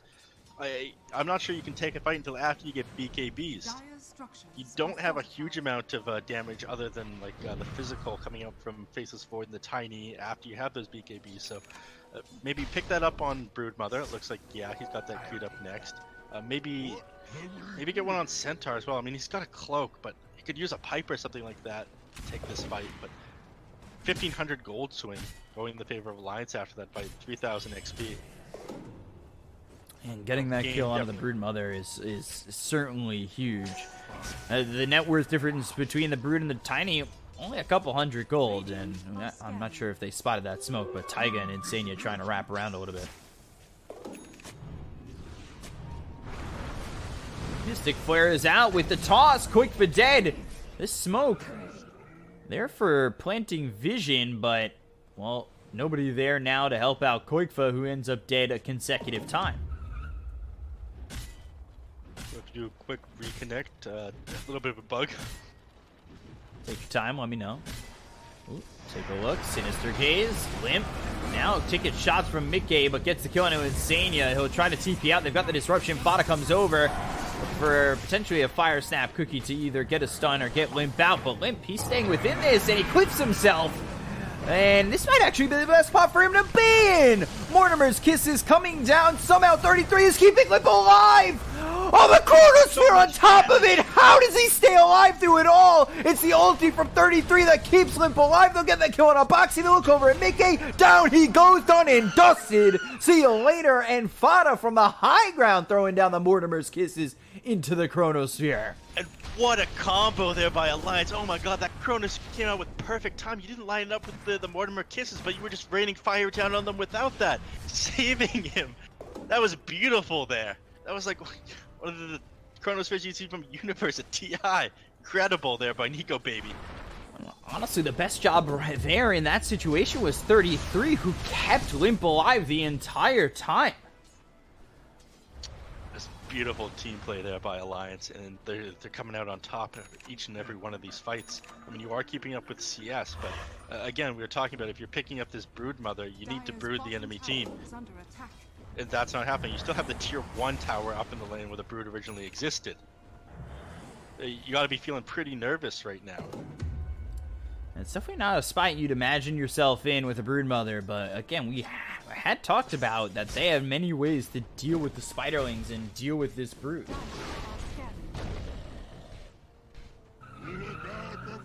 Limp here with a Blink Dagger, Echo Saber going into the BKB. Let me take a look over at Nico Baby, who does have that Diffusal Blade finishing off his Yasha soon. And you compare that to where the Brood's at, top of the net worth, feeling okay, but it definitely could be better. Yeah. So he is at the top, but again, he's gonna fall off the later this game goes. Like the further we go along, the more Broodmother just becomes that single target right-click hero. They start to come to all those problems of heroes getting kited, like you see from Wraith King and whatnot. But Broodmother's not a hero with Sven. Yeah, if you're able to get your hands on somebody, you can use lifesteal and whatnot. But I don't think that's going to be. I don't think that they want to take this that late. So Mickey, meanwhile, he's going into Heaven's Halberd. He's got that Maelstrom. This is similar to the build we saw on the Lifestealer earlier, except I think the Lifestealer I saw earlier was Phase Boots, Armlet, Heaven's Halberd, Satanic, something else in between. Mortimer's Kiss is coming with a Mystic Flare as well as the Avalanche Toss. An easy kill there on Amike. Not able to do anything to survive, honestly, as nobody's even there from his team to help him out. So, Lifestealer down. Anytime that he's spent not farming this Maelstrom is time wasted. That was a redundant statement. Take the Shrine up here just before that 20-minute mark, and they smoke up afterwards. So, see if Dire decide to do anything about that. See if they really can do anything about that. No, control the majority of the map. One Spiderling patrolling the area, but that's about it. Spider Patrol. Get the kill onto Insania now. They've got the lockdown onto the Centaur. Will this be enough? It's a pretty early Rod of Atos coming for the Skywrath Mage to lock him down and get the kill. Insania and Boxy hit the deck with a double kill there for Limp. 21-9. Meanwhile, top as well as mid. We take a look over at Quickfa, who ends up dead to Nico Baby. It's Chronoed. He finally tries to break down that tier 1 tower. He's just not able to do it. They're keeping him off again and again. No spiders allowed on the Radiant side of the map. He's not been able to pressure through that tier 1 tower just yet. Now they move over to Roche.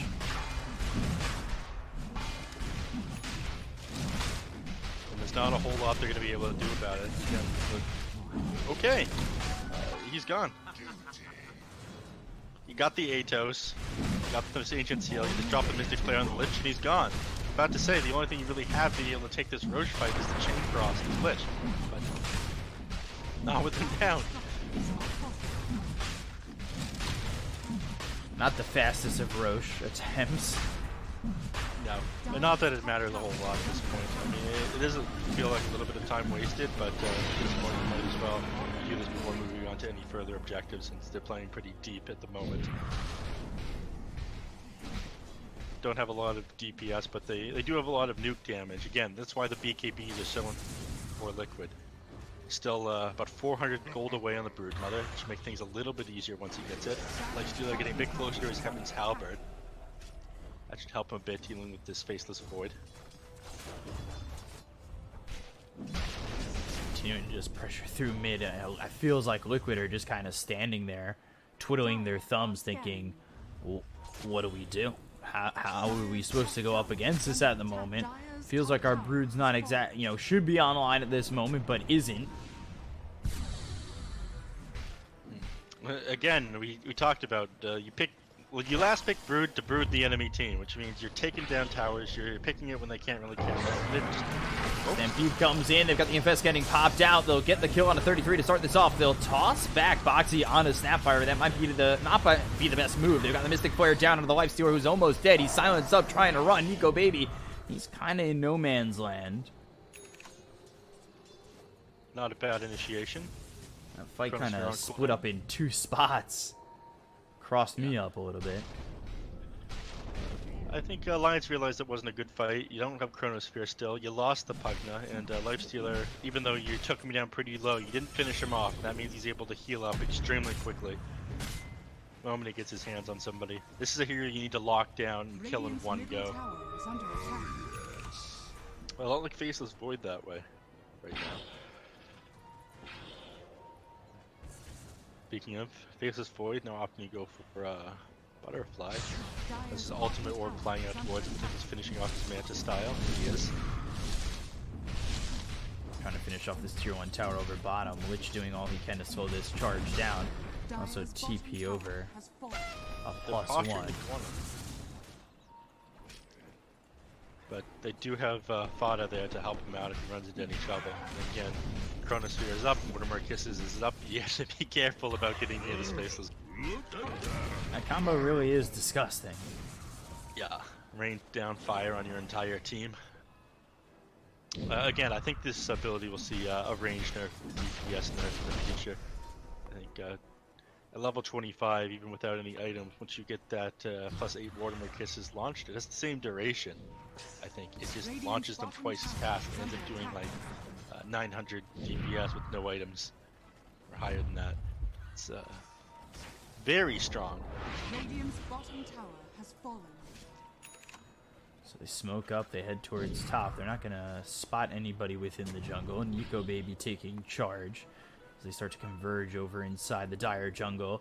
The Dire are all just trying to farm on the opposite side of the map, staying out of harm's way for the moment. We take a look over on Mickey, who's going into the Basher after finishing off this Maelstrom as well as the Heaven's Halberd.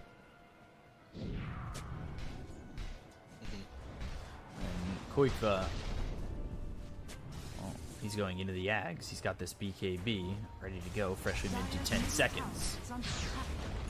Might not want to show your hand so quickly, Koifa. Chronosphere is available as well as the Mortimer's Kisses. We saw how quickly that can do work. Of course, they've got the disruption just in case. Try and save the life of this Broodmother. I've been thinking about this. Tower's down, time to back up though. If it's gone, you might as well not stay. Bottom lane, Boxy's been pushing out, trying to get some farm. Avalanche just missing. Almost grabbing Boxy, and that could be problems here for the Centaur had he gotten clipped by that. And Nico Baby now not by himself. He's got heroes coming around him. He'll time walk. He's got this Aegis. Does he look to commit this Chronosphere? A couple of heroes from the side of Liquid I think are contemplating whether or not to help Koikva, knowing that that Chronosphere is back up. So a little hesitant on that, but they've got the stun. They might get this kill. They'll get the first life away. So now it's about how Alliance react. The Rod of Atos comes in as well as the Mystic Flare onto the Centaur. They'll get the kill on Boxy, and now will the Mortimer's Kisses work and do anything more as Nico Baby heads towards mid and the rest of the team scatters on the side of Liquid. I'm not really sure what Fada was doing with the Mortimer Kisses there after the fight ended. Maybe it's just thought that Liquid would re-engage, but Liquid definitely made the right move after picking up Nico Baby the first time there, blowing his Aegis, hitting him back. Unfortunately for them, that Aegis would have expired on its own in about another 5 seconds now. Doing some damage now. Tiny. Chronosphere comes out onto the Brood. Locked him down. Nobody to save him. And Koikva gone. 60 seconds. And dead. BKB doesn't matter if you can't activate it, I suppose. So down he goes. He does have buyback here. He still has his BKB up. But I'm not sure how heavy Alliance are willing to commit here. Lose that tier 3. They're going to blink into the backlines. They'll look for the hoof stomp.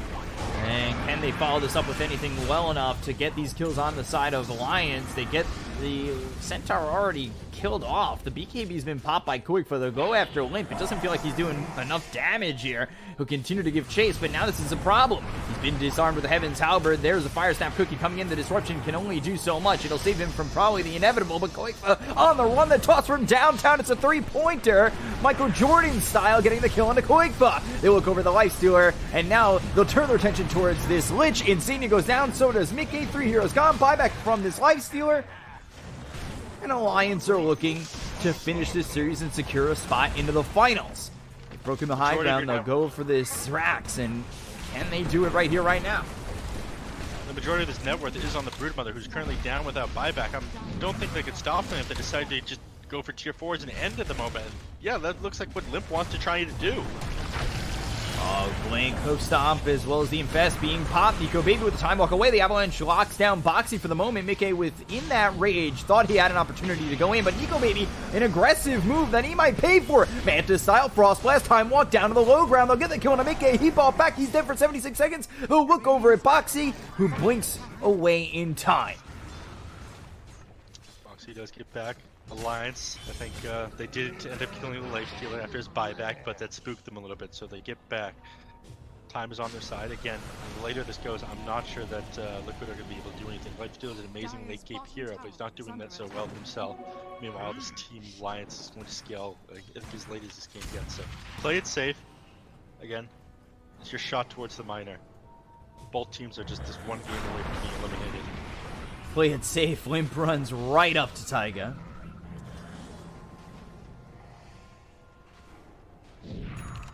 So they get back now, though. Void Spirit, yeah, wants these. Nobody has these tier 3 items yet. Picks up a telescope. Farm these before going forward again. Make that 18k net worth even bigger. Or the advantage that they have. Dota Plus saying that Alliance currently has a 99% chance to win. But always that 1% that might come back. I mean, we've seen it once with EG. I managed to turn the game around with a Nightmare. Oh, insane. Oh, yeah. No. And the tree is not safe enough.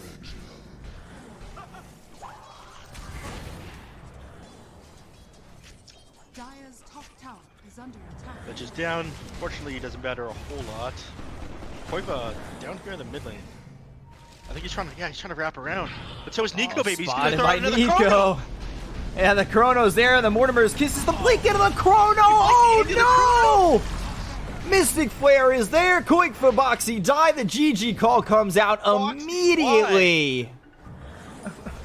A misjudgment on the distance. He thought he was clipping into the very edge of it. I don't think Stego would quite far enough first like that though. But he ended up inside the Chrono. I don't think it would have mattered that much, but you hate to see it. Wow, that was unfortunate way to end this series, but Alliance take the victory 2-1. Just 30 minutes into this one as they reverse sweep them. Yeah. They get this 2 and the 3, and now they're into the finals. Liquid looked so strong too. That was like what, an 18-minute game? This last one was the first one was very quick. It felt like maybe like 22 minutes or so. Yeah, and you look into this, you're like, okay, Liquid looks super strong. Now then, just boom, Alliance, both these games. Nico Baby played absolutely insane, doing exactly what he needed to do to end both these games. He was so sick on the Juggernaut at the end of the last game, and this one, just waiting on the back line. It's like he could read Koiba's mind there. He knew that he would try to pick off the back lines there both times with the Chronosphere. Yeah, they just happened to converge on that. I don't know if Liquid were expecting that move coming in from Nico as they were pressuring the top set of racks as well as the tier 3, and unfortunately for them, he was ready with the Chronosphere. So they finished the series up, take it 2-1. Alliance move on to the final to go up against the winner of Nigma v Liquid, which will happen tomorrow.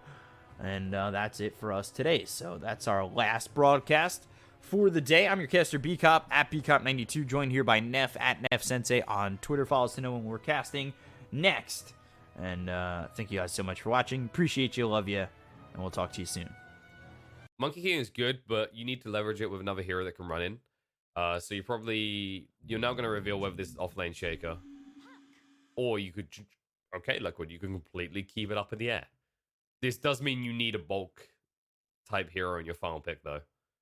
You could just go for this kind of approach where, they can't actually turn on you because they're too busy dying. I just think if Nigma, for example, picks another strength hero, they might be a little bit too bulky to burst down unless Liquid simply run over them in the laning phase, which of course we did say yesterday. So wouldn't put it beyond them. As for Nigma, they have a lot of control right now. Every hero offers that. Bat Ride is a bit weak in the laning phase. If they want to run this as a 5 bat, it would probably be nice to have something that can actually synergize with on the lane, something that maybe benefits a lot from the chase down potential or has a stun itself. And if you're up against the Monkey King, with Ray's already gone, this is a bit annoying.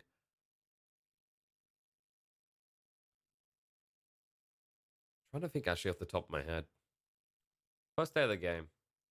First game of the day. Words. Hard to get the right way around.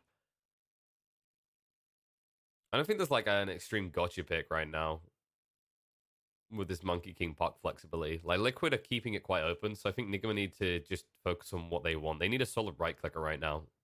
As I mentioned, something that syncs up with Slardar. Lifestealer, yep. Alright, this works. I wasn't sure if they wanted to go this way just because there's not necessarily a hero you're going to outright sustain off of, but the Monkey King Lifestealer matchup, while Monkey King you think would have a Brutal Advantage, it's the Slardar factor. It's that minus armor that enables Lifesteal to be good. It's also a beautiful thing because Lifestealer can build Deso. So you can have that double minus armor strat, which is what I usually look for whenever you see these Slardar picks come out. It's just a nice bridge point. I think Lifesteal Bloodseeker really worked that way incredibly well, is the game can be unlocked if they have a Deso, Solar Crest, or Corrosive Haze user. All of a sudden, their actual damage output in fights in the mid-game is noticeable. It's not a case of, well, this hero will be great at the 40-minute mark. So rounding out on both sides, there could be more tower push, I think, from both sides, actually, right now. There's a lot of shove, especially on the side of Nigma. Most of it on the side of Liquid is going to come from this puck. So Liquid right now could benefit from something that can just push on the lanes hard. Maybe something in the idea of like a Beastmaster type pick or an Abaddon type pick. You don't necessarily want to pick that against a Lifestealer, but an Abaddon wouldn't be bad because of the Bat Rider factor. Then again, you could still be running the Shaker as a free. I just don't know if you want that matchup against the Lifestealer. You should farm okay. I just don't know if you can greed out. And Ags in this game is really good because it gives you that ability to chase for the Snapfire in the back line as a Shaker. It's just a matter of would it take you too long to get online. Should just be a ban out of like cheese picks. I don't know if Nigma's worried about something cheesy still. Like in theory, Liquid could go for something in the Brood Mother category. I wouldn't recommend it necessarily because there's just a lot of AoE early on though, so they could count down the lane. I don't think we're gonna see a Meepo from Liquid either. 5 seconds remaining. Although, they definitely still need this front line. This is the thing for me, is like Liquid right now just needs something that can run in and just take the brunt of the hit that's going to come out from Nigma. Because they do have a lot of damage output. Team pick.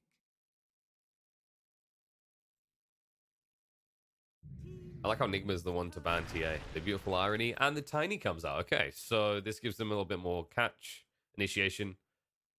This should be 4 Tiny. And then I want to say 5 Snapfire with Bat Rider mid right now by the looks of it. Which is actually a really good pick. And a way to roll it. Because it can deal with the Monkey King. Like, can keep range and just slowly will him down if he goes mid. And if Puck goes mid, Puck absolutely hates any damage over time-based hero. And there's your front line. All right, so Liquid, they actually get the front line out. They also deal with the issue we're talking about with building damage. In fact, both sides do. So it's actually going to be Wii on the Tiny in the end. I was wondering if they're going to try and be cute with this, but I guess not. So yeah, it's going to be Kura on the Snapfire, this is the well, it's going to be slightly cute. Nigma's going to be running either Slardar or the Bat Rider at the 4. And it is going to be Bat 4. I'm kind of glad they done this. I'd prefer to see the Slardar in the 3, just able to get a little bit of gold, guaranteed, and be more useful. I hope that GH stays on the lane. I feel like his job this game is primarily to just make sure Mind Control's lane can exist and Mike doesn't force him out by like level 4. And then, yeah, you'll have Quake for versus with Lone Druid versus Tiny. Tiny shouldn't be too bothered by the bear, especially since it got some damage reductions, but this should more or less end up being a farming lane, unless you get a solid rotation out from the Nigma supports, which can be a bit tough due to the bear scouting, but there is toss back potential if you come around and say GH hits back with the Flame Break, and Tiny gets in range for the toss, they can maybe make some sort of cute play. But I don't think that's likely to happen. I think what is more likely to happen in this type of game is that we rotate to the outer lanes where he can easily exploit kills onto the Monkey King. Puck, not so much. Boxy should be more or less safe, and I hope that Tiger doesn't rotate too soon, because I think Boxy might need to be guarded somewhat level 1-2 through to 3. This has been a big thing with Puck in the off lane, is the hero is still a dominant pick, but if you actually leave it alone from the get-go, it just gets forced out almost instantly and fails to have a game.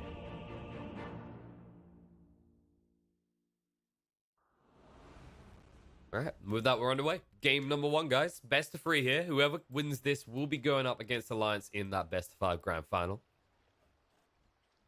Prepare for battle. And it looks like Nigma are going to move free bot to start with to see how things go. And no, wait. Are they switching? They're switching this up? Okay, they're actually switching this up. Wee's going to be going on the out lanes with the Tiny. And you'll be able to actually deal with the Puck situation a little bit better, in fairness. And also, when you're talking about like the mid matchup, Tiny would get pretty roughed up by the Monkey King. I think either way it can be pretty rough. But also, Koifo is going to be on the out lane. So both teams are actually shifting the lane situation around a little bit. And I don't think necessarily either one of these has been anticipated either. This is actually probably the better scenario for Liquid with this Bat Rider situation, is if he can't play against the Monkey King. As I think that's one of the better lanes for the Bat Rider in this game, is to just be able to actually shut out the Monkey King early on. This hero doesn't have much in the way of armor, so you can actually just right-click him out of the lane pretty quickly.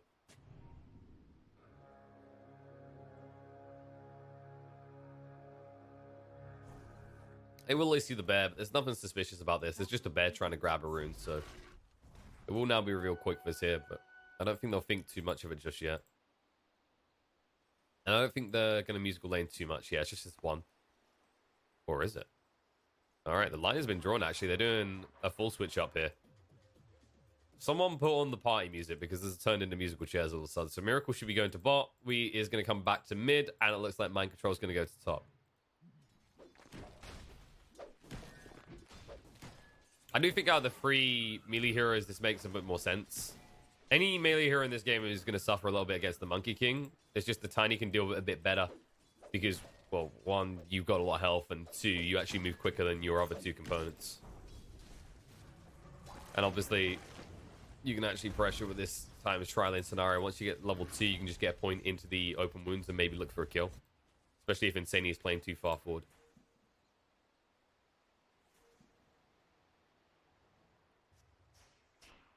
Boxy already has 2 as well. So they're going to leave Mind Control alone. I don't know how long you want to commit to this bot tri-lane. I feel like letting your Slardar suffer like this is a bad thing. And in fact, your Slardar might just die at this rate if he's not careful. They won't die for it. There was maybe a situation where you could actually have done that without letting him get away alive. But it's better to just keep him on low HP. Then you make sure he doesn't feel comfortable ever CSing. And you can already see that actually if they right-click him a few times, he'll die here because they have both nukes. And on the bot lane, they're trying to pressure this Lone Druid. Sure, you'll slow down his farm a little bit, but I'm more concerned about what's going to happen with the other 2 lanes, because the Monkey King is get to a stage where he's more or less free farming. The only way this turns around is if we finds like a cheeky toss-back play. And then top will just turn into a free farm for the Puck. I mentioned that both of these heroes kind of need the opener to be solid for them, right? With the Slardar or the Puck, both of them need a good start to the lane. But once you get going off that first 2-3 creep waves, Puck is the one that can solo in that one-on-one engagement.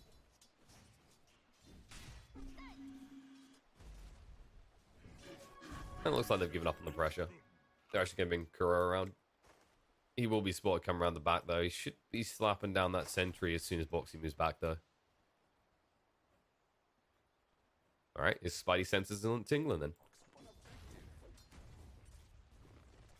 Okay, this lead's getting a little bit worrying. Obviously, we can't go for the tree grab build. You need all the points in the Avalanche toss, because the only way you're ever killing the Monkey King is burst with a rotation. So if you just try and actually go for the tree, you're moving too slow, and the Monkey King can always just chase you down. It's the only reason Mike hasn't picked up on Uv. If he saw that the tree was grabbed by the Tiny, he would have an Orb of Venom on him already.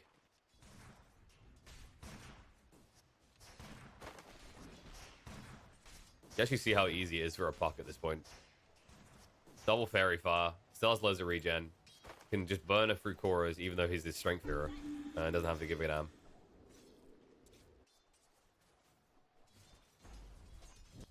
Well, good news for the side Enigma is the lifesteal is farming really well.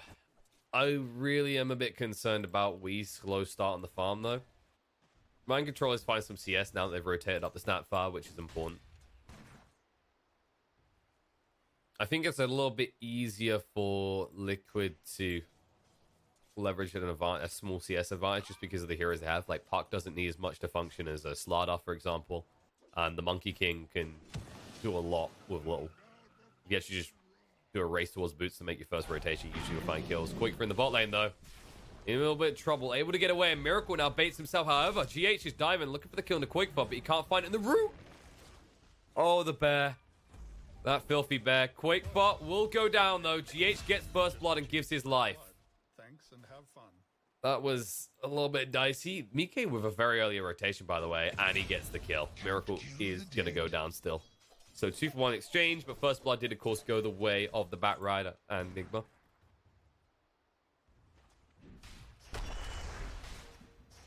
Foxy's actually willing to take a lot of harassment here. Understandable to an extent.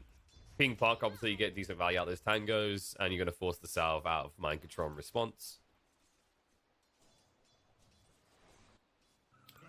That rotation was a little bit of space for Weed to get some gold, though. That's what I will say. You still, yes, you get the skill into Miracle, but you're going to rotate, and they're just going to do the same as you can already see in the mid.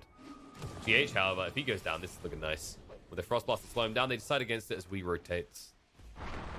Avalanche. He's still too slow. Alright, he'll toss them on top of each other with harassment, but he wishes he had boots right now. Especially now that he's playing on the outer lanes. That's where you can actually do some stuff with that. I do like the fluidity Liquid are trying with these lanes, though. And as I... What? Okay. Wee's gonna live. You look away for a moment. That probably shouldn't have been a kill. The only thing I can think of is they let too many sticky napalms build up, and then they got a double flame break back into the arms of Wee. That shouldn't be happening necessarily, but it's one of those things you can get caught out by. A good Bat Rider can screw your lane like that. All of a sudden, Wee has a game. His lane was a little bit rough. His start was a little bit mediocre on the CS side of things, but with that double kill, he's feeling pretty good right now.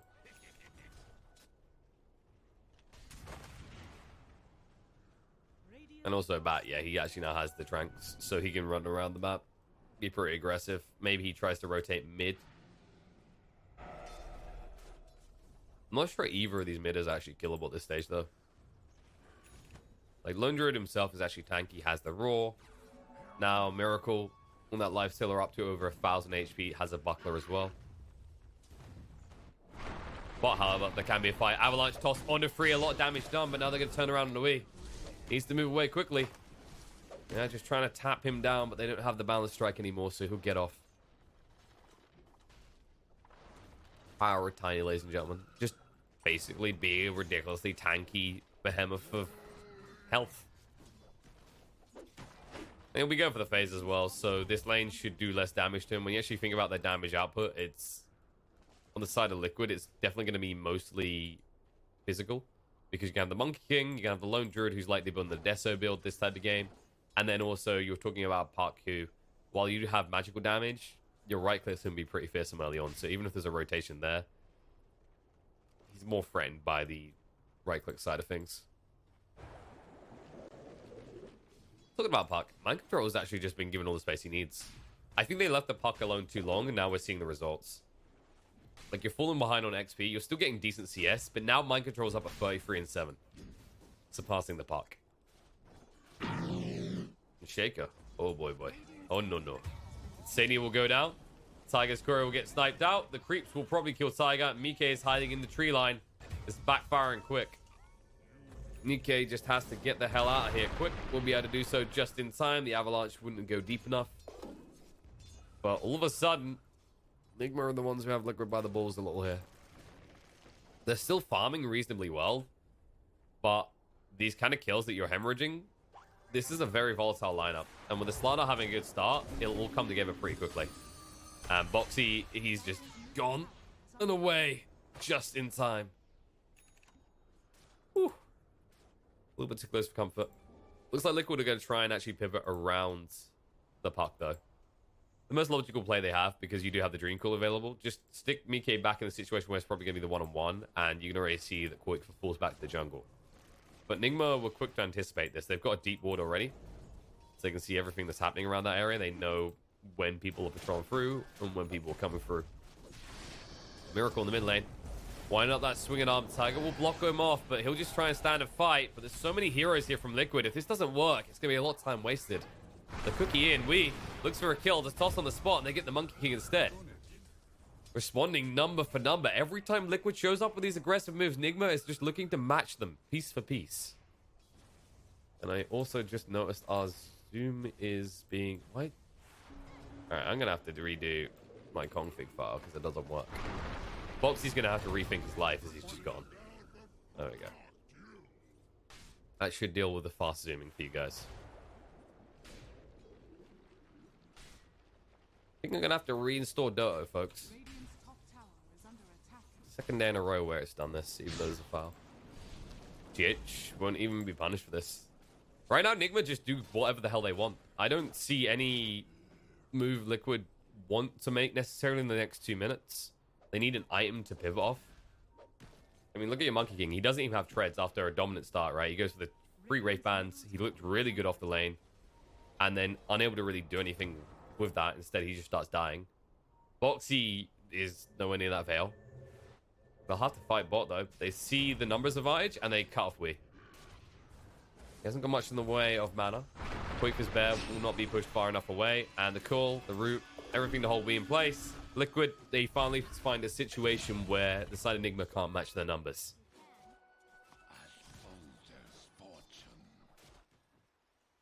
It's important that you actually get this done as well, because it's already 3,000 gold. You don't know the exact number of your Team Liquid, of course, but you have an inclination this is starting to get a little out of control. And when you think about the volatility in Enigma's lineup, you can already see it coming into effect, right? Corrosive Haze, Tiger. He will just go down. And this is going to get rougher because you already see what Miracle is queued up. He's going Armlet into the Deso. This is about that double minus armor, the rapid ramp up that we were talking about earlier in the draft.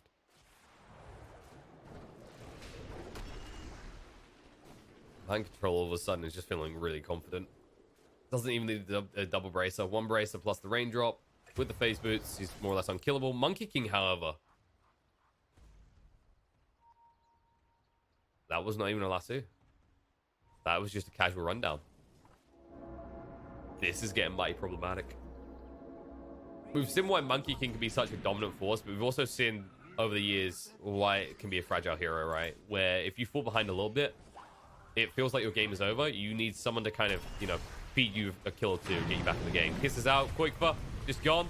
The fissure was too late to save the day. Kuro might go down, but mission accomplished in his eyes. He's done what he needed to. And while that's happening, there is a movement round. Nigma are wrapping behind the side of Liquid, and they brought all their forces, and they see it. They're moving the trees. They might be able to get out. Although if they commit like that, toss in. Boxy will dodge out. Has to throw down the Dream Coil, gets stunned instantly. Avalanche and nice fissure to block him out. They can't find the kill. Fairy Dragon gets away. Tiger's gonna get dragged. Sister Gaze count that out, so GH can't move away quick enough. And all of a sudden, Quick for rushing the bear over. With the fear coming out, will allow him to get the kill into the Bat Rider. And Tiny, still here. Avalanche toss across. Not able to kill anyone. Just make sure that he's not going to be the next hit on the list. And does create the space that Miracle takes the mid-tower. A little still favorable for the side of Enigma because they did get their hands on that tier 1 in the mid. And the gold exchange, while in the battle, favors Liquid a little bit. You're going to see a situation where you're not the 5,000 net worth lead. And these item timings are going to be pretty crucial. You're going to need something very soon on the side of Liquid to pivot off. To just give you this high leverage in a fight. Monkey King at least does have the treads now, but he's nowhere near this Echo Saber. He needs someone else to funnel the food down his throat. Maybe Boxy. If he can complete this Veil, that might be the bridge gap they need. And you just see that Wee is constantly on the hunt. He doesn't really care as much about the farm side of things. He's just trying to connect with kills. He understands his role in this game isn't to be high on the net worth. It's to be high on the kill charts. Echo Slam bot. Big target found. The one that is farming is Miracle. And instead, he's going to start farming heroes. That was an Echo Slam with no follow-up. Boxy will get out. Or will he? He hung around to try and save Insignia's life for his captain, he says. But for his captain, he'll die. And there's no escape from that. Puck will go down. Double kill for Kura. And it looks like it's going to be 3 dead as Insania is being chased onto by Wee with the DD. With the corrosive haze there as well. One Punch Man has arrived. And Liquid just are seemingly crumbling a little. I say a little. It's definitely feeling discombobulated. That Echo Slam is meant to be your hoorah, right? Your big moment that inspires you to take a good fight. But it comes too soon. They're not able to get in quick enough. And all of a sudden, things are turned around onto Quicker as well. He thought it was an easy kill onto an old lady. Just waiting at the bus stop. And instead, she just gets in the driver's seat and runs him over. We in the mid lane. Dream Call. This would be an amazing kill if they can get it. But he's so goddamn tanky. He's wasting a lot of their time. Will still go down as the reinforcements can't get there in time. And Liquid finally able to just start basically trading these kills. And when you're this far behind, any trade is going to be favorable for you. Yeah, you lose your lone druid. Sure, you didn't get the lifestealer, but who cares? The Tiny is worth just as much at this point.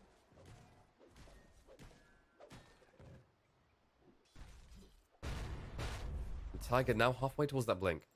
This is the thing they're looking for. Once they actually get that online, they can start to make some big plays. The Echo Slams won't feel rushed. You can actually just wait patiently for them. Also give them a secondary form of initiation on the back line, which is crucial at this stage of the game. You saw the damage that the Mortimer Kisses are doing. And at this rate, like, Kura is going to get decent timing on the level 2 ultimate. And the damage is just going to melt through the side of Liquid. They don't have the tankiest of heroes. You mentioned this in the drafting phase, right? They don't have that many frontliners. The Lone Druid was meant to bridge that whole issue. But that still means that the Puck is susceptible. The Lich is susceptible. Monkey King, most definitely. Even the Shaker.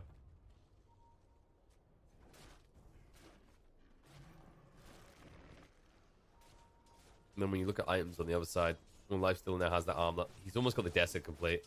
This is when they can just go straight into Roche. They'll want to pick off before they do it, but once he has that Desolator complete, they'll probably try and pick off the Shaker or force an Echo Slam usage, and then once that happens, Enigma can just go into the pit.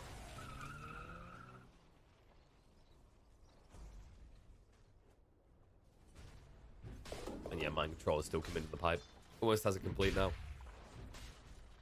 It's interesting to see Slaughter as the way they're getting played like this right now. It's this bully type laner who basically fulfills the similar role we've seen from last patches offlaners. It's just, instead of relying on this dispel to be valid, you just amplify damage instead, right? You're this offlaner who doesn't need to build a Solar Crest because he's already got that kind of effect in a spell that actually increases damage output.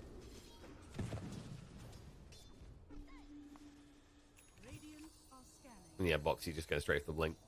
There's no point in the Veil anymore. The Veil actually had a point where it would have had an impact, and it was like 4 minutes ago.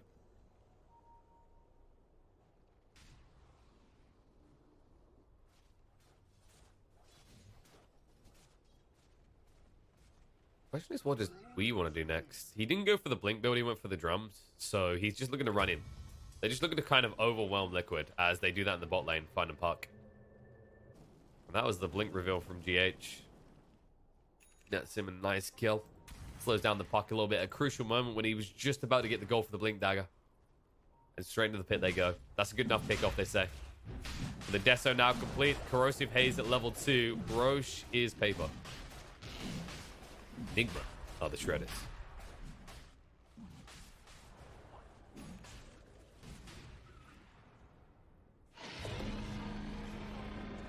There you go. Aegis in the hands of Miracle. And they've already taken all the tier 1s out, so tier 2's next on the shopping block. Enigma should be able to get them all down before the Aegis even gets close to expiring, really. Liquid could try and find them splintered a little. There is 1 or 2 heroes off separate, but it's only GH, and he has the blink dagger, so he can get through. Dreamcore's going to come out of the back line. They think they found the opportunity. They'll go in with the Wukong. Balance Strike connects on the 3. The Raw through as well. Beautiful combo. With the Chain Frost bouncing around, they'll get the Killer Snapfire already. We trying to move away. Slow down too much, and that Chain Frost still bouncing. Means they can just pursue through.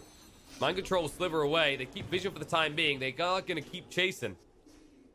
Vision still not available for a long time, though, so they'll let him get away. Enigma do cauterize the wound. They minimize the casualties. They keep it down to 2, but suddenly Liquid are finally able to find some more gold. Much needed as well. When you got these link daggers coming out, right, and the Shaker's picked up his, the Puck has picked up his as well, you're feeling like you should be achieving max impact. And while getting the kill on Tiny is never something you'll complain about, what you're really hoping for is that Slardar kill, that 3rd kill on top.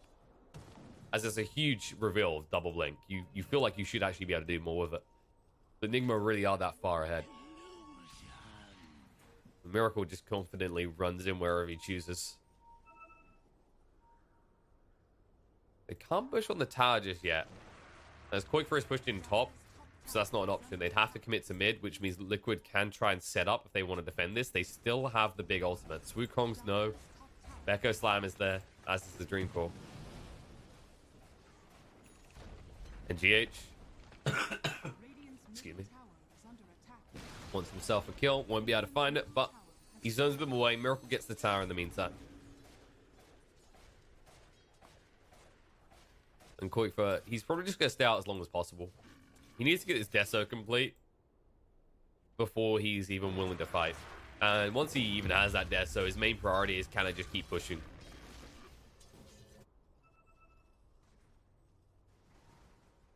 As for Mind Control, yep, straight into Blink. After you get Blink, in this type of game, a BKB wouldn't be a terrible idea for the Slardar, just so you can chase into the back lines. It allows you to actually go with your Lifestealer, as opposed to him just being stuck fighting alone when everyone else is running away. Deso is now complete, though, on Quickfire. Radiant's bottom tower is under attack. Oh, Dreamcore jump. Snap the call straight away as they are on the river. They need to be quick with this. The Fissure is going to block him off, so Mind Control a little bit of trouble. Sprint's going to come a cooldown, but they throw down the Wukongs to ensure that he has nowhere to run and hide. But the Kiss is in the choke point. Will it do enough is the real question. It's still only level 1. Getting him pretty low, but Miki able to move away, and the slow's coming out. The last is going to be there to drag in the Monkey King. It kept him in place long enough that they actually get the kill, and Slardar, however, gets out alive. And the hunt is on. They're moving forward, looking for more Flame Break to try and push back, but they're a little bit too speedy. GH isn't done, though. He's staying on top of him here, and Sani is getting low, but the Master Madness gets activated. Tiger does blink away just in time. The bear is being eaten right now. Some people like cow. You know, some people prefer venison, and some people are just berries. You can already see that Mind Control, after getting away barely in one piece, does move across immediately to the mid lane, understands that actually, with them starting to leverage the advantage again, they need to keep everything pushed in. So that next time when they catch Liquid out like that, or counter Liquid's attempt, they can immediately punish it by taking an objective. Which is something they couldn't do in that situation when it's so far out of the base. That was just level 1 kisses, folks. Kurok, he almost had the level 2 kisses. Once that's online, the amount of damage there, if that happens again, Liquid lose 2. Probably more, actually. To be honest, Monkey King would have been dead if that was the level 2 kisses at this point.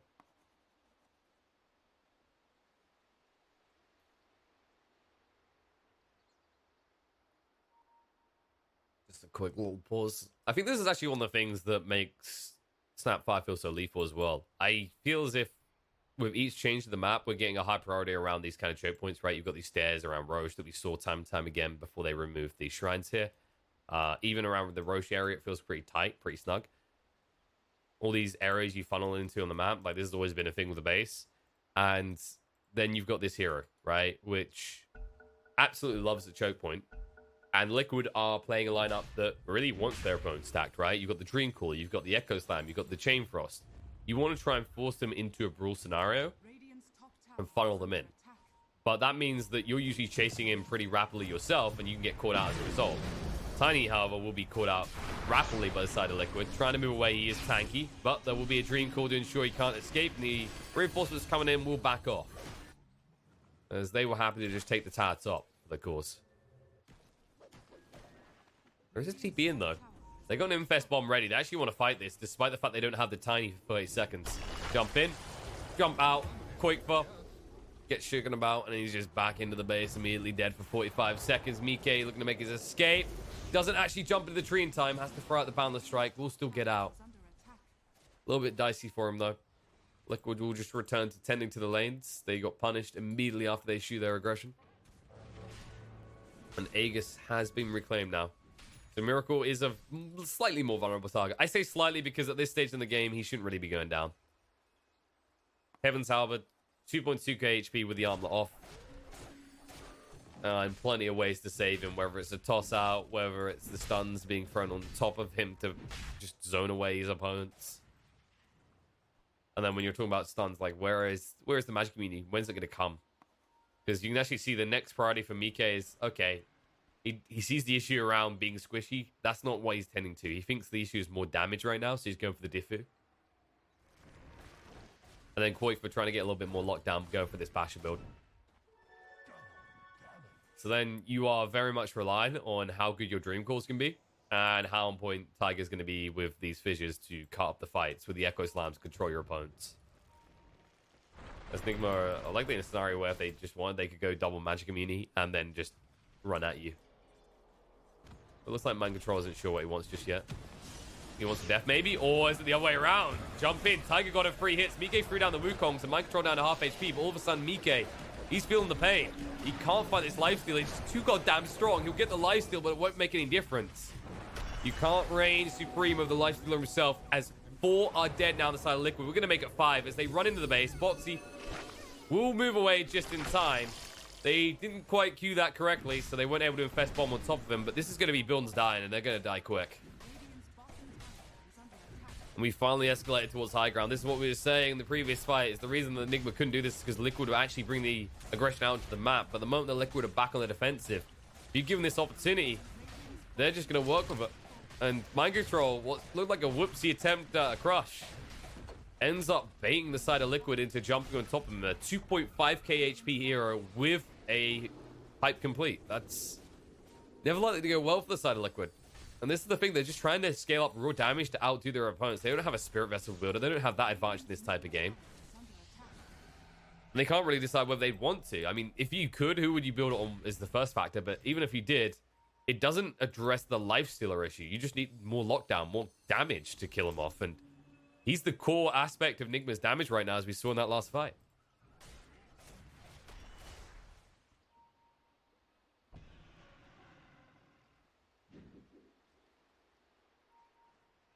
I'm trying to think actually what item really gives Liquid a chance to hop back in here.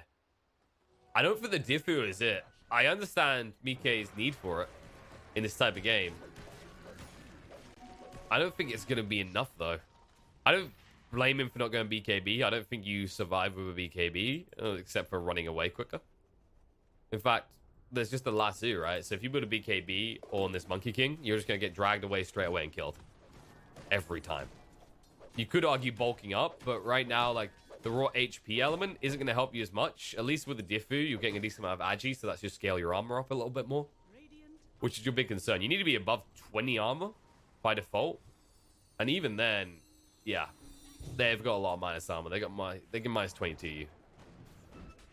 But it's not the hero that's going to build, for example, an AC. You don't scale on the health front enough to feel good about it.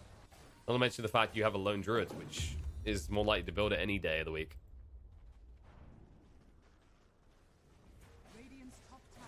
And Liquid, time to tend to the siege. As Miracle moves on in and with a 16,000 net worth value. Echo Slam jump in. Lassier's going to come up. Interrupts the interference, and straight away they just turn on him. They're going to lose 2. Buyback comes out the Monkey King, but the Shaker is down and dead, and the Kiss is zoning the rest of Liquid away. It just looks so simple for the side of Enigma. They just run in. They just tank everything. They look at the side of Liquid, and they go, "You're toast." And he's going deep. Hunt time. On the spot. Insania. 2 more hits will do it. The Wukong's goes down. The Root's going to come out. But look at this. Miracle just runs in deeper, forcing them away. Insania's already dead. And Mike not feeling safe in his own home. Miracle will have to move away, though, because he's starting to feel the pain a little bit. Will infest into GH and just retreat. But that doesn't mean he's done here. They still have an advantage. They've used most of their spells on the side of Liquid. Now they need to actually be careful. Tiger goes in. Stun control. We able to move away in time. And Quake was Bear trying to fight up here. But Slithering Crush is going to come out. The Bounce Strike crew connects on multiple heroes. But Miracle's unleashed again with a rage. Tiger's going to go down. Dead once more for 30 seconds. Mike is also going to fall, and GG's going to be called as Nigma. They've reversed this around. They're going to be the ones taking game 1 this time around. And if this series looks anything like this first game, it might end up being a 2-0 in their favor this time.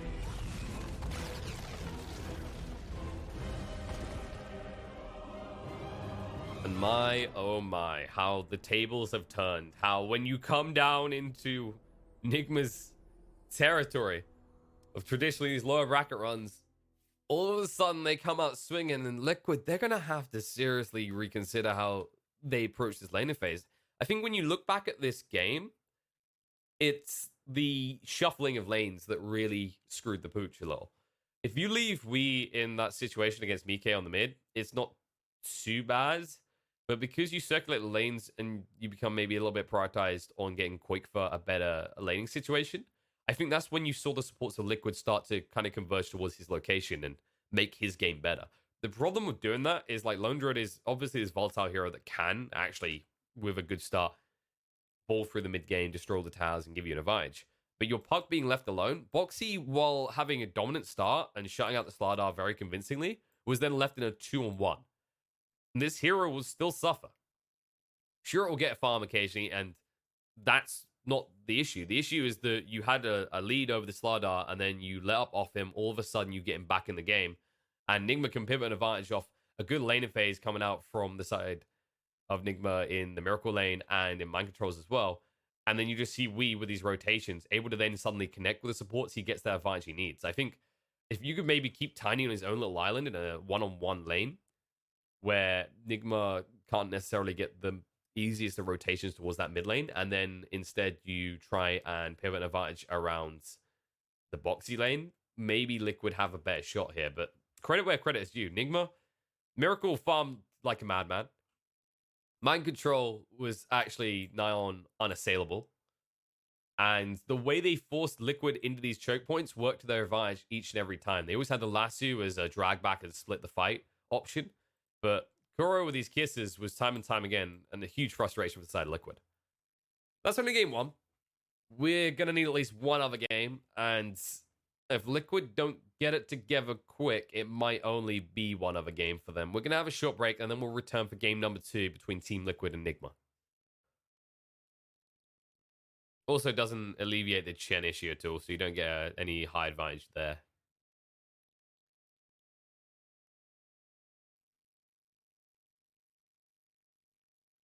ET could be good against the Chen army as well. Look for Lina, though.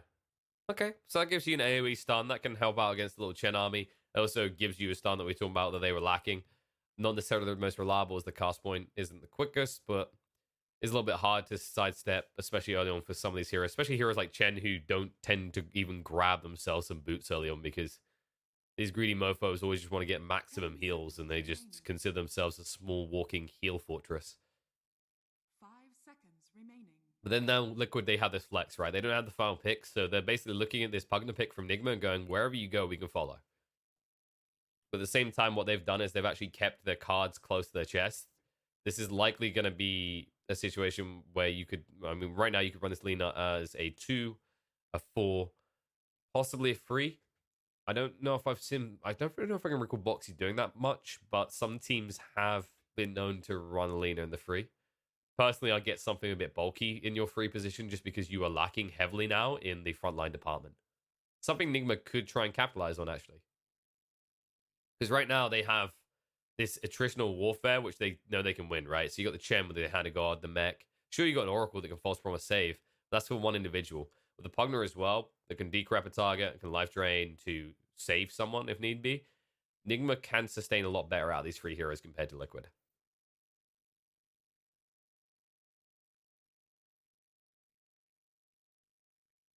So if you're Nigma and you see this, you could just get some more stuns. Damage isn't the greatest concern right now, but you're probably looking at actually just getting your hard-hitting core.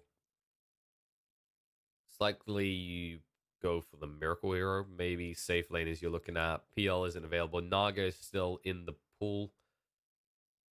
Not terrible, although I just think Naga is overall just too slow to play right now.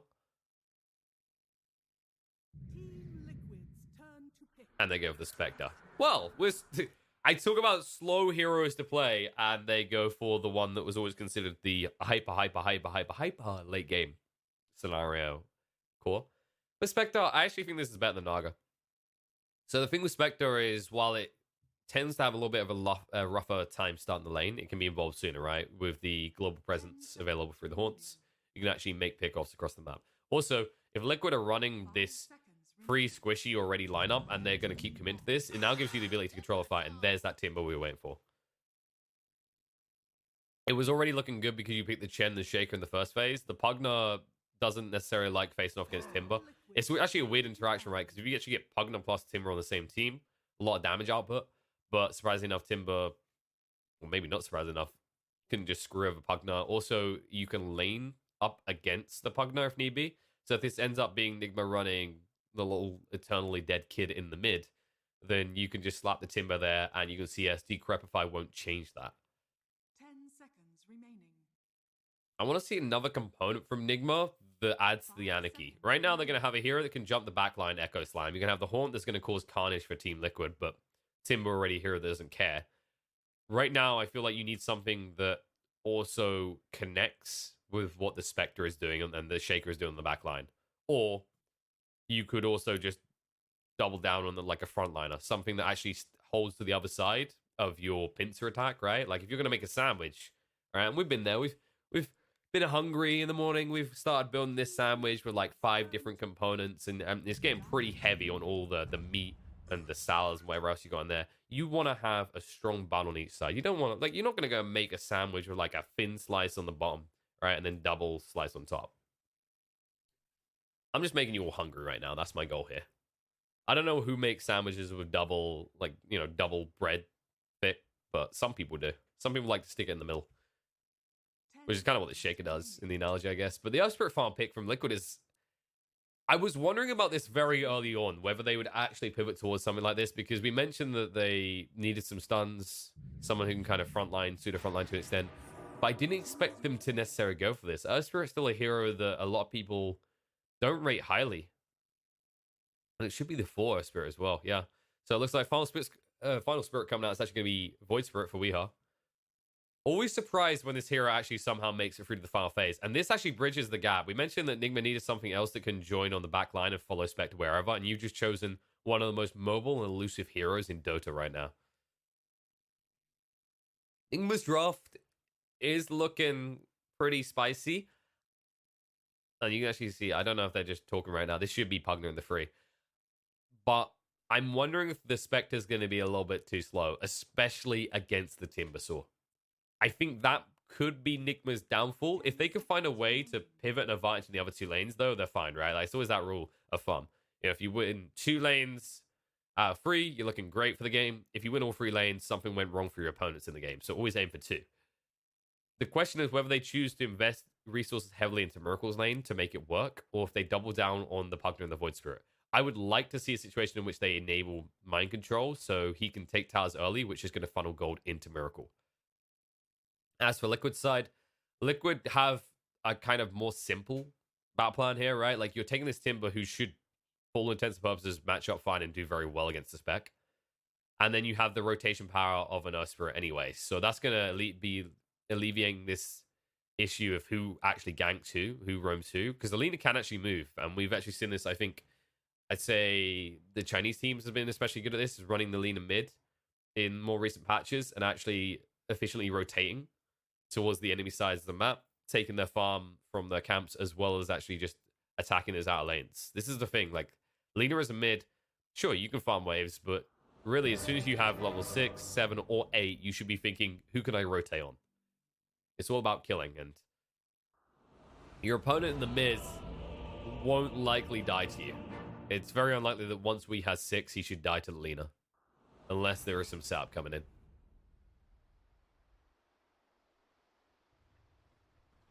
So there's our teams. Those just tuning in. Nigma is currently 1 game up over the side of Liquid. Liquid need to bounce back or they are done, sparse, and out. Only 1 slot for the EU region in this qualifier. As for the laning starts, yeah, Liquid are going to move 3 heroes bot because you have this Earth Spirit. If any hero can pivot and Avige, 3-man style, it's going to be the Earth Spirit. And the Earth Shaker runs into trouble here. It's going to hold the fissure because there's no point throwing out straight away. He wants to split up the fight, but it's too late.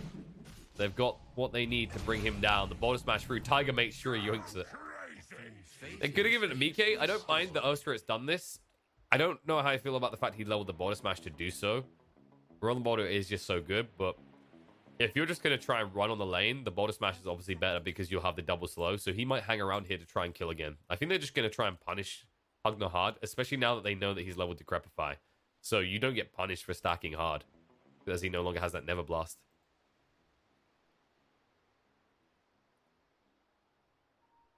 That does mean now if you're going to leave the Timber alone at level 1, I don't think he cares too much. Spectre doesn't hit particularly hard, same with the Chen, and it's not like you're going to try and bully them out of lane because they're going to, you know, they're going to start with the headdress and they've got a Chen. It looks like Mind Control will be able to casually walk in and get the room. Take a little bit of damage on the exit, but it's just an Oracle with right clicks. It doesn't hit that hard. And it's a matter of what Tiger wants to do. Is there really kill potential top? Not necessarily straight away. Once he has 2, sure. I think it wouldn't be a bad idea to give Boxy a wide start just so that he can actually get quick level 3. But Tiger would probably just come up here, hang around, pull the creep wave through because you can, and then force maybe the Spectre to just CS under tower of low right click damage and taking damage she doesn't want to.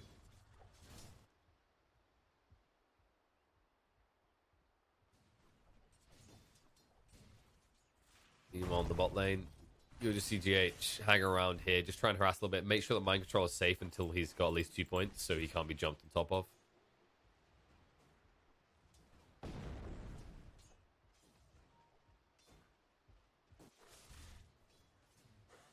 Look at the beautiful thing about playing Usher as well these days. You know, you don't have to think about, oh, it would have been nice to have had a stout shield for this harassment. Can't even buy him anymore. He also has boots as well. That's why I like that he took the kill. It just feels really good to be in a situation where you almost have boots 2 minutes into the game, or less than 2 minutes rather, as a nurse for it. And yeah, he's just doing the right thing as he allows Boxy to get towards 3 quicker. That's when Boxy should be pretty safe in this lane, not really touchable anymore. And if Tiger can just get 2 in the meantime, then he can actually start to gank if need be. He doesn't have to be attached to this lane. GH actually could rotate early if he wanted to. I think it just comes down to when we makes the call. He's like, okay, I'm having the wave pushing my side. Quickfur's keeping the wave fairly close to him so far, and Wee's doing well in terms of CS, so he's in no rush. Radiant's middle tower is under attack. It looks like we already got his ball and got his haste rune. Quickfur's going to try and punish him a little. He was hoping he'd walk up, but he's got all the vision in the world, so he sees everything. We'll be forced to pop that haste, of course. Bot lane. Little trade going on. No kills happening just yet. Pressure will be thrown out into GH, though. He'll be forced to move away. They were just trying to actually make Insanity pay to the maximum, but he's got a salve just like Mind Control. Mike, however, doesn't. That might be the definitive factor. That could be the way they can actually try and do something in this lane. GH, has he been too greedy? Never blast. Mike is going to stay alive with the fairy fire, and they'll be able to find the kill and move the tree line. Mind control will still get it with the never blast. Or Willie, Mike, one hit needed. They'll be there. Sania unable to help, unable to save the day. And that is just courtesy of the regen situation. If he has a salve, that's a completely different play. Mind control probably dies, but looks like the initial regen bout was won by Nigma there, and as a result, they're able to find the first core pick.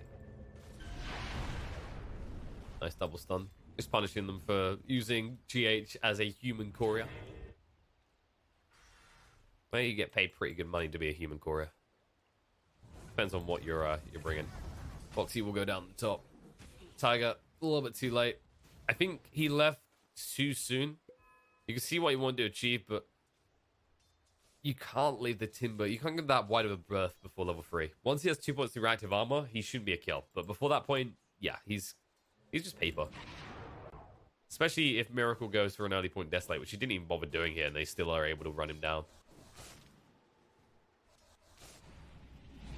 Bot now, though. Tigers goes, okay, I failed to save top, but I will kill bot. We'll keep it even on the offlane is dying. As they do bring down mind control. As GH, he's rotating. The pings are coming out. They actually saw him move by. And you anticipate this as well. Like, at this stage, you're 4 minutes in. There's enough gold and XP in it that the Shaker wants to kill mid. Especially now that Koikva has a level advantage. Albeit a slight one.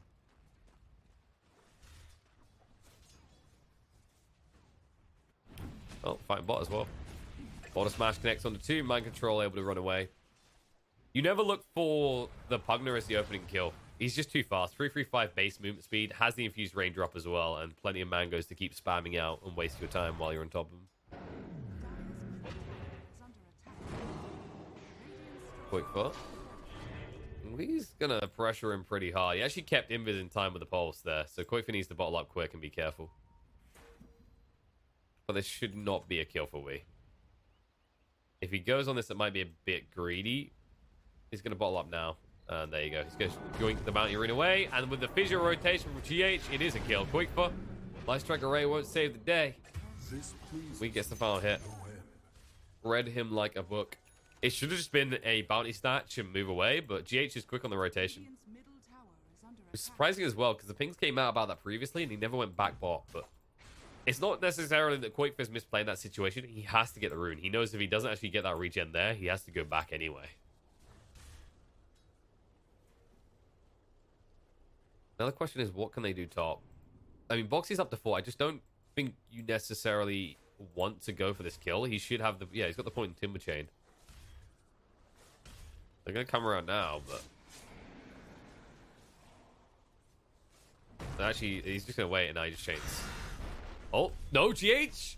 Oh, you champ. He gets it in time, but there's going to be a chain out still. I just don't think that's ever a kill. Even with GH being quick to move across, it's never going to be a kill. At least you keep him off the wave, but that's time Miracle could have just been hitting creeps. Shouldn't have been too pressured himself, and Boxy will heal up much quicker.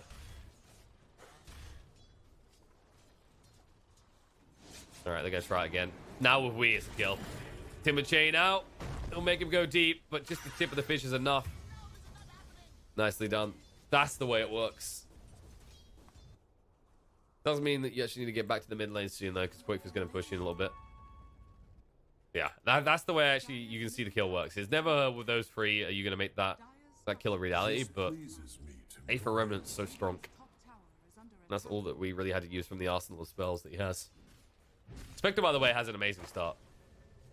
Remember, this is the thing we highlighted. It's like you want your spec to have an amazing start without necessarily throwing people on the bus. They have done that with the Pugna, but Liquid, because of the way this mid matchup went so far, it's really not hurt the side of Nigma at all.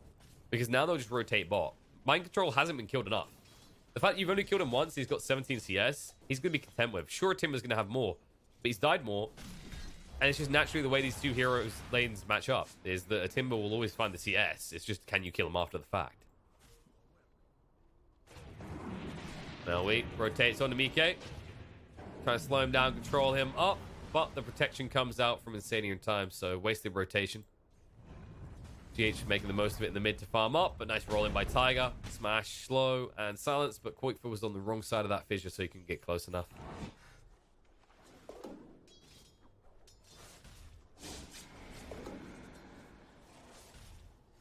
The question is, where will Quake rotate and when? I think he wants to rotate bot, but the problem is like the Pugna isn't worth the time. Sounds really mean, but he's still catching up. Like the Timber clearly done better than the Pugna. It's just not worth that much as a kill. You're probably better off just pressuring mid, stacking up, farming as much as you can, and getting a little bit of chip damage on the tier 1 mid. But however, he sees value in this lane. However, they see value in a kill into him. And they're chasing through, looking for it now, but the Crepify stops Mike from even having a chance to get the root out. Allows Wee to move away. Good old support Pugna here to save the day.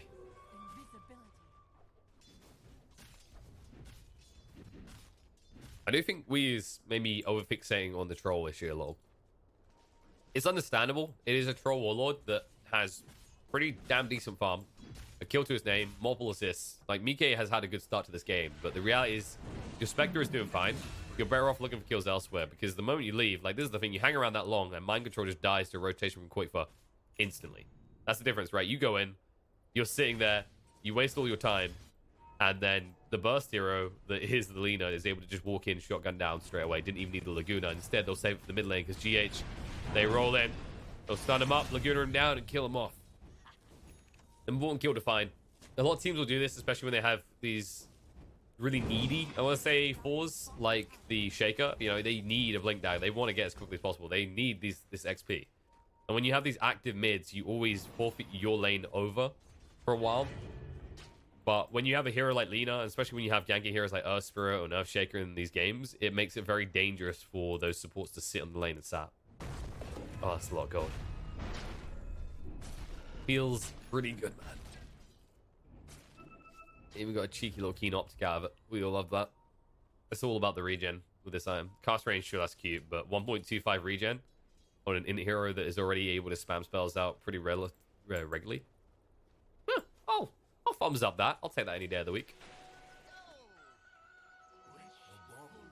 And it looks like Bangaroos will just be split. No shenanigans just yet. However, Enigma still have 2 heroes smoked, and they are going to bait Quakefor in. However, he sees it quickly. Haunt's going to be there. Moving in, and Quakefor is trapped. No easy escape. The false promise to try and save the day. They're going to try and heal him up quickly. He is moving away. The roll is there. Light Strike Array comes out. They could try and turn on a GH here with the Laguna being thrown out. Quakefor. No, he went back in. He thought he was dead, and now he is. Oh, no. I mean, you couldn't be sure. It looked like you should be dead. There was almost enough damage that we saw at the end of the false promise. You're gambling at that point. And you do not want to take a chance that you're just going to run away and die, so you might as well try and take someone with you. And instead, in the end, Enigma are the one that take 2 with their first Haunt rotation. Just leveraging what they can do very well. Play away from the Timber. Don't necessarily have to play into the Troll either, who is being pressured, by the way. You've left him now one-on-one with a hero that can remove his ability to really dish out damage and also can pressure his tower. You can't leave him there for much longer. Speaking of being left alone, Kuro's in the same situation. At least Boxy is out of mana, but he's got plenty to eat. Mangoes and a big fat one just waiting. And Kuro, he'll buy some time with the mech. The rotation in from Shaker, Boxy doesn't even care about. He might care about the next hero, though. He'll wand up and run away. He was really holding on that wand. I think he just wanted to try and force as many rotations up here as possible. Now that's left Troll in a free lane situation. And the Spec won't want to go up against that, so Miracle will just pull back to the jungle. Is going for that Radiance build. Decent amount of gold towards it already. The question is, can Mike ramp up? He's going for the diff boost, so he'll be online quicker. And you really need to in this type of game. The problem I do see is the diff boost doesn't help you against Wii. Of course, Mind Control can just decrypt to protect himself, so it's more the Lina to deal with that threat. But then your Lina is already really needed on to the Void Spirit to actually stun him up to follow up on Tiger. So I think the thing that we're kind of highlighting here is, like, while the Spec pick can be greedy and the Troll will be active much sooner, the Void Spirit has so much of the attention of Liquid, it might make it a bit difficult for them to fight. Especially if he keeps murdering people. Which 103 right now, it's definitely the case. You know what I hate about this Aether Remnant? The fact that you can actually just have multiple spirits out. It's a zoning tool as well, the thing. And we think that Void Spirit we hate so much, he's come top. Kuro being chased onto by Boxy still, but Tiger being left in the mud, trying to find a way out. They're going to chase forward looking onto him, and they'll guess wrong with the fissure. The pings will come out, but the TP out attempt won't be successful. as GH had already anticipated it. They'll save the kill for Miracle. Despite Tiger's objections, they'll still be able to get that kill. Liquid are farming on the other lanes, though, and they forced a lot of rotation from Nigma to get that kill. This Timber is, for all intents and purposes, doing his job. It's just, to the pain of his supports, he's usually leaving one of them behind, if it's the case. He stopped dying, right? Those deaths were pretty early on, and now he just exists as a frustration for the enemy team. Nice root coming out, but it's a big one for Miracle. Yeah, this is just all about keeping other heroes here, like reminding Miracle that he can't be in the lane, and reminding the side Enigma that they need to actually send more heroes to deal with the Timber. Radiant's middle tower is under attack. Dire's bottom tower is under attack. That's just really the way that it gets laid. Like, this is... Timber is in that category of heroes that's starting to kind of disappear a little, I want to say, in the offlane. Because Enchantress, after the changes, doesn't have that same factor anymore. Not on the same scale. It's not until you get 6.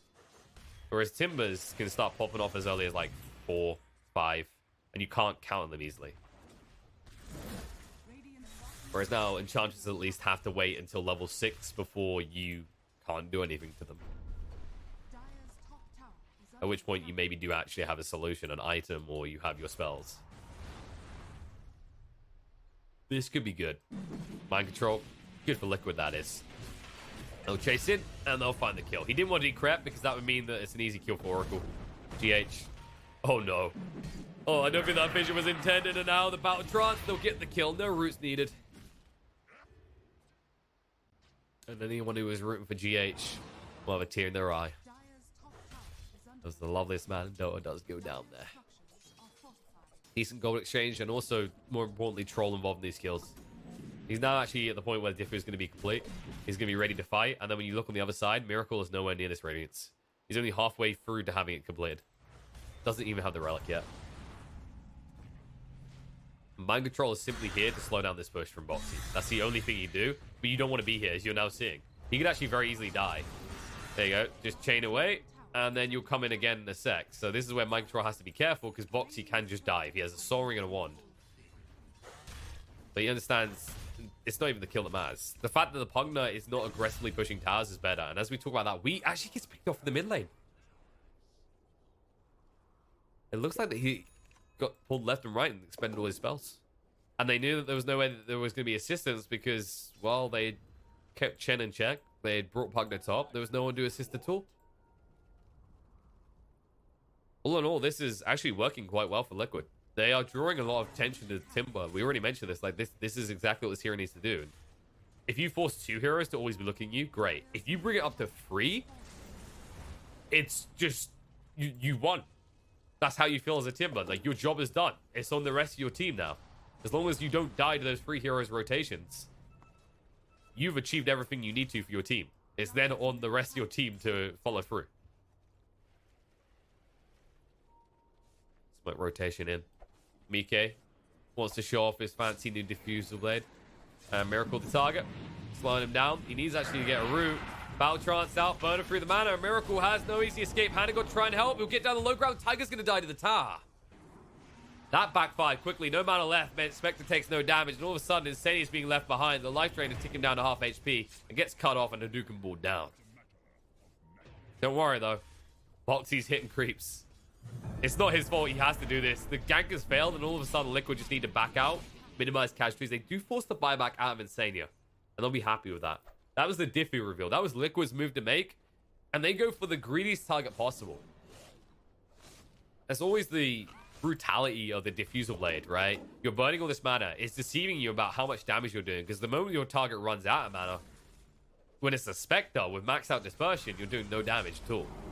Boxy. They're holding in place a long time. He gets the chain out, breaks it through. Nice silence coming through from Tiger to stop that life drain. And they should just bug out of this. They've once again forced 3 heroes from the side of Enigma to come top.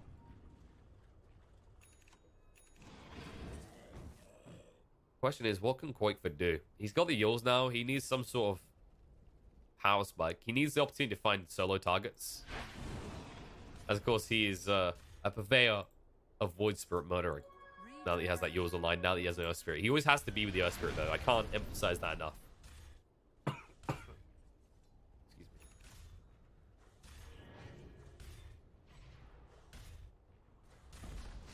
me. Also interested that Tiger did go for the strength, for the treads.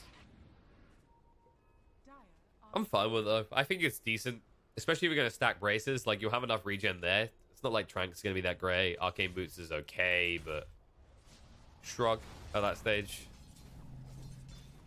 The way these fights are going, like, you're not exactly spamming spells. You're more or less waiting for the saves, or you're going in hard and big. Early on, especially, the treads are just so nice. The attack speed is really good on this hero, especially once you get to level 10. If you choose that damage talent, likely he'll take the distance. But Kuro, oh, the root didn't connect because Creep's got the master covered. However, they can't cover against Boxy. The stuns come out. It looks like all of Chen's babies are dying. Only one will limp away, and they find the bigger target to mind control. The bash through. They actually see Kuro as well with that boulder smash, but decide against Chasen. They don't need it. They've done the damage. When it comes to Chen, the way you beat this hero is you don't kill him, you kill his little friends. His little friends. Now number 1. It's the Satyr Tormentor coming around.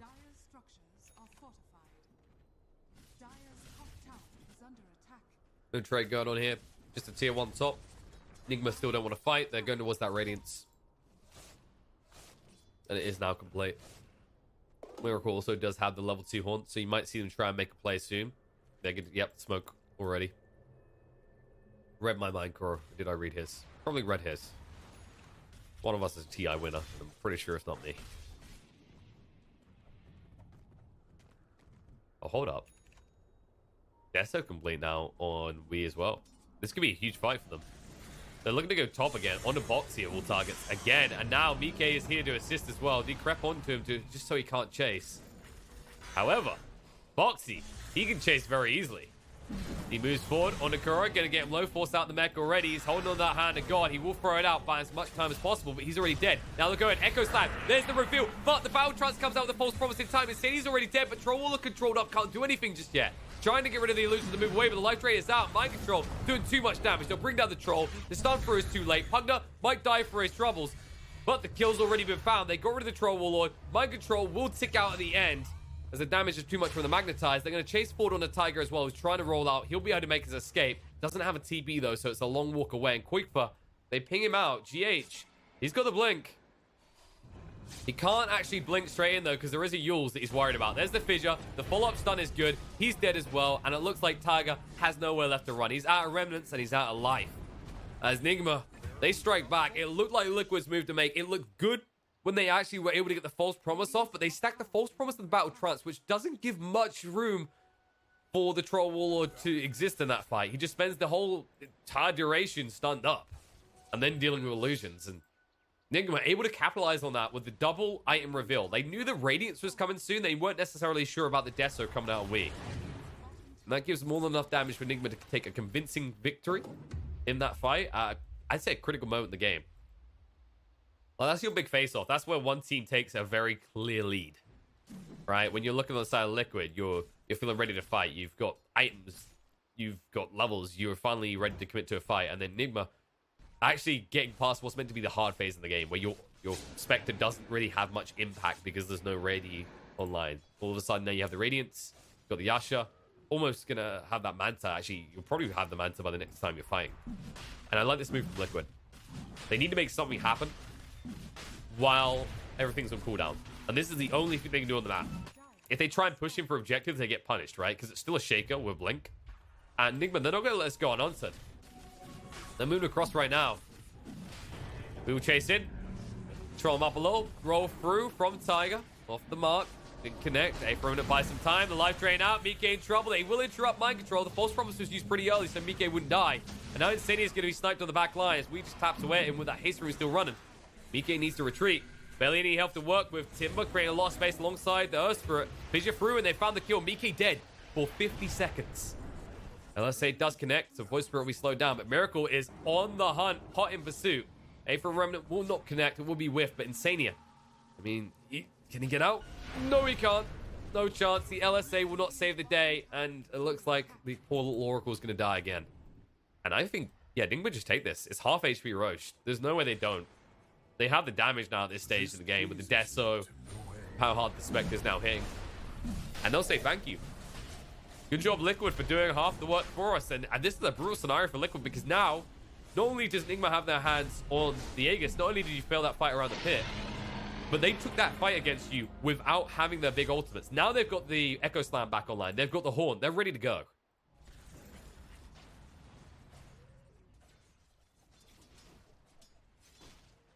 And then you've got to answer with something in return if you're Liquid. And what is that answer?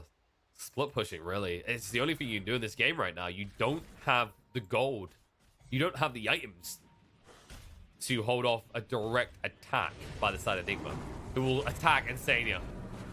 They find the important target. The Horn's going to come out to see how split they are, and right away they look to punish. Shaker goes down. Miracle will back up towards the back line where Mike was trying to inject, and all of a sudden forced to fight with the Battle Trance, trying to go in right now. Magnetize causes some pain for Nigma, not enough for them to be too concerned just yet. Roll through is good, but Mike is low on HP. Nice LSA to cover the escape, but there's the move through with the pulse. We able to get the kill, and Troll dead for 50 seconds again. It looked like he might be able to be the bully in this game, but that's no longer the case. Urspirit's going to go down. Quickfoot is going to die as well. It's a triple kill for We, and Nigma are getting out of control. Angry after their defeat yesterday. The lower bracket run is looking pretty sweet as they are looking like they're going to cruise on through at this rate. 7,000 net worth lead. Towers to full soon. Nigma still have an Aegis to play around. And Liquid nowhere near an item that will give them the sort of impact to take a fight soon. They at least have the benefit of high ground. But he doesn't care about that high ground. He's just going to walk in, try and kill Insania again. He will force out the false promise straight away, which means that there's no way to protect that troll now when he's up. And that means that Nigma can continue the push. Boxy's just desperately trying to find that relevance right now. Miracle will keep poking and prodding because, well, he has an Aegis. Why would he care? And when he walks out, look what he has. He has a Chen who's just healing him up at a ridiculous rate. And Mind Control is there to assist as well. And it looks like they will split up. You're thinking bounty runes and then tier 2 towers right now if you're side Nigma. There's no need to break the high ground right now. You've already broken Liquid's bank at this point. Well, I say you've broken the bank. It's more that you've built up such a monopoly on your own that you can just afford to buy out anything you want.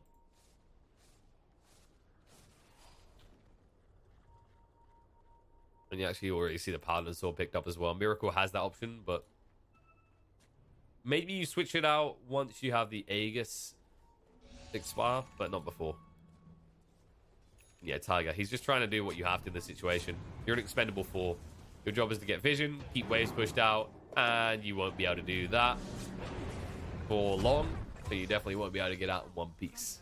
As they do find the kill, at least it's the less valuable kill. Let's put it that way. Quickfur was pushing on the bot lane, so he could have been a susceptible target as well because his build doesn't really give him mobility like the Earth Spirit.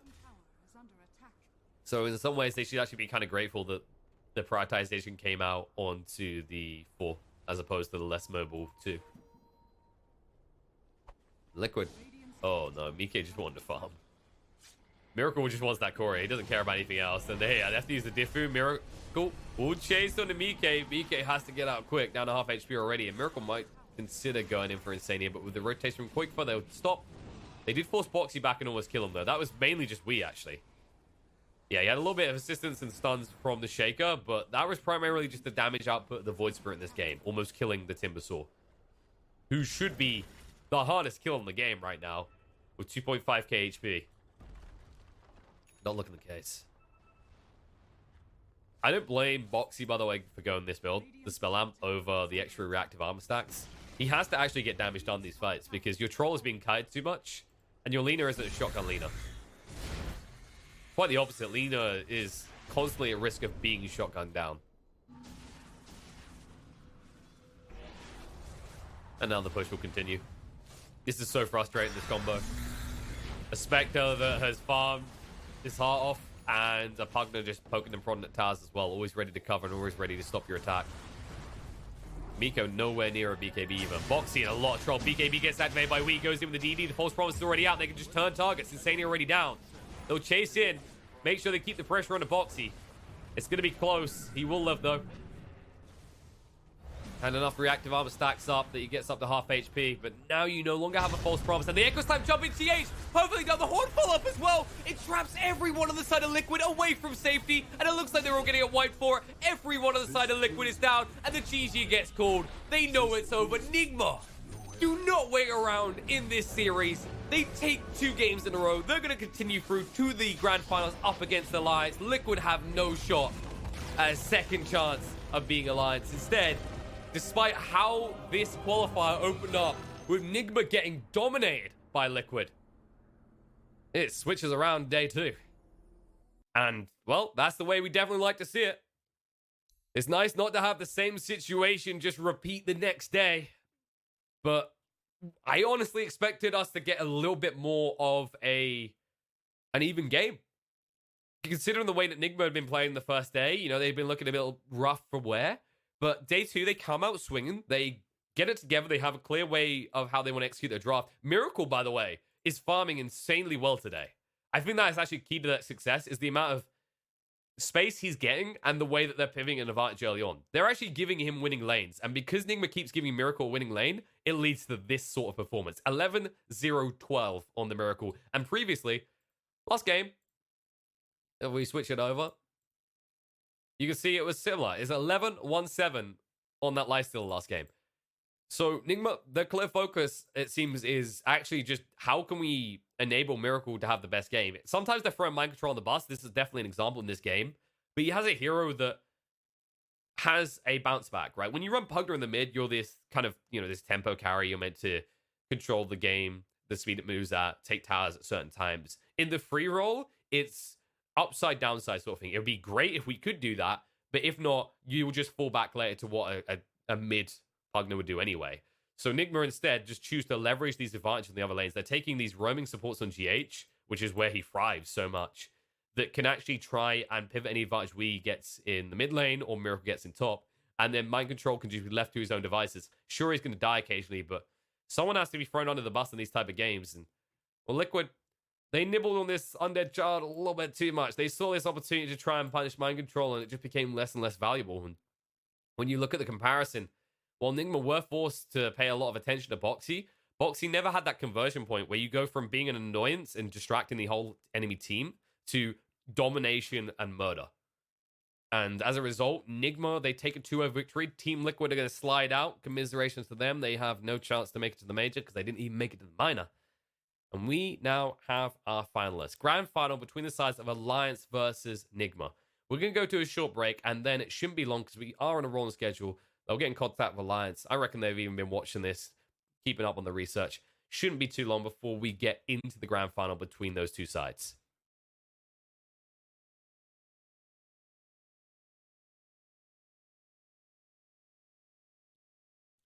All right, there we go. Hello, welcome, ladies and gentlemen, to the grand finals for the EU qualifiers for Dota Starlighters Minor. That's right, we are here, ready to get underway. It has come down to this. 2 teams. Only one can go.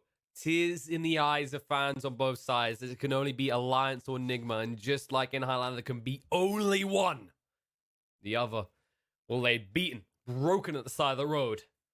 Will it be Nigma trying to just journey again through the mind of the major and look for success? Or is Alliance ready to show up with an A+ performance? Well, we're going to have to find out. But Alliance, of course, they came into this straight from the upper bracket. They don't know what losing is. Nigma, they've had to experience the pain of loss, and they are mad. They are angry, and they are ready to strike back, as they proved against the previous competitors of yesterday who defeated them, Liquid, who just before this series got destroyed by Nigma. And we're back. Apologies for the delay, folks. There was a slight delay getting into the game. I know there are plenty of PP Jazz and Kikwas in the chat, but I know that you're doing that out of support. You're telling us that you want the game, and the game has arrived, and the game is a Snapfire game, and it might even be a Void Spirit game because it's still in the pool. How does Void Spirit keep getting through is the question I've got to ask. I feel like this hero is just too flexible right now. It's quite funny as well, because if actually you talk to any of the pro players, you know, there's plenty of people in the chat, you refined Twitchers who would watch your favorite pros play, and you probably ask them the question, is Void Spirit OP?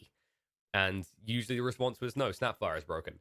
And most people were like, Void Spirit, after the first few weeks of the patch, was being ignored. He doesn't feel that good. But we're starting to see these item builds come through. We're starting to see the kind of timings you look to play off the lane and the way you pivot advantages makes it such a pivotal and successful hero, especially with the likes of Puck becoming popular. We're seeing people open their eyes to that role in the mid and the off lane again. And all of a sudden, Void Spirit fills a similar gap, but he offers a good stun. And I'd say arguably more elusiveness at this point than Puck's. And funnily enough, also counters the Puck perfectly. But Alliance, and they're opening this up, they're definitely seeing here, they're plotting out everything they want to do, and they'll immediately go into the Bat Rider. Seeing the Nyx has been banned because Nigma wanted the Snapfire, they take the advantage of picking up the Bat Rider, which is usually also countered by that Nyx, and immediately get this Shaker as well. Now, this could lead to Nigma thinking about a Clockwork pick. It's actually not bad for a Clock already as a 3 or a 4 in this type of game, but maybe a little bit too early. So you might see them pick up their carry in this situation, open up. Alternatively, you maybe just go for a more standardized brawling type offlaner. Slardar, of course, would have been golden, but has already been banned out. Oh! Bathe in the glory of Clockwork. We hit it right, folks. And it's a good pick. So in this situation right now, Enigma can run that as a lane combo, or they can flex this into the 4-roll clock, depending on the responsive alliance. But Clockwork just inherently counters Earthshaker very well. It can interrupt Bat Rider's initiation very effectively. And also, if you do run these two on the lane together, it's pretty potent. You have the means to close the gap, where that's what Clockwork sometimes struggles with, right? Getting on top of someone with Barrier Assault, well, you have the cookie to get you in, you have the Scatter Blast to slow them down. And also, if you're trapped in that area, you're more likely to hit your Scatter Blast for the maximum damage output at the closer ranges. And then, yeah, Enigma, straight away, they just ban out the Razor, because if you see a Clockwork, you could pick a Razor already. Enigma probably thinking about another melee hero that might suffer, something along the lines of Monkey King, Tiny, as we saw them do in the previous series. We took that hero and had decent impact. This does look like Nigma aren't necessarily thinking about Void Spirit, though, as Void Spirit doesn't care too much about the Razor. Like, every time... It does mean you have to take an early point to dissimulate, but you just... Every time he links you, just dissimulate and run away.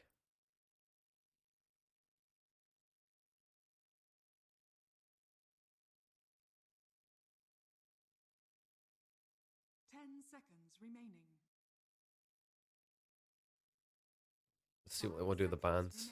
A little bit of respect also given by Alliance actually banning out the Darks here in this one. Not something most teams are highly prioritizing, but Nigma is one of those type of teams that have proven they still like to run it, especially lethal when they get the hands on the Slark in conjunction. And there is room in their draft to still do that type of thing. And also, Clock plus Darkseer isn't a terrible lane.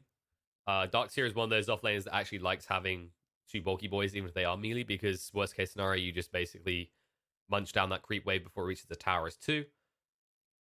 And you can just out-sustain. And once you reach level 2 as well, it's just lethal. I actually like the idea of Darkseer Clockwork in that regard, just because of the nature of the way that you pull the waves through. You don't directly assault your opponent, and then one point into Surge is enough to get a Clockwork in and get a kill.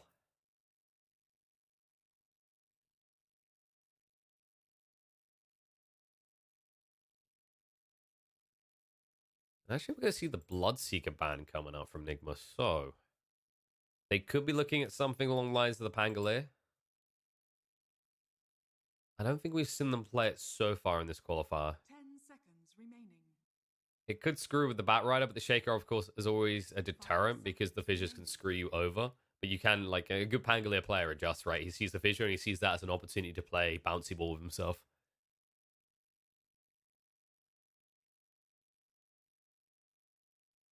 Then Alliance right now, what are they worried about Nigma getting? Like, Nigma has a decent amount of catch and in and out. Like, they can play around cogs really well, so you want to try and avoid any hero that can screw with that more, with the fissure interactions. You won't be looking at a Tusk already as Nigma. Like, that would be too much. I don't think there's room in their draft for it, and also, you already have the clock, and your opponents already have the Shaker.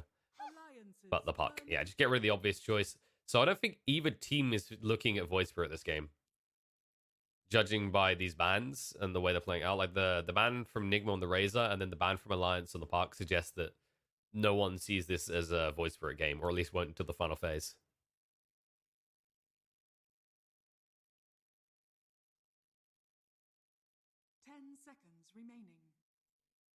Right now, Alliance, do you need some damage? Decent amount of control. I think the best way they can open up this second phase is just maybe go for your carry or your mid. Depends what you want to leave till last. I think they could just try and give Limp his hero now, whether it's something like a Pugna set pace, which against Clockwork, not so good, or Dragon Knight / DP. Although I've said this before, whenever I see DP, I want to see a double minus. I want to see something that gives minus armor in the lineup to really enable it. But they give the Lich, so they will just they'll pick up the support situation. And right now, Alliance have 3 heroes that could all be supports. There's Nigma open up the Slark, despite the fact they can't get the Dark Seer. It's actually a pretty decent lane with the Snapfire as well. The slows, the control, the follow up as well. Like you pounce, and then after the pounce ends, you can cookie, or you can cookie into a pounce follow up because it's a little bit more reliable. Grandma's scary. I can't say there's enough. Like, I think in the current iteration of Snapfire, there isn't really a lane where she feels bad. Maybe if you do like a tri-lane scenario, but you have to be a very kind of in type format. Otherwise, all you're doing is giving more targets to get hit by scatter blasts. I'm loving the fact this hero is getting a lot of experimentation though right now. I do hope that whatever they do with Snapfire, the fixation still stays around the cookie. I think the cookie is the most interesting aspect of this hero in terms of game mechanics that we have. And it used to counter this guy's came up here. And they go the Omni Knight. Okay. Well, that's one way to deal with the Faceless Void. It's almost like they're anticipating it. I mean, you are playing against Alliance, right? And like, if there's one hero that Nico Baby loves to play, it's going to be Faceless Void. There's decent combos for Alliance because they do have the Lich Ping Pong Ball. I think right now, they probably just want to round this out with someone that can frontline. Because right now, you've got this Void who's going to be standing ahead and... well, no one else on the team can really back him. Like, you can protect him with a Lich, with the Frost Shield, but you actually look at the way that Nigma's draft plays, you don't necessarily have the lockdown to hold in place because of this Omni Knight now. So what you really need on Alliance is something that can actually frontline alongside you, and they get rid of the Void Spirit. We said it would be ignored to the final phase, and actually you are at a stage where it could be pretty lethal. It could actually screw over Void in his own Chronos very easily. The pace at which the fake Void, not the real Void of Faceless Void, the pace that Void Spirit plays at really screws with Faceless Void, as the Faceless Void doesn't really want to get BKB until like 3rd item per se. And given your slower rate of farm early on, that gives Void Spirit free reign for like 25 minutes. And we've seen that in most cases, games are almost decided by that point, right? Without excluding big comebacks or insanely close series, obviously, like most games are defined by the rotations you see between around the 20-25 minute mark in the current meta. Early rotations are nice, but it's all how you convert the tier 1s into the tier 2 push in the first Roche.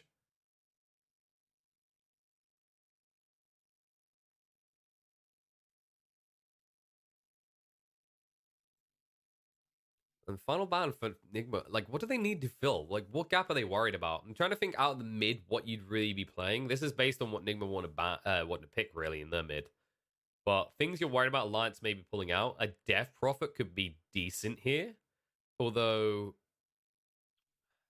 I don't know, Nigma is still pretty bulky, and I don't know if the DP damage is enough, and then that puts you on insanely high cooldowns for your Alliance. I'd like to see something that sets a bit of pace, something that doesn't feel restricted by the big ultimates and can play outside them. Things like Templar Assassin come to mind. Of course, TA would suffer a little bit against the Guardian Angel threat coming out from the Omni Knight. It would be the safest ban. But yeah, I don't think it's the immediate thought Alliance are having. This definitely isn't a Timber game. And they get rid of the Huskar. So they're just removing a little bit of cheese potential here. They'll go for the Ember themselves. I don't know if Alliance... I wouldn't say they go for something like a Meepo. I think Meepo could get roughed by Snapfire pretty hard. Also, I don't think I've seen Limp ever play Meepo. I don't want to say ever, but if he did, it's been a long time since I've witnessed it. So I don't think we're going to get a cheese pick necessarily. I don't think you look at Broodmother in this game either. There's just too many ways to like kill off your little babies. 5 seconds remaining. And if you're thinking about Limp, like solid picks that he likes things like the Razor, which banned out. The DK used to play a lot of Death Prophet. DP could work on the Ember lane. I'm a little bit worried about how you convert it afterwards. Viper... I don't like Viper necessarily either. I think you get screwed over by the Slark too hard. I mean, Alliance actually they're taking this one down the line to figure this out. They go for the Timber. Choose your hero. I was curious as to whether they do it. I mean, you're still up against the Slark, and the Snapfire could be annoying, but you should do well on the lane, if nothing else. And your job is to just make space for Nico Baby. Like, the way Alliance always plays is how can we enable Nico Baby? And this definitely is a lineup that will be able to play as... Oh, wait, no, they're doing 33 Timber. So, okay, so it's going to be bat mid. There we go. But either way around, like, you interchange these two, it's still the same format where you're going to have these 4 active heroes that just have Void occasionally pop in with a Chrono and do a lot of work. The bat in the mid is going to be a little bit better than the Timber. I think the Timber is going to suffer a little bit more because you are sticking him on the Slark lane, where you could feel a little bit pressured with the combo Snapfire and Slark. Although Shaker can alleviate that pressure. It's just a matter of when he leaves. Expect Hanskin to maybe hang around until Timber's about level 3, and then he'll look to rotate towards mid before we hit 6. That's the critical point, because that's when you can easily kill as this Bat Rider. Ember shouldn't have a fun lane, is the takeaway from this. Like, he'll level into Flame Guard, which will protect him from the sticky napalm damage coming out. But ultimately, those Flame Guards can be ticked through very quick. So it's really like, he has to make a frustrating choice between surviving and farming, really.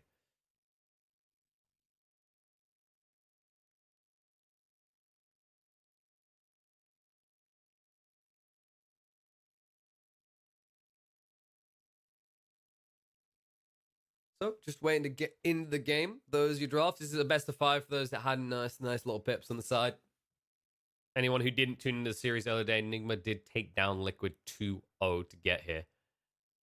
I think when I'm looking at these two drafts, I kind of like Enigma's a little bit more. I think the combo of Clockwork and Snapfire in these fights is going to give a lot of control, and it's just unlocked at 6, whereas the high potential for Shaker, while Shaker is always going to be this amazing hero, you're only going to need the Blink Dagger at least, and there's always that Clockwork threat. Like, if a clock gets on top of you, your impact in a fight is 0.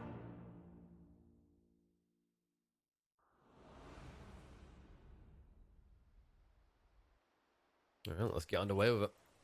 It looks like we is going to be in the safe lane. Yes, they're still going to stick Miracle mid, which means they are going to have the solution to limp on this Bat Rider.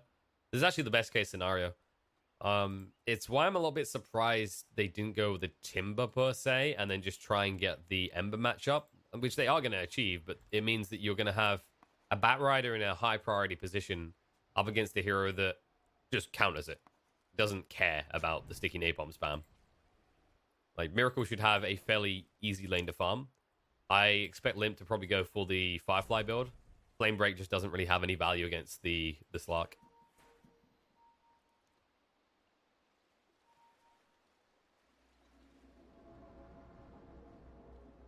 You actually already see there's a little skirmish up the top. Just trying to get the vision and then get the control. Or you get defensive ward down from Nigma. They understand that the Shaker rotation is what could kill them, and that's the thing. That's the other beautiful thing. Like, putting this Slark mid solves really any laning issues you have. You don't have to now worry about the Shaker rotation towards mid. You don't have to worry about the Bat Rider just completely stomping the mid.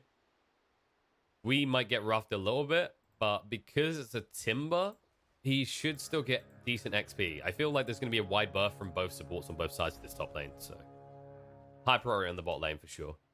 The battle begins. There's also some pretty decent kill potential for these two, despite being 2 melees.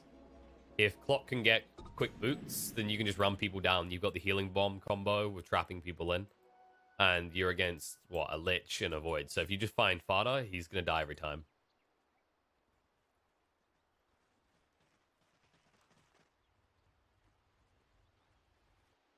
Same time, you can't go on Nico, baby. He should be pretty free to farm here. I'd like to see him grab a casual Glove of Haste, at least one. We've seen this done a little bit in the qualifiers, especially for the major. A lot more by the players in their pub games experiment with it, because, like, cost efficiency, Glove of Haste is one of the best items in the game right now. And if you are talking about a hero like Void that's relying on this passive bash, it's so important. Which, by the way, GH is in trouble to this Void without bash. Time Walk to just chase down, and Fada with the spam up for Frostblast gets the kill. This is why we see Clockworks try and start with something like a Windlace usually. Boots is also nice. It can just be really frustrating against heroes like Lich, and Miracle is getting rough hard. He actually might be... Oh, the play! 33. They switched up the lanes, and he just got completely and utterly outplayed with that tree placement. Beautifully done by 33. Never gets himself a solo kill on this Lark. Oh, that is beautiful to watch. That's what you want to see. Although, not if you're an Enigma fan. And now Lim, he's tanking the whole tower here. He needs to get aggro off him. It's not about hitting anymore. And there is the fissure block to ensure they get the kill. He'll go down. Lim will die for it, but he'll be happy with that trade. Even if he is dead a little bit longer. And things going well for Alliance at the start of these lanes. 33 getting this solo pick really changes the dynamic of this lane. Like, he's playing it so on the edge because Miracle could easily just kill him in return. It's that volatile. Because you have to remember, the way that Essence Shift is working is it's basically pure damage. But I think the window is going to close fast. So once you have 2 points of reactive armor, all that Miracle is doing is healing you to full quicker when he's taking all of this stat away from you. Right? When he's reducing the amount of health you have, great. That means these fixed number reactive armor stats are going to be better. I think Fada's... Yeah, GH needs to be saved right now. Mind Control is coming in, so he'll keep him alive. But this Lich is doing a lot of work. Fada has just made such a great transition into the 5 role. It feels like every time I watch him, he's growing more and more. He just understands the limits of his supports a lot better than when he first started. His warding is getting so much better than it was at first. I remember when the Alliance stack first got together, they didn't really ward actually at all. They just aggressively played into the enemy's jungle, and that was it. Enigma at the same time definitely looking a lot better than yesterday. And usually it comes off the back of Miracle having a good start. So it's crucial that he doesn't die again. Because I think Enigma, when you look at both their victories, the key factor was that space was always made for Miracle, and Miracle always got a ridiculous abundance of farm. So it'd be nice to see them actually like be able to give a wider berth. I'm a little bit concerned when I look at top and I see that the Kuroki is already a higher level than we. Because usually the catch with running Ember on the out lanes is you want to give him a wide berth. You want to stay far away, out of XP range, so he can just soak it all in. That 6 is so crucial. Miracle, he already used the pounce. 33 is just going to be able to kill him. There it is. Cheeky tree goes down again. That's the second kill with a rotation from Hanskin. And they had vision on this, but it was too late. He'd already used the pounce. Meanwhile, top, Lim just walks it off. This kill actually gets harder now, because he'll probably go for a second point of Firefly next. Maybe, in fact, you just stay at 1 and go 3 points to Sticky Napalm, because then they feel too scared to attack you. And they know that Wii has gone for a 1-1-1 build, so his Flame Guard does nothing in these fights. Right now, what you need is you need your Clockwork to rotate. And GH is just stuck on Rune Guarding duty at this moment. The question is, where does he rotate? I think top is actually a good opportunity to kill. You maybe just wait another level or 2 so that Limp is more value. I don't think you can rotate towards bot. It's just an awkward lane because there's always the time walk away, and killing the support alone isn't worth it. This is actually the good thing about Alliance's out lanes. Their cores are not easy to kill if you're Enigma. Even mid, right? Even though it's Timber mid, and if he plays too far up, he hasn't got trees to escape. It's a very scary lane to try and approach now that he has 2 kills under his belt.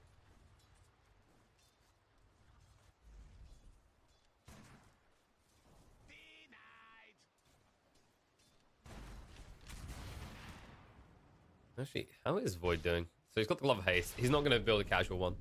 He went for the Uve instead. This is a totally fine play as well, as it just completely screws the Omni Knight that's been left solo over. Like, if he got bashed again there, it's 100% kill. And he's already low on mana. He's just forced to keep burying mangoes. Like, the best thing that Mind Control can do is exist. Meanwhile, kill in the top and in the mid. Well, it's getting volatile again. They almost kill each other. This is literally just a race now. Whoever hits 6. Now 33 can just do what he wants. There you go, and he knows it. He's actually out of mana, so he'll back off. But if he just brings out some more regen, Miracle's just a guaranteed kill. Right now, this is looking always Alliance. So how does Enigma start to turn this? They have powerful 6s. This is a good way to turn it, though. However, the turnaround opportunity, 33 just going to tap down Miracle, can't hang around. And not even 33 because of GH. He's going to stay on the creeps, though, so GH can't do the damage. Creep to your friends when you're playing a Timber. Not so much when you're playing the Clock. And now, just the movement in Hanskin. Not able to get the stun. But the pressure just keeps mounting on Miracle. The Lions have reached this point where their outer lanes are self-sustained. The Bat is just going to farm, inevitably. Nika Baby is not going to be hard pressed by this Omni Knight at this point. It's actually a beautiful choice to just go like this. CGH is just going to die. I actually love the way that Alliance are just leveraging this advantage in the mid. Usually there's a temptation to just leave it be, because like, oh, well, you know, if you want mid, if your guy already got solo kills, why do you need to go there? But we highlight this already, that Enigma really play off Miracle's farming success early on to pivot an advantage elsewhere. And now they're just losing heroes casually. Limp just got a solo kill top. That wasn't even with a lasso. Even if he dies for it, you don't mind this. I mean, Kura should be able to chase him down, but he's just out of range. He's actually going to get away with this by the looks of it. No, there it is. Push away. Oh, he can't get the Sky Blast just in time. That was close, though. That's max range. Meanwhile, in the mid, GH doesn't want to be here anymore. You can already see that Miracle has gone deep. Now he doesn't have the assistance of the Clockwork, though, and the Shadow Dance out won't change what happens next, or will it? 33 once again out of mana. 33. He needs to be a little bit careful. This is going to back up. We does arrive. And the Frost Shield will go out. The Root doesn't do anything. They're just here to stem the bleeding again. And now you're bringing both of your big cores that are meant to carry later to the mid lane just to survive, and that leaves one big late game core farming. Nico Baby, who is now 40-13 on CS. There you go. It's a level 6 bat. You can't even stand close to him because he'll just lasso you. I think once he hits 7, it's probably another point in sticky napalm, and you just don't want to be in this lane. You need to so badly though. Like, there's nowhere else you can go. You don't. If you as the Ember go mid to try and recover, you'll die to 33 instantly as well. So it's just them stemming the tide. Once Nigma hits 6, they have an advantage over Alliance when it comes to support comparisons, as Nigma's 6s are just easily usable. Hookshot, kisses, while the other side has an Echo Slam. You don't have a blink, nowhere near one, obviously, at this stage of the game. And Chain Frost, while good, relies on the Chrono.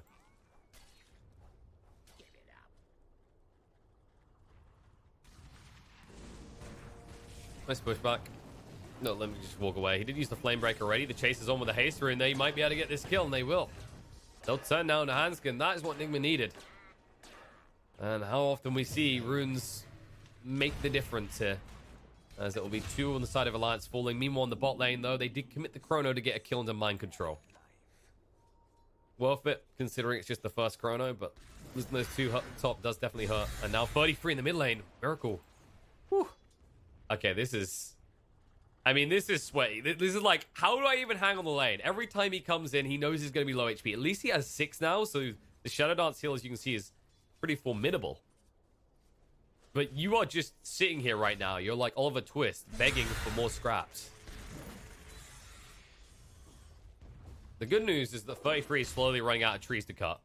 So every time you survive this, there's less room to chop. Which means there's less damage output he can throw onto you immediately. Bad news is he might just try and force the matter at the 10-minute mark and take your tier 1 tower. Timber's always relying on these 5-minute intervals where the catapult wave can just be leveraged hard. Last time there was too many heroes mid to do it, but this time around there's too many heroes from Alliance that are going to arrive. Miracle does Shadow Dance away, still slowed though. Trying to wiggle his way out of this one, but they are waiting. No pounce for 10 seconds. Chain for off the mark from 33. And it looks like Miracle might have just got away with this. He wants top. Limp may have baited himself in a little bit here as GH turns trying to get rid of him, but Limp just a little bit too fast. Kuro, Scatter Blast will finish the deal though. Actually, we gets it with a sleight of fist. And meanwhile, bot Fada now going to go down. The rotation coming out from Miracle, but the stun control is good, and the pounce forward gets the final hit onto Fada. Now Timber trying to arrive. Miracle will move away for the moment, but they're keeping the hot pursuit here as they'll chase him down and serve themselves a fish plate. These are good kills, but there maybe is a worry that you're reaching a point where you're beating the dead horse a little. In that you always want to keep killing this Slark, but it would be nice to start investing resources into Limp getting more kills. Just because he had a dominant start, and now he's starting to hemorrhage a little, right? He's 3-4-0 all of a sudden on the board. He's just getting picked off left, right, and center. And when you have that sort of XP lead, it's just, you become a funnel for these underleveled supports, right? So now GH almost has level 6. Snapfire does have the kisses. And make no mistake, they actually have kill potential on the 33 at this stage. Like, if they trap him in the cogs and there's no trees nearby, he will die. If he chains in and they cogs him, the kisses will kill him. There's enough time to get at least half the kisses on target. Mind controls. Looking pretty bad here. Well, he will commit the chrono again. Everything to keep the Omni Knight down and done. Meanwhile, in the mid, Miracle just being solo pressured again.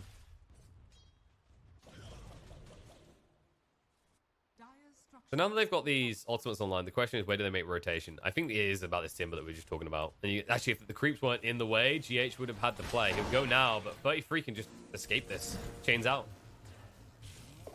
I think they jumped the gun a little. They actually need to maybe bait with Miracle. If they can get 33 to die for Miracle, which he will, he's been doing it constantly, then you can just punish him. But now that you don't have the hook shot, you kind of have to wait around. Luckily, it's a low cooldown. Only 45 seconds to wait. But then you need to make a worthwhile play. You can see Kuro didn't want to do the kisses from the range. You want to be maybe like a screen away maximum, just because of the distance it has to travel. Means that you're less likely to hit. Even when you do have them trapped in, it gives them more time to escape.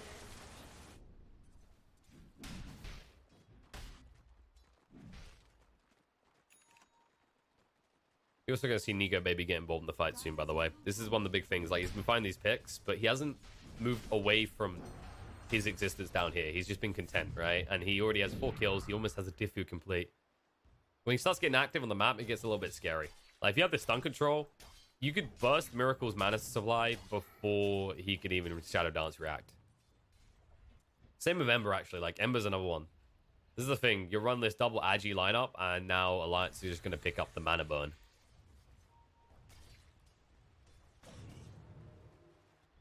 They've also given Limp the free lane top now. So they decided to switch it up. I think Miracle's maybe either going top or just going to farm jungle. I think going top could be rough as well, just because Limp, while they have killed him a little bit, he's not down and under. He's definitely in this game still. But GH is not feeling this game anymore. He made another... That was another play? I think he hookshot Nico Baby of all people. I just don't think that's a kill.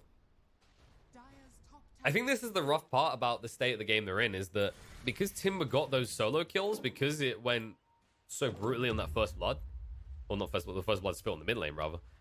Now, all of a sudden, the lane that you thought you could just use this combo to destroy, which would be a Timber far up, with nowhere to run, nowhere to hide, because kisses are so good against him, doesn't work. So then you have to look at the other lanes, and then you realize that actually, that just doesn't work either.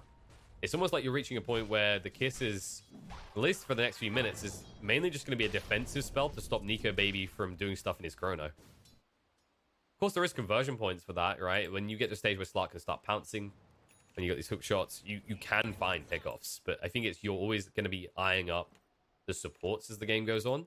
And at this stage in the game, you want to be using that combo onto cores, not onto the 4 and 5 of Alliance.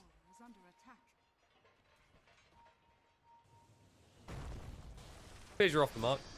Dragging him in, though. Not able to get him over the top, so he'll get away, or will he? Nico Baby's going in. With a Diffu, GH has no mana to play with. He's going to try to go for the Cogs play, but Nico Baby, he throws out the chrono. He goes for 1 kill, and he will be able to find it. The root's going to be thrown out. Now the kisses are coming in. Nico Baby needs to move away. Has got the time walk in a second, so he'll be able to escape. And Miracle getting low himself in the meantime. Now Limp forces out the remnant used by Wii. Fissure is there, and there's the last follow-up. Dragging him towards the tree so he can kill him. Echo Slam, everything thrown at Wii to kill him off and enable a push for Alliance on the Tier 1 tower. Echo may have been a little bit overkill, but obviously you don't want to take any chances, as, you know, the Ember does still have enough mana to jump away. Just better safe than sorry. It's your first Echo Slam. The reality is you're not going to get better uses until you have your Blink Dagger, and the rate at which a Shaker can farm, he'll probably have Blink Dagger around the same time as Echo Slam's available again.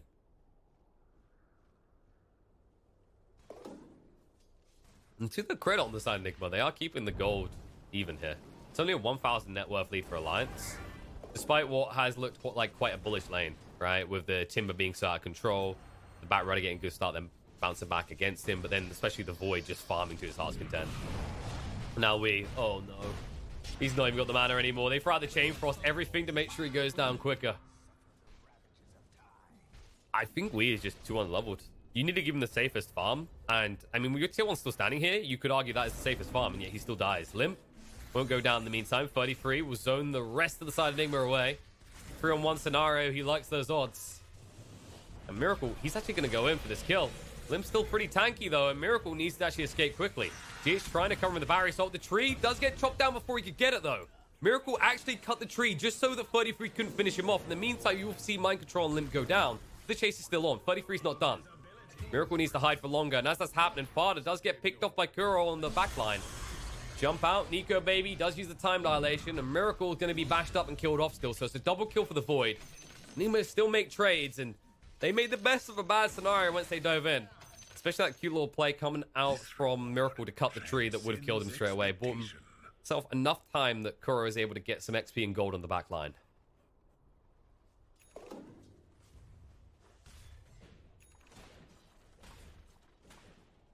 And yeah, this is just damage from me.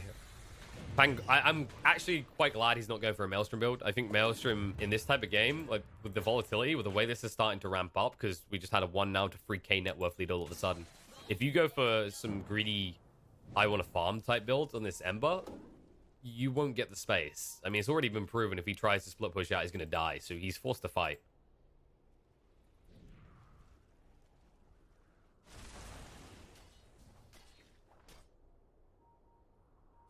The question is, what other team fight components do you have available right now? Kuro already up to level 9. We need to get that level 2 kisses. It could be big. It's just an awkward investment because while the kisses are strong at that point, you are going to have to invest all that XP in a long cooldown spell. Right, 110, right? Yeah, that's painful because if you miss the mark and you don't have the best setup in the world, then everything goes wrong. We already mentioned how elusive alliances cause are for things like the clockwork. But if you can hit some chains, there it is. Hook shot in. Pounce through as well, but Timber's already here to ruin the day. The Chain Frost is going to be thrown out. The kisses are coming in, but they split up the fight a little bit. Limp will stand his ground. Lassie to drag away from those kisses. Still will die, but Chrono is there. Guardian Angel to try and help out Miracle. He's already used a Shadow Dance, though. Now the Heavenly Grace, everything to keep him alive, but 33 still living, and it looks like Nigma might lose heroes first, and Miracle getting low. 33 actually not able to stand up against this, and we the one who strikes back because he's already got a double kill. His name, Alliance for Lost 3 Heroes. Nico Baby is still looking healthy, but he may need to leave soon. He'll go in. There's the Echo Handskin. Buys enough time, but Miracle is still living, and the chains come out. Void, he's baited off more and been off more than he can shoot. Tries to move away. The chase is on with a pounce. The Remnant Horde as well. Nico Baby will take another one of the Great with him, but he's also going down. The Void is dead. Long live the fish. As they are able to get the biggest kill possible on the board. Everyone on the side of Alliance gets wiped. A 3,000 gold net worth swing towards Nigma. And a much needed point in this game as well. It looked dicey for a moment as well. But the way that this fight gets separated, you just aren't addressing the Omni-Knight issue, right? Like, you beat the crap out of him. You put him on the ground. You beat him time and time again. It's not looking like a great game for Mind Control. But no matter how bad things look, right, in his moment of struggle, in the flashbacks he has of the pain he's experienced in this game so far, he remembers that he just presses R, has a little smile come over his face, and then laughs as Void can do nothing in his Chronos. Another pick off on Limp again. Radiant's middle tower is under attack. Excuse me, guys. Whew. But now the dynamic of the game completely changes. And 33 needs reinforcements right now. He's down to half HP already. They're going to come in. Heals, Chain Frost, Vicious Stun as well, looking good. The turnaround opportunity, Mind Control already low. We'll be able to move away for the moment. Nico Baby chases and finishes him off. And Kuro, he's in trouble. The Chain Frost bounced back from the creeps. We needs to move away with that final remnant. Too slow. They thought it was an easy kill. Timber baited them in, down to half HP. It looked so good, but the fissure was even better. And Hanskin's not done. He's got more fissures to follow as he connects on the GH as well. The stun follow-up is there. They'll move away from him as he wants to turn around. They know Slark is in the neighborhood.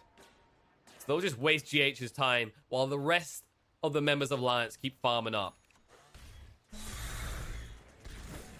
And it won't be the same sort of gold swing. You won't see a 3,000 gold swing off that fight, but it stems any sort of momentum that Nigma was suddenly building up. As they can't take the tier 1 tower, they cannot take the head of 33. That pesky goblin will live to fight another day. Courtesy of these beautiful double braces. He's going for the halberd as well. I actually love to see this. I think there's a temptation whenever you play a hero like Timber to get stuck in the rut, right? Where you build the same items every game. It's like, yours is great. Lotus could be good depending on the game, but you're thinking Bloodstone, maybe a pipe. Halberd, though, in this game is amazing. If you remove Miracle's impact, then it's almost just the same as what happens when Mind Control uses Guardian Angel. Only difference is one is a much, much lower cooldown and only has to hit one hero. The other requires good positioning from the Omni Knight to save the day. Booming in. Nico Baby doesn't want to use the Diffu just yet. And they could just chrono this up, but the Shadow Dance has already come out, so they're back up for a moment. They're holding that chrono. They want the two-man opportunity. The hook shot's going to come in. Control up the Faceless Void. GH wants to make sure that his team is safe, but Nico Baby chases through, sees the opportunity to kill off the Clockwork. I'm not sure if he totally needed to die for his team, but better safe than sorry, as Nico Baby did have the opportunity to keep moving forward with the Time Walks. The fissure, just a tip, connects on the Kuro. Time Dilation comes out. They see the easier target, and they'll take out the old lady on her dragon. Not done just yet, though. Limp, chasing in. Give him vision on the Mind Control. He's used the Heavenly Grace on himself. He will die as well, and this should be the Tier 1 tower afterwards. They don't need a creep wave for this. Meantime, there will be some chip damage done on the mid. Ember didn't bother showing up the fight in the end. He saw how bad it was going. The important part is they got Miracle out, and he keeps on farming, and he needs to farm quicker, because this lead is being maintained by Nico Baby right now, and he's going towards a butterfly next. I actually love the fact that he got a Manta this game as well. BKB is a great item, don't get me wrong. The hook shot's still a little bit concerned though, and your bigger focus is how do I just get rid of all that mana? Because when you look at all of Enigma's heroes, they are so reliant on their mana to survive, right? The remnants coming out from the Ember is important. Most of his damage actually comes from his spells at this stage and throughout most of the game, actually. Slark, if he doesn't have the mana to Shadow Dance, you're killing him 100% every fight right now. Omni Knight, Guardian Angel, you know, you've got so many good spells you want to use, and your limitation is your small mana pool. That's why he's got a 1. That's why he's got this Soul Ring, and you have those Arcane Boots. But if you think about it, Nico Baby, if he just bashes you once, and with the Manta illusions out, it's half your mana gone, roughly, straight away. Hook shot in. Bardo will just be force-staffed out, though. No free kill for Miracle. Now the Chrono comes in. They're going to try and save the day. The Chain Frost is going to bounce around. Mind Control needs to drag it away, but Slark is already out of mana. Trying to move away. Shadow Dance out in time, and now 33 zone the rest of the way, but the Diffu's going to come out on a limb, trying to seclude him from the fight. Echo Slam in. Kisses still stacking on top of him right now, and we trying to move away, but the Sister Gaze is going to be there, and he's going to go down alongside his Clockwork. Now the chase is on. You need to get everyone out on the side of Enigma, but Miracle is already out of mana, has got a big one to work with. He will wave it around to get that mana back, but the Yules buys enough time that reinforcements do arrive, and he cannot pounce out. He tries to move away. Nice cookie into the pounce play. Coming out from Kuro will save the life of Miracle, but only 2 seconds, though. As they continue the pursuit through, they'll find the kill.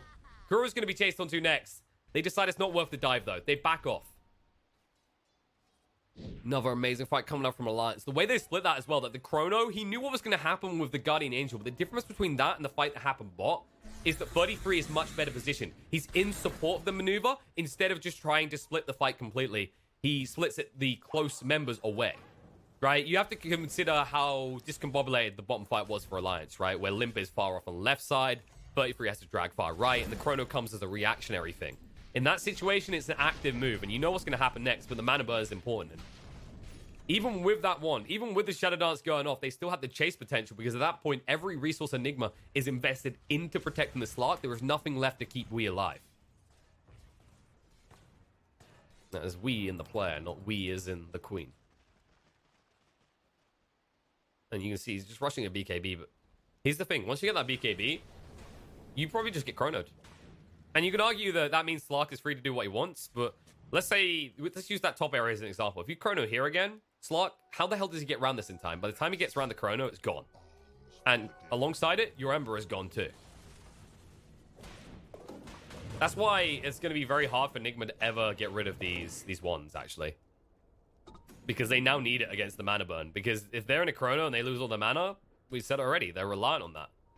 So you're going to reach a slot awkward point where if Alliance is still ahead, Enigma don't have room, and you're using these traditional phases where you're like, I'm just going to remove the ones, that's not going to be an option for them anymore. And easy pickoffs like this are an option for Alliance. Kuro came by as well. He wanted to say hi. Alliance might say bye. Chase in. Nice cut in the tree. 33 gets extremely deep. Yours is going to be there as well. Just burn it up. They want to force someone out of Miracle pretty fast. The disarm was thrown out so he can't fight. And they're just wasting his time. Chains are good from Wii. But now the Echo Slam. They jump into Chain Frost. The kisses from Kuro not being interrupted. Fada will go down. But they got Slark. They got the bigger kill. They evaporate the Fishman himself. And now Kuro going to be chased on too. Glimmer Cape to buy some time. We looking to move away. Time dilation being thrown out. And the chase on is there. The fissure, the banner burn. There is no escape as they are just crumbling on the side of Enigma. And Alliance are taking every opportunity that comes their way. And you could see it. You can see the maths had clearly been done. That Chain Frost just enough to actually bounce down and kill off the slug. It was close to him getting a chance to maybe just get out of that. But they understood completely the limits of their damage. And they actually stretched to the maximum. I think if you're just a little bit short, like if 50 health, 100 health more on that Slark there, he lives, and all of a sudden you're in a situation where this fight could potentially turn for Enigma. But still, in the same issue as we saw earlier, where they don't have the items. They have to be split up on the map. They have to be farming. At the same time, you don't have this two-core lineup. You don't have this situation where the Void has to think about who he chronos. It's still always going to be about Miracle. And even when he doesn't use chronos in these fights, right? Like even when they're engaging without it, it's even simpler because you know Omni Knight doesn't want to be there, right? Because he's always saving the Guardian Angel for the chronos. And then you just